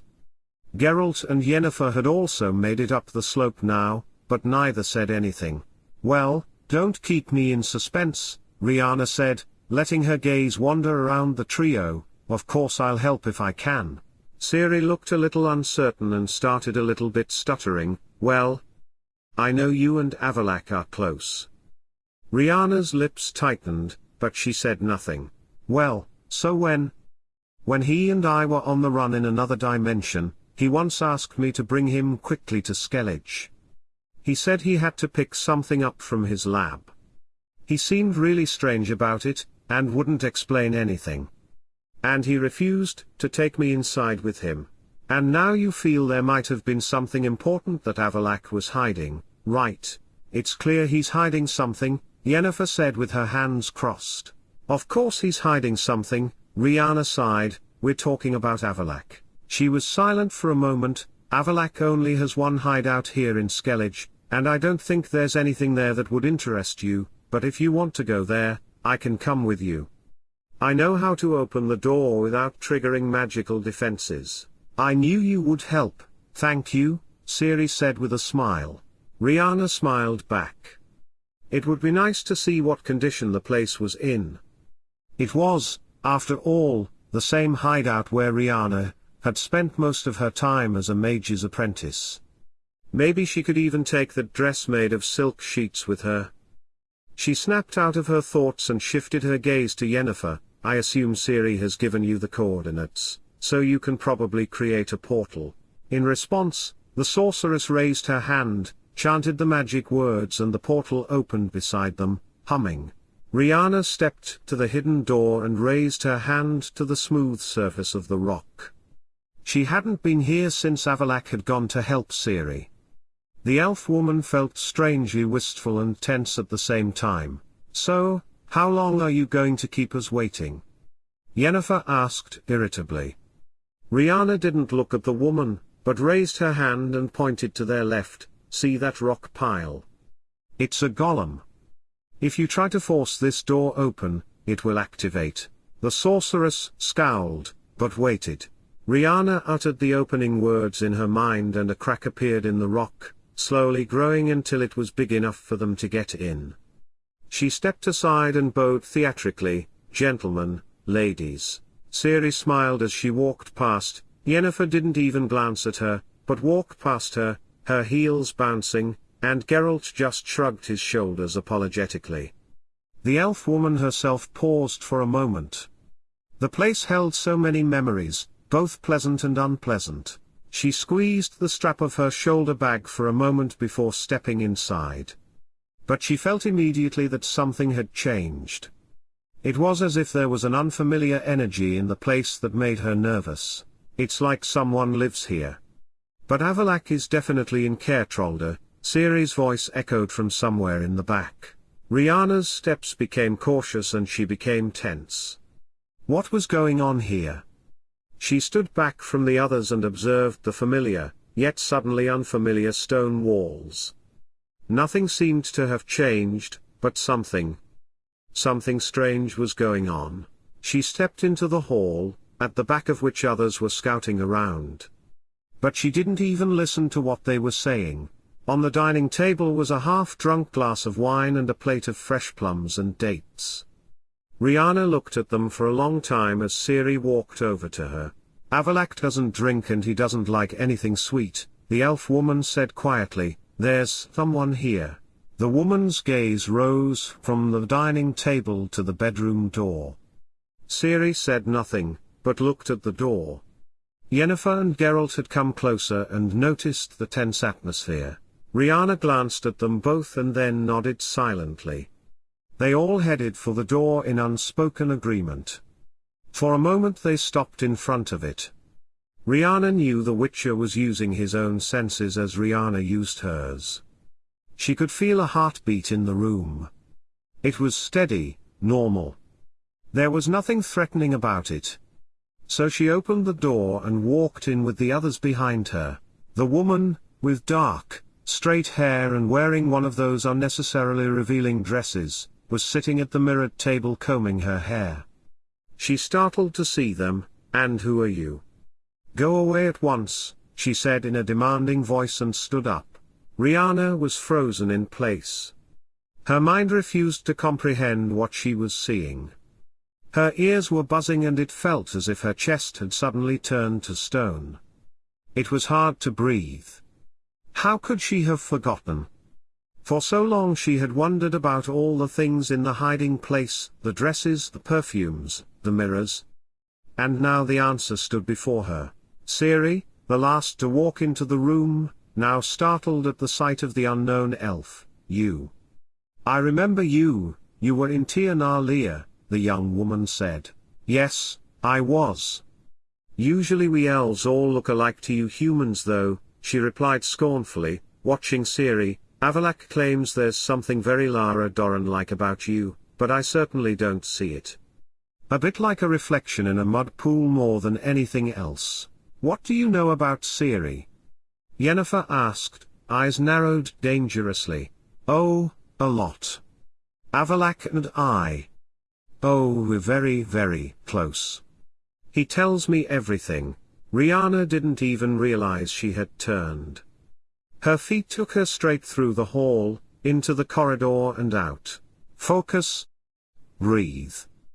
Her chest was tight, a lump had risen in her throat. She was standing on the beach, both hands in fists. How could she have been so stupid as to think that Avallac'h might have cared more for her? Stupid, stupid woman. She had tried not to think about how she really felt about him. How Riana had gradually, without even realizing it herself, had fallen in love with that infuriating elfman. It was ironic, really, that she was finally admitting it to herself now, when it no longer mattered. Usually the mage used to turn up at just such times, but now he was absent. And a good thing too. Riana might have done something very, very rash if Avallac'h had been there, watching her in that annoying, all-knowing way of his. Riana wanted to break something. And that's what she was going to do. She turned and went back inside. Yennefer, Geralt and Ciri were all in the hall. The atmosphere among them was tense, but Riana didn't even notice. She walked straight to the painting she'd painted of Avallac'h hanging on the wall, took it from the wall, walked without saying anything to the distillation equipment, and punched the coolant tube straight through the painting. She would have liked to tear the silk dress to shreds too, but she didn't want to face that another elf woman again. So she just turned and headed back out with Ciri's, Yennefer's and Geralt's gazes following her. Well, well. The cactus have claws, the sorceress said dryly, although I do feel sorry for her. Ciri looked worried, but didn't know what to say. Geralt shook his head, hardly noticeably. When they had returned, Riana was physically unwell. As soon as they stepped through the portal back onto Caer Trolder's soil, she had doubled over and vomited. Ciri had placed a hand comfortingly on the elf's shoulders, but when Riana had straightened up, she hadn't looked at any of them. "I have medicine on board," she had muttered, and started jogging down the slope. She walked as if in a grey haze without even looking ahead. She had gone to get some medicine, not for nausea, but for pain, because her chest felt tight. She had taken the medicine, and on her way back up to the deck she had felt something through all that vague mist. Avallac'h's energy somewhere near her. Riana hadn't looked around, but had quickened her steps, but had still paused for a fleeting moment. Lately, the man's presence had brought her comfort, and even now her senses were calling to her to stop and seek him out. She had to force herself to move. She needed to find a place where she could think. Avallac'h leaned against a stone pillar and watched the hustle and bustle around him. The Skelligians were preparing, gearing up. Arrangements were progressing, but his mind was elsewhere. He was used to people looking at him suspiciously, but now he noticed that Yennefer had been looking at him all day ever since they had returned from their little expedition. And when Avallac'h finally turned his head and met her gaze, she smiled and strode towards him, her hands in a familiar huff. "You have a problem," Yennefer said bluntly. Avallac'h raised his eyebrows. "I have many." Yennefer squinted her eyes. "True. But I'm talking about one in particular." Avallac'h said nothing, so Yennefer continued. "You're quite something," she said, her voice a mixture of mockery and something else, perhaps even sympathy. "You've been circling and circling around Riana, and yet all the time you've had another woman waiting. I don't know if you've been doing it just out of some sick desire to experiment, but I'd advise you to stop." Avallac'h's eyebrows dipped down a little. "What are you talking about?" Yennefer smiled low. "You know? That elf woman in your little hideaway made it quite clear what is going on between you two." Avallac'h did not respond immediately. He usually did not respond until he had analyzed the situation thoroughly. But this time, his thoughts stopped. The elven woman. He had never kept this a secret. He just hadn't thought it necessary to mention it. But now, as Yennefer stood before him, looking at him sharply, he knew that this had come out in a way he had not planned. "And what exactly did she say?" Avallac'h asked lowly. Yennefer laughed dryly. "You're asking me?" "She made it quite clear that there is something between you two." And Riana heard it. Yes, she heard it. Avallac'h's breathing slowed, but there was a thud inside him. He hadn't felt such a sensation in a long time. Maybe never. Riana thought something was going on between him and the woman. Yennefer tilted her head and continued, "I don't have time for any more drama than I already have, so get your affairs in order." Avallac'h did not react outwardly, but in his mind everything happened quickly. Riana had kept her distance all day, and after a moment alone on the deck of the ship, he remembered her sudden departure. That frantic step, that little hesitation before leaving, before she had gone down to the dock and disappeared among the people. And now he knew why. Riana had come to a conclusion. An incorrect conclusion. Avallac'h rubbed his temples. Of course he had made a mistake. But this mistake, this was different from the ones he had made before. This was not a calculated risk. This was not a tactical decision. This was a real mess. And he hated messes. Yennefer watched him for a long moment, as if assessing how much of the man's peace of mind was shattered. Then she smiled and shook her head. "Oh my goodness," she said, "you didn't even realize how badly you messed this up, did you?" Avallac'h's face showed nothing, but inwardly he admitted that Yennefer was all too right. He hadn't thought about what Riana would think. He hadn't thought she would care, but now that he knew she cared. That was what had made his insides boil with a strange, uncontrollable feeling. "Where is she?" Avallac'h asked lowly. Yennefer squinted her eyes. "What are you going to do?" "Fix this," Avallac'h replied simply. Yennefer laughed. "You, Master Avallac'h, want to fix something. This is a new one." Avallac'h gave her a cold look. "Where is she?" he repeated. Yennefer shrugged. "Nearby. But I can't guarantee she won't hit you when you find her." Avallac'h smiled dryly. That would be very like her. So he turned and left Yennefer behind, and went in search of Riana. Riana was sitting on a sheltered little strip of beach where she could be alone. She had taken off her shoes and was dangling her feet in the cold water, sitting on a rock. Yet another thing she had forgotten was now thrown in her face. She should probably start getting used to it. Well, now the mystery is solved. A little devilish voice whispered in her head. True. Now she knew who owned all those dresses and perfumes. Avallac'h and I. Oh, we're very, very close. He tells me everything. Riana pressed her face into her hands and tried to breathe, trying to get her thoughts together. After all, Avallac'h had never said anything directly to her. So perhaps she had only imagined that he might be interested in her. After all, he had never made any kind of clear move, even though they spent almost all their time together. So close together. But still. Riana raised one hand and fiddled with her own sleeve.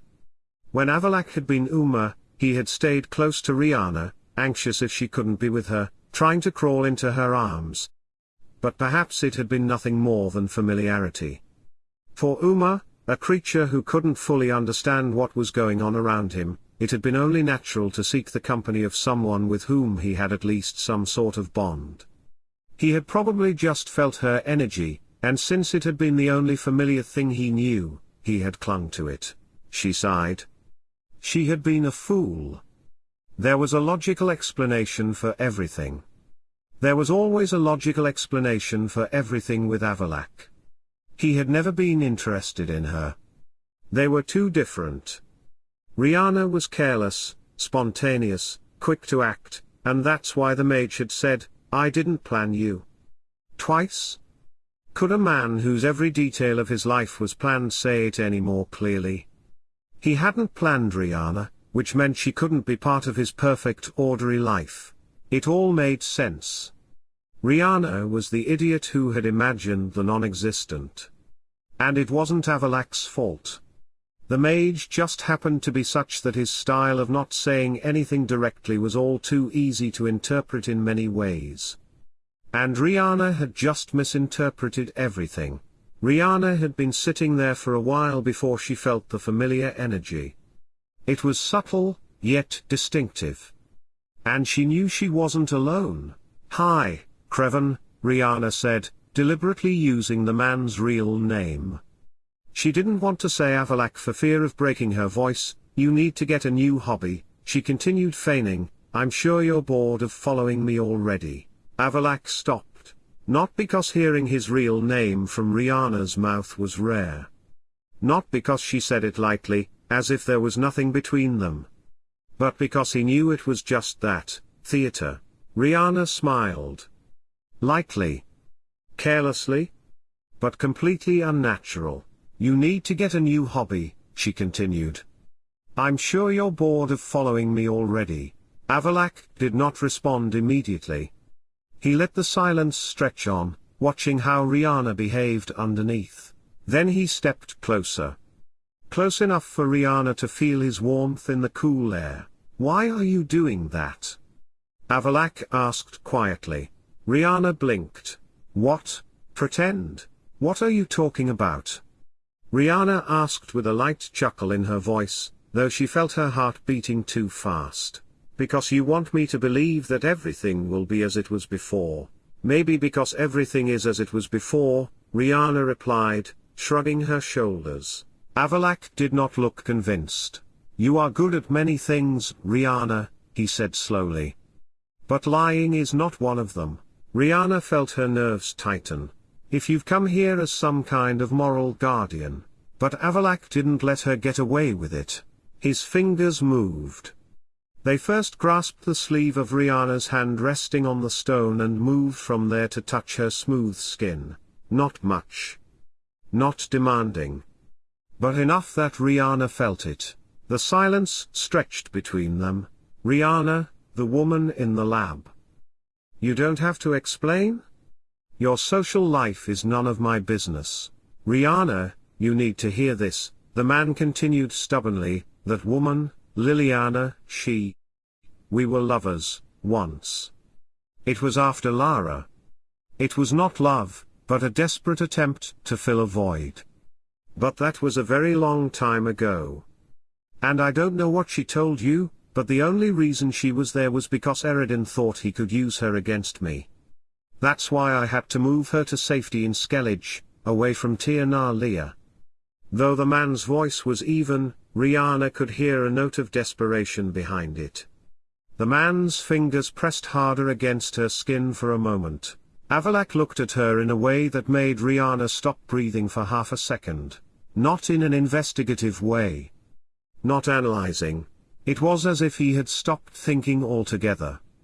And that was scarier than anything else. Avallac'h bent down just enough for Riana to feel his breath on her skin. Her heart was pounding, and she didn't know if it was anticipation or panic. And then, Riana? Avallac'h. Ciri's voice echoed off the cliff. They both froze. Come on. We have a meeting. Riana blinked. The enchantment had faded, the moment had passed. Avallac'h said nothing, but his gaze lingered on Riana for a moment too long, before he took a step back and straightened himself. A meeting, he repeated lowly. A meeting, Riana repeated. She jumped down from the rock and started hurrying barefoot up the hill. Avallac'h looked at her, grabbed her boots and went after her, daydreaming in the wrong places. Everyone was already standing at the map table when Riana slipped through the door. She hurried in beside Ciri, who glanced questioningly at her bare feet. Where did you leave your boots? Another woman whispered. Riana had no time to answer when the door opened again and Avallac'h came in. Without saying anything, he handed her boots to the woman and then walked over to the map table. Now that everyone is finally here, I think we can get started, Yennefer sighed. But Riana heard nothing at all. Her heart was pounding in her ears, and it had nothing to do with the fact that she had come half a run back to the ship. She looked at Avallac'h's back. He was discussing strategies, planning with the others. He looked so calm, exactly the same as he always had. But something had changed. But he wasn't looking at her. He was totally focused on the plans. Riana, Ciri hissed and she flinched. The human woman nodded towards Riana's hands. She looked down and realized she was still clutching her boots in her lap. The elf woman bent down and with one hand took support from the post, pulling her shoes on her feet. Then she felt it. It was a light touch on her sleeve, a quick, warm touch on her skin. When she looked up, Avallac'h had already walked past her. The mage seemed to be listening intently to Geralt, who was pointing at the map and contemplating the best way to divide the troops. Riana's heart was beating too fast. Not that anyone else noticed. Not in a way that would have disturbed the strategy meeting, but hard enough that she felt it with every breath she took.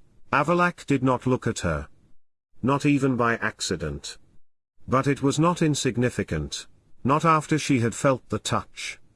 That quick, barely perceptible touch of a fingertip on her skin. It was no accident. It couldn't have been. Fucking hell. It was the first thought that entered her head with clarity. Not as an ordinary, frustrated curse word, but as a deep, confused feeling. She didn't know what to do. She didn't know how to breathe properly. She didn't even know if she wanted to know. Geralt, what is the exact estimate of the number of troops in Undvik? Avallac'h asked, completely calm. Geralt replied, Yennefer added her comments, Ciri nodded. And Riana stood still feeling the ghostly touch on her skin that was no longer there. You did it on purpose, she thought. But did he really do it on purpose? Avallac'h was not an impulsive. He did nothing without a purpose. He had never touched her like that before without a clear, logical reason. But now the mage had done it. And it was absurd. Riana? Ciri's voice was low, as if she had noticed something. The elf woman blinked and realized she hadn't been listening for a while. What? Are you okay? Of course, Riana replied immediately. Too fast. With too little effort. Ciri studied her for a moment. Then she just smiled and went back to listening to the conversation. But Riana knew she hadn't believed her. Worse still, she didn't believe it herself. The next move depends on how quickly we can organize the landing, Geralt said. Riana can help with that, Yennefer added. And then Avallac'h turned and looked at her. Directly? For the first time since they had looked at each other on the beach. The gaze was neutral, as if nothing had changed.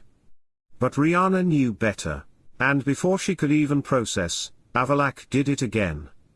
Passing by. Discreetly, touching the edge of her sleeve, his hand against hers just enough for Riana to feel it, but she couldn't be sure if it was intentional. She felt her skin tingling. She knew this was no accident, but Avallac'h said nothing. He didn't even stick around to see her reaction. He just kept talking, as if nothing had happened. And that was the worst. Because Riana knew that he noticed, and she knew she was not alone in what she felt. But if Avallac'h wasn't going to do anything about it, what the hell was she supposed to do? He hadn't planned it. That was his first thought. He hadn't meant to touch her. Not the first time. Not the second time. But he had done it anyway. He knew that Riana was no longer focused on the meeting. He knew she felt it. That small, fleeting touch. The moment that lasted only a second but was much longer than it should have been. He knew, because he felt it himself. But he had to stay in control. He had to be the one who kept order. He was not the kind of man who did things without meaning. And yet he had just done something completely without explanation. You have made a mistake. That was his second thought. But was it really a mistake? He had been careful. Always? He'd tried to keep the boundaries clear, tried to keep their relationship the way it was supposed to be. They had been master and apprentice, Riana had been his protégé. But that was in the past. Riana was no longer his student. That line no longer existed. He knew she wasn't stupid. Avallac'h knew she understood what was happening. But the most important question was, what was Riana herself going to do about it? The man had never hesitated in his decisions.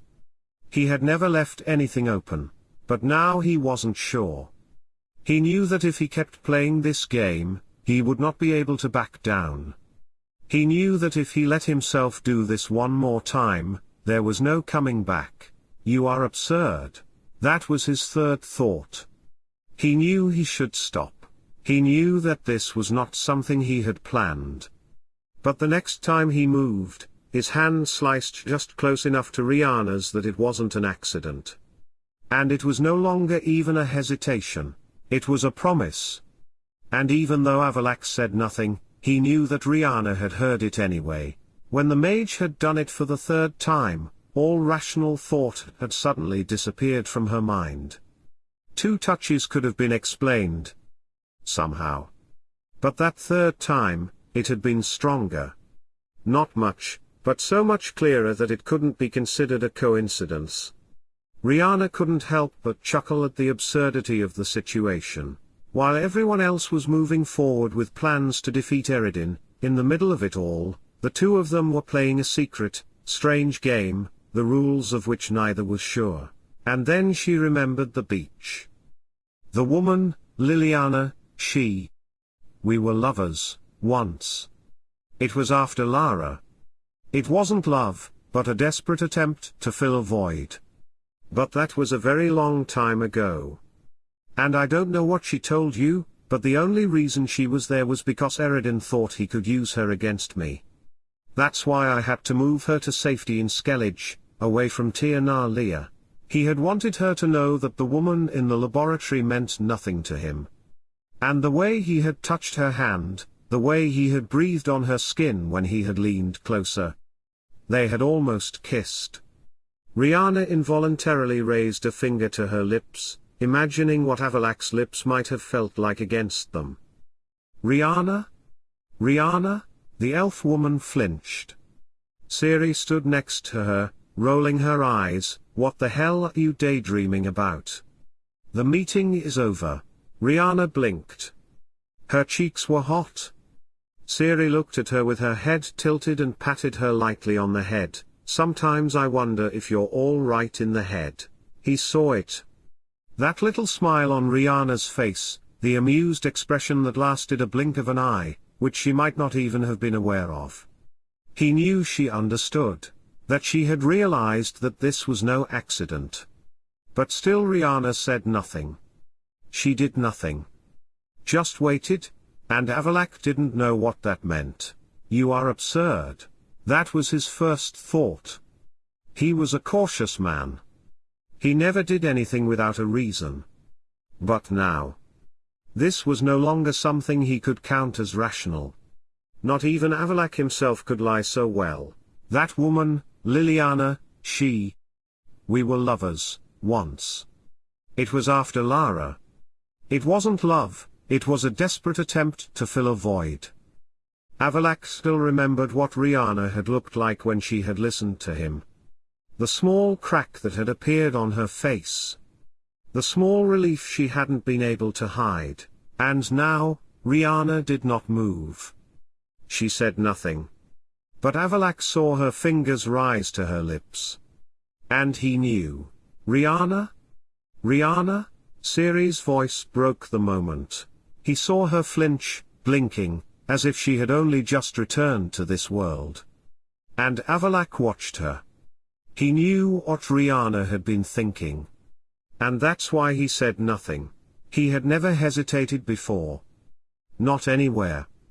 But now? Now he was no longer sure what this was. Was this a game that neither of them had admitted to having started? Or was it something else? Ciri rolled her eyes and tapped Riana on the head. Sometimes I wonder if you're completely healthy in the head. Riana muttered something vague in response, her face still a subtle blush. And Avallac'h said nothing. He just watched, and knew that there was no going back to the way things had been before. But it was not yet time to do anything. Not yet. But soon. Very soon. And if she wouldn't make the next move, Avallac'h would take matters into his own hands. Hiding in the forest, dancing. Avallac'h stood on the deck of the ship, arms crossed and eyes fixed on the sea, although he hadn't really looked at the waves for a while. The wooden structures of the ship swayed steadily in the waves, and the sea smelled of salt and the approaching storm. The moon was high, but the stars were occasionally obscured by clouds. And then there was the song. It had begun quietly, just a few chords, but now it had filled the deck of the ship. Avallac'h knew the tone, the little nuance that made the song more than just a sound. It was inviting, soft, but there was also something mischievous about it. A deliberate lightness, chosen on purpose. His gaze slowly slid to the middle of the ship.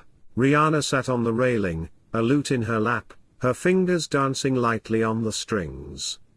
Her legs were bare, her skirt raised just above her knees, and she swayed to the rhythm. Her dark hair was loose, and the wind caught it, tossing it in and out of her face. She didn't seem to think about it at all. A few Skellige warriors had started dancing. Their heavy boots thudded on deck, and one tried to catch a laughing servant girl in a spin.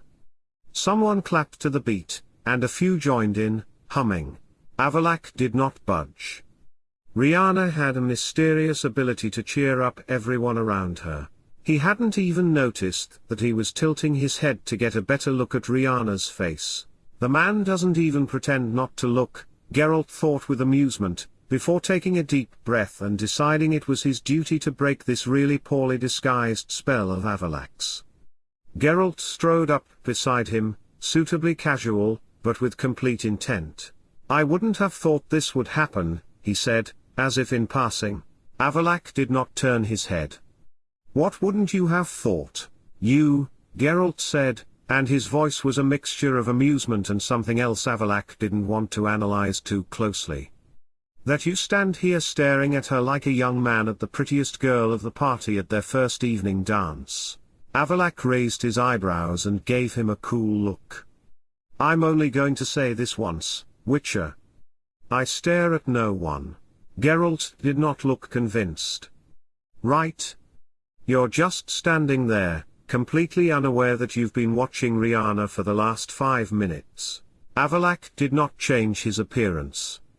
"I analyze situations. Riana's behavior has been unusual. It raises questions." "Well, of course," Geralt said. "You're just analyzing. Scientifically. Without any personal feelings. But that's your business. You can think about it scientifically, while the rest of us men just look at her legs." No, it's all right to look at them. Those are nice legs." Avallac'h did not react immediately. His expression remained as controlled as ever, his body completely still, but Geralt knew, and it annoyed him. Not because Geralt was wrong, but because he was too right. Avallac'h turned his gaze back to the sea, but all too aware that Riana's laughter was mingling with the cheery exclamations of the ship's crew. "You're making assumptions," he finally said lowly. Geralt smiled. "I don't assume anything. I just see." Avallac'h didn't like it. He didn't like the fact that Geralt could read him so easily, when he himself had spent decades creating an image of himself that no one could interpret. Geralt leaned casually against the railing, his eyes squinting, and gave him a sideways glance. "If you're so interested in her behavior, why don't you just ask?" Avallac'h let the silence stretch before speaking. "Riana does not answer questions directly." "True," Geralt admitted. "But I don't think you're asking direct questions either."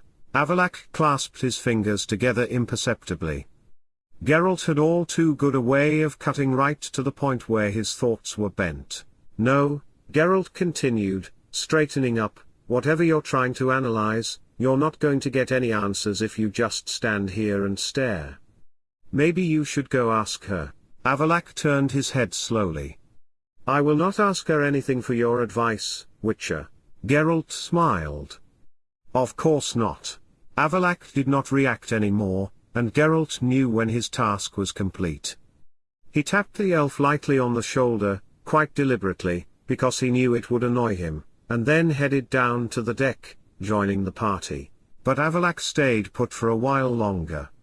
And Geralt knew he would eventually go down. Riana had already moved to dance when she noticed a figure coming to the edge of the deck. She noticed it immediately. Avallac'h stood at the top of the stairs, watching her in a way only he knew how, observant, thoughtful, but no longer coldly analytical. Riana did nothing immediately. She let the pace carry her along, spinning gently around, but at the same time watching the elf with a sidelong glance, as if silently questioning. "What are you doing, Master Savern? Have you really come to join the party? Or are you here to see me?" Avallac'h did not move, but Riana saw his gaze linger for a moment on her movements. And that's why Riana decided to do something reckless. She stepped directly towards Avallac'h. The man's eyes squinted a little, but he didn't back away. I thought you'd rather stay up there where you could do your analysis safely, Riana said mischievously, her eyes bright. Avallac'h looked at her appraisingly. I've come to the conclusion that to get answers, I need to be where the action is. Riana smiled. Well, in that case, welcome to the place of action. And then she held out her hand. It was a small but undeniable challenge. Avallac'h looked at her hand, then at her eyes. Riana felt a slight tension flow in the air between them. I don't dance, Avallac'h finally said lowly. Riana tilted her head. You say that now.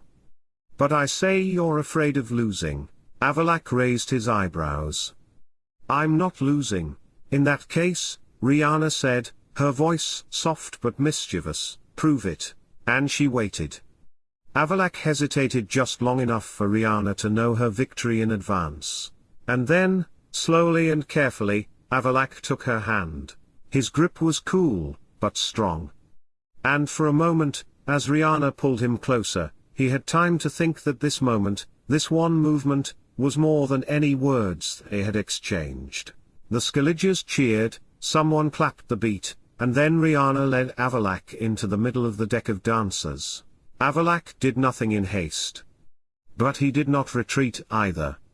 He released his grip on her, and bowed slightly, his blue eyes on hers. Court dancing. This is new to me, Riana laughed, but she did a curtsy. Avallac'h slowly straightened up, his gaze still fixed on Riana. At no point did you define what kind of dance you wanted to dance. Riana raised her eyebrows, her laughter still in her voice. Of course. You must make this somehow elegant. I'll make it manageable, Avallac'h corrected. Riana smiled. You and your control. But she took a step closer, and Avallac'h followed, as if measuring the movement, taking it over in a way that made it seem as if he had planned this moment in advance. This is my way to win, the mage replied. Riana tilted her head and looked him straight in the eye. I thought this wasn't a competition. Everything is a competition for those who don't want to lose, Avallac'h said, reminding them of their previous exchange, and something in the tone of his voice made Riana gasp with laughter. Of course, Riana muttered and let him take the lead. The music was not the sophisticated melody of the court. Scoia'tael's dances were upbeat, full of spins, but Avallac'h adapted to it in a way that was both expected and completely unexpected. He moved gracefully, controlled, and yet he adapted to Riana. It wasn't just his dance. It was their dance. And every turn, every movement, every look between them was like a silent conversation where words were useless. Not bad at all, Riana said breathlessly as Avallac'h spun her around and pulled her back closer. I don't do anything badly, Avallac'h replied, and the corners of his mouth quirked up a little, not quite a smile, but something like one. One of the ship's crew tapped the rhythm on deck, and the others followed suit. Ciri was laughing somewhere around them, and Geralt watched from an angle, arms crossed and an expression that said he was not at all surprised by this development. But Riana didn't care about the others. All she cared about was what was in front of her, an elf who never seemed to give anything away, but who now danced with her, took her hand and stayed. And right at that moment, that was all that was needed. It was not a promise, nor a prediction. But it was a moment. And perhaps, it was more than enough. And just that's how Riana knew she had won. Or maybe, just maybe, they were both winners tonight. Who will chant at my grave if I do not sing myself? Although on the way to Unvik, Riana had been able to forget her worries for a moment. As soon as they landed they had once again sunk their ugly claws into her. The others' worries were more about Ciri, though. Eredin was after her, and this whole mess was wrapped around the young human woman, not Riana. Riana had only a small part in this. As long as it was all over, and if she survived, she had had enough of the ancient prophecies for a while. The busy atmosphere of the beach camp had begun to make the elf anxious. She had found herself again with nothing to do, as the others gathered to refine their plans. Avallac'h had said that he would instruct Riana on what to do when the time was right, so there was little point in her listening to battle strategies. Riana would summon Naglfar and Eredin and then survive. A fine and simple plan. In order to get a moment of peace and quiet and get away from the hustle and bustle of the camp, Riana had headed into the woods near the camp, found an old oak tree and crept into the canopy. She had every intention of taking a nap out of sight. Just as she had found the right position, pulled the hood over her eyes and begun to drift off to sleep, someone had tugged at her leg. Riana flinched and opened her eyes, ready to strike the intruder. But this was only Ciri. "Hey, isn't this a bit of an uncomfortable place to sleep?" she asked, hanging from the branches. "There's no better place to be." A light breeze, rustling leaves. The woman sighed deeply. Ciri was swaying gently on a branch, arms crossed in front of her. Her gaze glided thoughtfully through the treetops, as if she were trying to make out something invisible. "I've never seen you really nervous," she finally said, glancing at Riana. "But now you are." Riana did not reply immediately. She stretched her legs and leaned back, letting herself melt into the trunk of the tree. "You're the only one who notices." Ciri smiled and swung herself nimbly onto the branch next to Riana. "That's not true," she said, glancing down quickly. "I'm sure Avallac'h has noticed." Riana grinned. "Why does every conversation always have to have something to do with him?" Ciri raised her eyebrows, but did not immediately pursue the subject. Instead, she plucked a leaf with her fingers and let the wind carry it away. "I'm scared," Ciri said suddenly, quietly. Riana turned to face her, genuinely surprised. "You?" Ciri smiled dryly. "I know. You should be cool-headed, ready to face anything. But the truth is, I'm not. I'm afraid of what will happen if we fail. And I'm afraid. What will happen if we don't fail?" Riana looked at her silently for a moment. "In other words, you're afraid of winning." Ciri bit her lip, and nodded. "It seems silly, but what happens after that? I've been chasing Eredin for so long, running, fighting, hiding. If this all ends if we win, who am I then?" Riana leaned forward, resting her elbows on her knees. She recognized this fear. She had felt it herself, and now more than ever. "I don't have an answer for you," she finally said. "But I do know that you are not alone." "You never were?" Ciri gave her a quick glance, and Riana smiled slightly, patting her lightly on the arm. "Maybe we can work it out together," Riana continued. "When this is all over." Ciri was silent for a moment, then a small, almost relieved smile came to her lips. "That sounds good." Riana leaned back, looked at the sky through the branches and closed her eyes for a moment. "Good. Now let me sleep, or I shall soon face the world with the crankiness of a very poorly slept elf." Ciri laughed. "You better get some rest then. But don't expect me to leave you alone just yet." She leapt nimbly down from the branch, and when Riana opened one eye, she just caught a glimpse of Ciri waving before she disappeared back towards the camp. Riana closed her eyes again. Something inside her felt lighter. At least for a moment.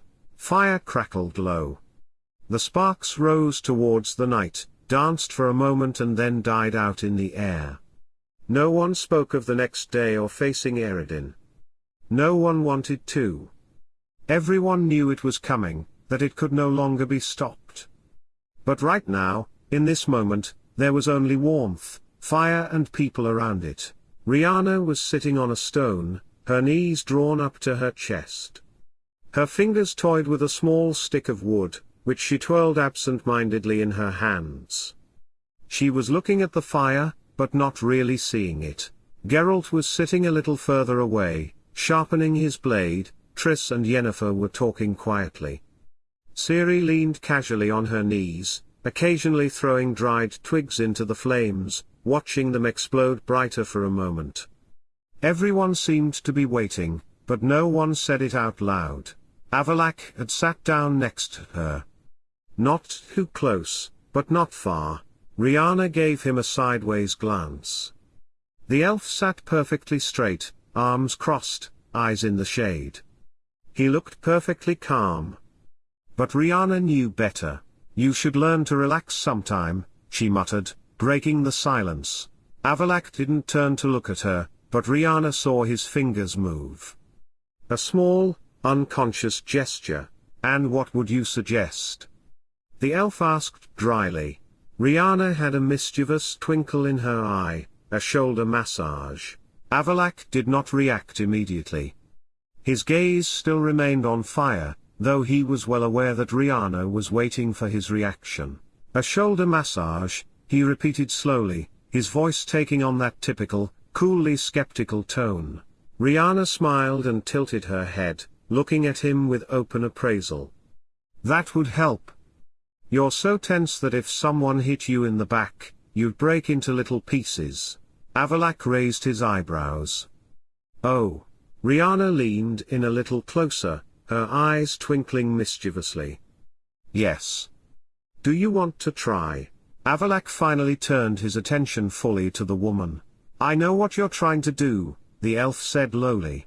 Riana raised her hand over her chest defensively, but the corners of her mouth twitched. "Good Lord, Mr. Aen Elle, can't you take a light joke?" Avallac'h tilted his head and let a small, barely perceptible smile cross his face. "I can. I just don't think this is a joke." Riana squinted her eyes, and Avallac'h could see her thoughts moving. It was one of his favorite things about her, she was always thinking about something. Usually something mischievous. "Okay," Riana finally said, slowly reaching her hand forward. "If not a joke, what do you say, Master Elf? Do you dare to relax, even for a moment? I say this purely as a healer, composure is good, but you can overdo it too." Avallac'h said nothing. He didn't back down, but he also didn't reach out his hand. The silence between them was thicker than the shadows of the night. Then Riana sighed heavily and shook her head. "You're completely hopeless." Avallac'h smiled. "It's been said about me before. That doesn't make it any less true," Riana replied dryly, but her gaze was no longer quite so mischievous. It was slightly softer. Avallac'h noticed it. He noticed too much. Riana glanced at him once more, before she turned her gaze back to the fire and took the stick back in her hand, starting to twirl it absent-mindedly. Avallac'h followed her movements with his side eye, but said nothing. For a moment they just sat there. No words, not too many thoughts. Just warmth, fire and the quiet, still air. It was a rare moment. One that Avallac'h would never admit to appreciating. But he appreciated it. Because this was the last peace before the storm. And maybe, just maybe, he wanted to stay there for a while longer. They had been sitting there in silence for a long time and the fire had begun to smolder when Riana, who had been staring at the dying fire, began to sing a slow, sad and moving melody in Elvish.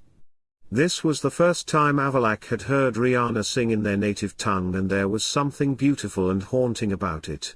Avallac'h had never heard the song. Its lyrics told the story of two Scoia'tael rebels and their burning love, which even death could not extinguish. Everyone around them stayed to listen. Although many of the people present certainly did not understand the words, there was so much emotion in Riana's voice that everyone could sense it. Avallac'h did not move. He was still sitting perfectly straight, his eyes still fixed on the fire, but he was no longer looking at the fire. He was listening. Riana's voice flowed through the night like a quiet, dark river. Every note, every verse was filled with something that words could not fully convey. Pain. Loss. But also something else. Hope. No. Not exactly. Promise. He had never heard this song before, but it felt like he had known it all his life. It was a story that had been repeated through the centuries, Two lovers whose fate had been sealed in war, but whose bond had been stronger than death itself. And Riana sang it as if she had felt it in her own blood. Avallac'h was not an emotional man. He did not succumb to the melodies that tried to pull him along. But now, right now, he couldn't help thinking, why this particular song? He gave Riana a sideways glance. She was still completely focused on her singing, her hair flowing over her face, her voice only getting stronger with each verse. Her eyes were closed, as if she were somewhere else, and that's what gave Avallac'h a strange feeling in his chest. Where was she? Who did she see in her song? Avallac'h had never seen her so open. She didn't hide behind sarcasm or mischievousness, nor did she try to challenge him with her gaze. She was just Riana. And that's why Avallac'h couldn't look away.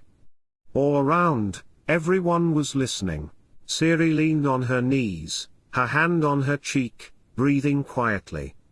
She couldn't quite translate the words in her mind, but she felt them. Triss and Yennefer were still sitting side by side, looking at Riana with concentration, each in their own way. There was sadness in Triss's gaze, understanding. Yennefer's gaze was something else, perhaps even a hint of awe. Geralt sat a little further back, looking into the flames, but Avallac'h knew the Witcher was listening. Everyone felt that this moment was different. This was not one of the happy Skellige songs that had been heard earlier that evening. This was the story. And when Riana reached the last verse, her voice vibrated just enough for Avallac'h to know. This was not just a song. This was her song. Silence fell as the last note faded into the night. For a moment, no one said anything. The wind blew through the campsite, and the fire crackled low, but otherwise the silence was so perfect that Avallac'h could have sworn he could hear his own breathing. Then Ciri took a slow breath and broke the spell. "Where did you learn that?" Riana opened her eyes and let her fingers fall silently to her knees. For a moment she looked as if she hadn't even heard the question.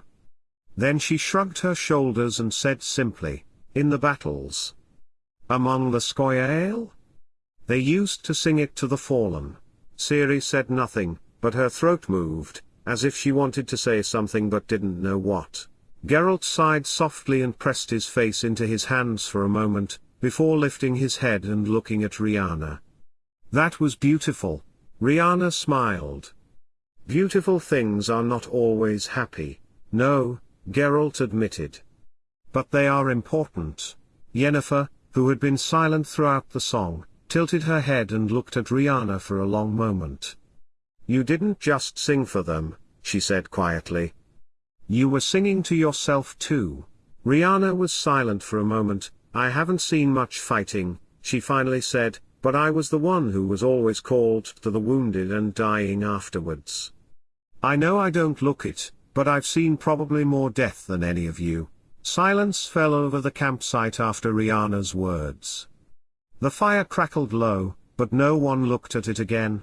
Yennefer's gaze was icy clear, but there was no longer challenge, no sarcasm, only understanding. Geralt's fingers were lightly clenched in a fist, but he said nothing. He knew there were no right words for this. Ciri breathed in and out slowly, something hard to read in her eyes. Maybe it was compassion. Maybe it was guilt. But Avallac'h was not focused on the others. He focused on just one person. Riana sat perfectly still, her fingers still lightly around the wooden stick. She had not moved her gaze from Yennefer, but there was no anger in her eyes, not even bitterness. There was only emptiness. And it made Avallac'h feel something uncomfortable. She had seen too much. He had seen wars. He had seen empires collapse, nations rise and die, friends betray and die before him. But he had never stopped to think about what Riana had seen. He had always seen her as a fighter, a healer, a survivor, mischievous and indifferent, but he hadn't seen this side of her. And now that he saw it, he couldn't look away. Riana lowered her eyes to the fire. "It's funny," she finally said quietly, People think that most war happens on the battlefield. That it's blood and weapons and swords and shouting. But most of the war happens afterwards.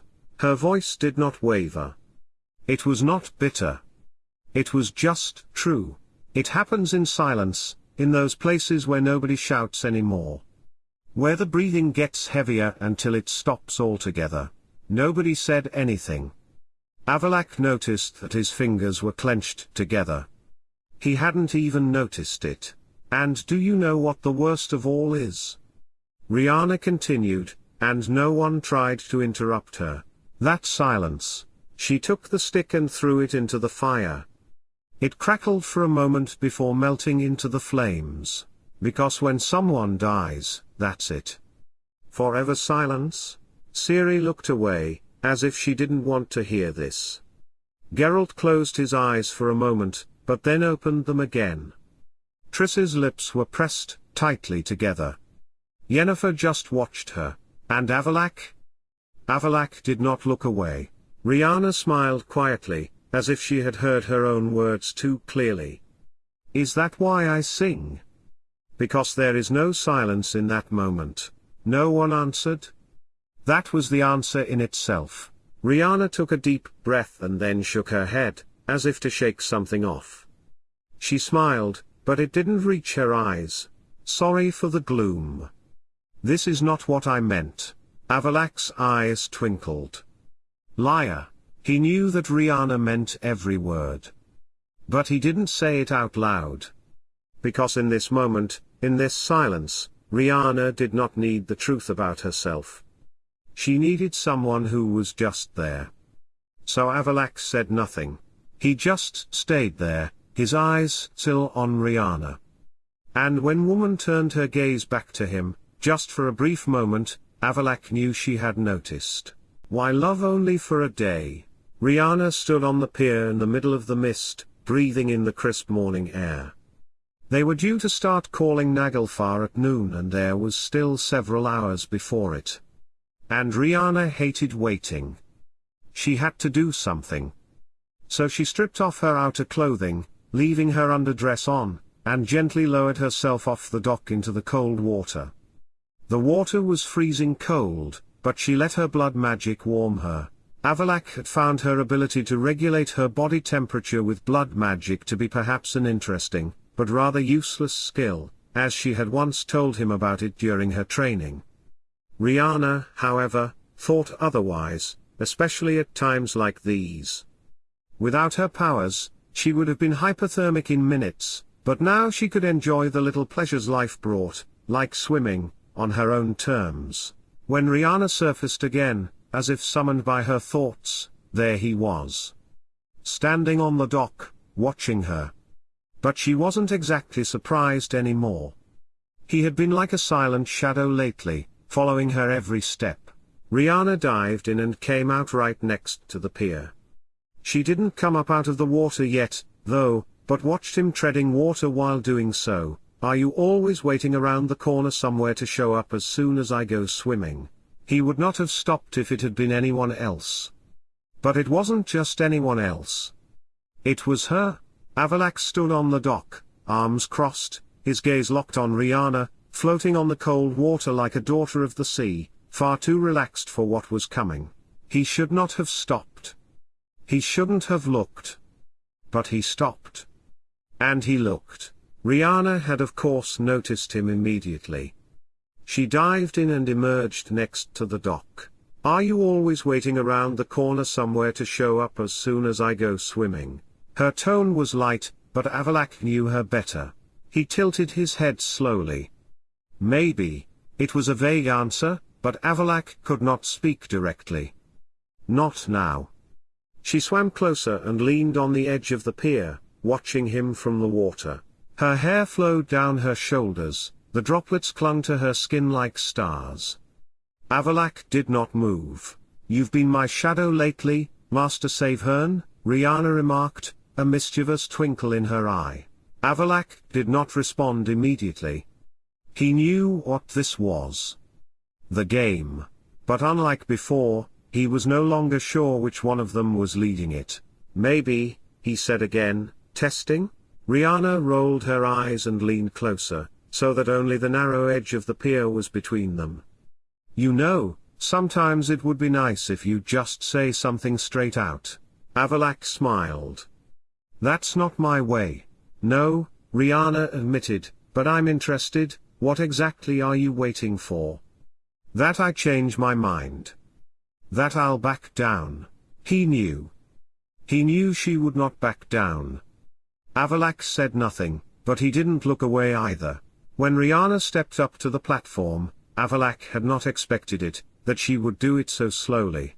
The water ran off the woman's skin, forming thin streaks along her arms, her collarbone, her thighs. Her underwear was made of thin fabric and was not intended to be worn in water. Avallac'h had to force himself to breathe in and out slowly. He would not let this affect him. But Riana was Riana. She knew. And that's why she said in a mischievous voice, with a wry smile, "Nothing to say then."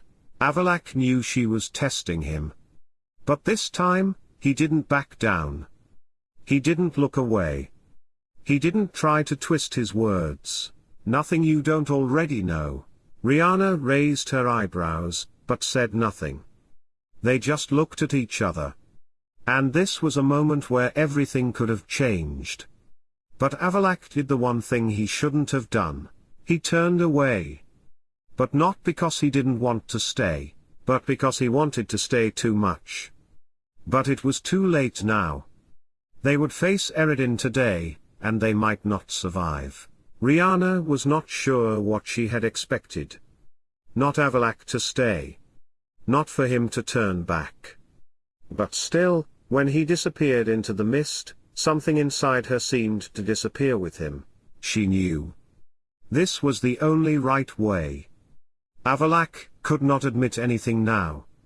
Not when they were about to enter a battle with too many unknown variables. But it still hurt. Riana clenched her hand into a fist. It wasn't anger. It wasn't bitterness. It was just disappointment. Not in Avallac'h. Even though it was the man who had walked away, Riana had let him.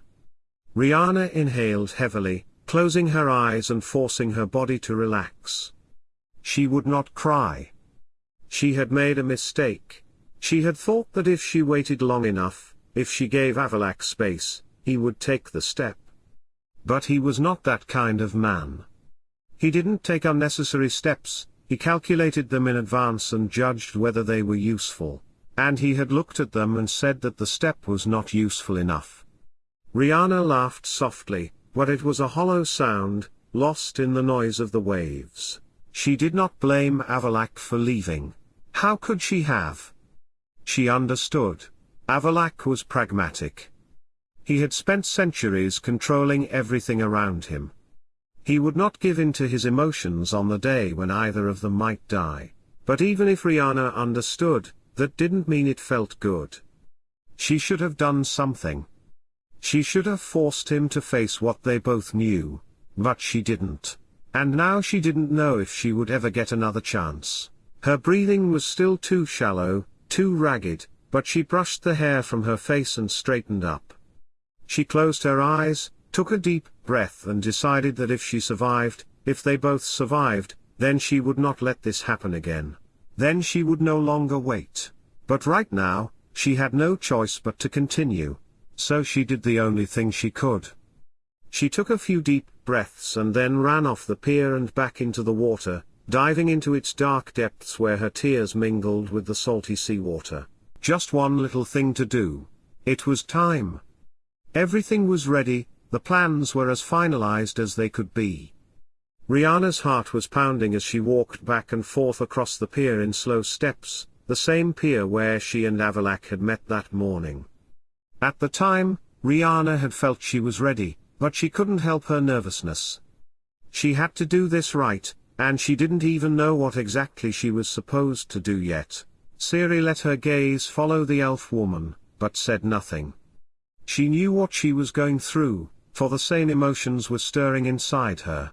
Avallac'h glanced at the distant cliffs.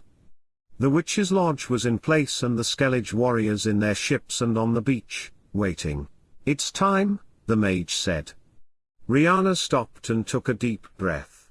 She paused. "What do I have to do?" "It's simple. The spell activates the Sunstone, the call of your blood. All you have to do is send it in the right direction." Sounds simple. "So, what's the spell?" the woman asked. The mage uttered words in the old Elvish language. Riana blinked. "This is not the time to start cultivating a sense of humor, Avallac'h. I'm completely serious," the mage replied in earnest. Ciri, who didn't know the older elven language in question, asked, "What does that mean?" It's a declaration of love," Riana said, almost swallowing the last word. "What?" Ciri asked, not believing her ears. Gealbhan wanted Dillian to confess her love for him, so he would have come straight to her, Avallac'h said patiently. Riana took one last look at the man before turning her back. She didn't want to look him in the eye as she cast the spell. It would have been too absurd. She concentrated and breathed. She called upon her powers, awakened the ancient magic within her, and uttered the words, sending them forth towards the dimension of Aen Elle. The air grew cold, the sky darkened. A blue light appeared on the open sea and a dark ship loomed as a menacing shadow on the horizon. But the water around it froze. The Scoia'taels started to move towards the ship. Somewhere out there, Geralt was leading the troops. When the Scoia'taels had gotten close enough, the Witch's Lodge created a bubble around both Naglfar and the soldiers. It would be impossible for Eredin and his troops to escape the bubble, not even the Caranthea portals could penetrate it. But something was wrong. Inside the bubble was too immobile. "Caranthea, he's used the ice spell," Avallac'h said. So the Scoia'taels themselves were now trapped, frozen under the magic. "I'm going in. I can go through the lodge's spell," Ciri said firmly, and was about to move inside the bubble when Avallac'h said her name. She stopped. For a moment she thought he would stop her, but he said, "You must destroy Caranthea's staff." Ciri looked at him for a moment and then smiled. "I'm not going to stop there." Riana, who until then had only stared at the view before them, put her hand on the human woman's arm. "I'm coming with you. It will be easier for us to defeat him together." "Wait," there was something intense in Avallac'h's voice. Riana turned to face him as he walked towards her. "I have to stay here in case something goes wrong," the man said quietly, his gaze fixed on Riana's face. The heartbeat felt like an eternity, as he suddenly pulled her close and leaned in to kiss her. The mage's lips, at once soft and demanding, pressed almost desperately to her own. For a moment, all else was forgotten, the world disappeared into the distance. A small sigh escaped her lips as Avallac'h released his grip. "I feel like we need to talk," Riana finally managed to say quietly, unable to tear her gaze away from the mage's blue eyes. "Yes, we need to talk," the man admitted. Avallac'h had taken her hands in his and was holding them gently. He pressed his forehead against hers for a moment longer. They both closed their eyes, feeling each other's warmth. Finally, Riana pulled away. "Just need to take care of one little thing before that," she said, smiling with a twinkle in her eye and stepping up beside Ciri. Avallac'h's fingers were still brushing the soft fabric of her sleeve before he let go completely. And then the women disappeared in a flash of green, leaving the elf-man standing on the pier. Avallac'h stood still, his eyes still fixed on the spot where Riana and Ciri had been standing a moment ago. The green flash of the portal had already disappeared, but his mind had not yet followed. This was stupid. This was not part of the plan. It wasn't supposed to happen like this. But nevertheless, he had kissed her. It had not been deliberate, it had not been calculated. It had been a reaction. And Avallac'h did not do things in reaction. He never let himself feel something so out of control. But he had known. When he had realized that she was going into battle, all reason had suddenly fled from his head. He had pulled Riana closer, felt her warmth, felt how she had responded to it. He had felt her sigh against his lips, how she had forgotten everything else for a moment. And he had done the same. But now he was alone. And it was his own decision. He slowly lowered his hands. A moment ago he had been holding Riana, but now his fingers were squeezed into nothingness. He couldn't let himself think about it now. He couldn't think what this meant. Because if he started to think about it, he would forget what they were supposed to do. He breathed deeply, forcing his body to relax, but his mind refused to quiet down. His gaze moved across the sea, towards the battlefield where they had disappeared a moment ago. This was no longer a matter between the two of them. This was a war. And if Riana did not return, he would not forgive himself. The portal tore open, and Riana felt her feet hit the cold, ice-covered rock. Ciri was beside her, both ready. The air was freezing cold. The ice had spread everywhere. Naglfar stood inside the bubble like a dead sea monster, silent but ready to strike. The Skyligians were still, frozen by the magic, but still alive. But in the middle of it all, in front of them, was Caranthea. His staff glowed, ice particles floated in the air around him. Ciri drew her sword. "Ready?" she asked lowly. Riana smiled, her fingers already ready to summon her magic. She was more than ready. "Do you remember what Avallac'h said?" she asked with a grin. Ciri squinted her eyes. "What part of it?" Riana took a deep breath and clenched her fist, feeling the power coursing through her veins. "The part that we should destroy his staff." She shot Ciri a quick glance, and she returned it with a familiar, mischievous smile. "In that case," Ciri said, turning to Caranthea, "let's begin." And they rushed into battle. Avallac'h had not moved from the pier. He couldn't.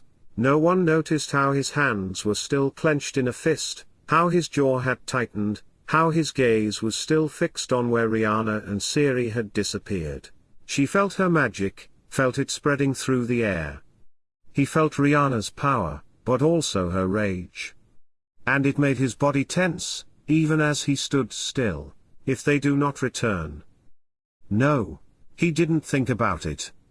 He didn't let himself think about it. But even so, his fingers were still squeezed into nothingness. Because he couldn't touch her. Not now. Not until this was over. They were surrounded by ice. The cold was like a living creature wrapping its tentacles around them, but Riana didn't feel it. Her blood warmed her. Caranthea stood before them, his long staff raised, ice crystals swirling around him like knives dancing in the wind. He hadn't even tried to move yet. "You should have stayed away," Caranthea said, his voice calm as the eye of the storm. But Avallac'h has always been too sentimental for his students. Riana squinted her eyes.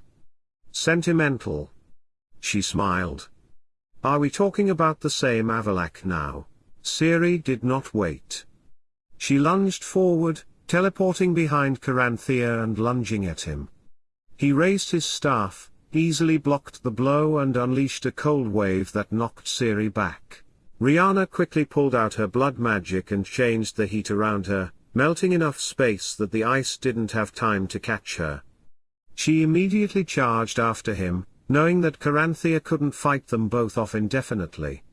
Caranthea, however, was quick. He spun around, and spirals of ice rose around him like a shield, but Riana already knew where his weakness lay. The staff. It was his source, his anchor. And it had to be destroyed. Ciri teleported again, flashed next to Caranthea and slashed a long gash in his side. He hissed in pain, but didn't let it sway him. He threw his arm forward and ice spikes flew after Ciri. She dodged at the last moment, but the tip of one of the spikes tore a gash in her shoulder. Not serious enough. But there wasn't much time. Riana took advantage of the moment, lunged forward and hit Caranthea's staff with a full swing. A crack. Small, but there it was. Caranthea's eyes narrowed, and he punched Riana square in the stomach, ice energy exploding around her. Riana blocked it. She raised a cloud of blood around her, but it wasn't just to protect. It was also to cover. Ciri? She understood immediately. She teleported under the cover of the cloud and smashed Caranthea's staff. The wave of energy erupting from it threw them all to the ground. Riana gasped for breath. Her magic had protected her from worse damage, but the burst of energy from the staff's destruction had made her ears ring and knocked the air out of her lungs. When she looked up, she saw a dark figure walking towards Ciri, who was lying on the ground still dazed. And Caranthea was walking towards her. He was already reaching out his hand towards the blonde-haired woman. "You almost got away." But only almost, he cooed with his hand on his bleeding side. Riana raised her hand and held up a shield with her blood in front of Ciri. The woman looked towards the elven woman. "Go," Riana said, raising her gaze to the mage. "I'll finish this." Ciri watched her for a moment longer, then nodded slowly and disappeared into a flash of green. Caranthea cursed and turned to the elf woman, who was still lying on the ice. "You just signed your own death warrant," the man snarled and walked over to the woman. The mage grabbed her by the throat and lifted her into the air with one hand. Riana tried to get out of his grip, but she was too exhausted. She had used too much of her magic. Riana couldn't breathe and she felt his grip tightening by the moment. She closed her eyes. And the memory of the night on Skellige came back to her. The night Avallac'h had awakened Riana's bloodburn. She let her body relax. She no longer fought back. But when she opened her eyes, she smiled. She couldn't speak, but there was no need. She gripped the mage's hands tighter as the air around them began to ripple with heat. The bloodburn had awakened. Caranthea realized something was wrong, but Riana's grip on his hands held, and in an instant the air around them had turned scorching hot, melting the ice beneath them and burning the man's skin beneath his armor. And then there was a crack as the ice beneath them gave way and they fell together into darkness and cold. Riana still held onto the man's hands, but Caranthea's grip on her neck was loosening. The water around the woman bubbled, but she forced the bloodburn to subside. She still needed her strength, for the battle was not over yet. Not until Caranthea was dead. But now it was just a question of who would last longer. The water around the woman stopped bubbling as the bloodburn subsided. With her remaining strength, Riana kept herself warm and carried oxygen to her lungs. But she would not let go of Caranthea. The weight of his armor pulled them both down towards the depths, but it was not enough. She called to her blood. She had spent months honing her skills to harness her powers underwater. And her blood obeyed. Riana didn't need much of it. Just enough to pull him down towards the depths. And as her blood wrapped around him, Riana let go of his hands. And in the darkness, in the cold, in the silence, the mage was pulled to his death, the woman watching him with her gaze. And when Riana could no longer sense his energy, she began to swim towards the surface. She kicked herself up and felt strong hands pull her up onto the ice. Riana filled her lungs with air and turned her back on the ice. She saw Geralt's face above her. Riana blinked. "Is Ciri okay?" she asked. Geralt looked around, a troubled, tense expression on his face. "I don't know. She's not here." They didn't have time to think about that now. Eredin was still there. "Can you go on?" the Witcher asked, helping the woman to her feet. "I need to rest for a moment. I used up too much of my powers. I just don't think there's time," Geralt growled, drawing his sword. Riana turned and saw Eredin's forces approaching. She took a deep breath and then drew a dagger from her belt. "I guess we'll have to do this the old-fashioned way then." And the battle continued. Avallac'h followed Riana's energy. It had been controlled and precise, but at the same time burning and explosive, just like the woman herself. And the mage had felt the moment when Caranthea's staff shattered. The energy had been so powerful that for a moment Avallac'h had no longer felt Riana's energy beneath it. But when the power subsided, he could feel the vibrations of the blood magic again. And then Ciri reappeared on the pier. Alone. She was on the ground, but quickly rose to her wobbly feet. Avallac'h looked at her. It was finally time. When he opened the portal and stepped through it with Ciri in tow, he could no longer feel Riana's energy. But if he had stayed on the platform even a moment longer, he would have felt the blood burn awakening in her and known she was fighting for her life. But now he was too far away, and he could think of nothing but the task ahead, the real task that now had him standing with Ciri on the ancient elven ruins, the battle only a distant echo somewhere on the horizon. The chaos was almost over. The battle had lasted for hours, or seconds. Time seemed to stretch and compress as Skellige's warriors finished off the last of Eredin's remaining troops.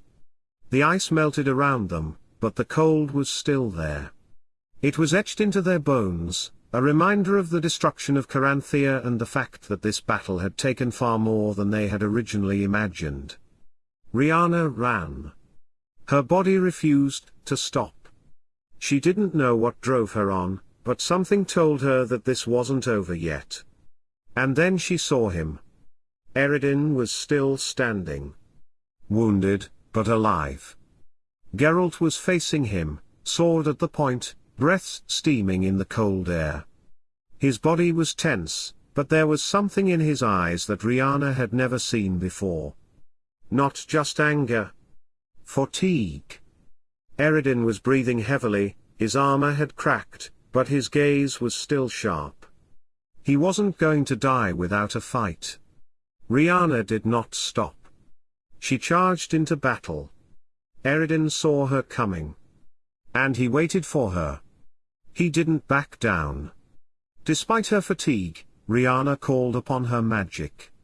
She didn't have much strength, but a moment's rest had given her more energy. However, Eredin countered her blood magic with one swift move, but Riana had been waiting for it. She took advantage of it. Blood exploded around them like a red arc, and Eredin's feet skidded on the icy ground. It gave Geralt just the moment he needed. But it was not enough. Eredin stepped back at the last moment, his sword flashing. He was still fast, too fast for a wounded man. Geralt would not let him escape. The Witcher lunged forward, his blade taking fire against the blade of Eredin's sword, and there was only one goal between the two warriors, to kill the other. But Riana was not ready to let go. She still had something to say to Eredin. She let her blood magic flow. And this time it struck. Eredin fell to his knees. Geralt didn't stop. His sword plunged into Eredin's chest, and the elf was ready to draw his last breath. But Riana would not let him die yet. Not yet. She pressed her hand to his chest, and her blood forced him to stay in this world a moment longer. She looked directly at Eredin. "Do you know who I am?" Blood was dripping from man's mouth when he spoke. "You're the Sunstone." Riana nodded. "Once you took my life from me, everything that I held dear. But you failed to take the most important thing. You never took my spirit. So you need to know this before you die." She paused for a moment. "You changed my life. And I'm thankful you did it." Eredin said nothing immediately. He looked at her as if he didn't believe her. Riana saw it in his eyes, the confusion, the weight of disappointment, the final irony he hadn't expected. And then a laugh escaped his lips, not derisive, not triumphant, but almost amused. "You're a fool." Riana did not flinch. Eredin's gaze shifted from her to Geralt. "And then it happened. Avallac'h has fooled us both. He set us against each other, and now he's gone with Cirilla." Riana's breathing stopped. The world seemed to stop.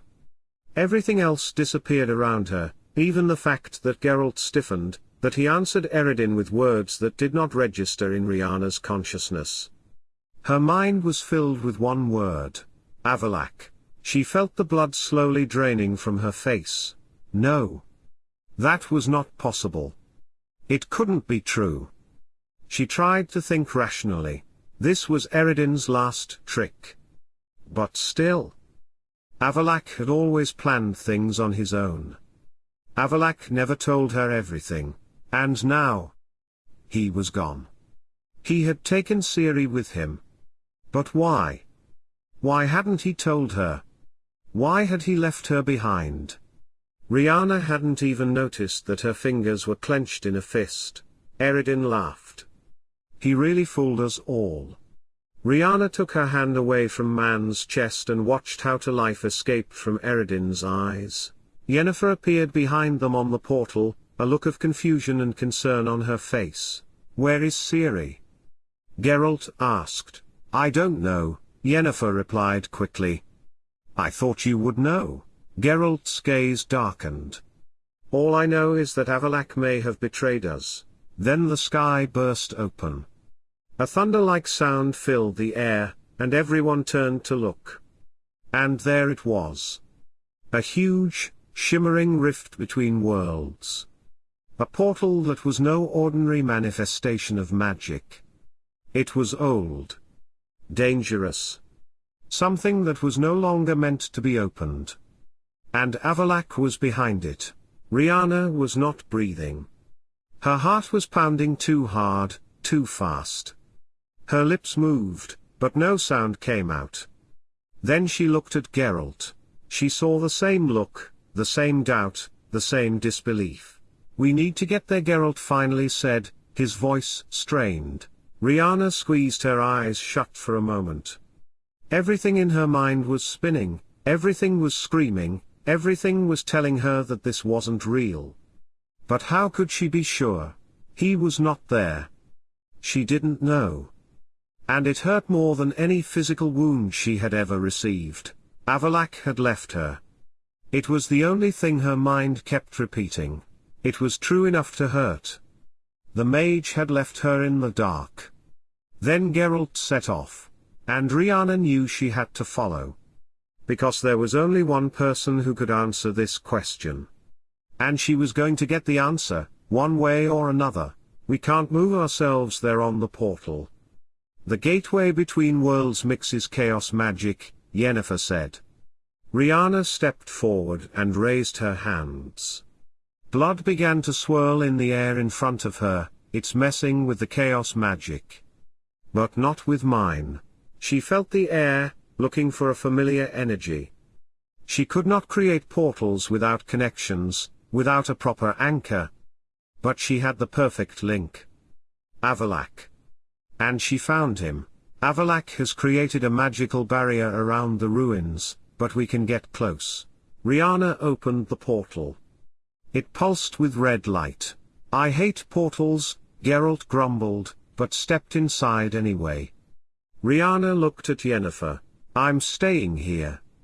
We can try to balance the magic with the lodge from here," the sorceress said. Riana didn't answer, but went after the Witcher. Ruins loomed before them on the other side of the magical barrier. Riana shielded herself with her own magic and stepped through the shield. "Wait here," she said, without looking at the Witcher. Riana slowly stepped forward. Once through the shield, she let her magic settle. However, she knew Avallac'h could already sense her presence before they saw each other. The man was standing in the middle of the ruins. When he saw the woman, he put his hands down, and the shield went down. Riana knew she should be angry. She should be disappointed. But she wasn't. All the anger had melted away inside her the moment she'd seen Avallac'h. The man had not betrayed them. There was another reason for all this. Even if Riana didn't know what it was, she had never been so sure of anything in her life. Avallac'h moved towards the woman, but then stopped. Geralt was standing next to Riana. "Geralt, I'm sorry you have to see this." There was genuine anguish in the mage's voice, but Geralt couldn't read the mage the way Riana could. He thought Avallac'h was mocking him. Where is Ciri? Close by. Listen. Shut up, the Witcher said, drawing his sword. I've listened to enough of your bullshit. Draw your sword and let's get this over with, Geralt snarled. Riana felt as if she was seeing a bad dream from which she could not wake up. She watched as Avallac'h drew his sword. And then threw it aside. Do you think I'll spare you? Geralt asked. I don't think you would attack an armed man, the mage replied calmly. I wouldn't be sure if I were you. I'm in a really foul mood. I am not your enemy. I'm here to help Cirilla, Avallac'h said, still unwaveringly calm. I don't believe you, the Witcher snarled. Well, do you believe me? Everyone's eyes turned to Ciri. She had emerged from the caches of rubble.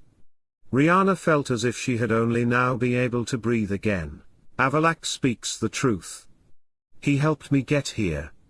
Because I'm going in through the gate, Ciri continued. Geralt thrust his sword back into its scabbard. His expression was confused. Why? Because I'm going to destroy the White Frost. There it was. The truth. Ciri was determined to fulfill her destiny, a destiny that had been foretold. Ciri and Avallac'h had kept this plan secret from everyone because it was too important. It was purely logical. And it was all Riana needed to know. Riana turned to look at the mage. He looked at Ciri, but feeling the woman's gaze he turned. He could see in her face that she understood. The elf woman shifted her gaze back to Ciri and then walked over to her. Ciri, who had been looking at Geralt, flinched as another woman came up to her. The elf raised her hand to Ciri's arm and squeezed it. Good luck, lion cub. Then she turned and started to walk away from the ruins. Riana, it was Avallac'h. Riana paused, but didn't look at him. The wounded need a healer and the dying need a comforter. You and I have time later? And then Riana was gone, back towards the battlefield. He knew this moment would come. He had known it since the moment the gate began to open, when his plan was finally to be revealed. But that didn't mean he was ready. He felt Riana's presence before he saw her. The magic of her was in the air, steady but controlled. Not anger, not fear. It spoke more than words. Riana had used her powers to get through his shield. He dropped the protective charm. His first thought was not that Riana had come to demand explanations. That was not what he saw in her eyes. What he saw was trust, and that's what made his fingertips tingle unpleasantly. He didn't deserve it. But he couldn't let it break either. He moved forward, intending to say something, anything. But then Geralt was there, and everything changed. Geralt, I'm sorry you have to see this. He meant it. But Geralt didn't see it. He couldn't read him, not in the same way as Riana. And that's why Avallac'h knew that this battle was already lost. Where is Ciri? He tried to explain. Close by. Listen. Shut up. And then Geralt's sword was revealed. Avallac'h was not surprised.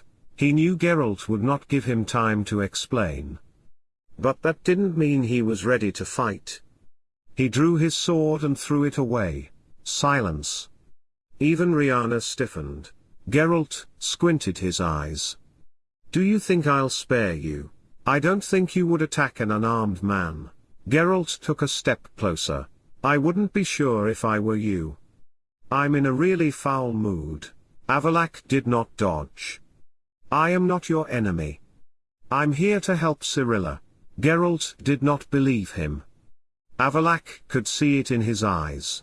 I don't believe you. Well, do you believe me? Avallac'h turned to look at Ciri. Avallac'h is telling the truth. He helped me get here. Because I'm going in through the gate. Geralt was speechless for a moment. Then the mage felt the look in his eyes and turned. Riana looked at him, understanding in her eyes. And acceptance. Why? The Witcher asked. Because I'm going to destroy the White Frost. Cirilla replied. There it was. Everything had led up to this. But Avallac'h just looked at Riana until she closed her eyes for a moment, then turned her gaze to the other woman. Riana walked over to Ciri and raised her hand to her arm, squeezing it. Good luck, lion cub. Ciri smiled gently. And then Riana turned away, and Avallac'h felt something in his chest he couldn't name. He didn't stop her. But he couldn't be still. Riana? She stopped. But she didn't turn.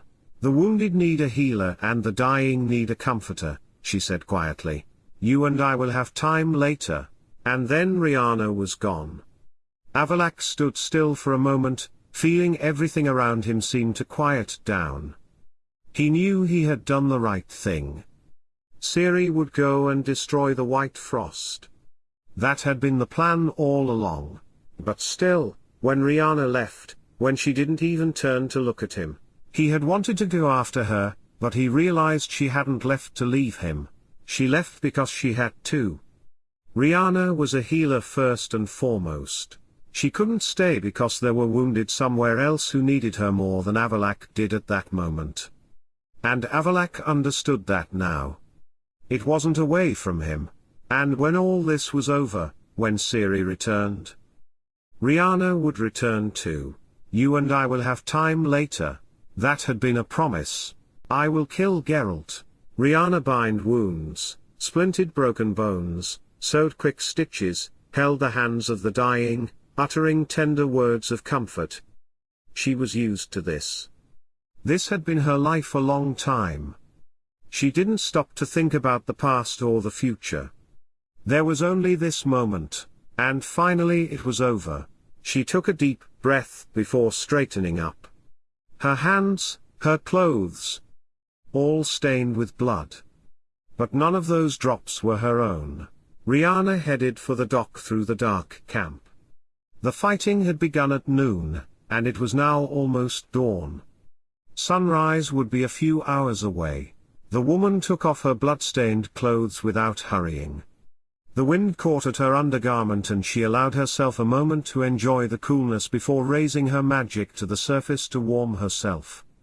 Then she dove into the still water, the stars reflecting off its surface. He didn't go looking for her. Not because he didn't know where she was. He knew exactly. He had felt her magic all night long, the pulse that told him she hadn't stopped for a moment. Bandaging wounds, splinting bones, squeezing dying hands. He knew Riana had done it all. And he knew why. It had been her way of holding on to the moment.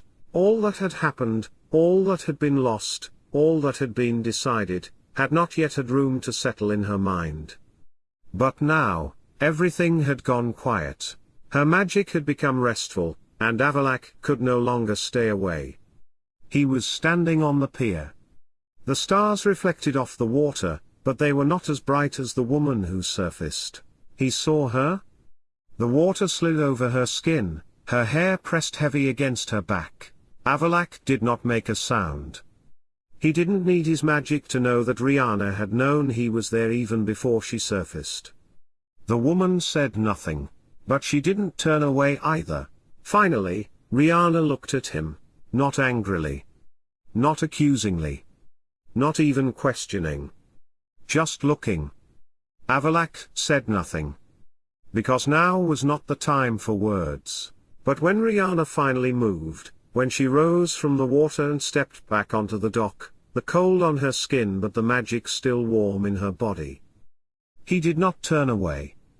Avallac'h did not move a muscle. But something changed between them. The stars were still the same. But they weren't. Not anymore. She knew he was coming. She knew he would always come. Now Riana stood there, her dress glued to her skin, letting the cool breeze caress her. How could she be so calm and so excited at the same time? Riana shivered, but it had nothing to do with the cold. Avallac'h moved, removed his cloak, stepped closer and wrapped it around her shoulders. Neither of them had said anything yet. And now he was so close. He knew she was coming. He knew this moment was coming. But that didn't make it any less unreal. Riana stood there, her wet dress against her skin, the cool breeze caressing her. She didn't look cold. But she shivered. And Avallac'h knew it wasn't the air. He moved before he could think. The cloak slipped from his hands, and he stepped closer, putting it on her shoulders, but he did not immediately let go. Riana did not pull away. They had not said a word. But it wasn't necessary. Everything that had been left unsaid, everything they hadn't admitted, but had been there all along, filled the space between them. They were too close. And if he would just bend down a little? If Riana would just raise her chin a little more? This would no longer be something they could ignore. Avallac'h knew what this meant. He knew that if he didn't pull out now, he wouldn't be able to. And then? Riana? Avallac'h. Avallac'h slowly closed his eyes. Riana stiffened, and Avallac'h felt it, though he had not yet fully released his grip on the cloak. The moment was broken. And it was too late. Riana inhaled heavily. And leaned her forehead against his chest. Then she turned her head slowly, and Avallac'h saw the look on her face. Not hate. No disappointment. But pure, unadulterated frustration. I'm going to kill that witcher. Geralt did not seem to hear. Or if he did, he didn't care. Gealbhan is here. And so everything changed again. Avallac'h knew that the moment had passed. And he didn't know if he would ever have another. And it was worse than anything else. He who fears does not play. When they got to the end of the pier, however, Riana turned the other way. Avallac'h and Geralt stopped. Riana? Avallac'h began. I'm not going to meet Gealbhan in nothing but an undergarment and your cloak. I'm going to change. Gealbhan don't like waiting, Geralt grumbled. He'll live, she said as she continued on her way. I'll be right behind you. The men looked at each other. Avallac'h raised an eyebrow. He forced himself to keep his exterior calm. Whatever Gealbhan wanted, he had to focus on it. But right now it was extremely difficult. On her way to her tent, or it was actually her and Ciri's tent, as Riana didn't exactly make a habit of sleeping under canopies, she bumped into Triss, Ciri, and Yennefer. Have you heard? Gealbhan? The red-haired sorceress began, but Riana interrupted. Yes, I heard. She didn't stop walking. Aren't you going to the meeting? Triss sighed after her. The elf woman paused. I have to go change. But actually, ladies, I wonder if you could help a sister in distress. What's on your mind? Yennefer asked and crossed her arms. Riana's face broke into a mocking smile. Gealbhan is a distinguished guest after all. I would like to impress. The sorceresses glanced at each other. Yennefer raised an eyebrow, Ciri grinned and Triss smiled. They made their way to Riana's tent in unison. Gealbhan had a subdued expression on his face, but Avallac'h saw the small signs. The way the man's fingers rested too stiffly on the edge of the table. The way his jaw was a little too tight. He was impatient. And Avallac'h enjoyed every second of it. It's been a long time since we sat at the same table, Avallac'h, Gealbhan finally said, his voice soft but controlled. Avallac'h slowly raised his eyes and raised one eyebrow, as if considering his answer. Not long enough, he finally said, completely expressionless. Geralt, who had been silent until now, glanced at the man, but said nothing. He recognized the game. He had seen this before. But Gealbhan was not about to let Avallac'h take control of the situation. You've changed, he said. Avallac'h smiled. Have I? Gealbhan didn't answer right away. He looked at the man, and Avallac'h saw it, the small, quick calculation the other elf was making in his mind. And he had clearly come to the conclusion that it was best to change the subject. I would not have thought that the Ironside woman you have been hiding was the heir of Gealbhan, Sunstone. Avallac'h had guessed that Geal's visit would have something to do with Riana, and her heritage. Although Geal had not known the truth about the Sunstone when they last met, it was not surprising that he knew it now. The mage slowly leaned back, crossed his arms, and said with a perfectly light heart, "Maybe you should wait for Riana. Surely she can tell you what you want to know." It was a blow. Not direct, not obvious, but Geal understood it perfectly. And now they were both waiting for Riana. And she clearly didn't seem to be in any hurry. Avallac'h didn't know if Riana had deliberately kept him waiting, but if she had, it was a very effective way of showing that she didn't care what Geal had to say. Even though she hated political games of any kind, she clearly knew how to play. And if Avallac'h hadn't figured it out earlier, he had his confirmation by the time Riana finally showed up. The tent flap was lifted and the first to enter were Yennefer and Triss, followed by Ciri. And last, Riana. It was impossible for the mage to fully contain his reaction. All he could do was watch. Riana was dressed in the velvet dress she had received when she was in Novigrad. The dress itself brought dignity and confidence to the woman's appearance, but something else was different. And judging by the other women's expressions, a little magic had been used to help. Indeed, Riana's skin almost seemed to glow against the dark fabric, as if she were not entirely of this world. Her hair, the flowers attached to it, the simple green locket around her neck, all made her look like an ancient elven queen. And the way Riana moved. The mage had never seen her move so gracefully, not even when she danced. The woman's every move was deliberate and fully conscious, controlled. She moved in a way that only an elf can move, confidently, carrying herself with pride. Avallac'h swallowed. For the first time, he truly realized how dangerous Riana could be when she wanted to. Riana let her greenish-blue eyes roam around the tent. This too she did with the same deliberate slowness as her other movements. When her gaze reached the mages, Avallac'h caught a gleam in them, as if in a silent message, "I am ready."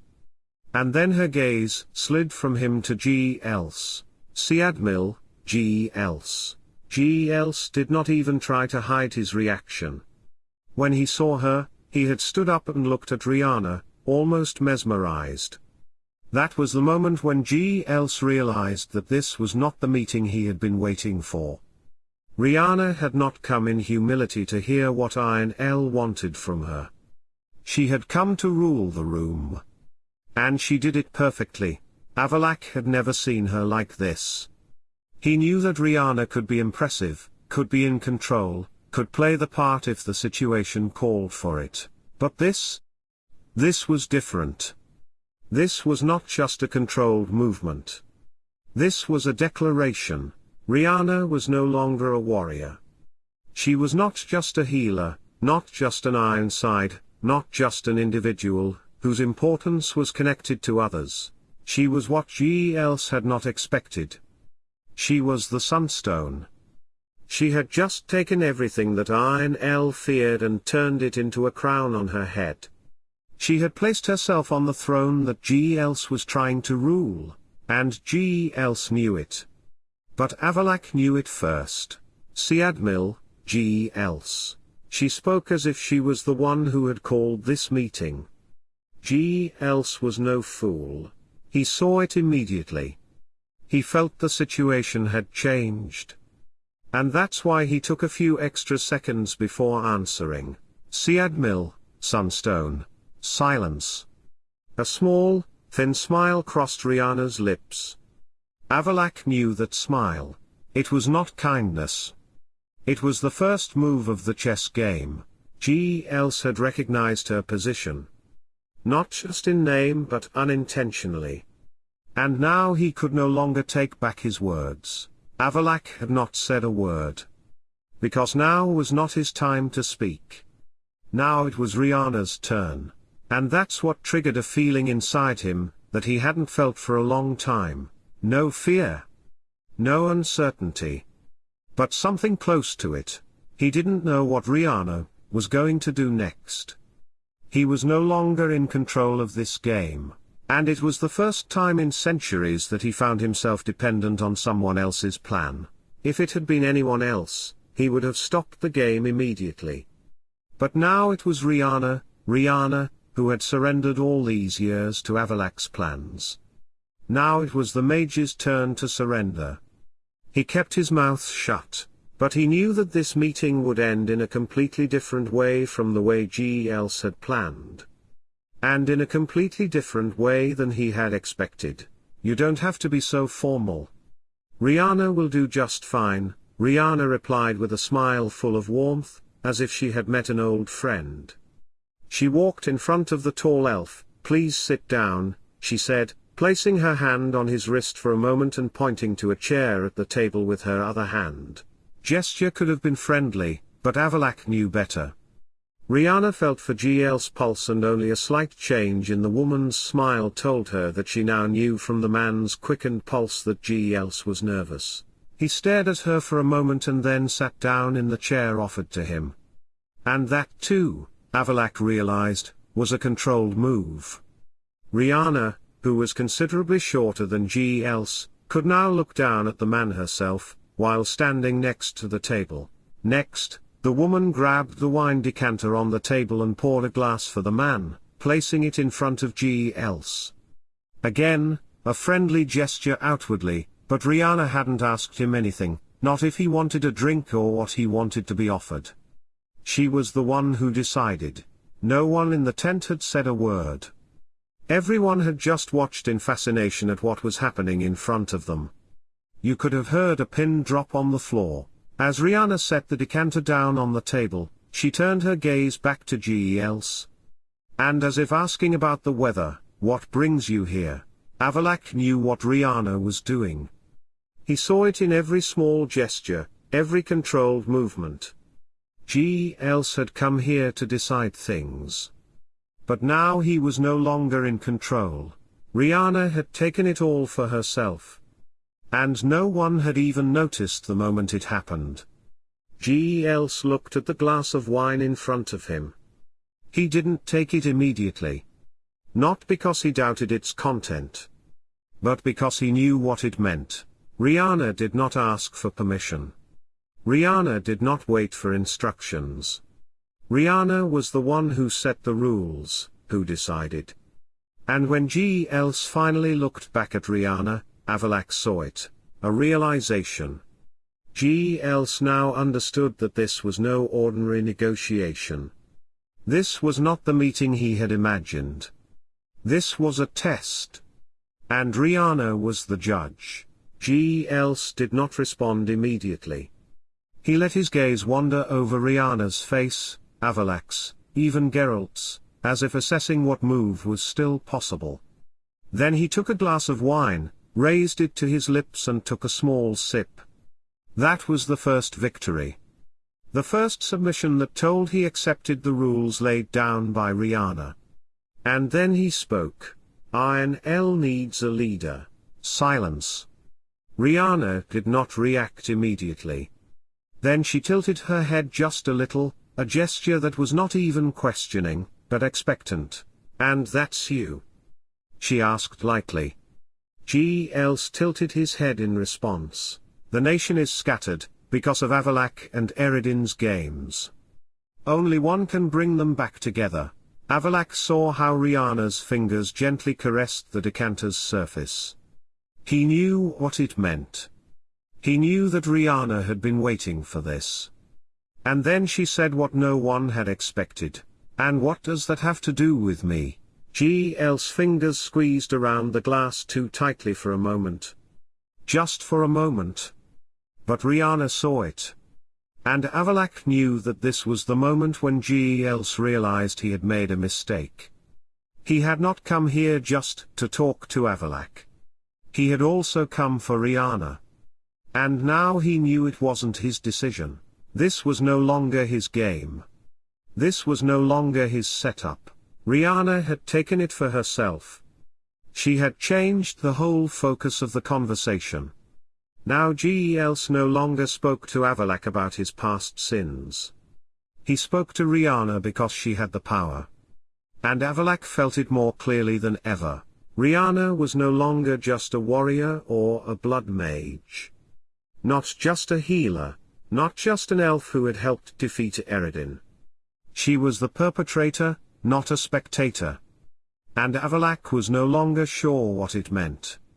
But he knew this: Gealbhan was no longer the only one who had to think carefully about his next move. He was, too. And for the first time in a long time, it made Avallac'h uncertain. Our people also need a symbol, Gealbhan finally replied, a symbol to believe in.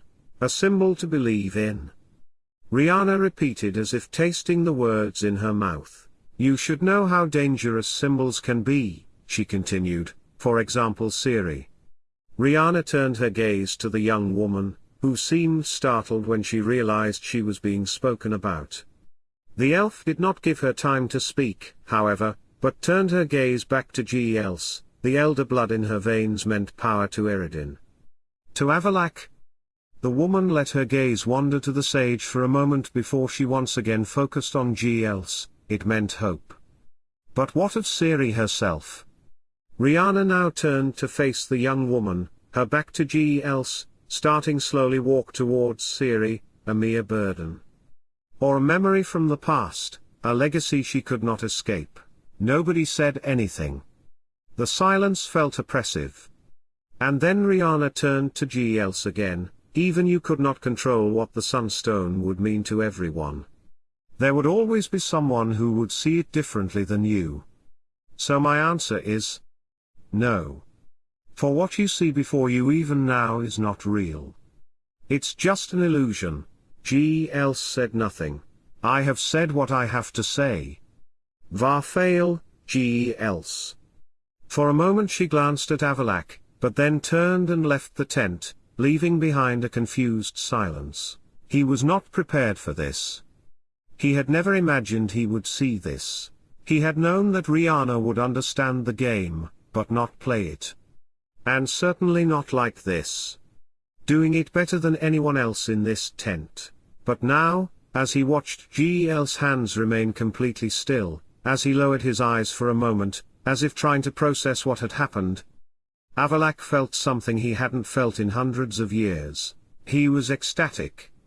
Not proud, not happy, but purely and sincerely ecstatic at how completely Riana had made the situation her own.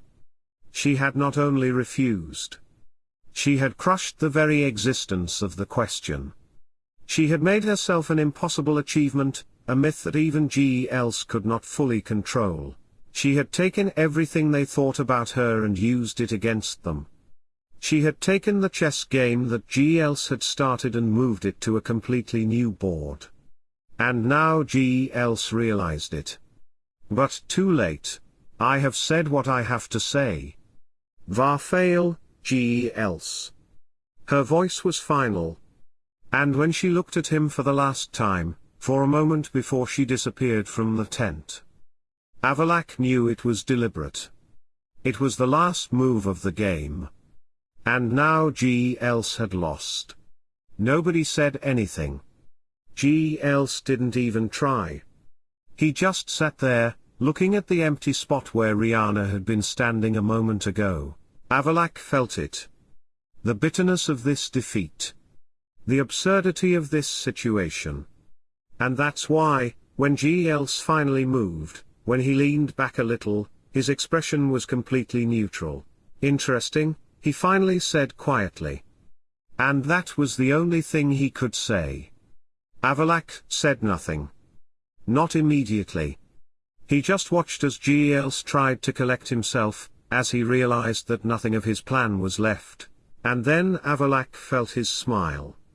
It wasn't a big one. It wasn't visible. But it was there. For although he had already known that Riana was exceptional, he had not expected this. He hadn't expected her not only to refuse Gealbhan's offer, but to crush it completely. That he would melt down the myth that Gealbhan was trying to build about her, and make it an illusion that he could not cling to. And it was beautiful, the most beautiful thing Avallac'h had seen in a long time. When Avallac'h got up and followed her, Gealbhan did not try to stop him. Not a word. Geralt looked as if he wanted to say something, but remained silent. Avallac'h did not even look back. He just left the tent. Because this debate was not over yet, not with Gealbhan but with Riana, for if this was a game she had played so perfectly, Avallac'h wanted to know what her next move was. Riana felt an indescribable sense of triumph. It was like a silver bell, the sound of it chirping inside her, and she couldn't contain the lightness of her steps. Now that Gealbhan wasn't around to see, she could let go of her joy. All that was left of the fairy tale-looking, graceful creature she had portrayed in the tent was just the outer shell, the clothes and the silken glow of skin still held in place by Yennefer's enchantment. She was herself again in other respects. She could feel the Skellige warrior's eyes on her as she walked through the camp towards her and Ciri's tent, but she didn't let it bother her. When she had heard Gealbhan was coming, she had almost surrendered to step into his net, ready to speak and agree. But then it had dawned on her. She could beat him at his own game, but to do so she would have to put on the mask, the Sunstone persona, and strike first. She had given Gealbhan a taste of what he could have had. And taking it from his grasp had tasted all the sweeter. Riana opened the flap of the tent and immediately started to untie her dress. Surely she had a clean shirt and trousers somewhere. Or could she borrow something from Ciri? She was just walking over to examine Ciri's trunk, but hadn't had time to crouch in front of it when the flap of the tent was pulled open. And Riana was no longer even surprised to see Avallac'h in the doorway. She said nothing, however. The sleeves of her dress had already fallen to her shoulders, but she made no move to lift them. They just stood in the waiting silence. Avallac'h completely forgot what he had come to do. He had meant to talk to Riana about what had just happened, but looking at her now, all that was forgotten in an instant. Even in the dim light of the tent, Riana was mesmerizing. Although she was no longer the same, almost mythical creature she had been a moment ago, she was all the more beautiful now, because she was now herself. The mage had never seen anything more beautiful. Not just because of what she looked like, but because of the way Riana looked at him, unafraid and confident, her eyes shining. And when he took a step towards her, stepping into the dimness of the tent, something forever changed between them. He was no longer a teacher and Riana a student. He was no longer the one pulling the strings. This was no longer a game. This was real. And Avallac'h knew he could no longer escape it. And he didn't want to. He closed the tent behind him, and didn't turn away. He would never turn away from Riana again. Never. Avallac'h came to her, in the twilight of the tent, determined but not demanding anything. They both wanted this. And they had waited long enough. He stood in front of her, but did not yet touch her. Riana's breathing was shallow, her heart pounding. It was as if her magic was vibrating through her body. Waiting.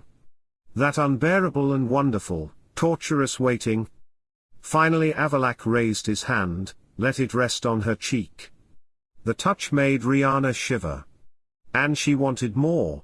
As if reading Riana's thoughts, the mage moved his hand, slowly at first to her neck, then stroking the hollow of her collarbone, moving downwards, as if he had wanted to imprint every detail on his mind with the movements of his fingers. When Avallac'h then put his hands on her hips and pulled her against him, Riana gasped involuntarily.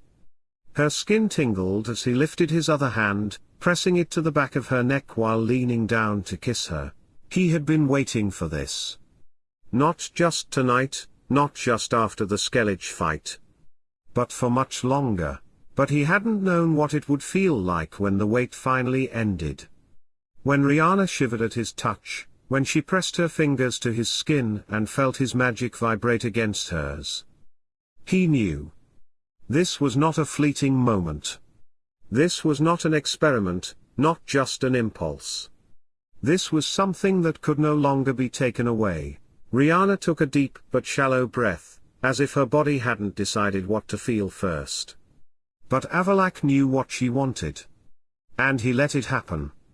He bowed slowly, giving Riana one last moment to retreat if she wanted to. But Riana did not back down. Her hand slowly came up to Avallac'h's wrist, and he felt it. That small, stealthy movement that didn't push him away, but pulled him closer. And so he pressed a kiss to Riana's lips. It was not a hurried kiss. It was not careful. It was not an experiment. It was a statement. The fact that they were both here, and nothing was unclear anymore. Riana responded to the kiss immediately.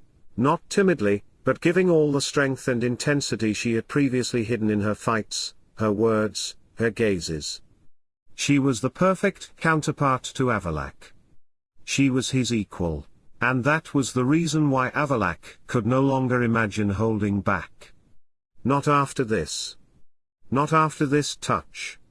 His hands slid from Riana's hips to her back, pulling her even closer so their bodies were against each other, so they could both feel the pulse of each other's magic.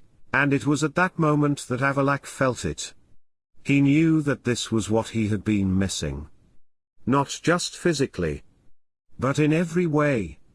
And now that it had happened, he could no longer imagine his life without her. When he finally pulled his head back just a little, he saw the look on Riana's face. And it only confirmed what he already knew. This was no longer a momentary frenzy. This was no longer even a choice. They had found each other, over and over again. This was their destiny. And although Avallac'h had never believed in fate, he was no longer able to fight it. And he didn't even want to. Riana looked at him, her lips still slightly parted, the same intensity in her eyes as always. But now, it was cleaner. She didn't expect Avallac'h to say anything. She didn't need words. They had already said everything in other ways. Avallac'h gently lifted his finger from under her chin, letting his thumb linger on her cheek. And then he leaned in again, because one kiss was no longer enough. It would never be enough. Gealbhan had left. And he hadn't been happy at all. First Riana had made it clear to him that she had no intention of getting involved in his political games, and then Avallac'h had disappeared without a word. Who would have thought Riana could have done such a thing? Geralt had snarled, remind me never to gamble with her again. Ciri had grinned, it was great to watch. I wonder where they went, by the way. Riana and Avallac'h. Geralt had shrugged, I don't care. Now I want to go to bed. The Witcher had left, leaving Triss, Ciri and Yennefer alone. I'm not tired. I want to party. Ciri announced, looking up at the eastern sky. The sun would be rising soon. All right, but just a couple of glasses, Triss finally agreed. Ciri smiled, I have a bottle of red Tucson in the tent. I'll go and get it, just a minute. And if I can find Riana and Avallac'h, I'll invite them along too. Ciri took off at a brisk pace towards her and Riana's tent. She lifted the flap of the tent, froze for a moment and then let it settle back down. She turned and returned empty-handed back to the wizards. Well, what happened to the bottle? Triss asked. Well, we'll just have to do without. Let's have a beer. Yennefer wrinkled her nose, but then asked, and did you find Riana and Avallac'h? Ciri nodded slowly, they had things to do. Finally, Yennefer sighed, taking the hint, maybe we'll finally get a moment of peace when those two finally get to unload all that pent-up energy. Ciri said nothing more. She just sat down and grabbed a beer, which Triss handed her. Yennefer smiled dryly and rubbed her temples, as if she had to mentally prepare herself for whatever Riana and Avallac'h finally getting together might mean. This is either going to be a beautiful thing to watch or a disaster, she said in the end. Or both, Triss added, smiling wryly. Ciri rolled her eyes, but smiled at the same time. Whatever it is, but I'm not going to disturb them, she muttered, raising her bier as if in a promise to herself. Riana had never experienced such peace before. Not after battles, not when diving into the depths of the ocean, not even during the few solitary moments when she had been alone somewhere in the shelter of the forest. But now, here, in the dim, soft light of the tent, beside Avallac'h, she knew that everything had changed. They were no longer mere allies, no longer pawns in a great power struggle. They were just them. Her back was still pressed against his chest, his arms relaxed around her. In a way that didn't trap, but didn't let go either. Riana did not want to move. She didn't want to think about what would happen when they got up, when they left the tent and faced the world again. This moment belonged only to them. She knew Avallac'h was awake. His breathing was steady, but too controlled to be sleep. And that is why Riana smiled softly and spoke, her voice still softened by sleep. I thought you would have disappeared by now. Avallac'h did not respond immediately. He just moved his fingers lightly on Riana's arm, as if wondering how she would respond. Finally, he spoke. I was in no hurry to go anywhere. And it was more than any declaration of love could have been. The sun had risen long ago, its rays drawing soft patterns through the tent. Riana knew that soon someone would come looking for them. But right now, this moment belonged only to them. Avallac'h said no more. He just pulled her a little closer, pressing his head gently against her shoulder, and Riana gave herself another moment. Before the world would again demand something from them. Embarrassed elf. Riana hadn't even realized she was hungry until now. The warmth of the fire felt good, but even better was the thought that they didn't have to fight anymore. That they had survived. She didn't know what the next step was. But right now, she was going to eat. Yennefer was the first to raise her eyebrows when they arrived. Ciri grinned like a cat who had discovered the biggest secret of all. Triss smiled softly and took a sip of wine, as if to stop herself from commenting. And Geralt? Well, Geralt just stared. Riana paused for a moment and looked all of them slowly. What was going on? Did you sleep at all? Witcher finally asked, in a tone that was a mixture of amusement and pure irritation. Riana took the liberty of sitting down in the first available seat by the fire. She held out her hand towards the roasting meat, but raised her eyebrows at Geralt. Did you sleep? She threw back, tearing a piece of bread for herself. It's not a problem in my life, Geralt grumbled. Well then, I guess there's no point in talking about my life either. Riana smiled and took a sip of water, which was handed to her. Ciri looked at Avallac'h. Avallac'h said nothing. He just sat down, as controlled as ever. But Riana saw a slight change in him. The way he carried himself was softer. Less closed. And that's what made Ciri's eyes squint with amusement. So, how did you sleep, Avallac'h? She asked as if in passing, biting into a piece of dried meat. Avallac'h slowly turned his head towards her. Enough? Well, I suppose we should congratulate you too, Yennefer finally said, crossing her arms casually in her lap. Riana raised her eyebrows. Congratulations on what? For finally achieving something the rest of us have been waiting for months. Triss smiled innocently. Or years, Ciri added. Avallac'h said nothing. But an almost non-existent smile lingered on his lips, and it made Geralt mutter something unintelligible. But when Avallac'h looked at Riana, he saw that she was blushing. She had not expected this. Not that they would joke about it so soon. She had known that Avallac'h would just sit still, but she had not expected her own reaction. How the heat rose to her face, how it burned her cheeks, and it had nothing to do with the heat of the fire. She was no inexperienced damsel, who had surrendered herself to man's embrace for the first time. She was a healer who had seen the world, damn it. So why on earth did this make her blush? Avallac'h saw it. Everybody saw it. And that's why Ciri was the first to laugh. Oh my goodness, Riana, now you can't even pretend.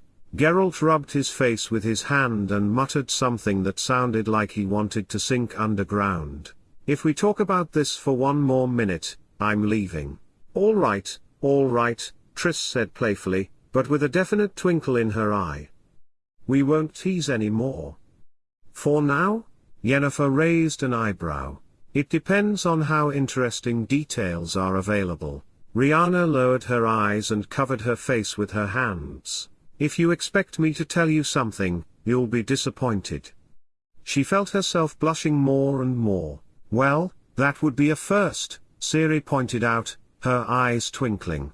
Riana opened her mouth to reply, but her thoughts were completely interrupted when Avallac'h leaned forward and took her hand in his. He did it quite naturally. Ignoring the others, ignoring the fact that Geralt was completely frozen, that Ciri was grinning like the devil, that Yennefer looked like she was going to have another glass of wine to follow this situation even more closely. Riana looked at the elf in surprise. Avallac'h said nothing. But he didn't let go either. And in that moment, Riana no longer cared how much they teased her, because this was real. Okay, Yennefer finally sighed. I'll let you off easy. For now? And that's good, Riana muttered, but her voice was softer than before. Avallac'h gave her hand a gentle squeeze. Riana squeezed back. And then they just kept on eating. And Geralt didn't have to leave. Because right now, everything was peaceful, and that was enough.